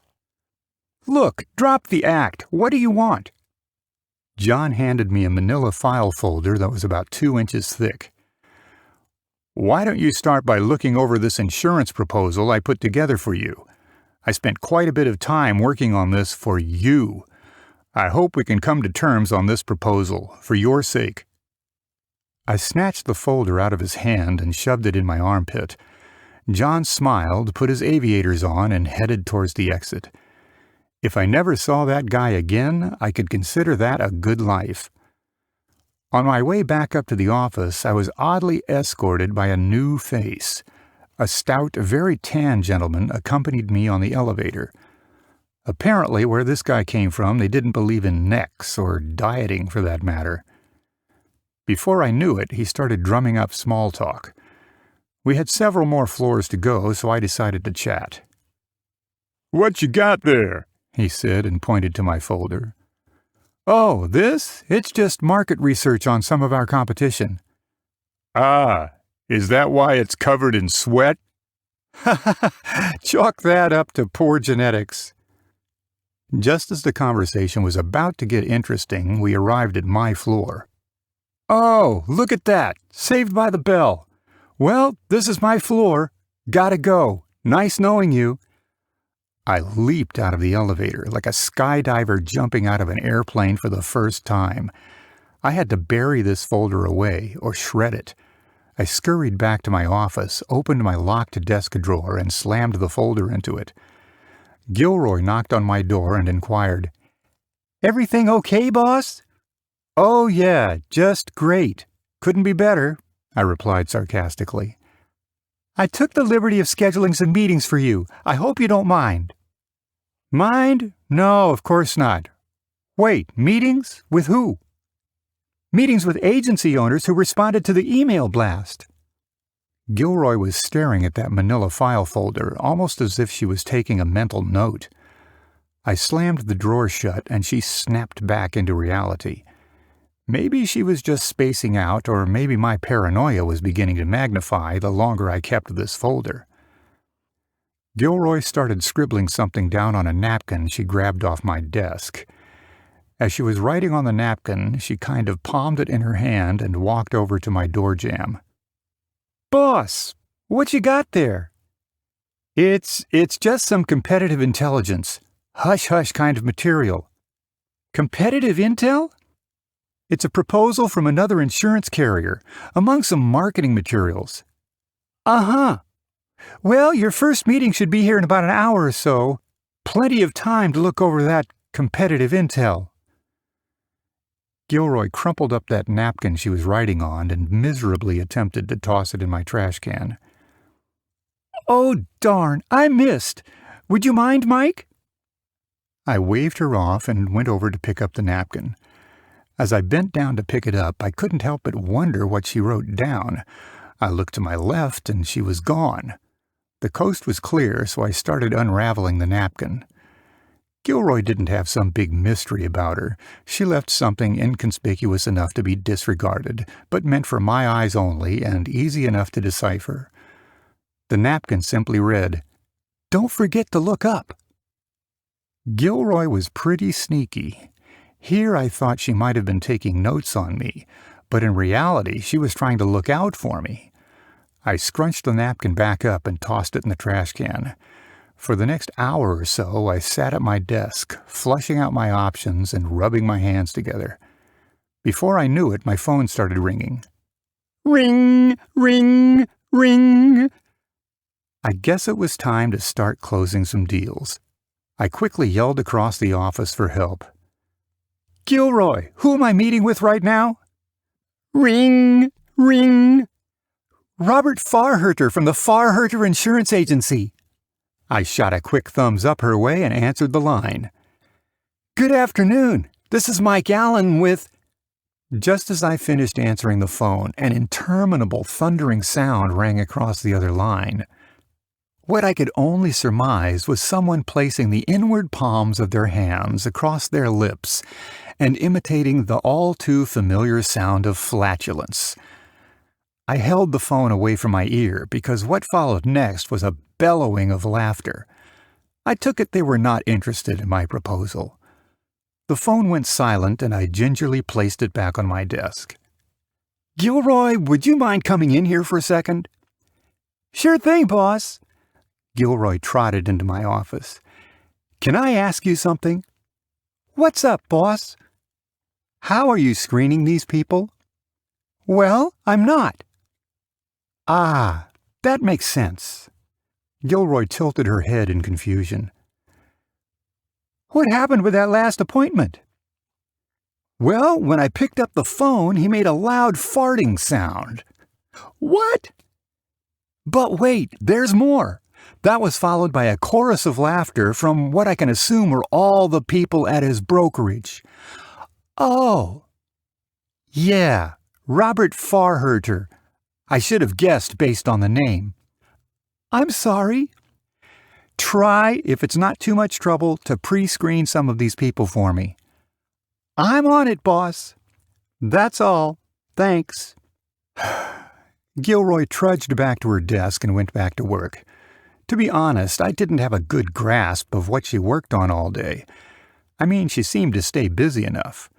For the next 3 hours, I fielded more legitimate inquiries and actually was able to sign up some agencies to join the Flushy team.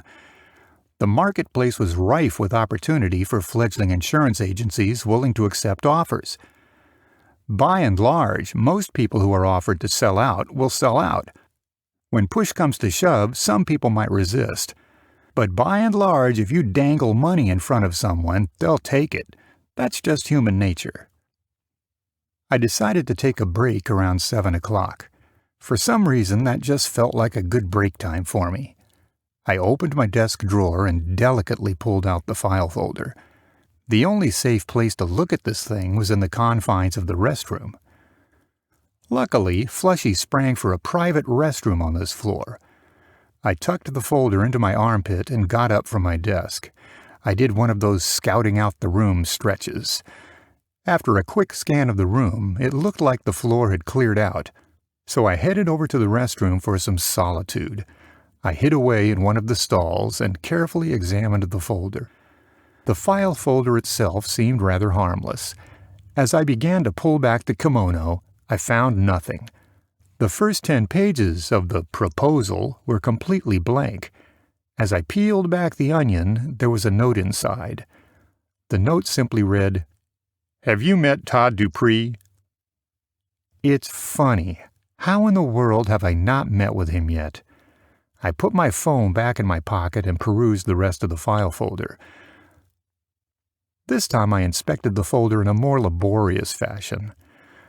There was an article in the folder about the galvanizing leadership of Dupree that counterbalanced and contrasted the egomaniacal style of co-founder David Berrigan.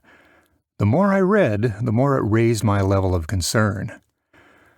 Where was this going? Article after article, it was all the same. It seems that David wasn't the mastermind of Flushy. He was just along for the ride that Dupree created. The article ceased abruptly in the folder and transitioned to black and white photos. How is it that I haven't heard from this guy? How is it that nobody talks to him? I was left with more questions than answers.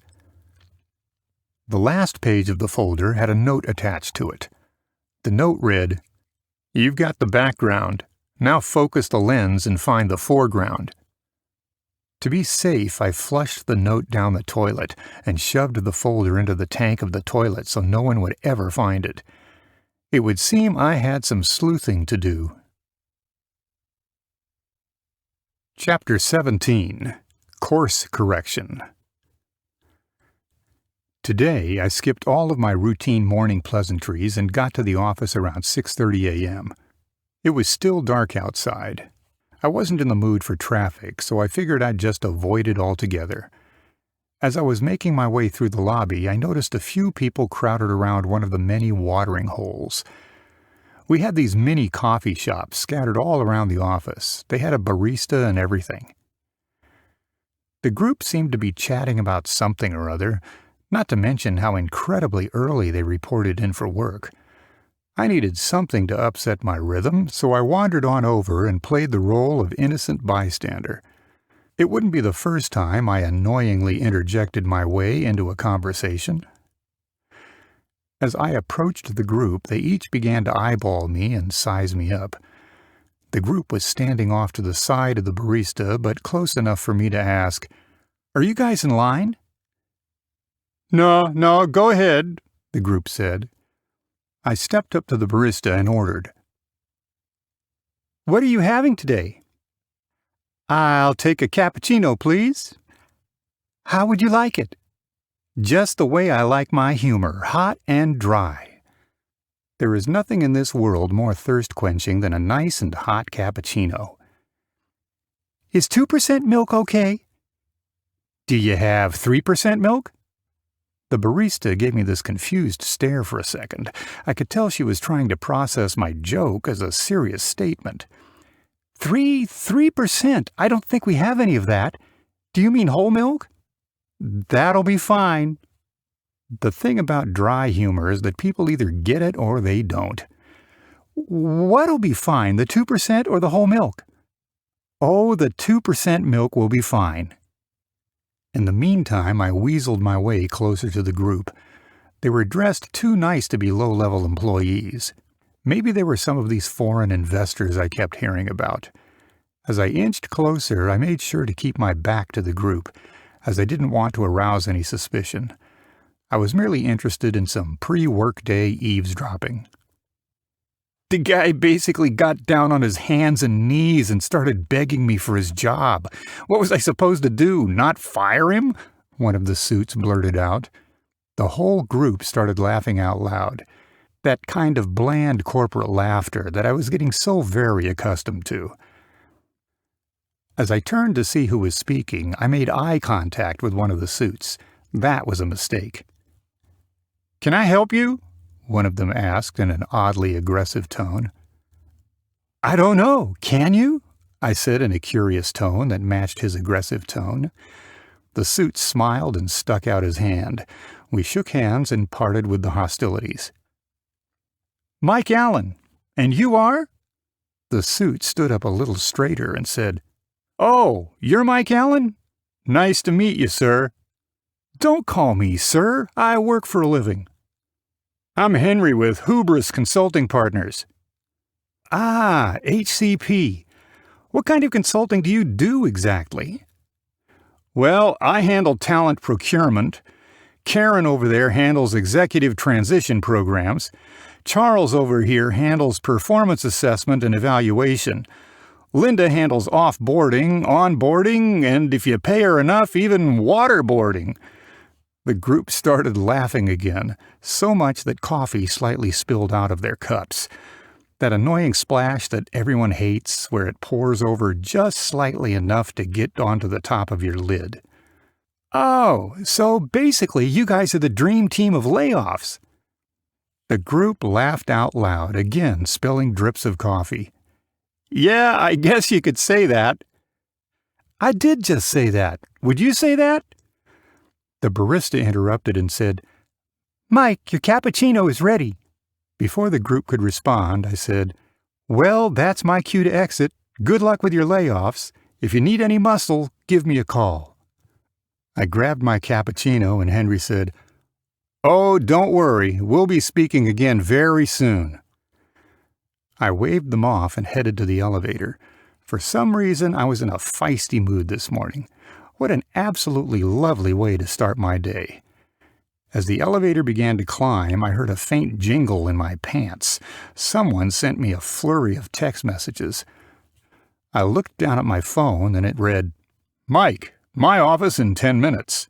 David Berrigan." The light for my floor went off and the top floor button had lit up. Before I knew it, the elevator had stopped off at the top floor. The elevator doors opened to some classical jazz music. As I exited from the elevator, there was a large metal detector, multiple cameras, and 2 gigantic security guards. One of them motioned me through the metal detector and said, "This way, sir." The security guard led me through a tunnel which led to a bridge that was extended over a koi pond, an infinity-style pool, a private gym, a spa, and a small Italian restaurant. The decor of the office was very modern, sleek, elegant, and something I would expect to see in a magazine or, better yet, a movie. Clearly, David had done some minor renovations since our first interview. David Berrigan had everything in its exact correct place. No detail was overlooked, and everything was put together with clear intention. I was starting to get a good picture of who he was as a person.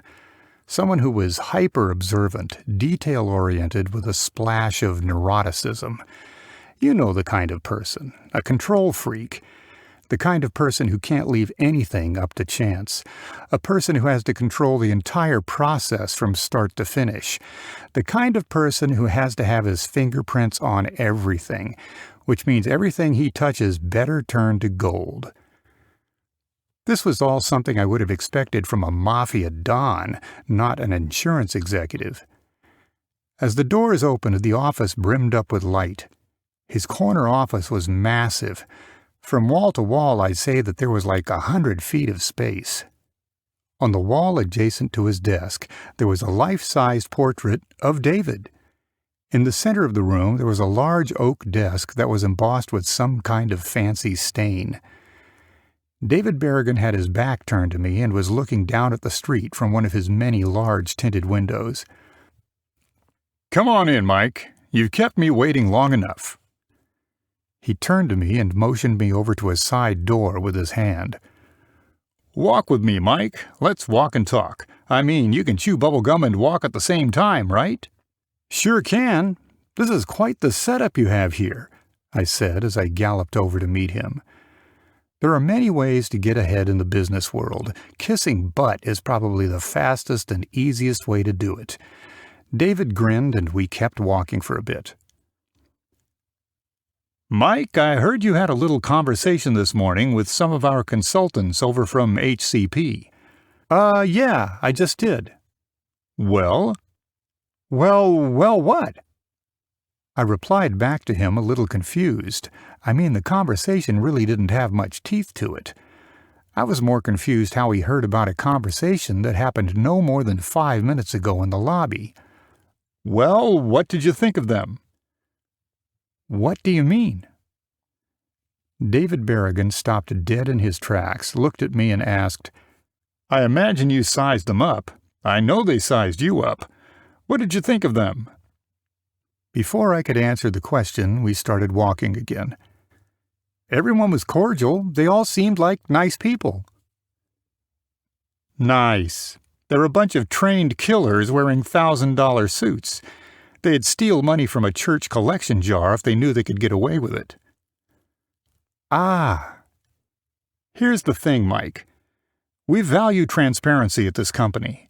In fact, we value it so much that it is one of our key value principles. It doesn't pay to be sheepish. It doesn't pay to guard your language. If something is on your mind, say it." "I see." The thing about being transparent is that there is a price to transparency. There is a cost to transparency. "A price? How so?" We started walking around the koi pond, and David Berrigan took a second to admire the many colorful fish swimming around in the pond. "We have tens of thousands of employees here at Flushy, and thanks to your recent efforts, that number has increased substantially." David Berrigan crouched down to feed the fish. Someone walked from out of the corner of my eye and handed me an NDA to sign.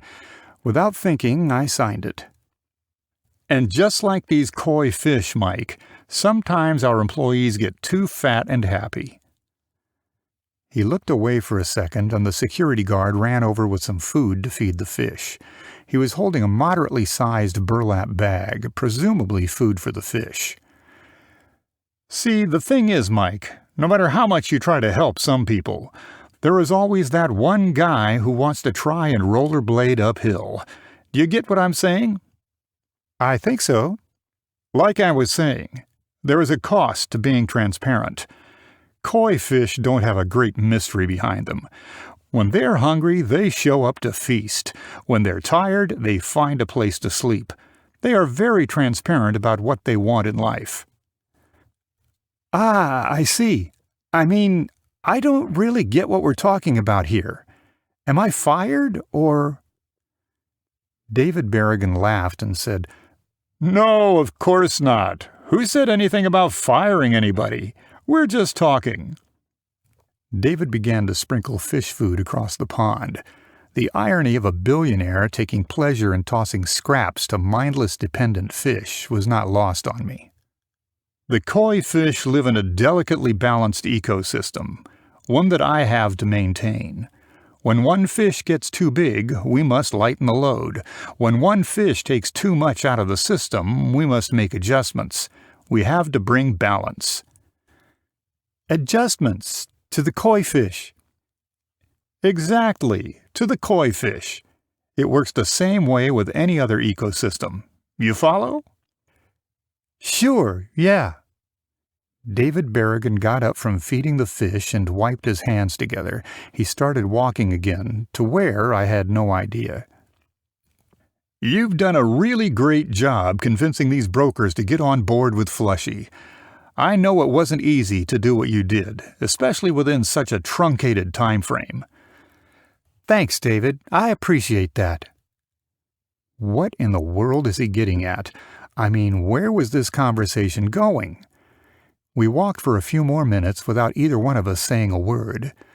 This kind of felt like one of those conversations that wasn't going to be documented or written down anywhere for posterity. I hated those kinds of conversations because they never ended well. Do you know how we maintain such competitive pricing? Do you know what the secret sauce is? I thought it was the tech and the data. Well, yes, to a point it's the tech. To a point, it's the data. Aside from that, do you know how we do it all? No, not really. To be honest, I have no clue. We maintain the ecosystem, Mike. It's by keeping our operating expense ratio at the lowest cost in the industry. We are a bottom-line company.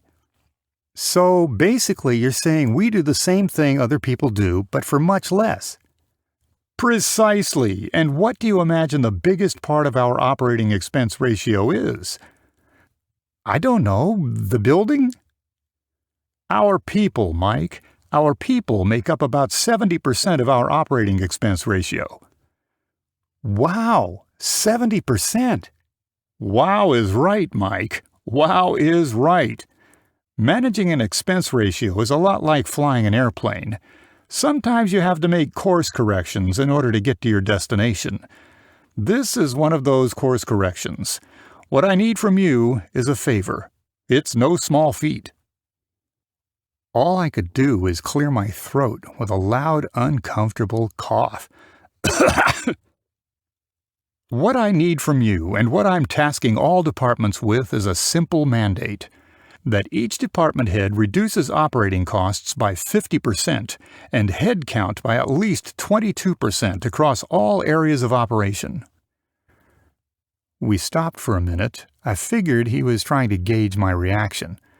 Internally, I was livid, but on the outside, the only thing I could do was to shake my head in agreement while trying to mask my disgust. Contempt aside, this just felt so capricious and arbitrary. Let me get this straight, so there is no confusion here. Please, go right ahead.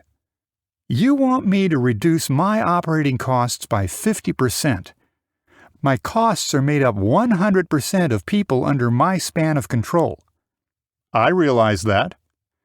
I just convinced these brokers to sell their businesses to us and come join Flushy at a substantial short-term pay decrease. I sold them on the vision, the long-term growth opportunity working for Flushy. They are taking variable long-term payouts with no or minimal guarantees. I realize that. I know it's a lot of ask of you. David, these aren't head count. These are people we're talking about. Real people with families, pets, mortgages. Yes, I understand that, Mike. I realize this is putting you out a bit. It's not an easy position. It's a necessary position if we want to stay competitive in the marketplace. Uh-huh. That is why, for every 1 percentage point decrease in your division's expense ratio, it will result in a one-time cash bonus of $10,000. You do for me, I do for you. I spontaneously let out this uncomfortable little laugh. So, you're going to pay me up to $5 million to fire half of my brand new sales force? Don't look at it so transactionally, Mike. These are people, remember, not just names on a spreadsheet.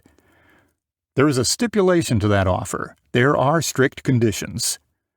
What kind of stipulation? David smirked. The old me would have slapped that smirk right off his face. The old me would have done a lot of things differently. This all has to be wrapped up before the end of the fiscal year. Policyholder retention needs to be maintained at 95% for 6 months following the headcount reduction. Oh, why didn't you say so? Not a problem at all, I said sarcastically. And I'll need an increase in revenue out of your business unit by at least $200,000 per month. 95%. 95% with half the sales force in play? How do you think that is achievable? How motivated do you think my sales team is going to be once we announce massive layoffs? Mike, I said it once and I'll say it 1,000 times. People don't care about their insurance policy. People don't care about their agent. People care about the price, plain and simple. To sell a Flushy policy is to sell a price. Yeah, but... Mike, I entrust that you will find a way to make this happen. What happens if I don't hit the 50% goal? David Berrigan said, "Let's just hope it doesn't have to come to that, Mike." I hadn't realized it, but the 2 security guards had approached us both from behind and were hovering during the entire course of our conversation. We stood there in this awkward crescent moon half-circle formation for a few minutes. "Can I count on you to get the job done? Can I count on you to balance the ecosystem?" I plunged my hands into my pockets as a pathetic act of defiance. I stood there wafting in the ambiance of incredulity. What else could I say? What else could I do? I had one clear choice in front of me. You can count on me. I won't let you down, David. I knew you wouldn't let me down, Mike. David Berrigan did an about-face and started walking away. Well, I did have just one question, David. What's that, Mike? He said without turning around. He did do me the courtesy of stopping in his tracks, though. What am I supposed to tell them? You're a salesman, right? Yeah. Sell them. Figure it out. Mike, just chalk it all up to being transparent about the process and that we have to do this in order to stay competitive, but spice it up a bit. The consulting team from Hubris Consulting Partners will be around later to talk you through the process. David Berrigan walked away, and I was escorted back to the elevator by the 2 security guards. This might have been the longest elevator ride of my life. Time just slowed on down for a while. Somehow I managed to get back to my desk without having an anxiety attack. Before I had a chance to think, my phone started lighting up. I tossed it in one of my desk drawers and decided to ignore everything for a while. Gilroy knocked on my door and popped her head in. Knock, knock, knock. Boss? I looked up so she could acknowledge I was at least trying to listen. Given my recent assignment, it was hard not to ignore her. It was hard to not block out the whole world around me. You have some people here from Hubris Consulting Partners. See them in. One by one, the consultants came marching in. Everyone promptly sat down and had eager stamped across their foreheads. They were chomping at the bit to start. "Did David Berrigan brief you on my situation?" Henry said, "He did. He also mentioned that you were a right-to-the-point kind of guy. You don't mince words and you don't care for fluff. Given the task at hand, let's subdue the chit-chat and get down to business. Did he tell you about the riff?" "Ah, yes. You really don't waste any time." "You have a headcount reduction issue. We are aware," one of the other consultants chimed in.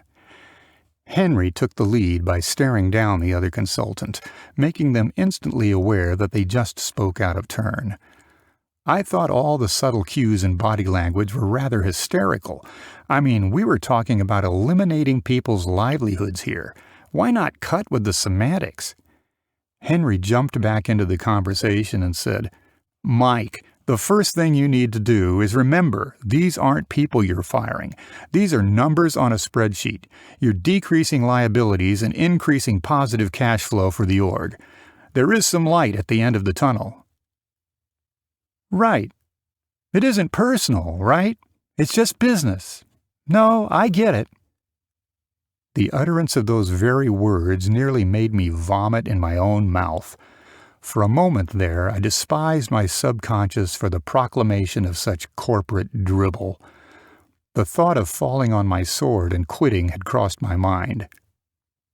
"Exactly right," the group said in unison.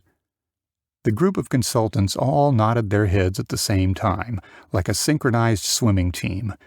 Clearly, this wasn't their first rodeo.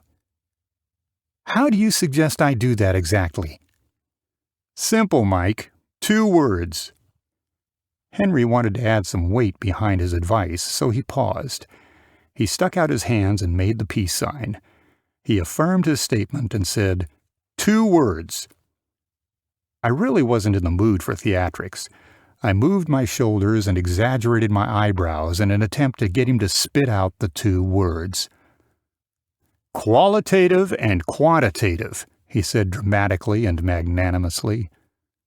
"Tell me more," I said while shrugging off his comment. "We use mostly objective assessments to determine the ongoing viability of a role. We have to ensure that the role is not redundant in nature. Sometimes we can overhire and have to right size." "Mostly objective? So?" "A role-specific competency correlation assessment, to be precise." "A competency correlation assessment. How exactly is that supposed to help?" "Mike, how many salespeople did you bring on recently? How much did you staff up?" "I brought on nearly 100 insurance salespeople in the span of a few months." "Perfect. 100. A nice round number," he said as he softly clapped his hands together. I could tell he was getting just a little too much enjoyment out of this whole thing. "Here's what we can do. We can create a test for each of the 100 employees. We can set the test to have an artificial 50% failure rate. Thus, 50% pass and 50% fail. The people who fail the test will all lose their jobs. Nice and easy, nice and objective." "Uh-huh. I mean, objective enough to pass the smell test at least." The group laughed out loud, like a laugh track on those old 1950s-style sitcoms. "What do you mean objective enough?" "We just need it to pass the smell test. That way we don't get sued. We want it to at least appear fair." "Ah, you seem to have all this down to a science." That statement seemed to really resonate with the consultants because they each perked up a little bit. "Figure it this way. You're paying most of these guys a salary, but the majority of the offer you made was for a non-vested equity position based on a variable pay-per-performance bonus structure. It was a huge gamble for these guys to come aboard, with a massive upside potential." Henry started rubbing his hands together and almost began frothing at the mouth as he was laying down the groundwork for this mass layoff. "The most we could calculate to pay in a wrongful termination lawsuit is 1 year of salary, assuming it goes to legal action. And that's the worst-case scenario for the average wrongful termination lawsuit. Now, you have 100 salespeople. You want to reduce that number by 50, meaning you have a total salary combined base of $5 million, which would be our potential total exposure from a legal standpoint, assuming each lawsuit was average. Go on. Believe it or not, Mike, attorneys are just like people. People do things for money. Let's say you have a wrongful termination lawsuit asking for $100,000. The attorney gets like 33% of that figure. The average cost of an attorney is $300 per hour, meaning they can work on that case for $33,000 divided by $300 per hour, or 111 hours before they lose money. Each hour an attorney works on a case is a chomp into their profit margin. If we use an assessment, it will dissuade attorneys from even taking on the case in the first place. In the event they do decide to sue, which we anticipate that figure to be about 15%, then we have the assessment as an objective measure for why we fired the person. We can dangle that assessment in front of the judge or use it as a bargaining chip to negotiate down our eventual settlement offer. I take it back. You have this down to an exact science. Look, it's not personal, it's just business. Just business, the other consultants chimed in together like a church choir. We have to fire half of our recently acquired insurance agents 2 weeks before Christmas. I'd imagine it will seem rather personal to the people we fire. Mike, that is a great point. That's why we are going to offer a lucrative severance package to all employees who agree to an arbitration arrangement, which will further reduce potential losses. We're going to offer affected employees 2 weeks of severance pay. 2 weeks? 2 weeks per? 2 weeks in total. Pretty good. I know, right? These people sold their agencies, quit their jobs, and brought all of their clients over to Flushy. And for that, we are going to give them 2 weeks of pay. Pretty generous, I know. I mean, these are employees with less than a year with the org, and they get 2 weeks of severance. All jobs are temporary. Either you get fired, the company goes out of business, you get promoted, you get riffed, you die, etc. Every job comes with risk. The thing is, Mike, we need to be nimble. We need to be able to pivot, and with a bloated sales force, we are just unable to do that. We? Well, you know what I mean. Flushy. Tell me more about the assessment. I thought you would never ask. Can you give me an example of some of the questions? I'm assuming they will be sales-specific questions. I mean, these are salespeople we're talking about here. These are core competencies we are looking for in the future. What would those be? Would you like me to give you an example? I think that might help. If you're approached by a regulator and asked to provide information about Flushy, what should you do? The room became uncomfortably silent, and the consultants all stared at me. I couldn't tell if they were baiting me into answering or just marinating in the conversation. Are you asking me, or? No, nothing like that. Your options are provide the information, say nothing, refer them to management, ignore the regulator. I wanted to shake my head in disbelief, but made sure to keep my poker face on. What in the world does that have to do with selling insurance? The consultants began to stare at each other and gauge my reaction. Would you mind giving me another example? Of course, we aim to please. A customer asks you to speak to a manager about a claim not being paid. What should you do? Pick from one of the options below.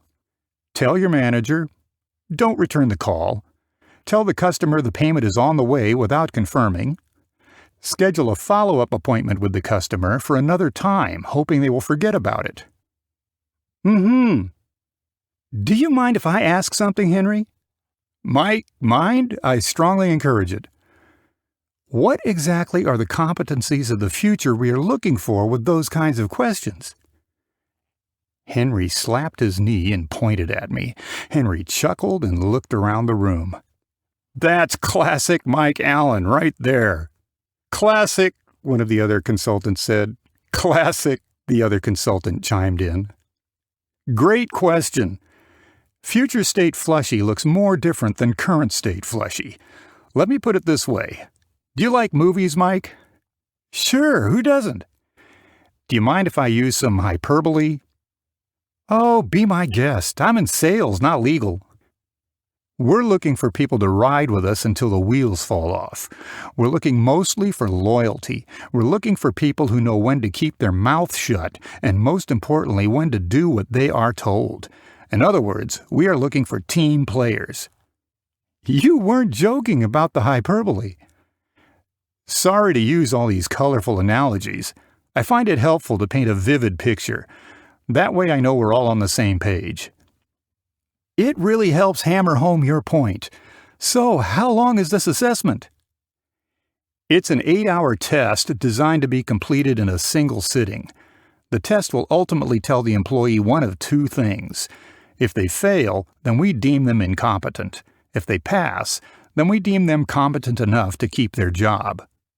Ah, so when do these tests get sent out to the employees?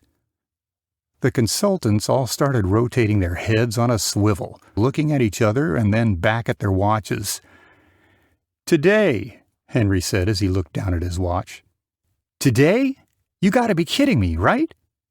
In fact, right about now, right as we speak. My immediate reaction was to scoff and murmur a sarcastic laugh.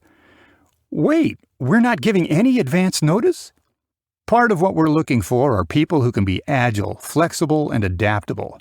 How can we truly assess that characteristic if we give an advanced notice? Well, when you put it so reasonably like that, that makes complete sense to me, I said sarcastically. I was being sarcastic, but I felt that was lost on the consultants. These consultants were all blunt instruments, the kind of instruments used to knock people over the head with. Mike, we weren't born yesterday. Clearly you have some reservations with this whole process. Is that fair to say? Am I that transparent? Apparently I wasn't as slick as I thought I was. It's okay. Most people grapple with the process. Really? You don't say. Look at it this way, Mike. This is simple addition through subtraction. It's really that straightforward. We're only as strong as our weakest link. It'd be a lot tougher if we had to make the decision from a position of weakness. We are making this from a position of strength. What do you mean? I mean, Flushy is about to pop an IPO and hit record profits this quarter. That means fat bonuses for everyone upstream and job security for those downstream. Imagine if we had to make these cuts if the business was struggling. The fact we are thriving now means we shouldn't rest on our laurels. Uh-huh, I answered with trepidation. I mean, imagine what that would do to our bonuses. Oh no, I couldn't even dream of that. What a shame that would be.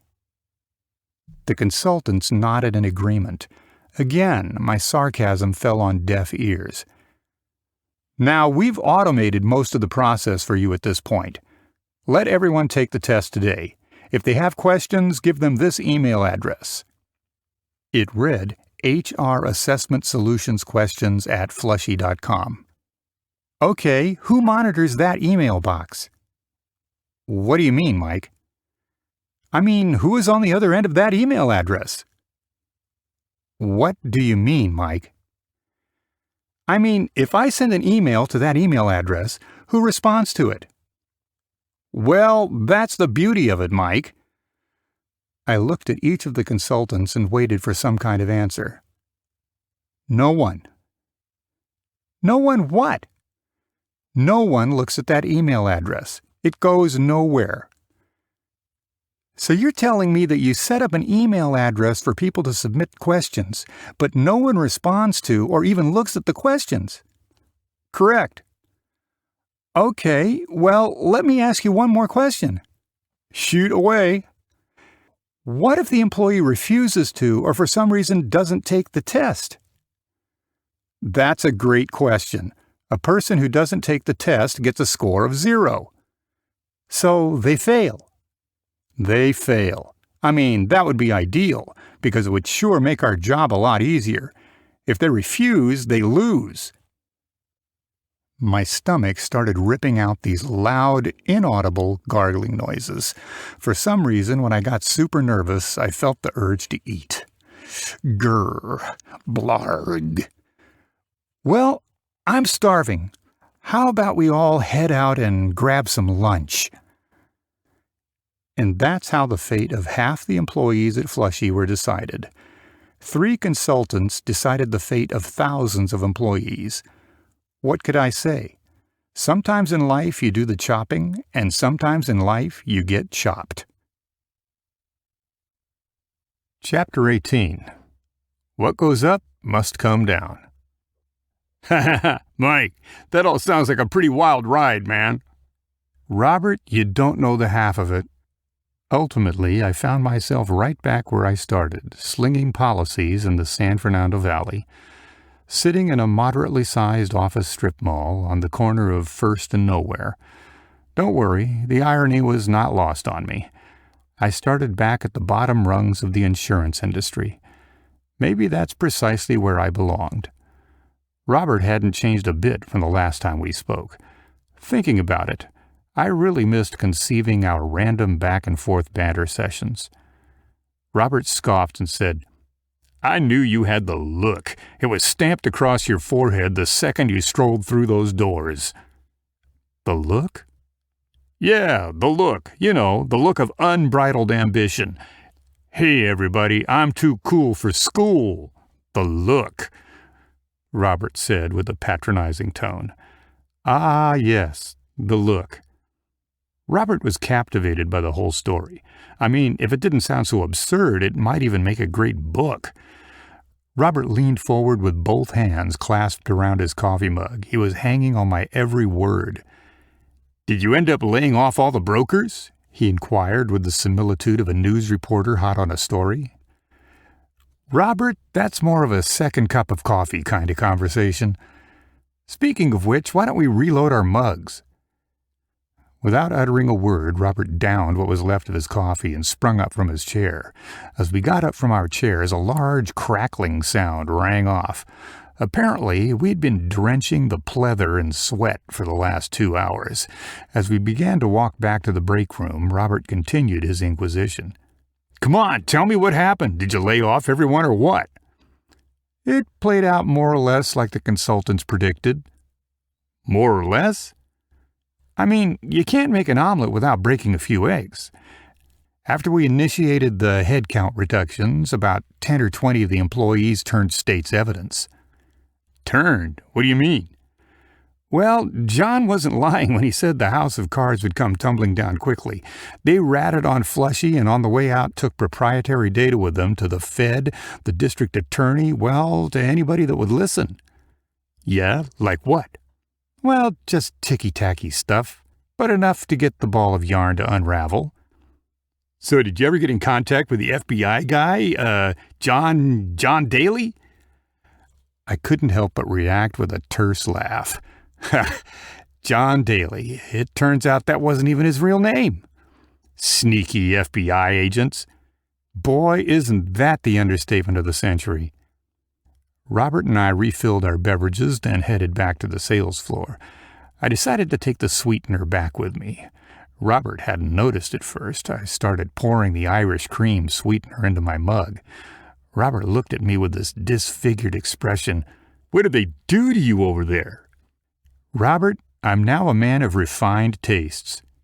Clearly. Did you want coffee with your creamer? Ha! As I finished pouring the sweetener, it dawned on me that might make a perfect embarkation to continue with my earlier thought. What were we talking about again? John Daly, Robert eagerly said. Oh, yeah, John Daly.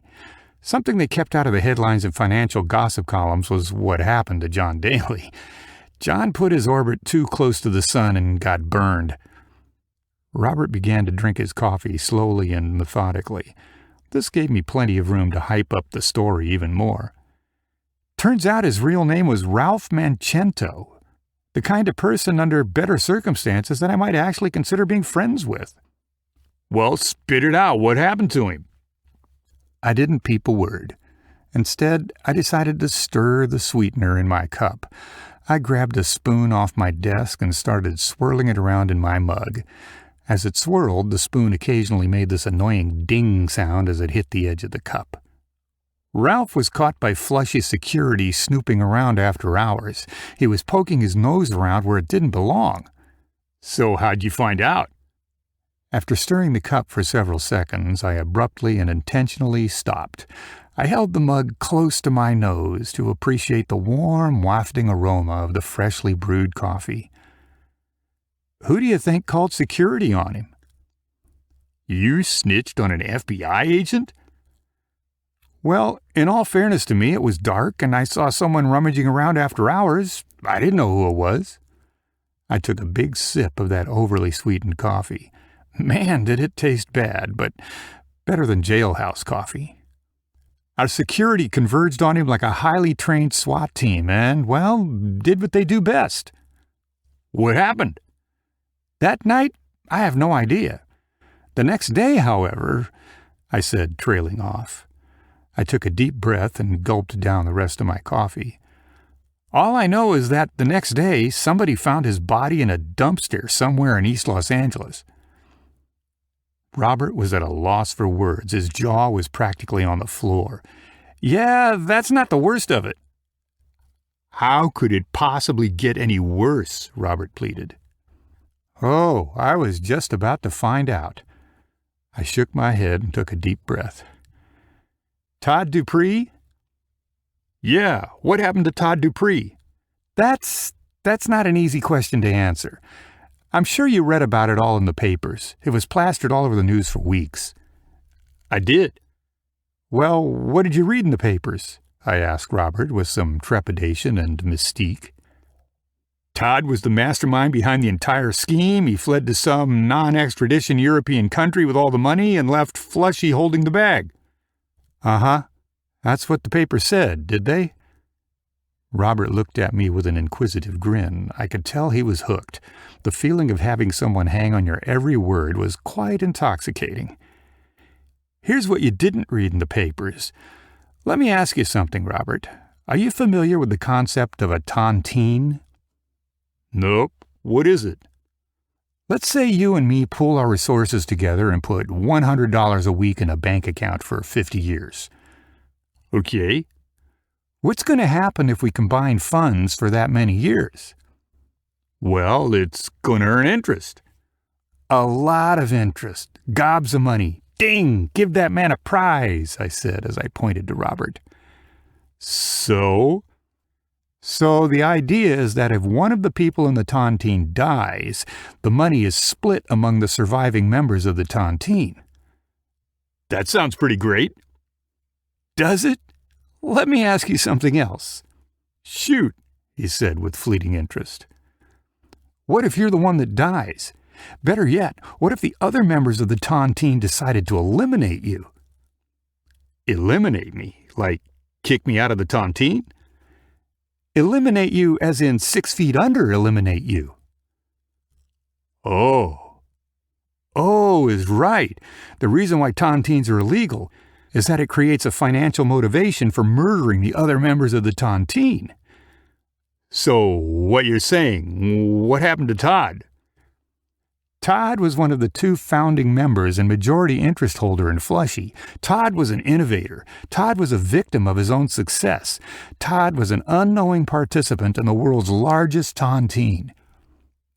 Robert was speechless, at least until he finished off his cup of coffee. Tell me you at least got some of that sweet startup money out of this whole thing. What about the IPO? What about your equity in the company?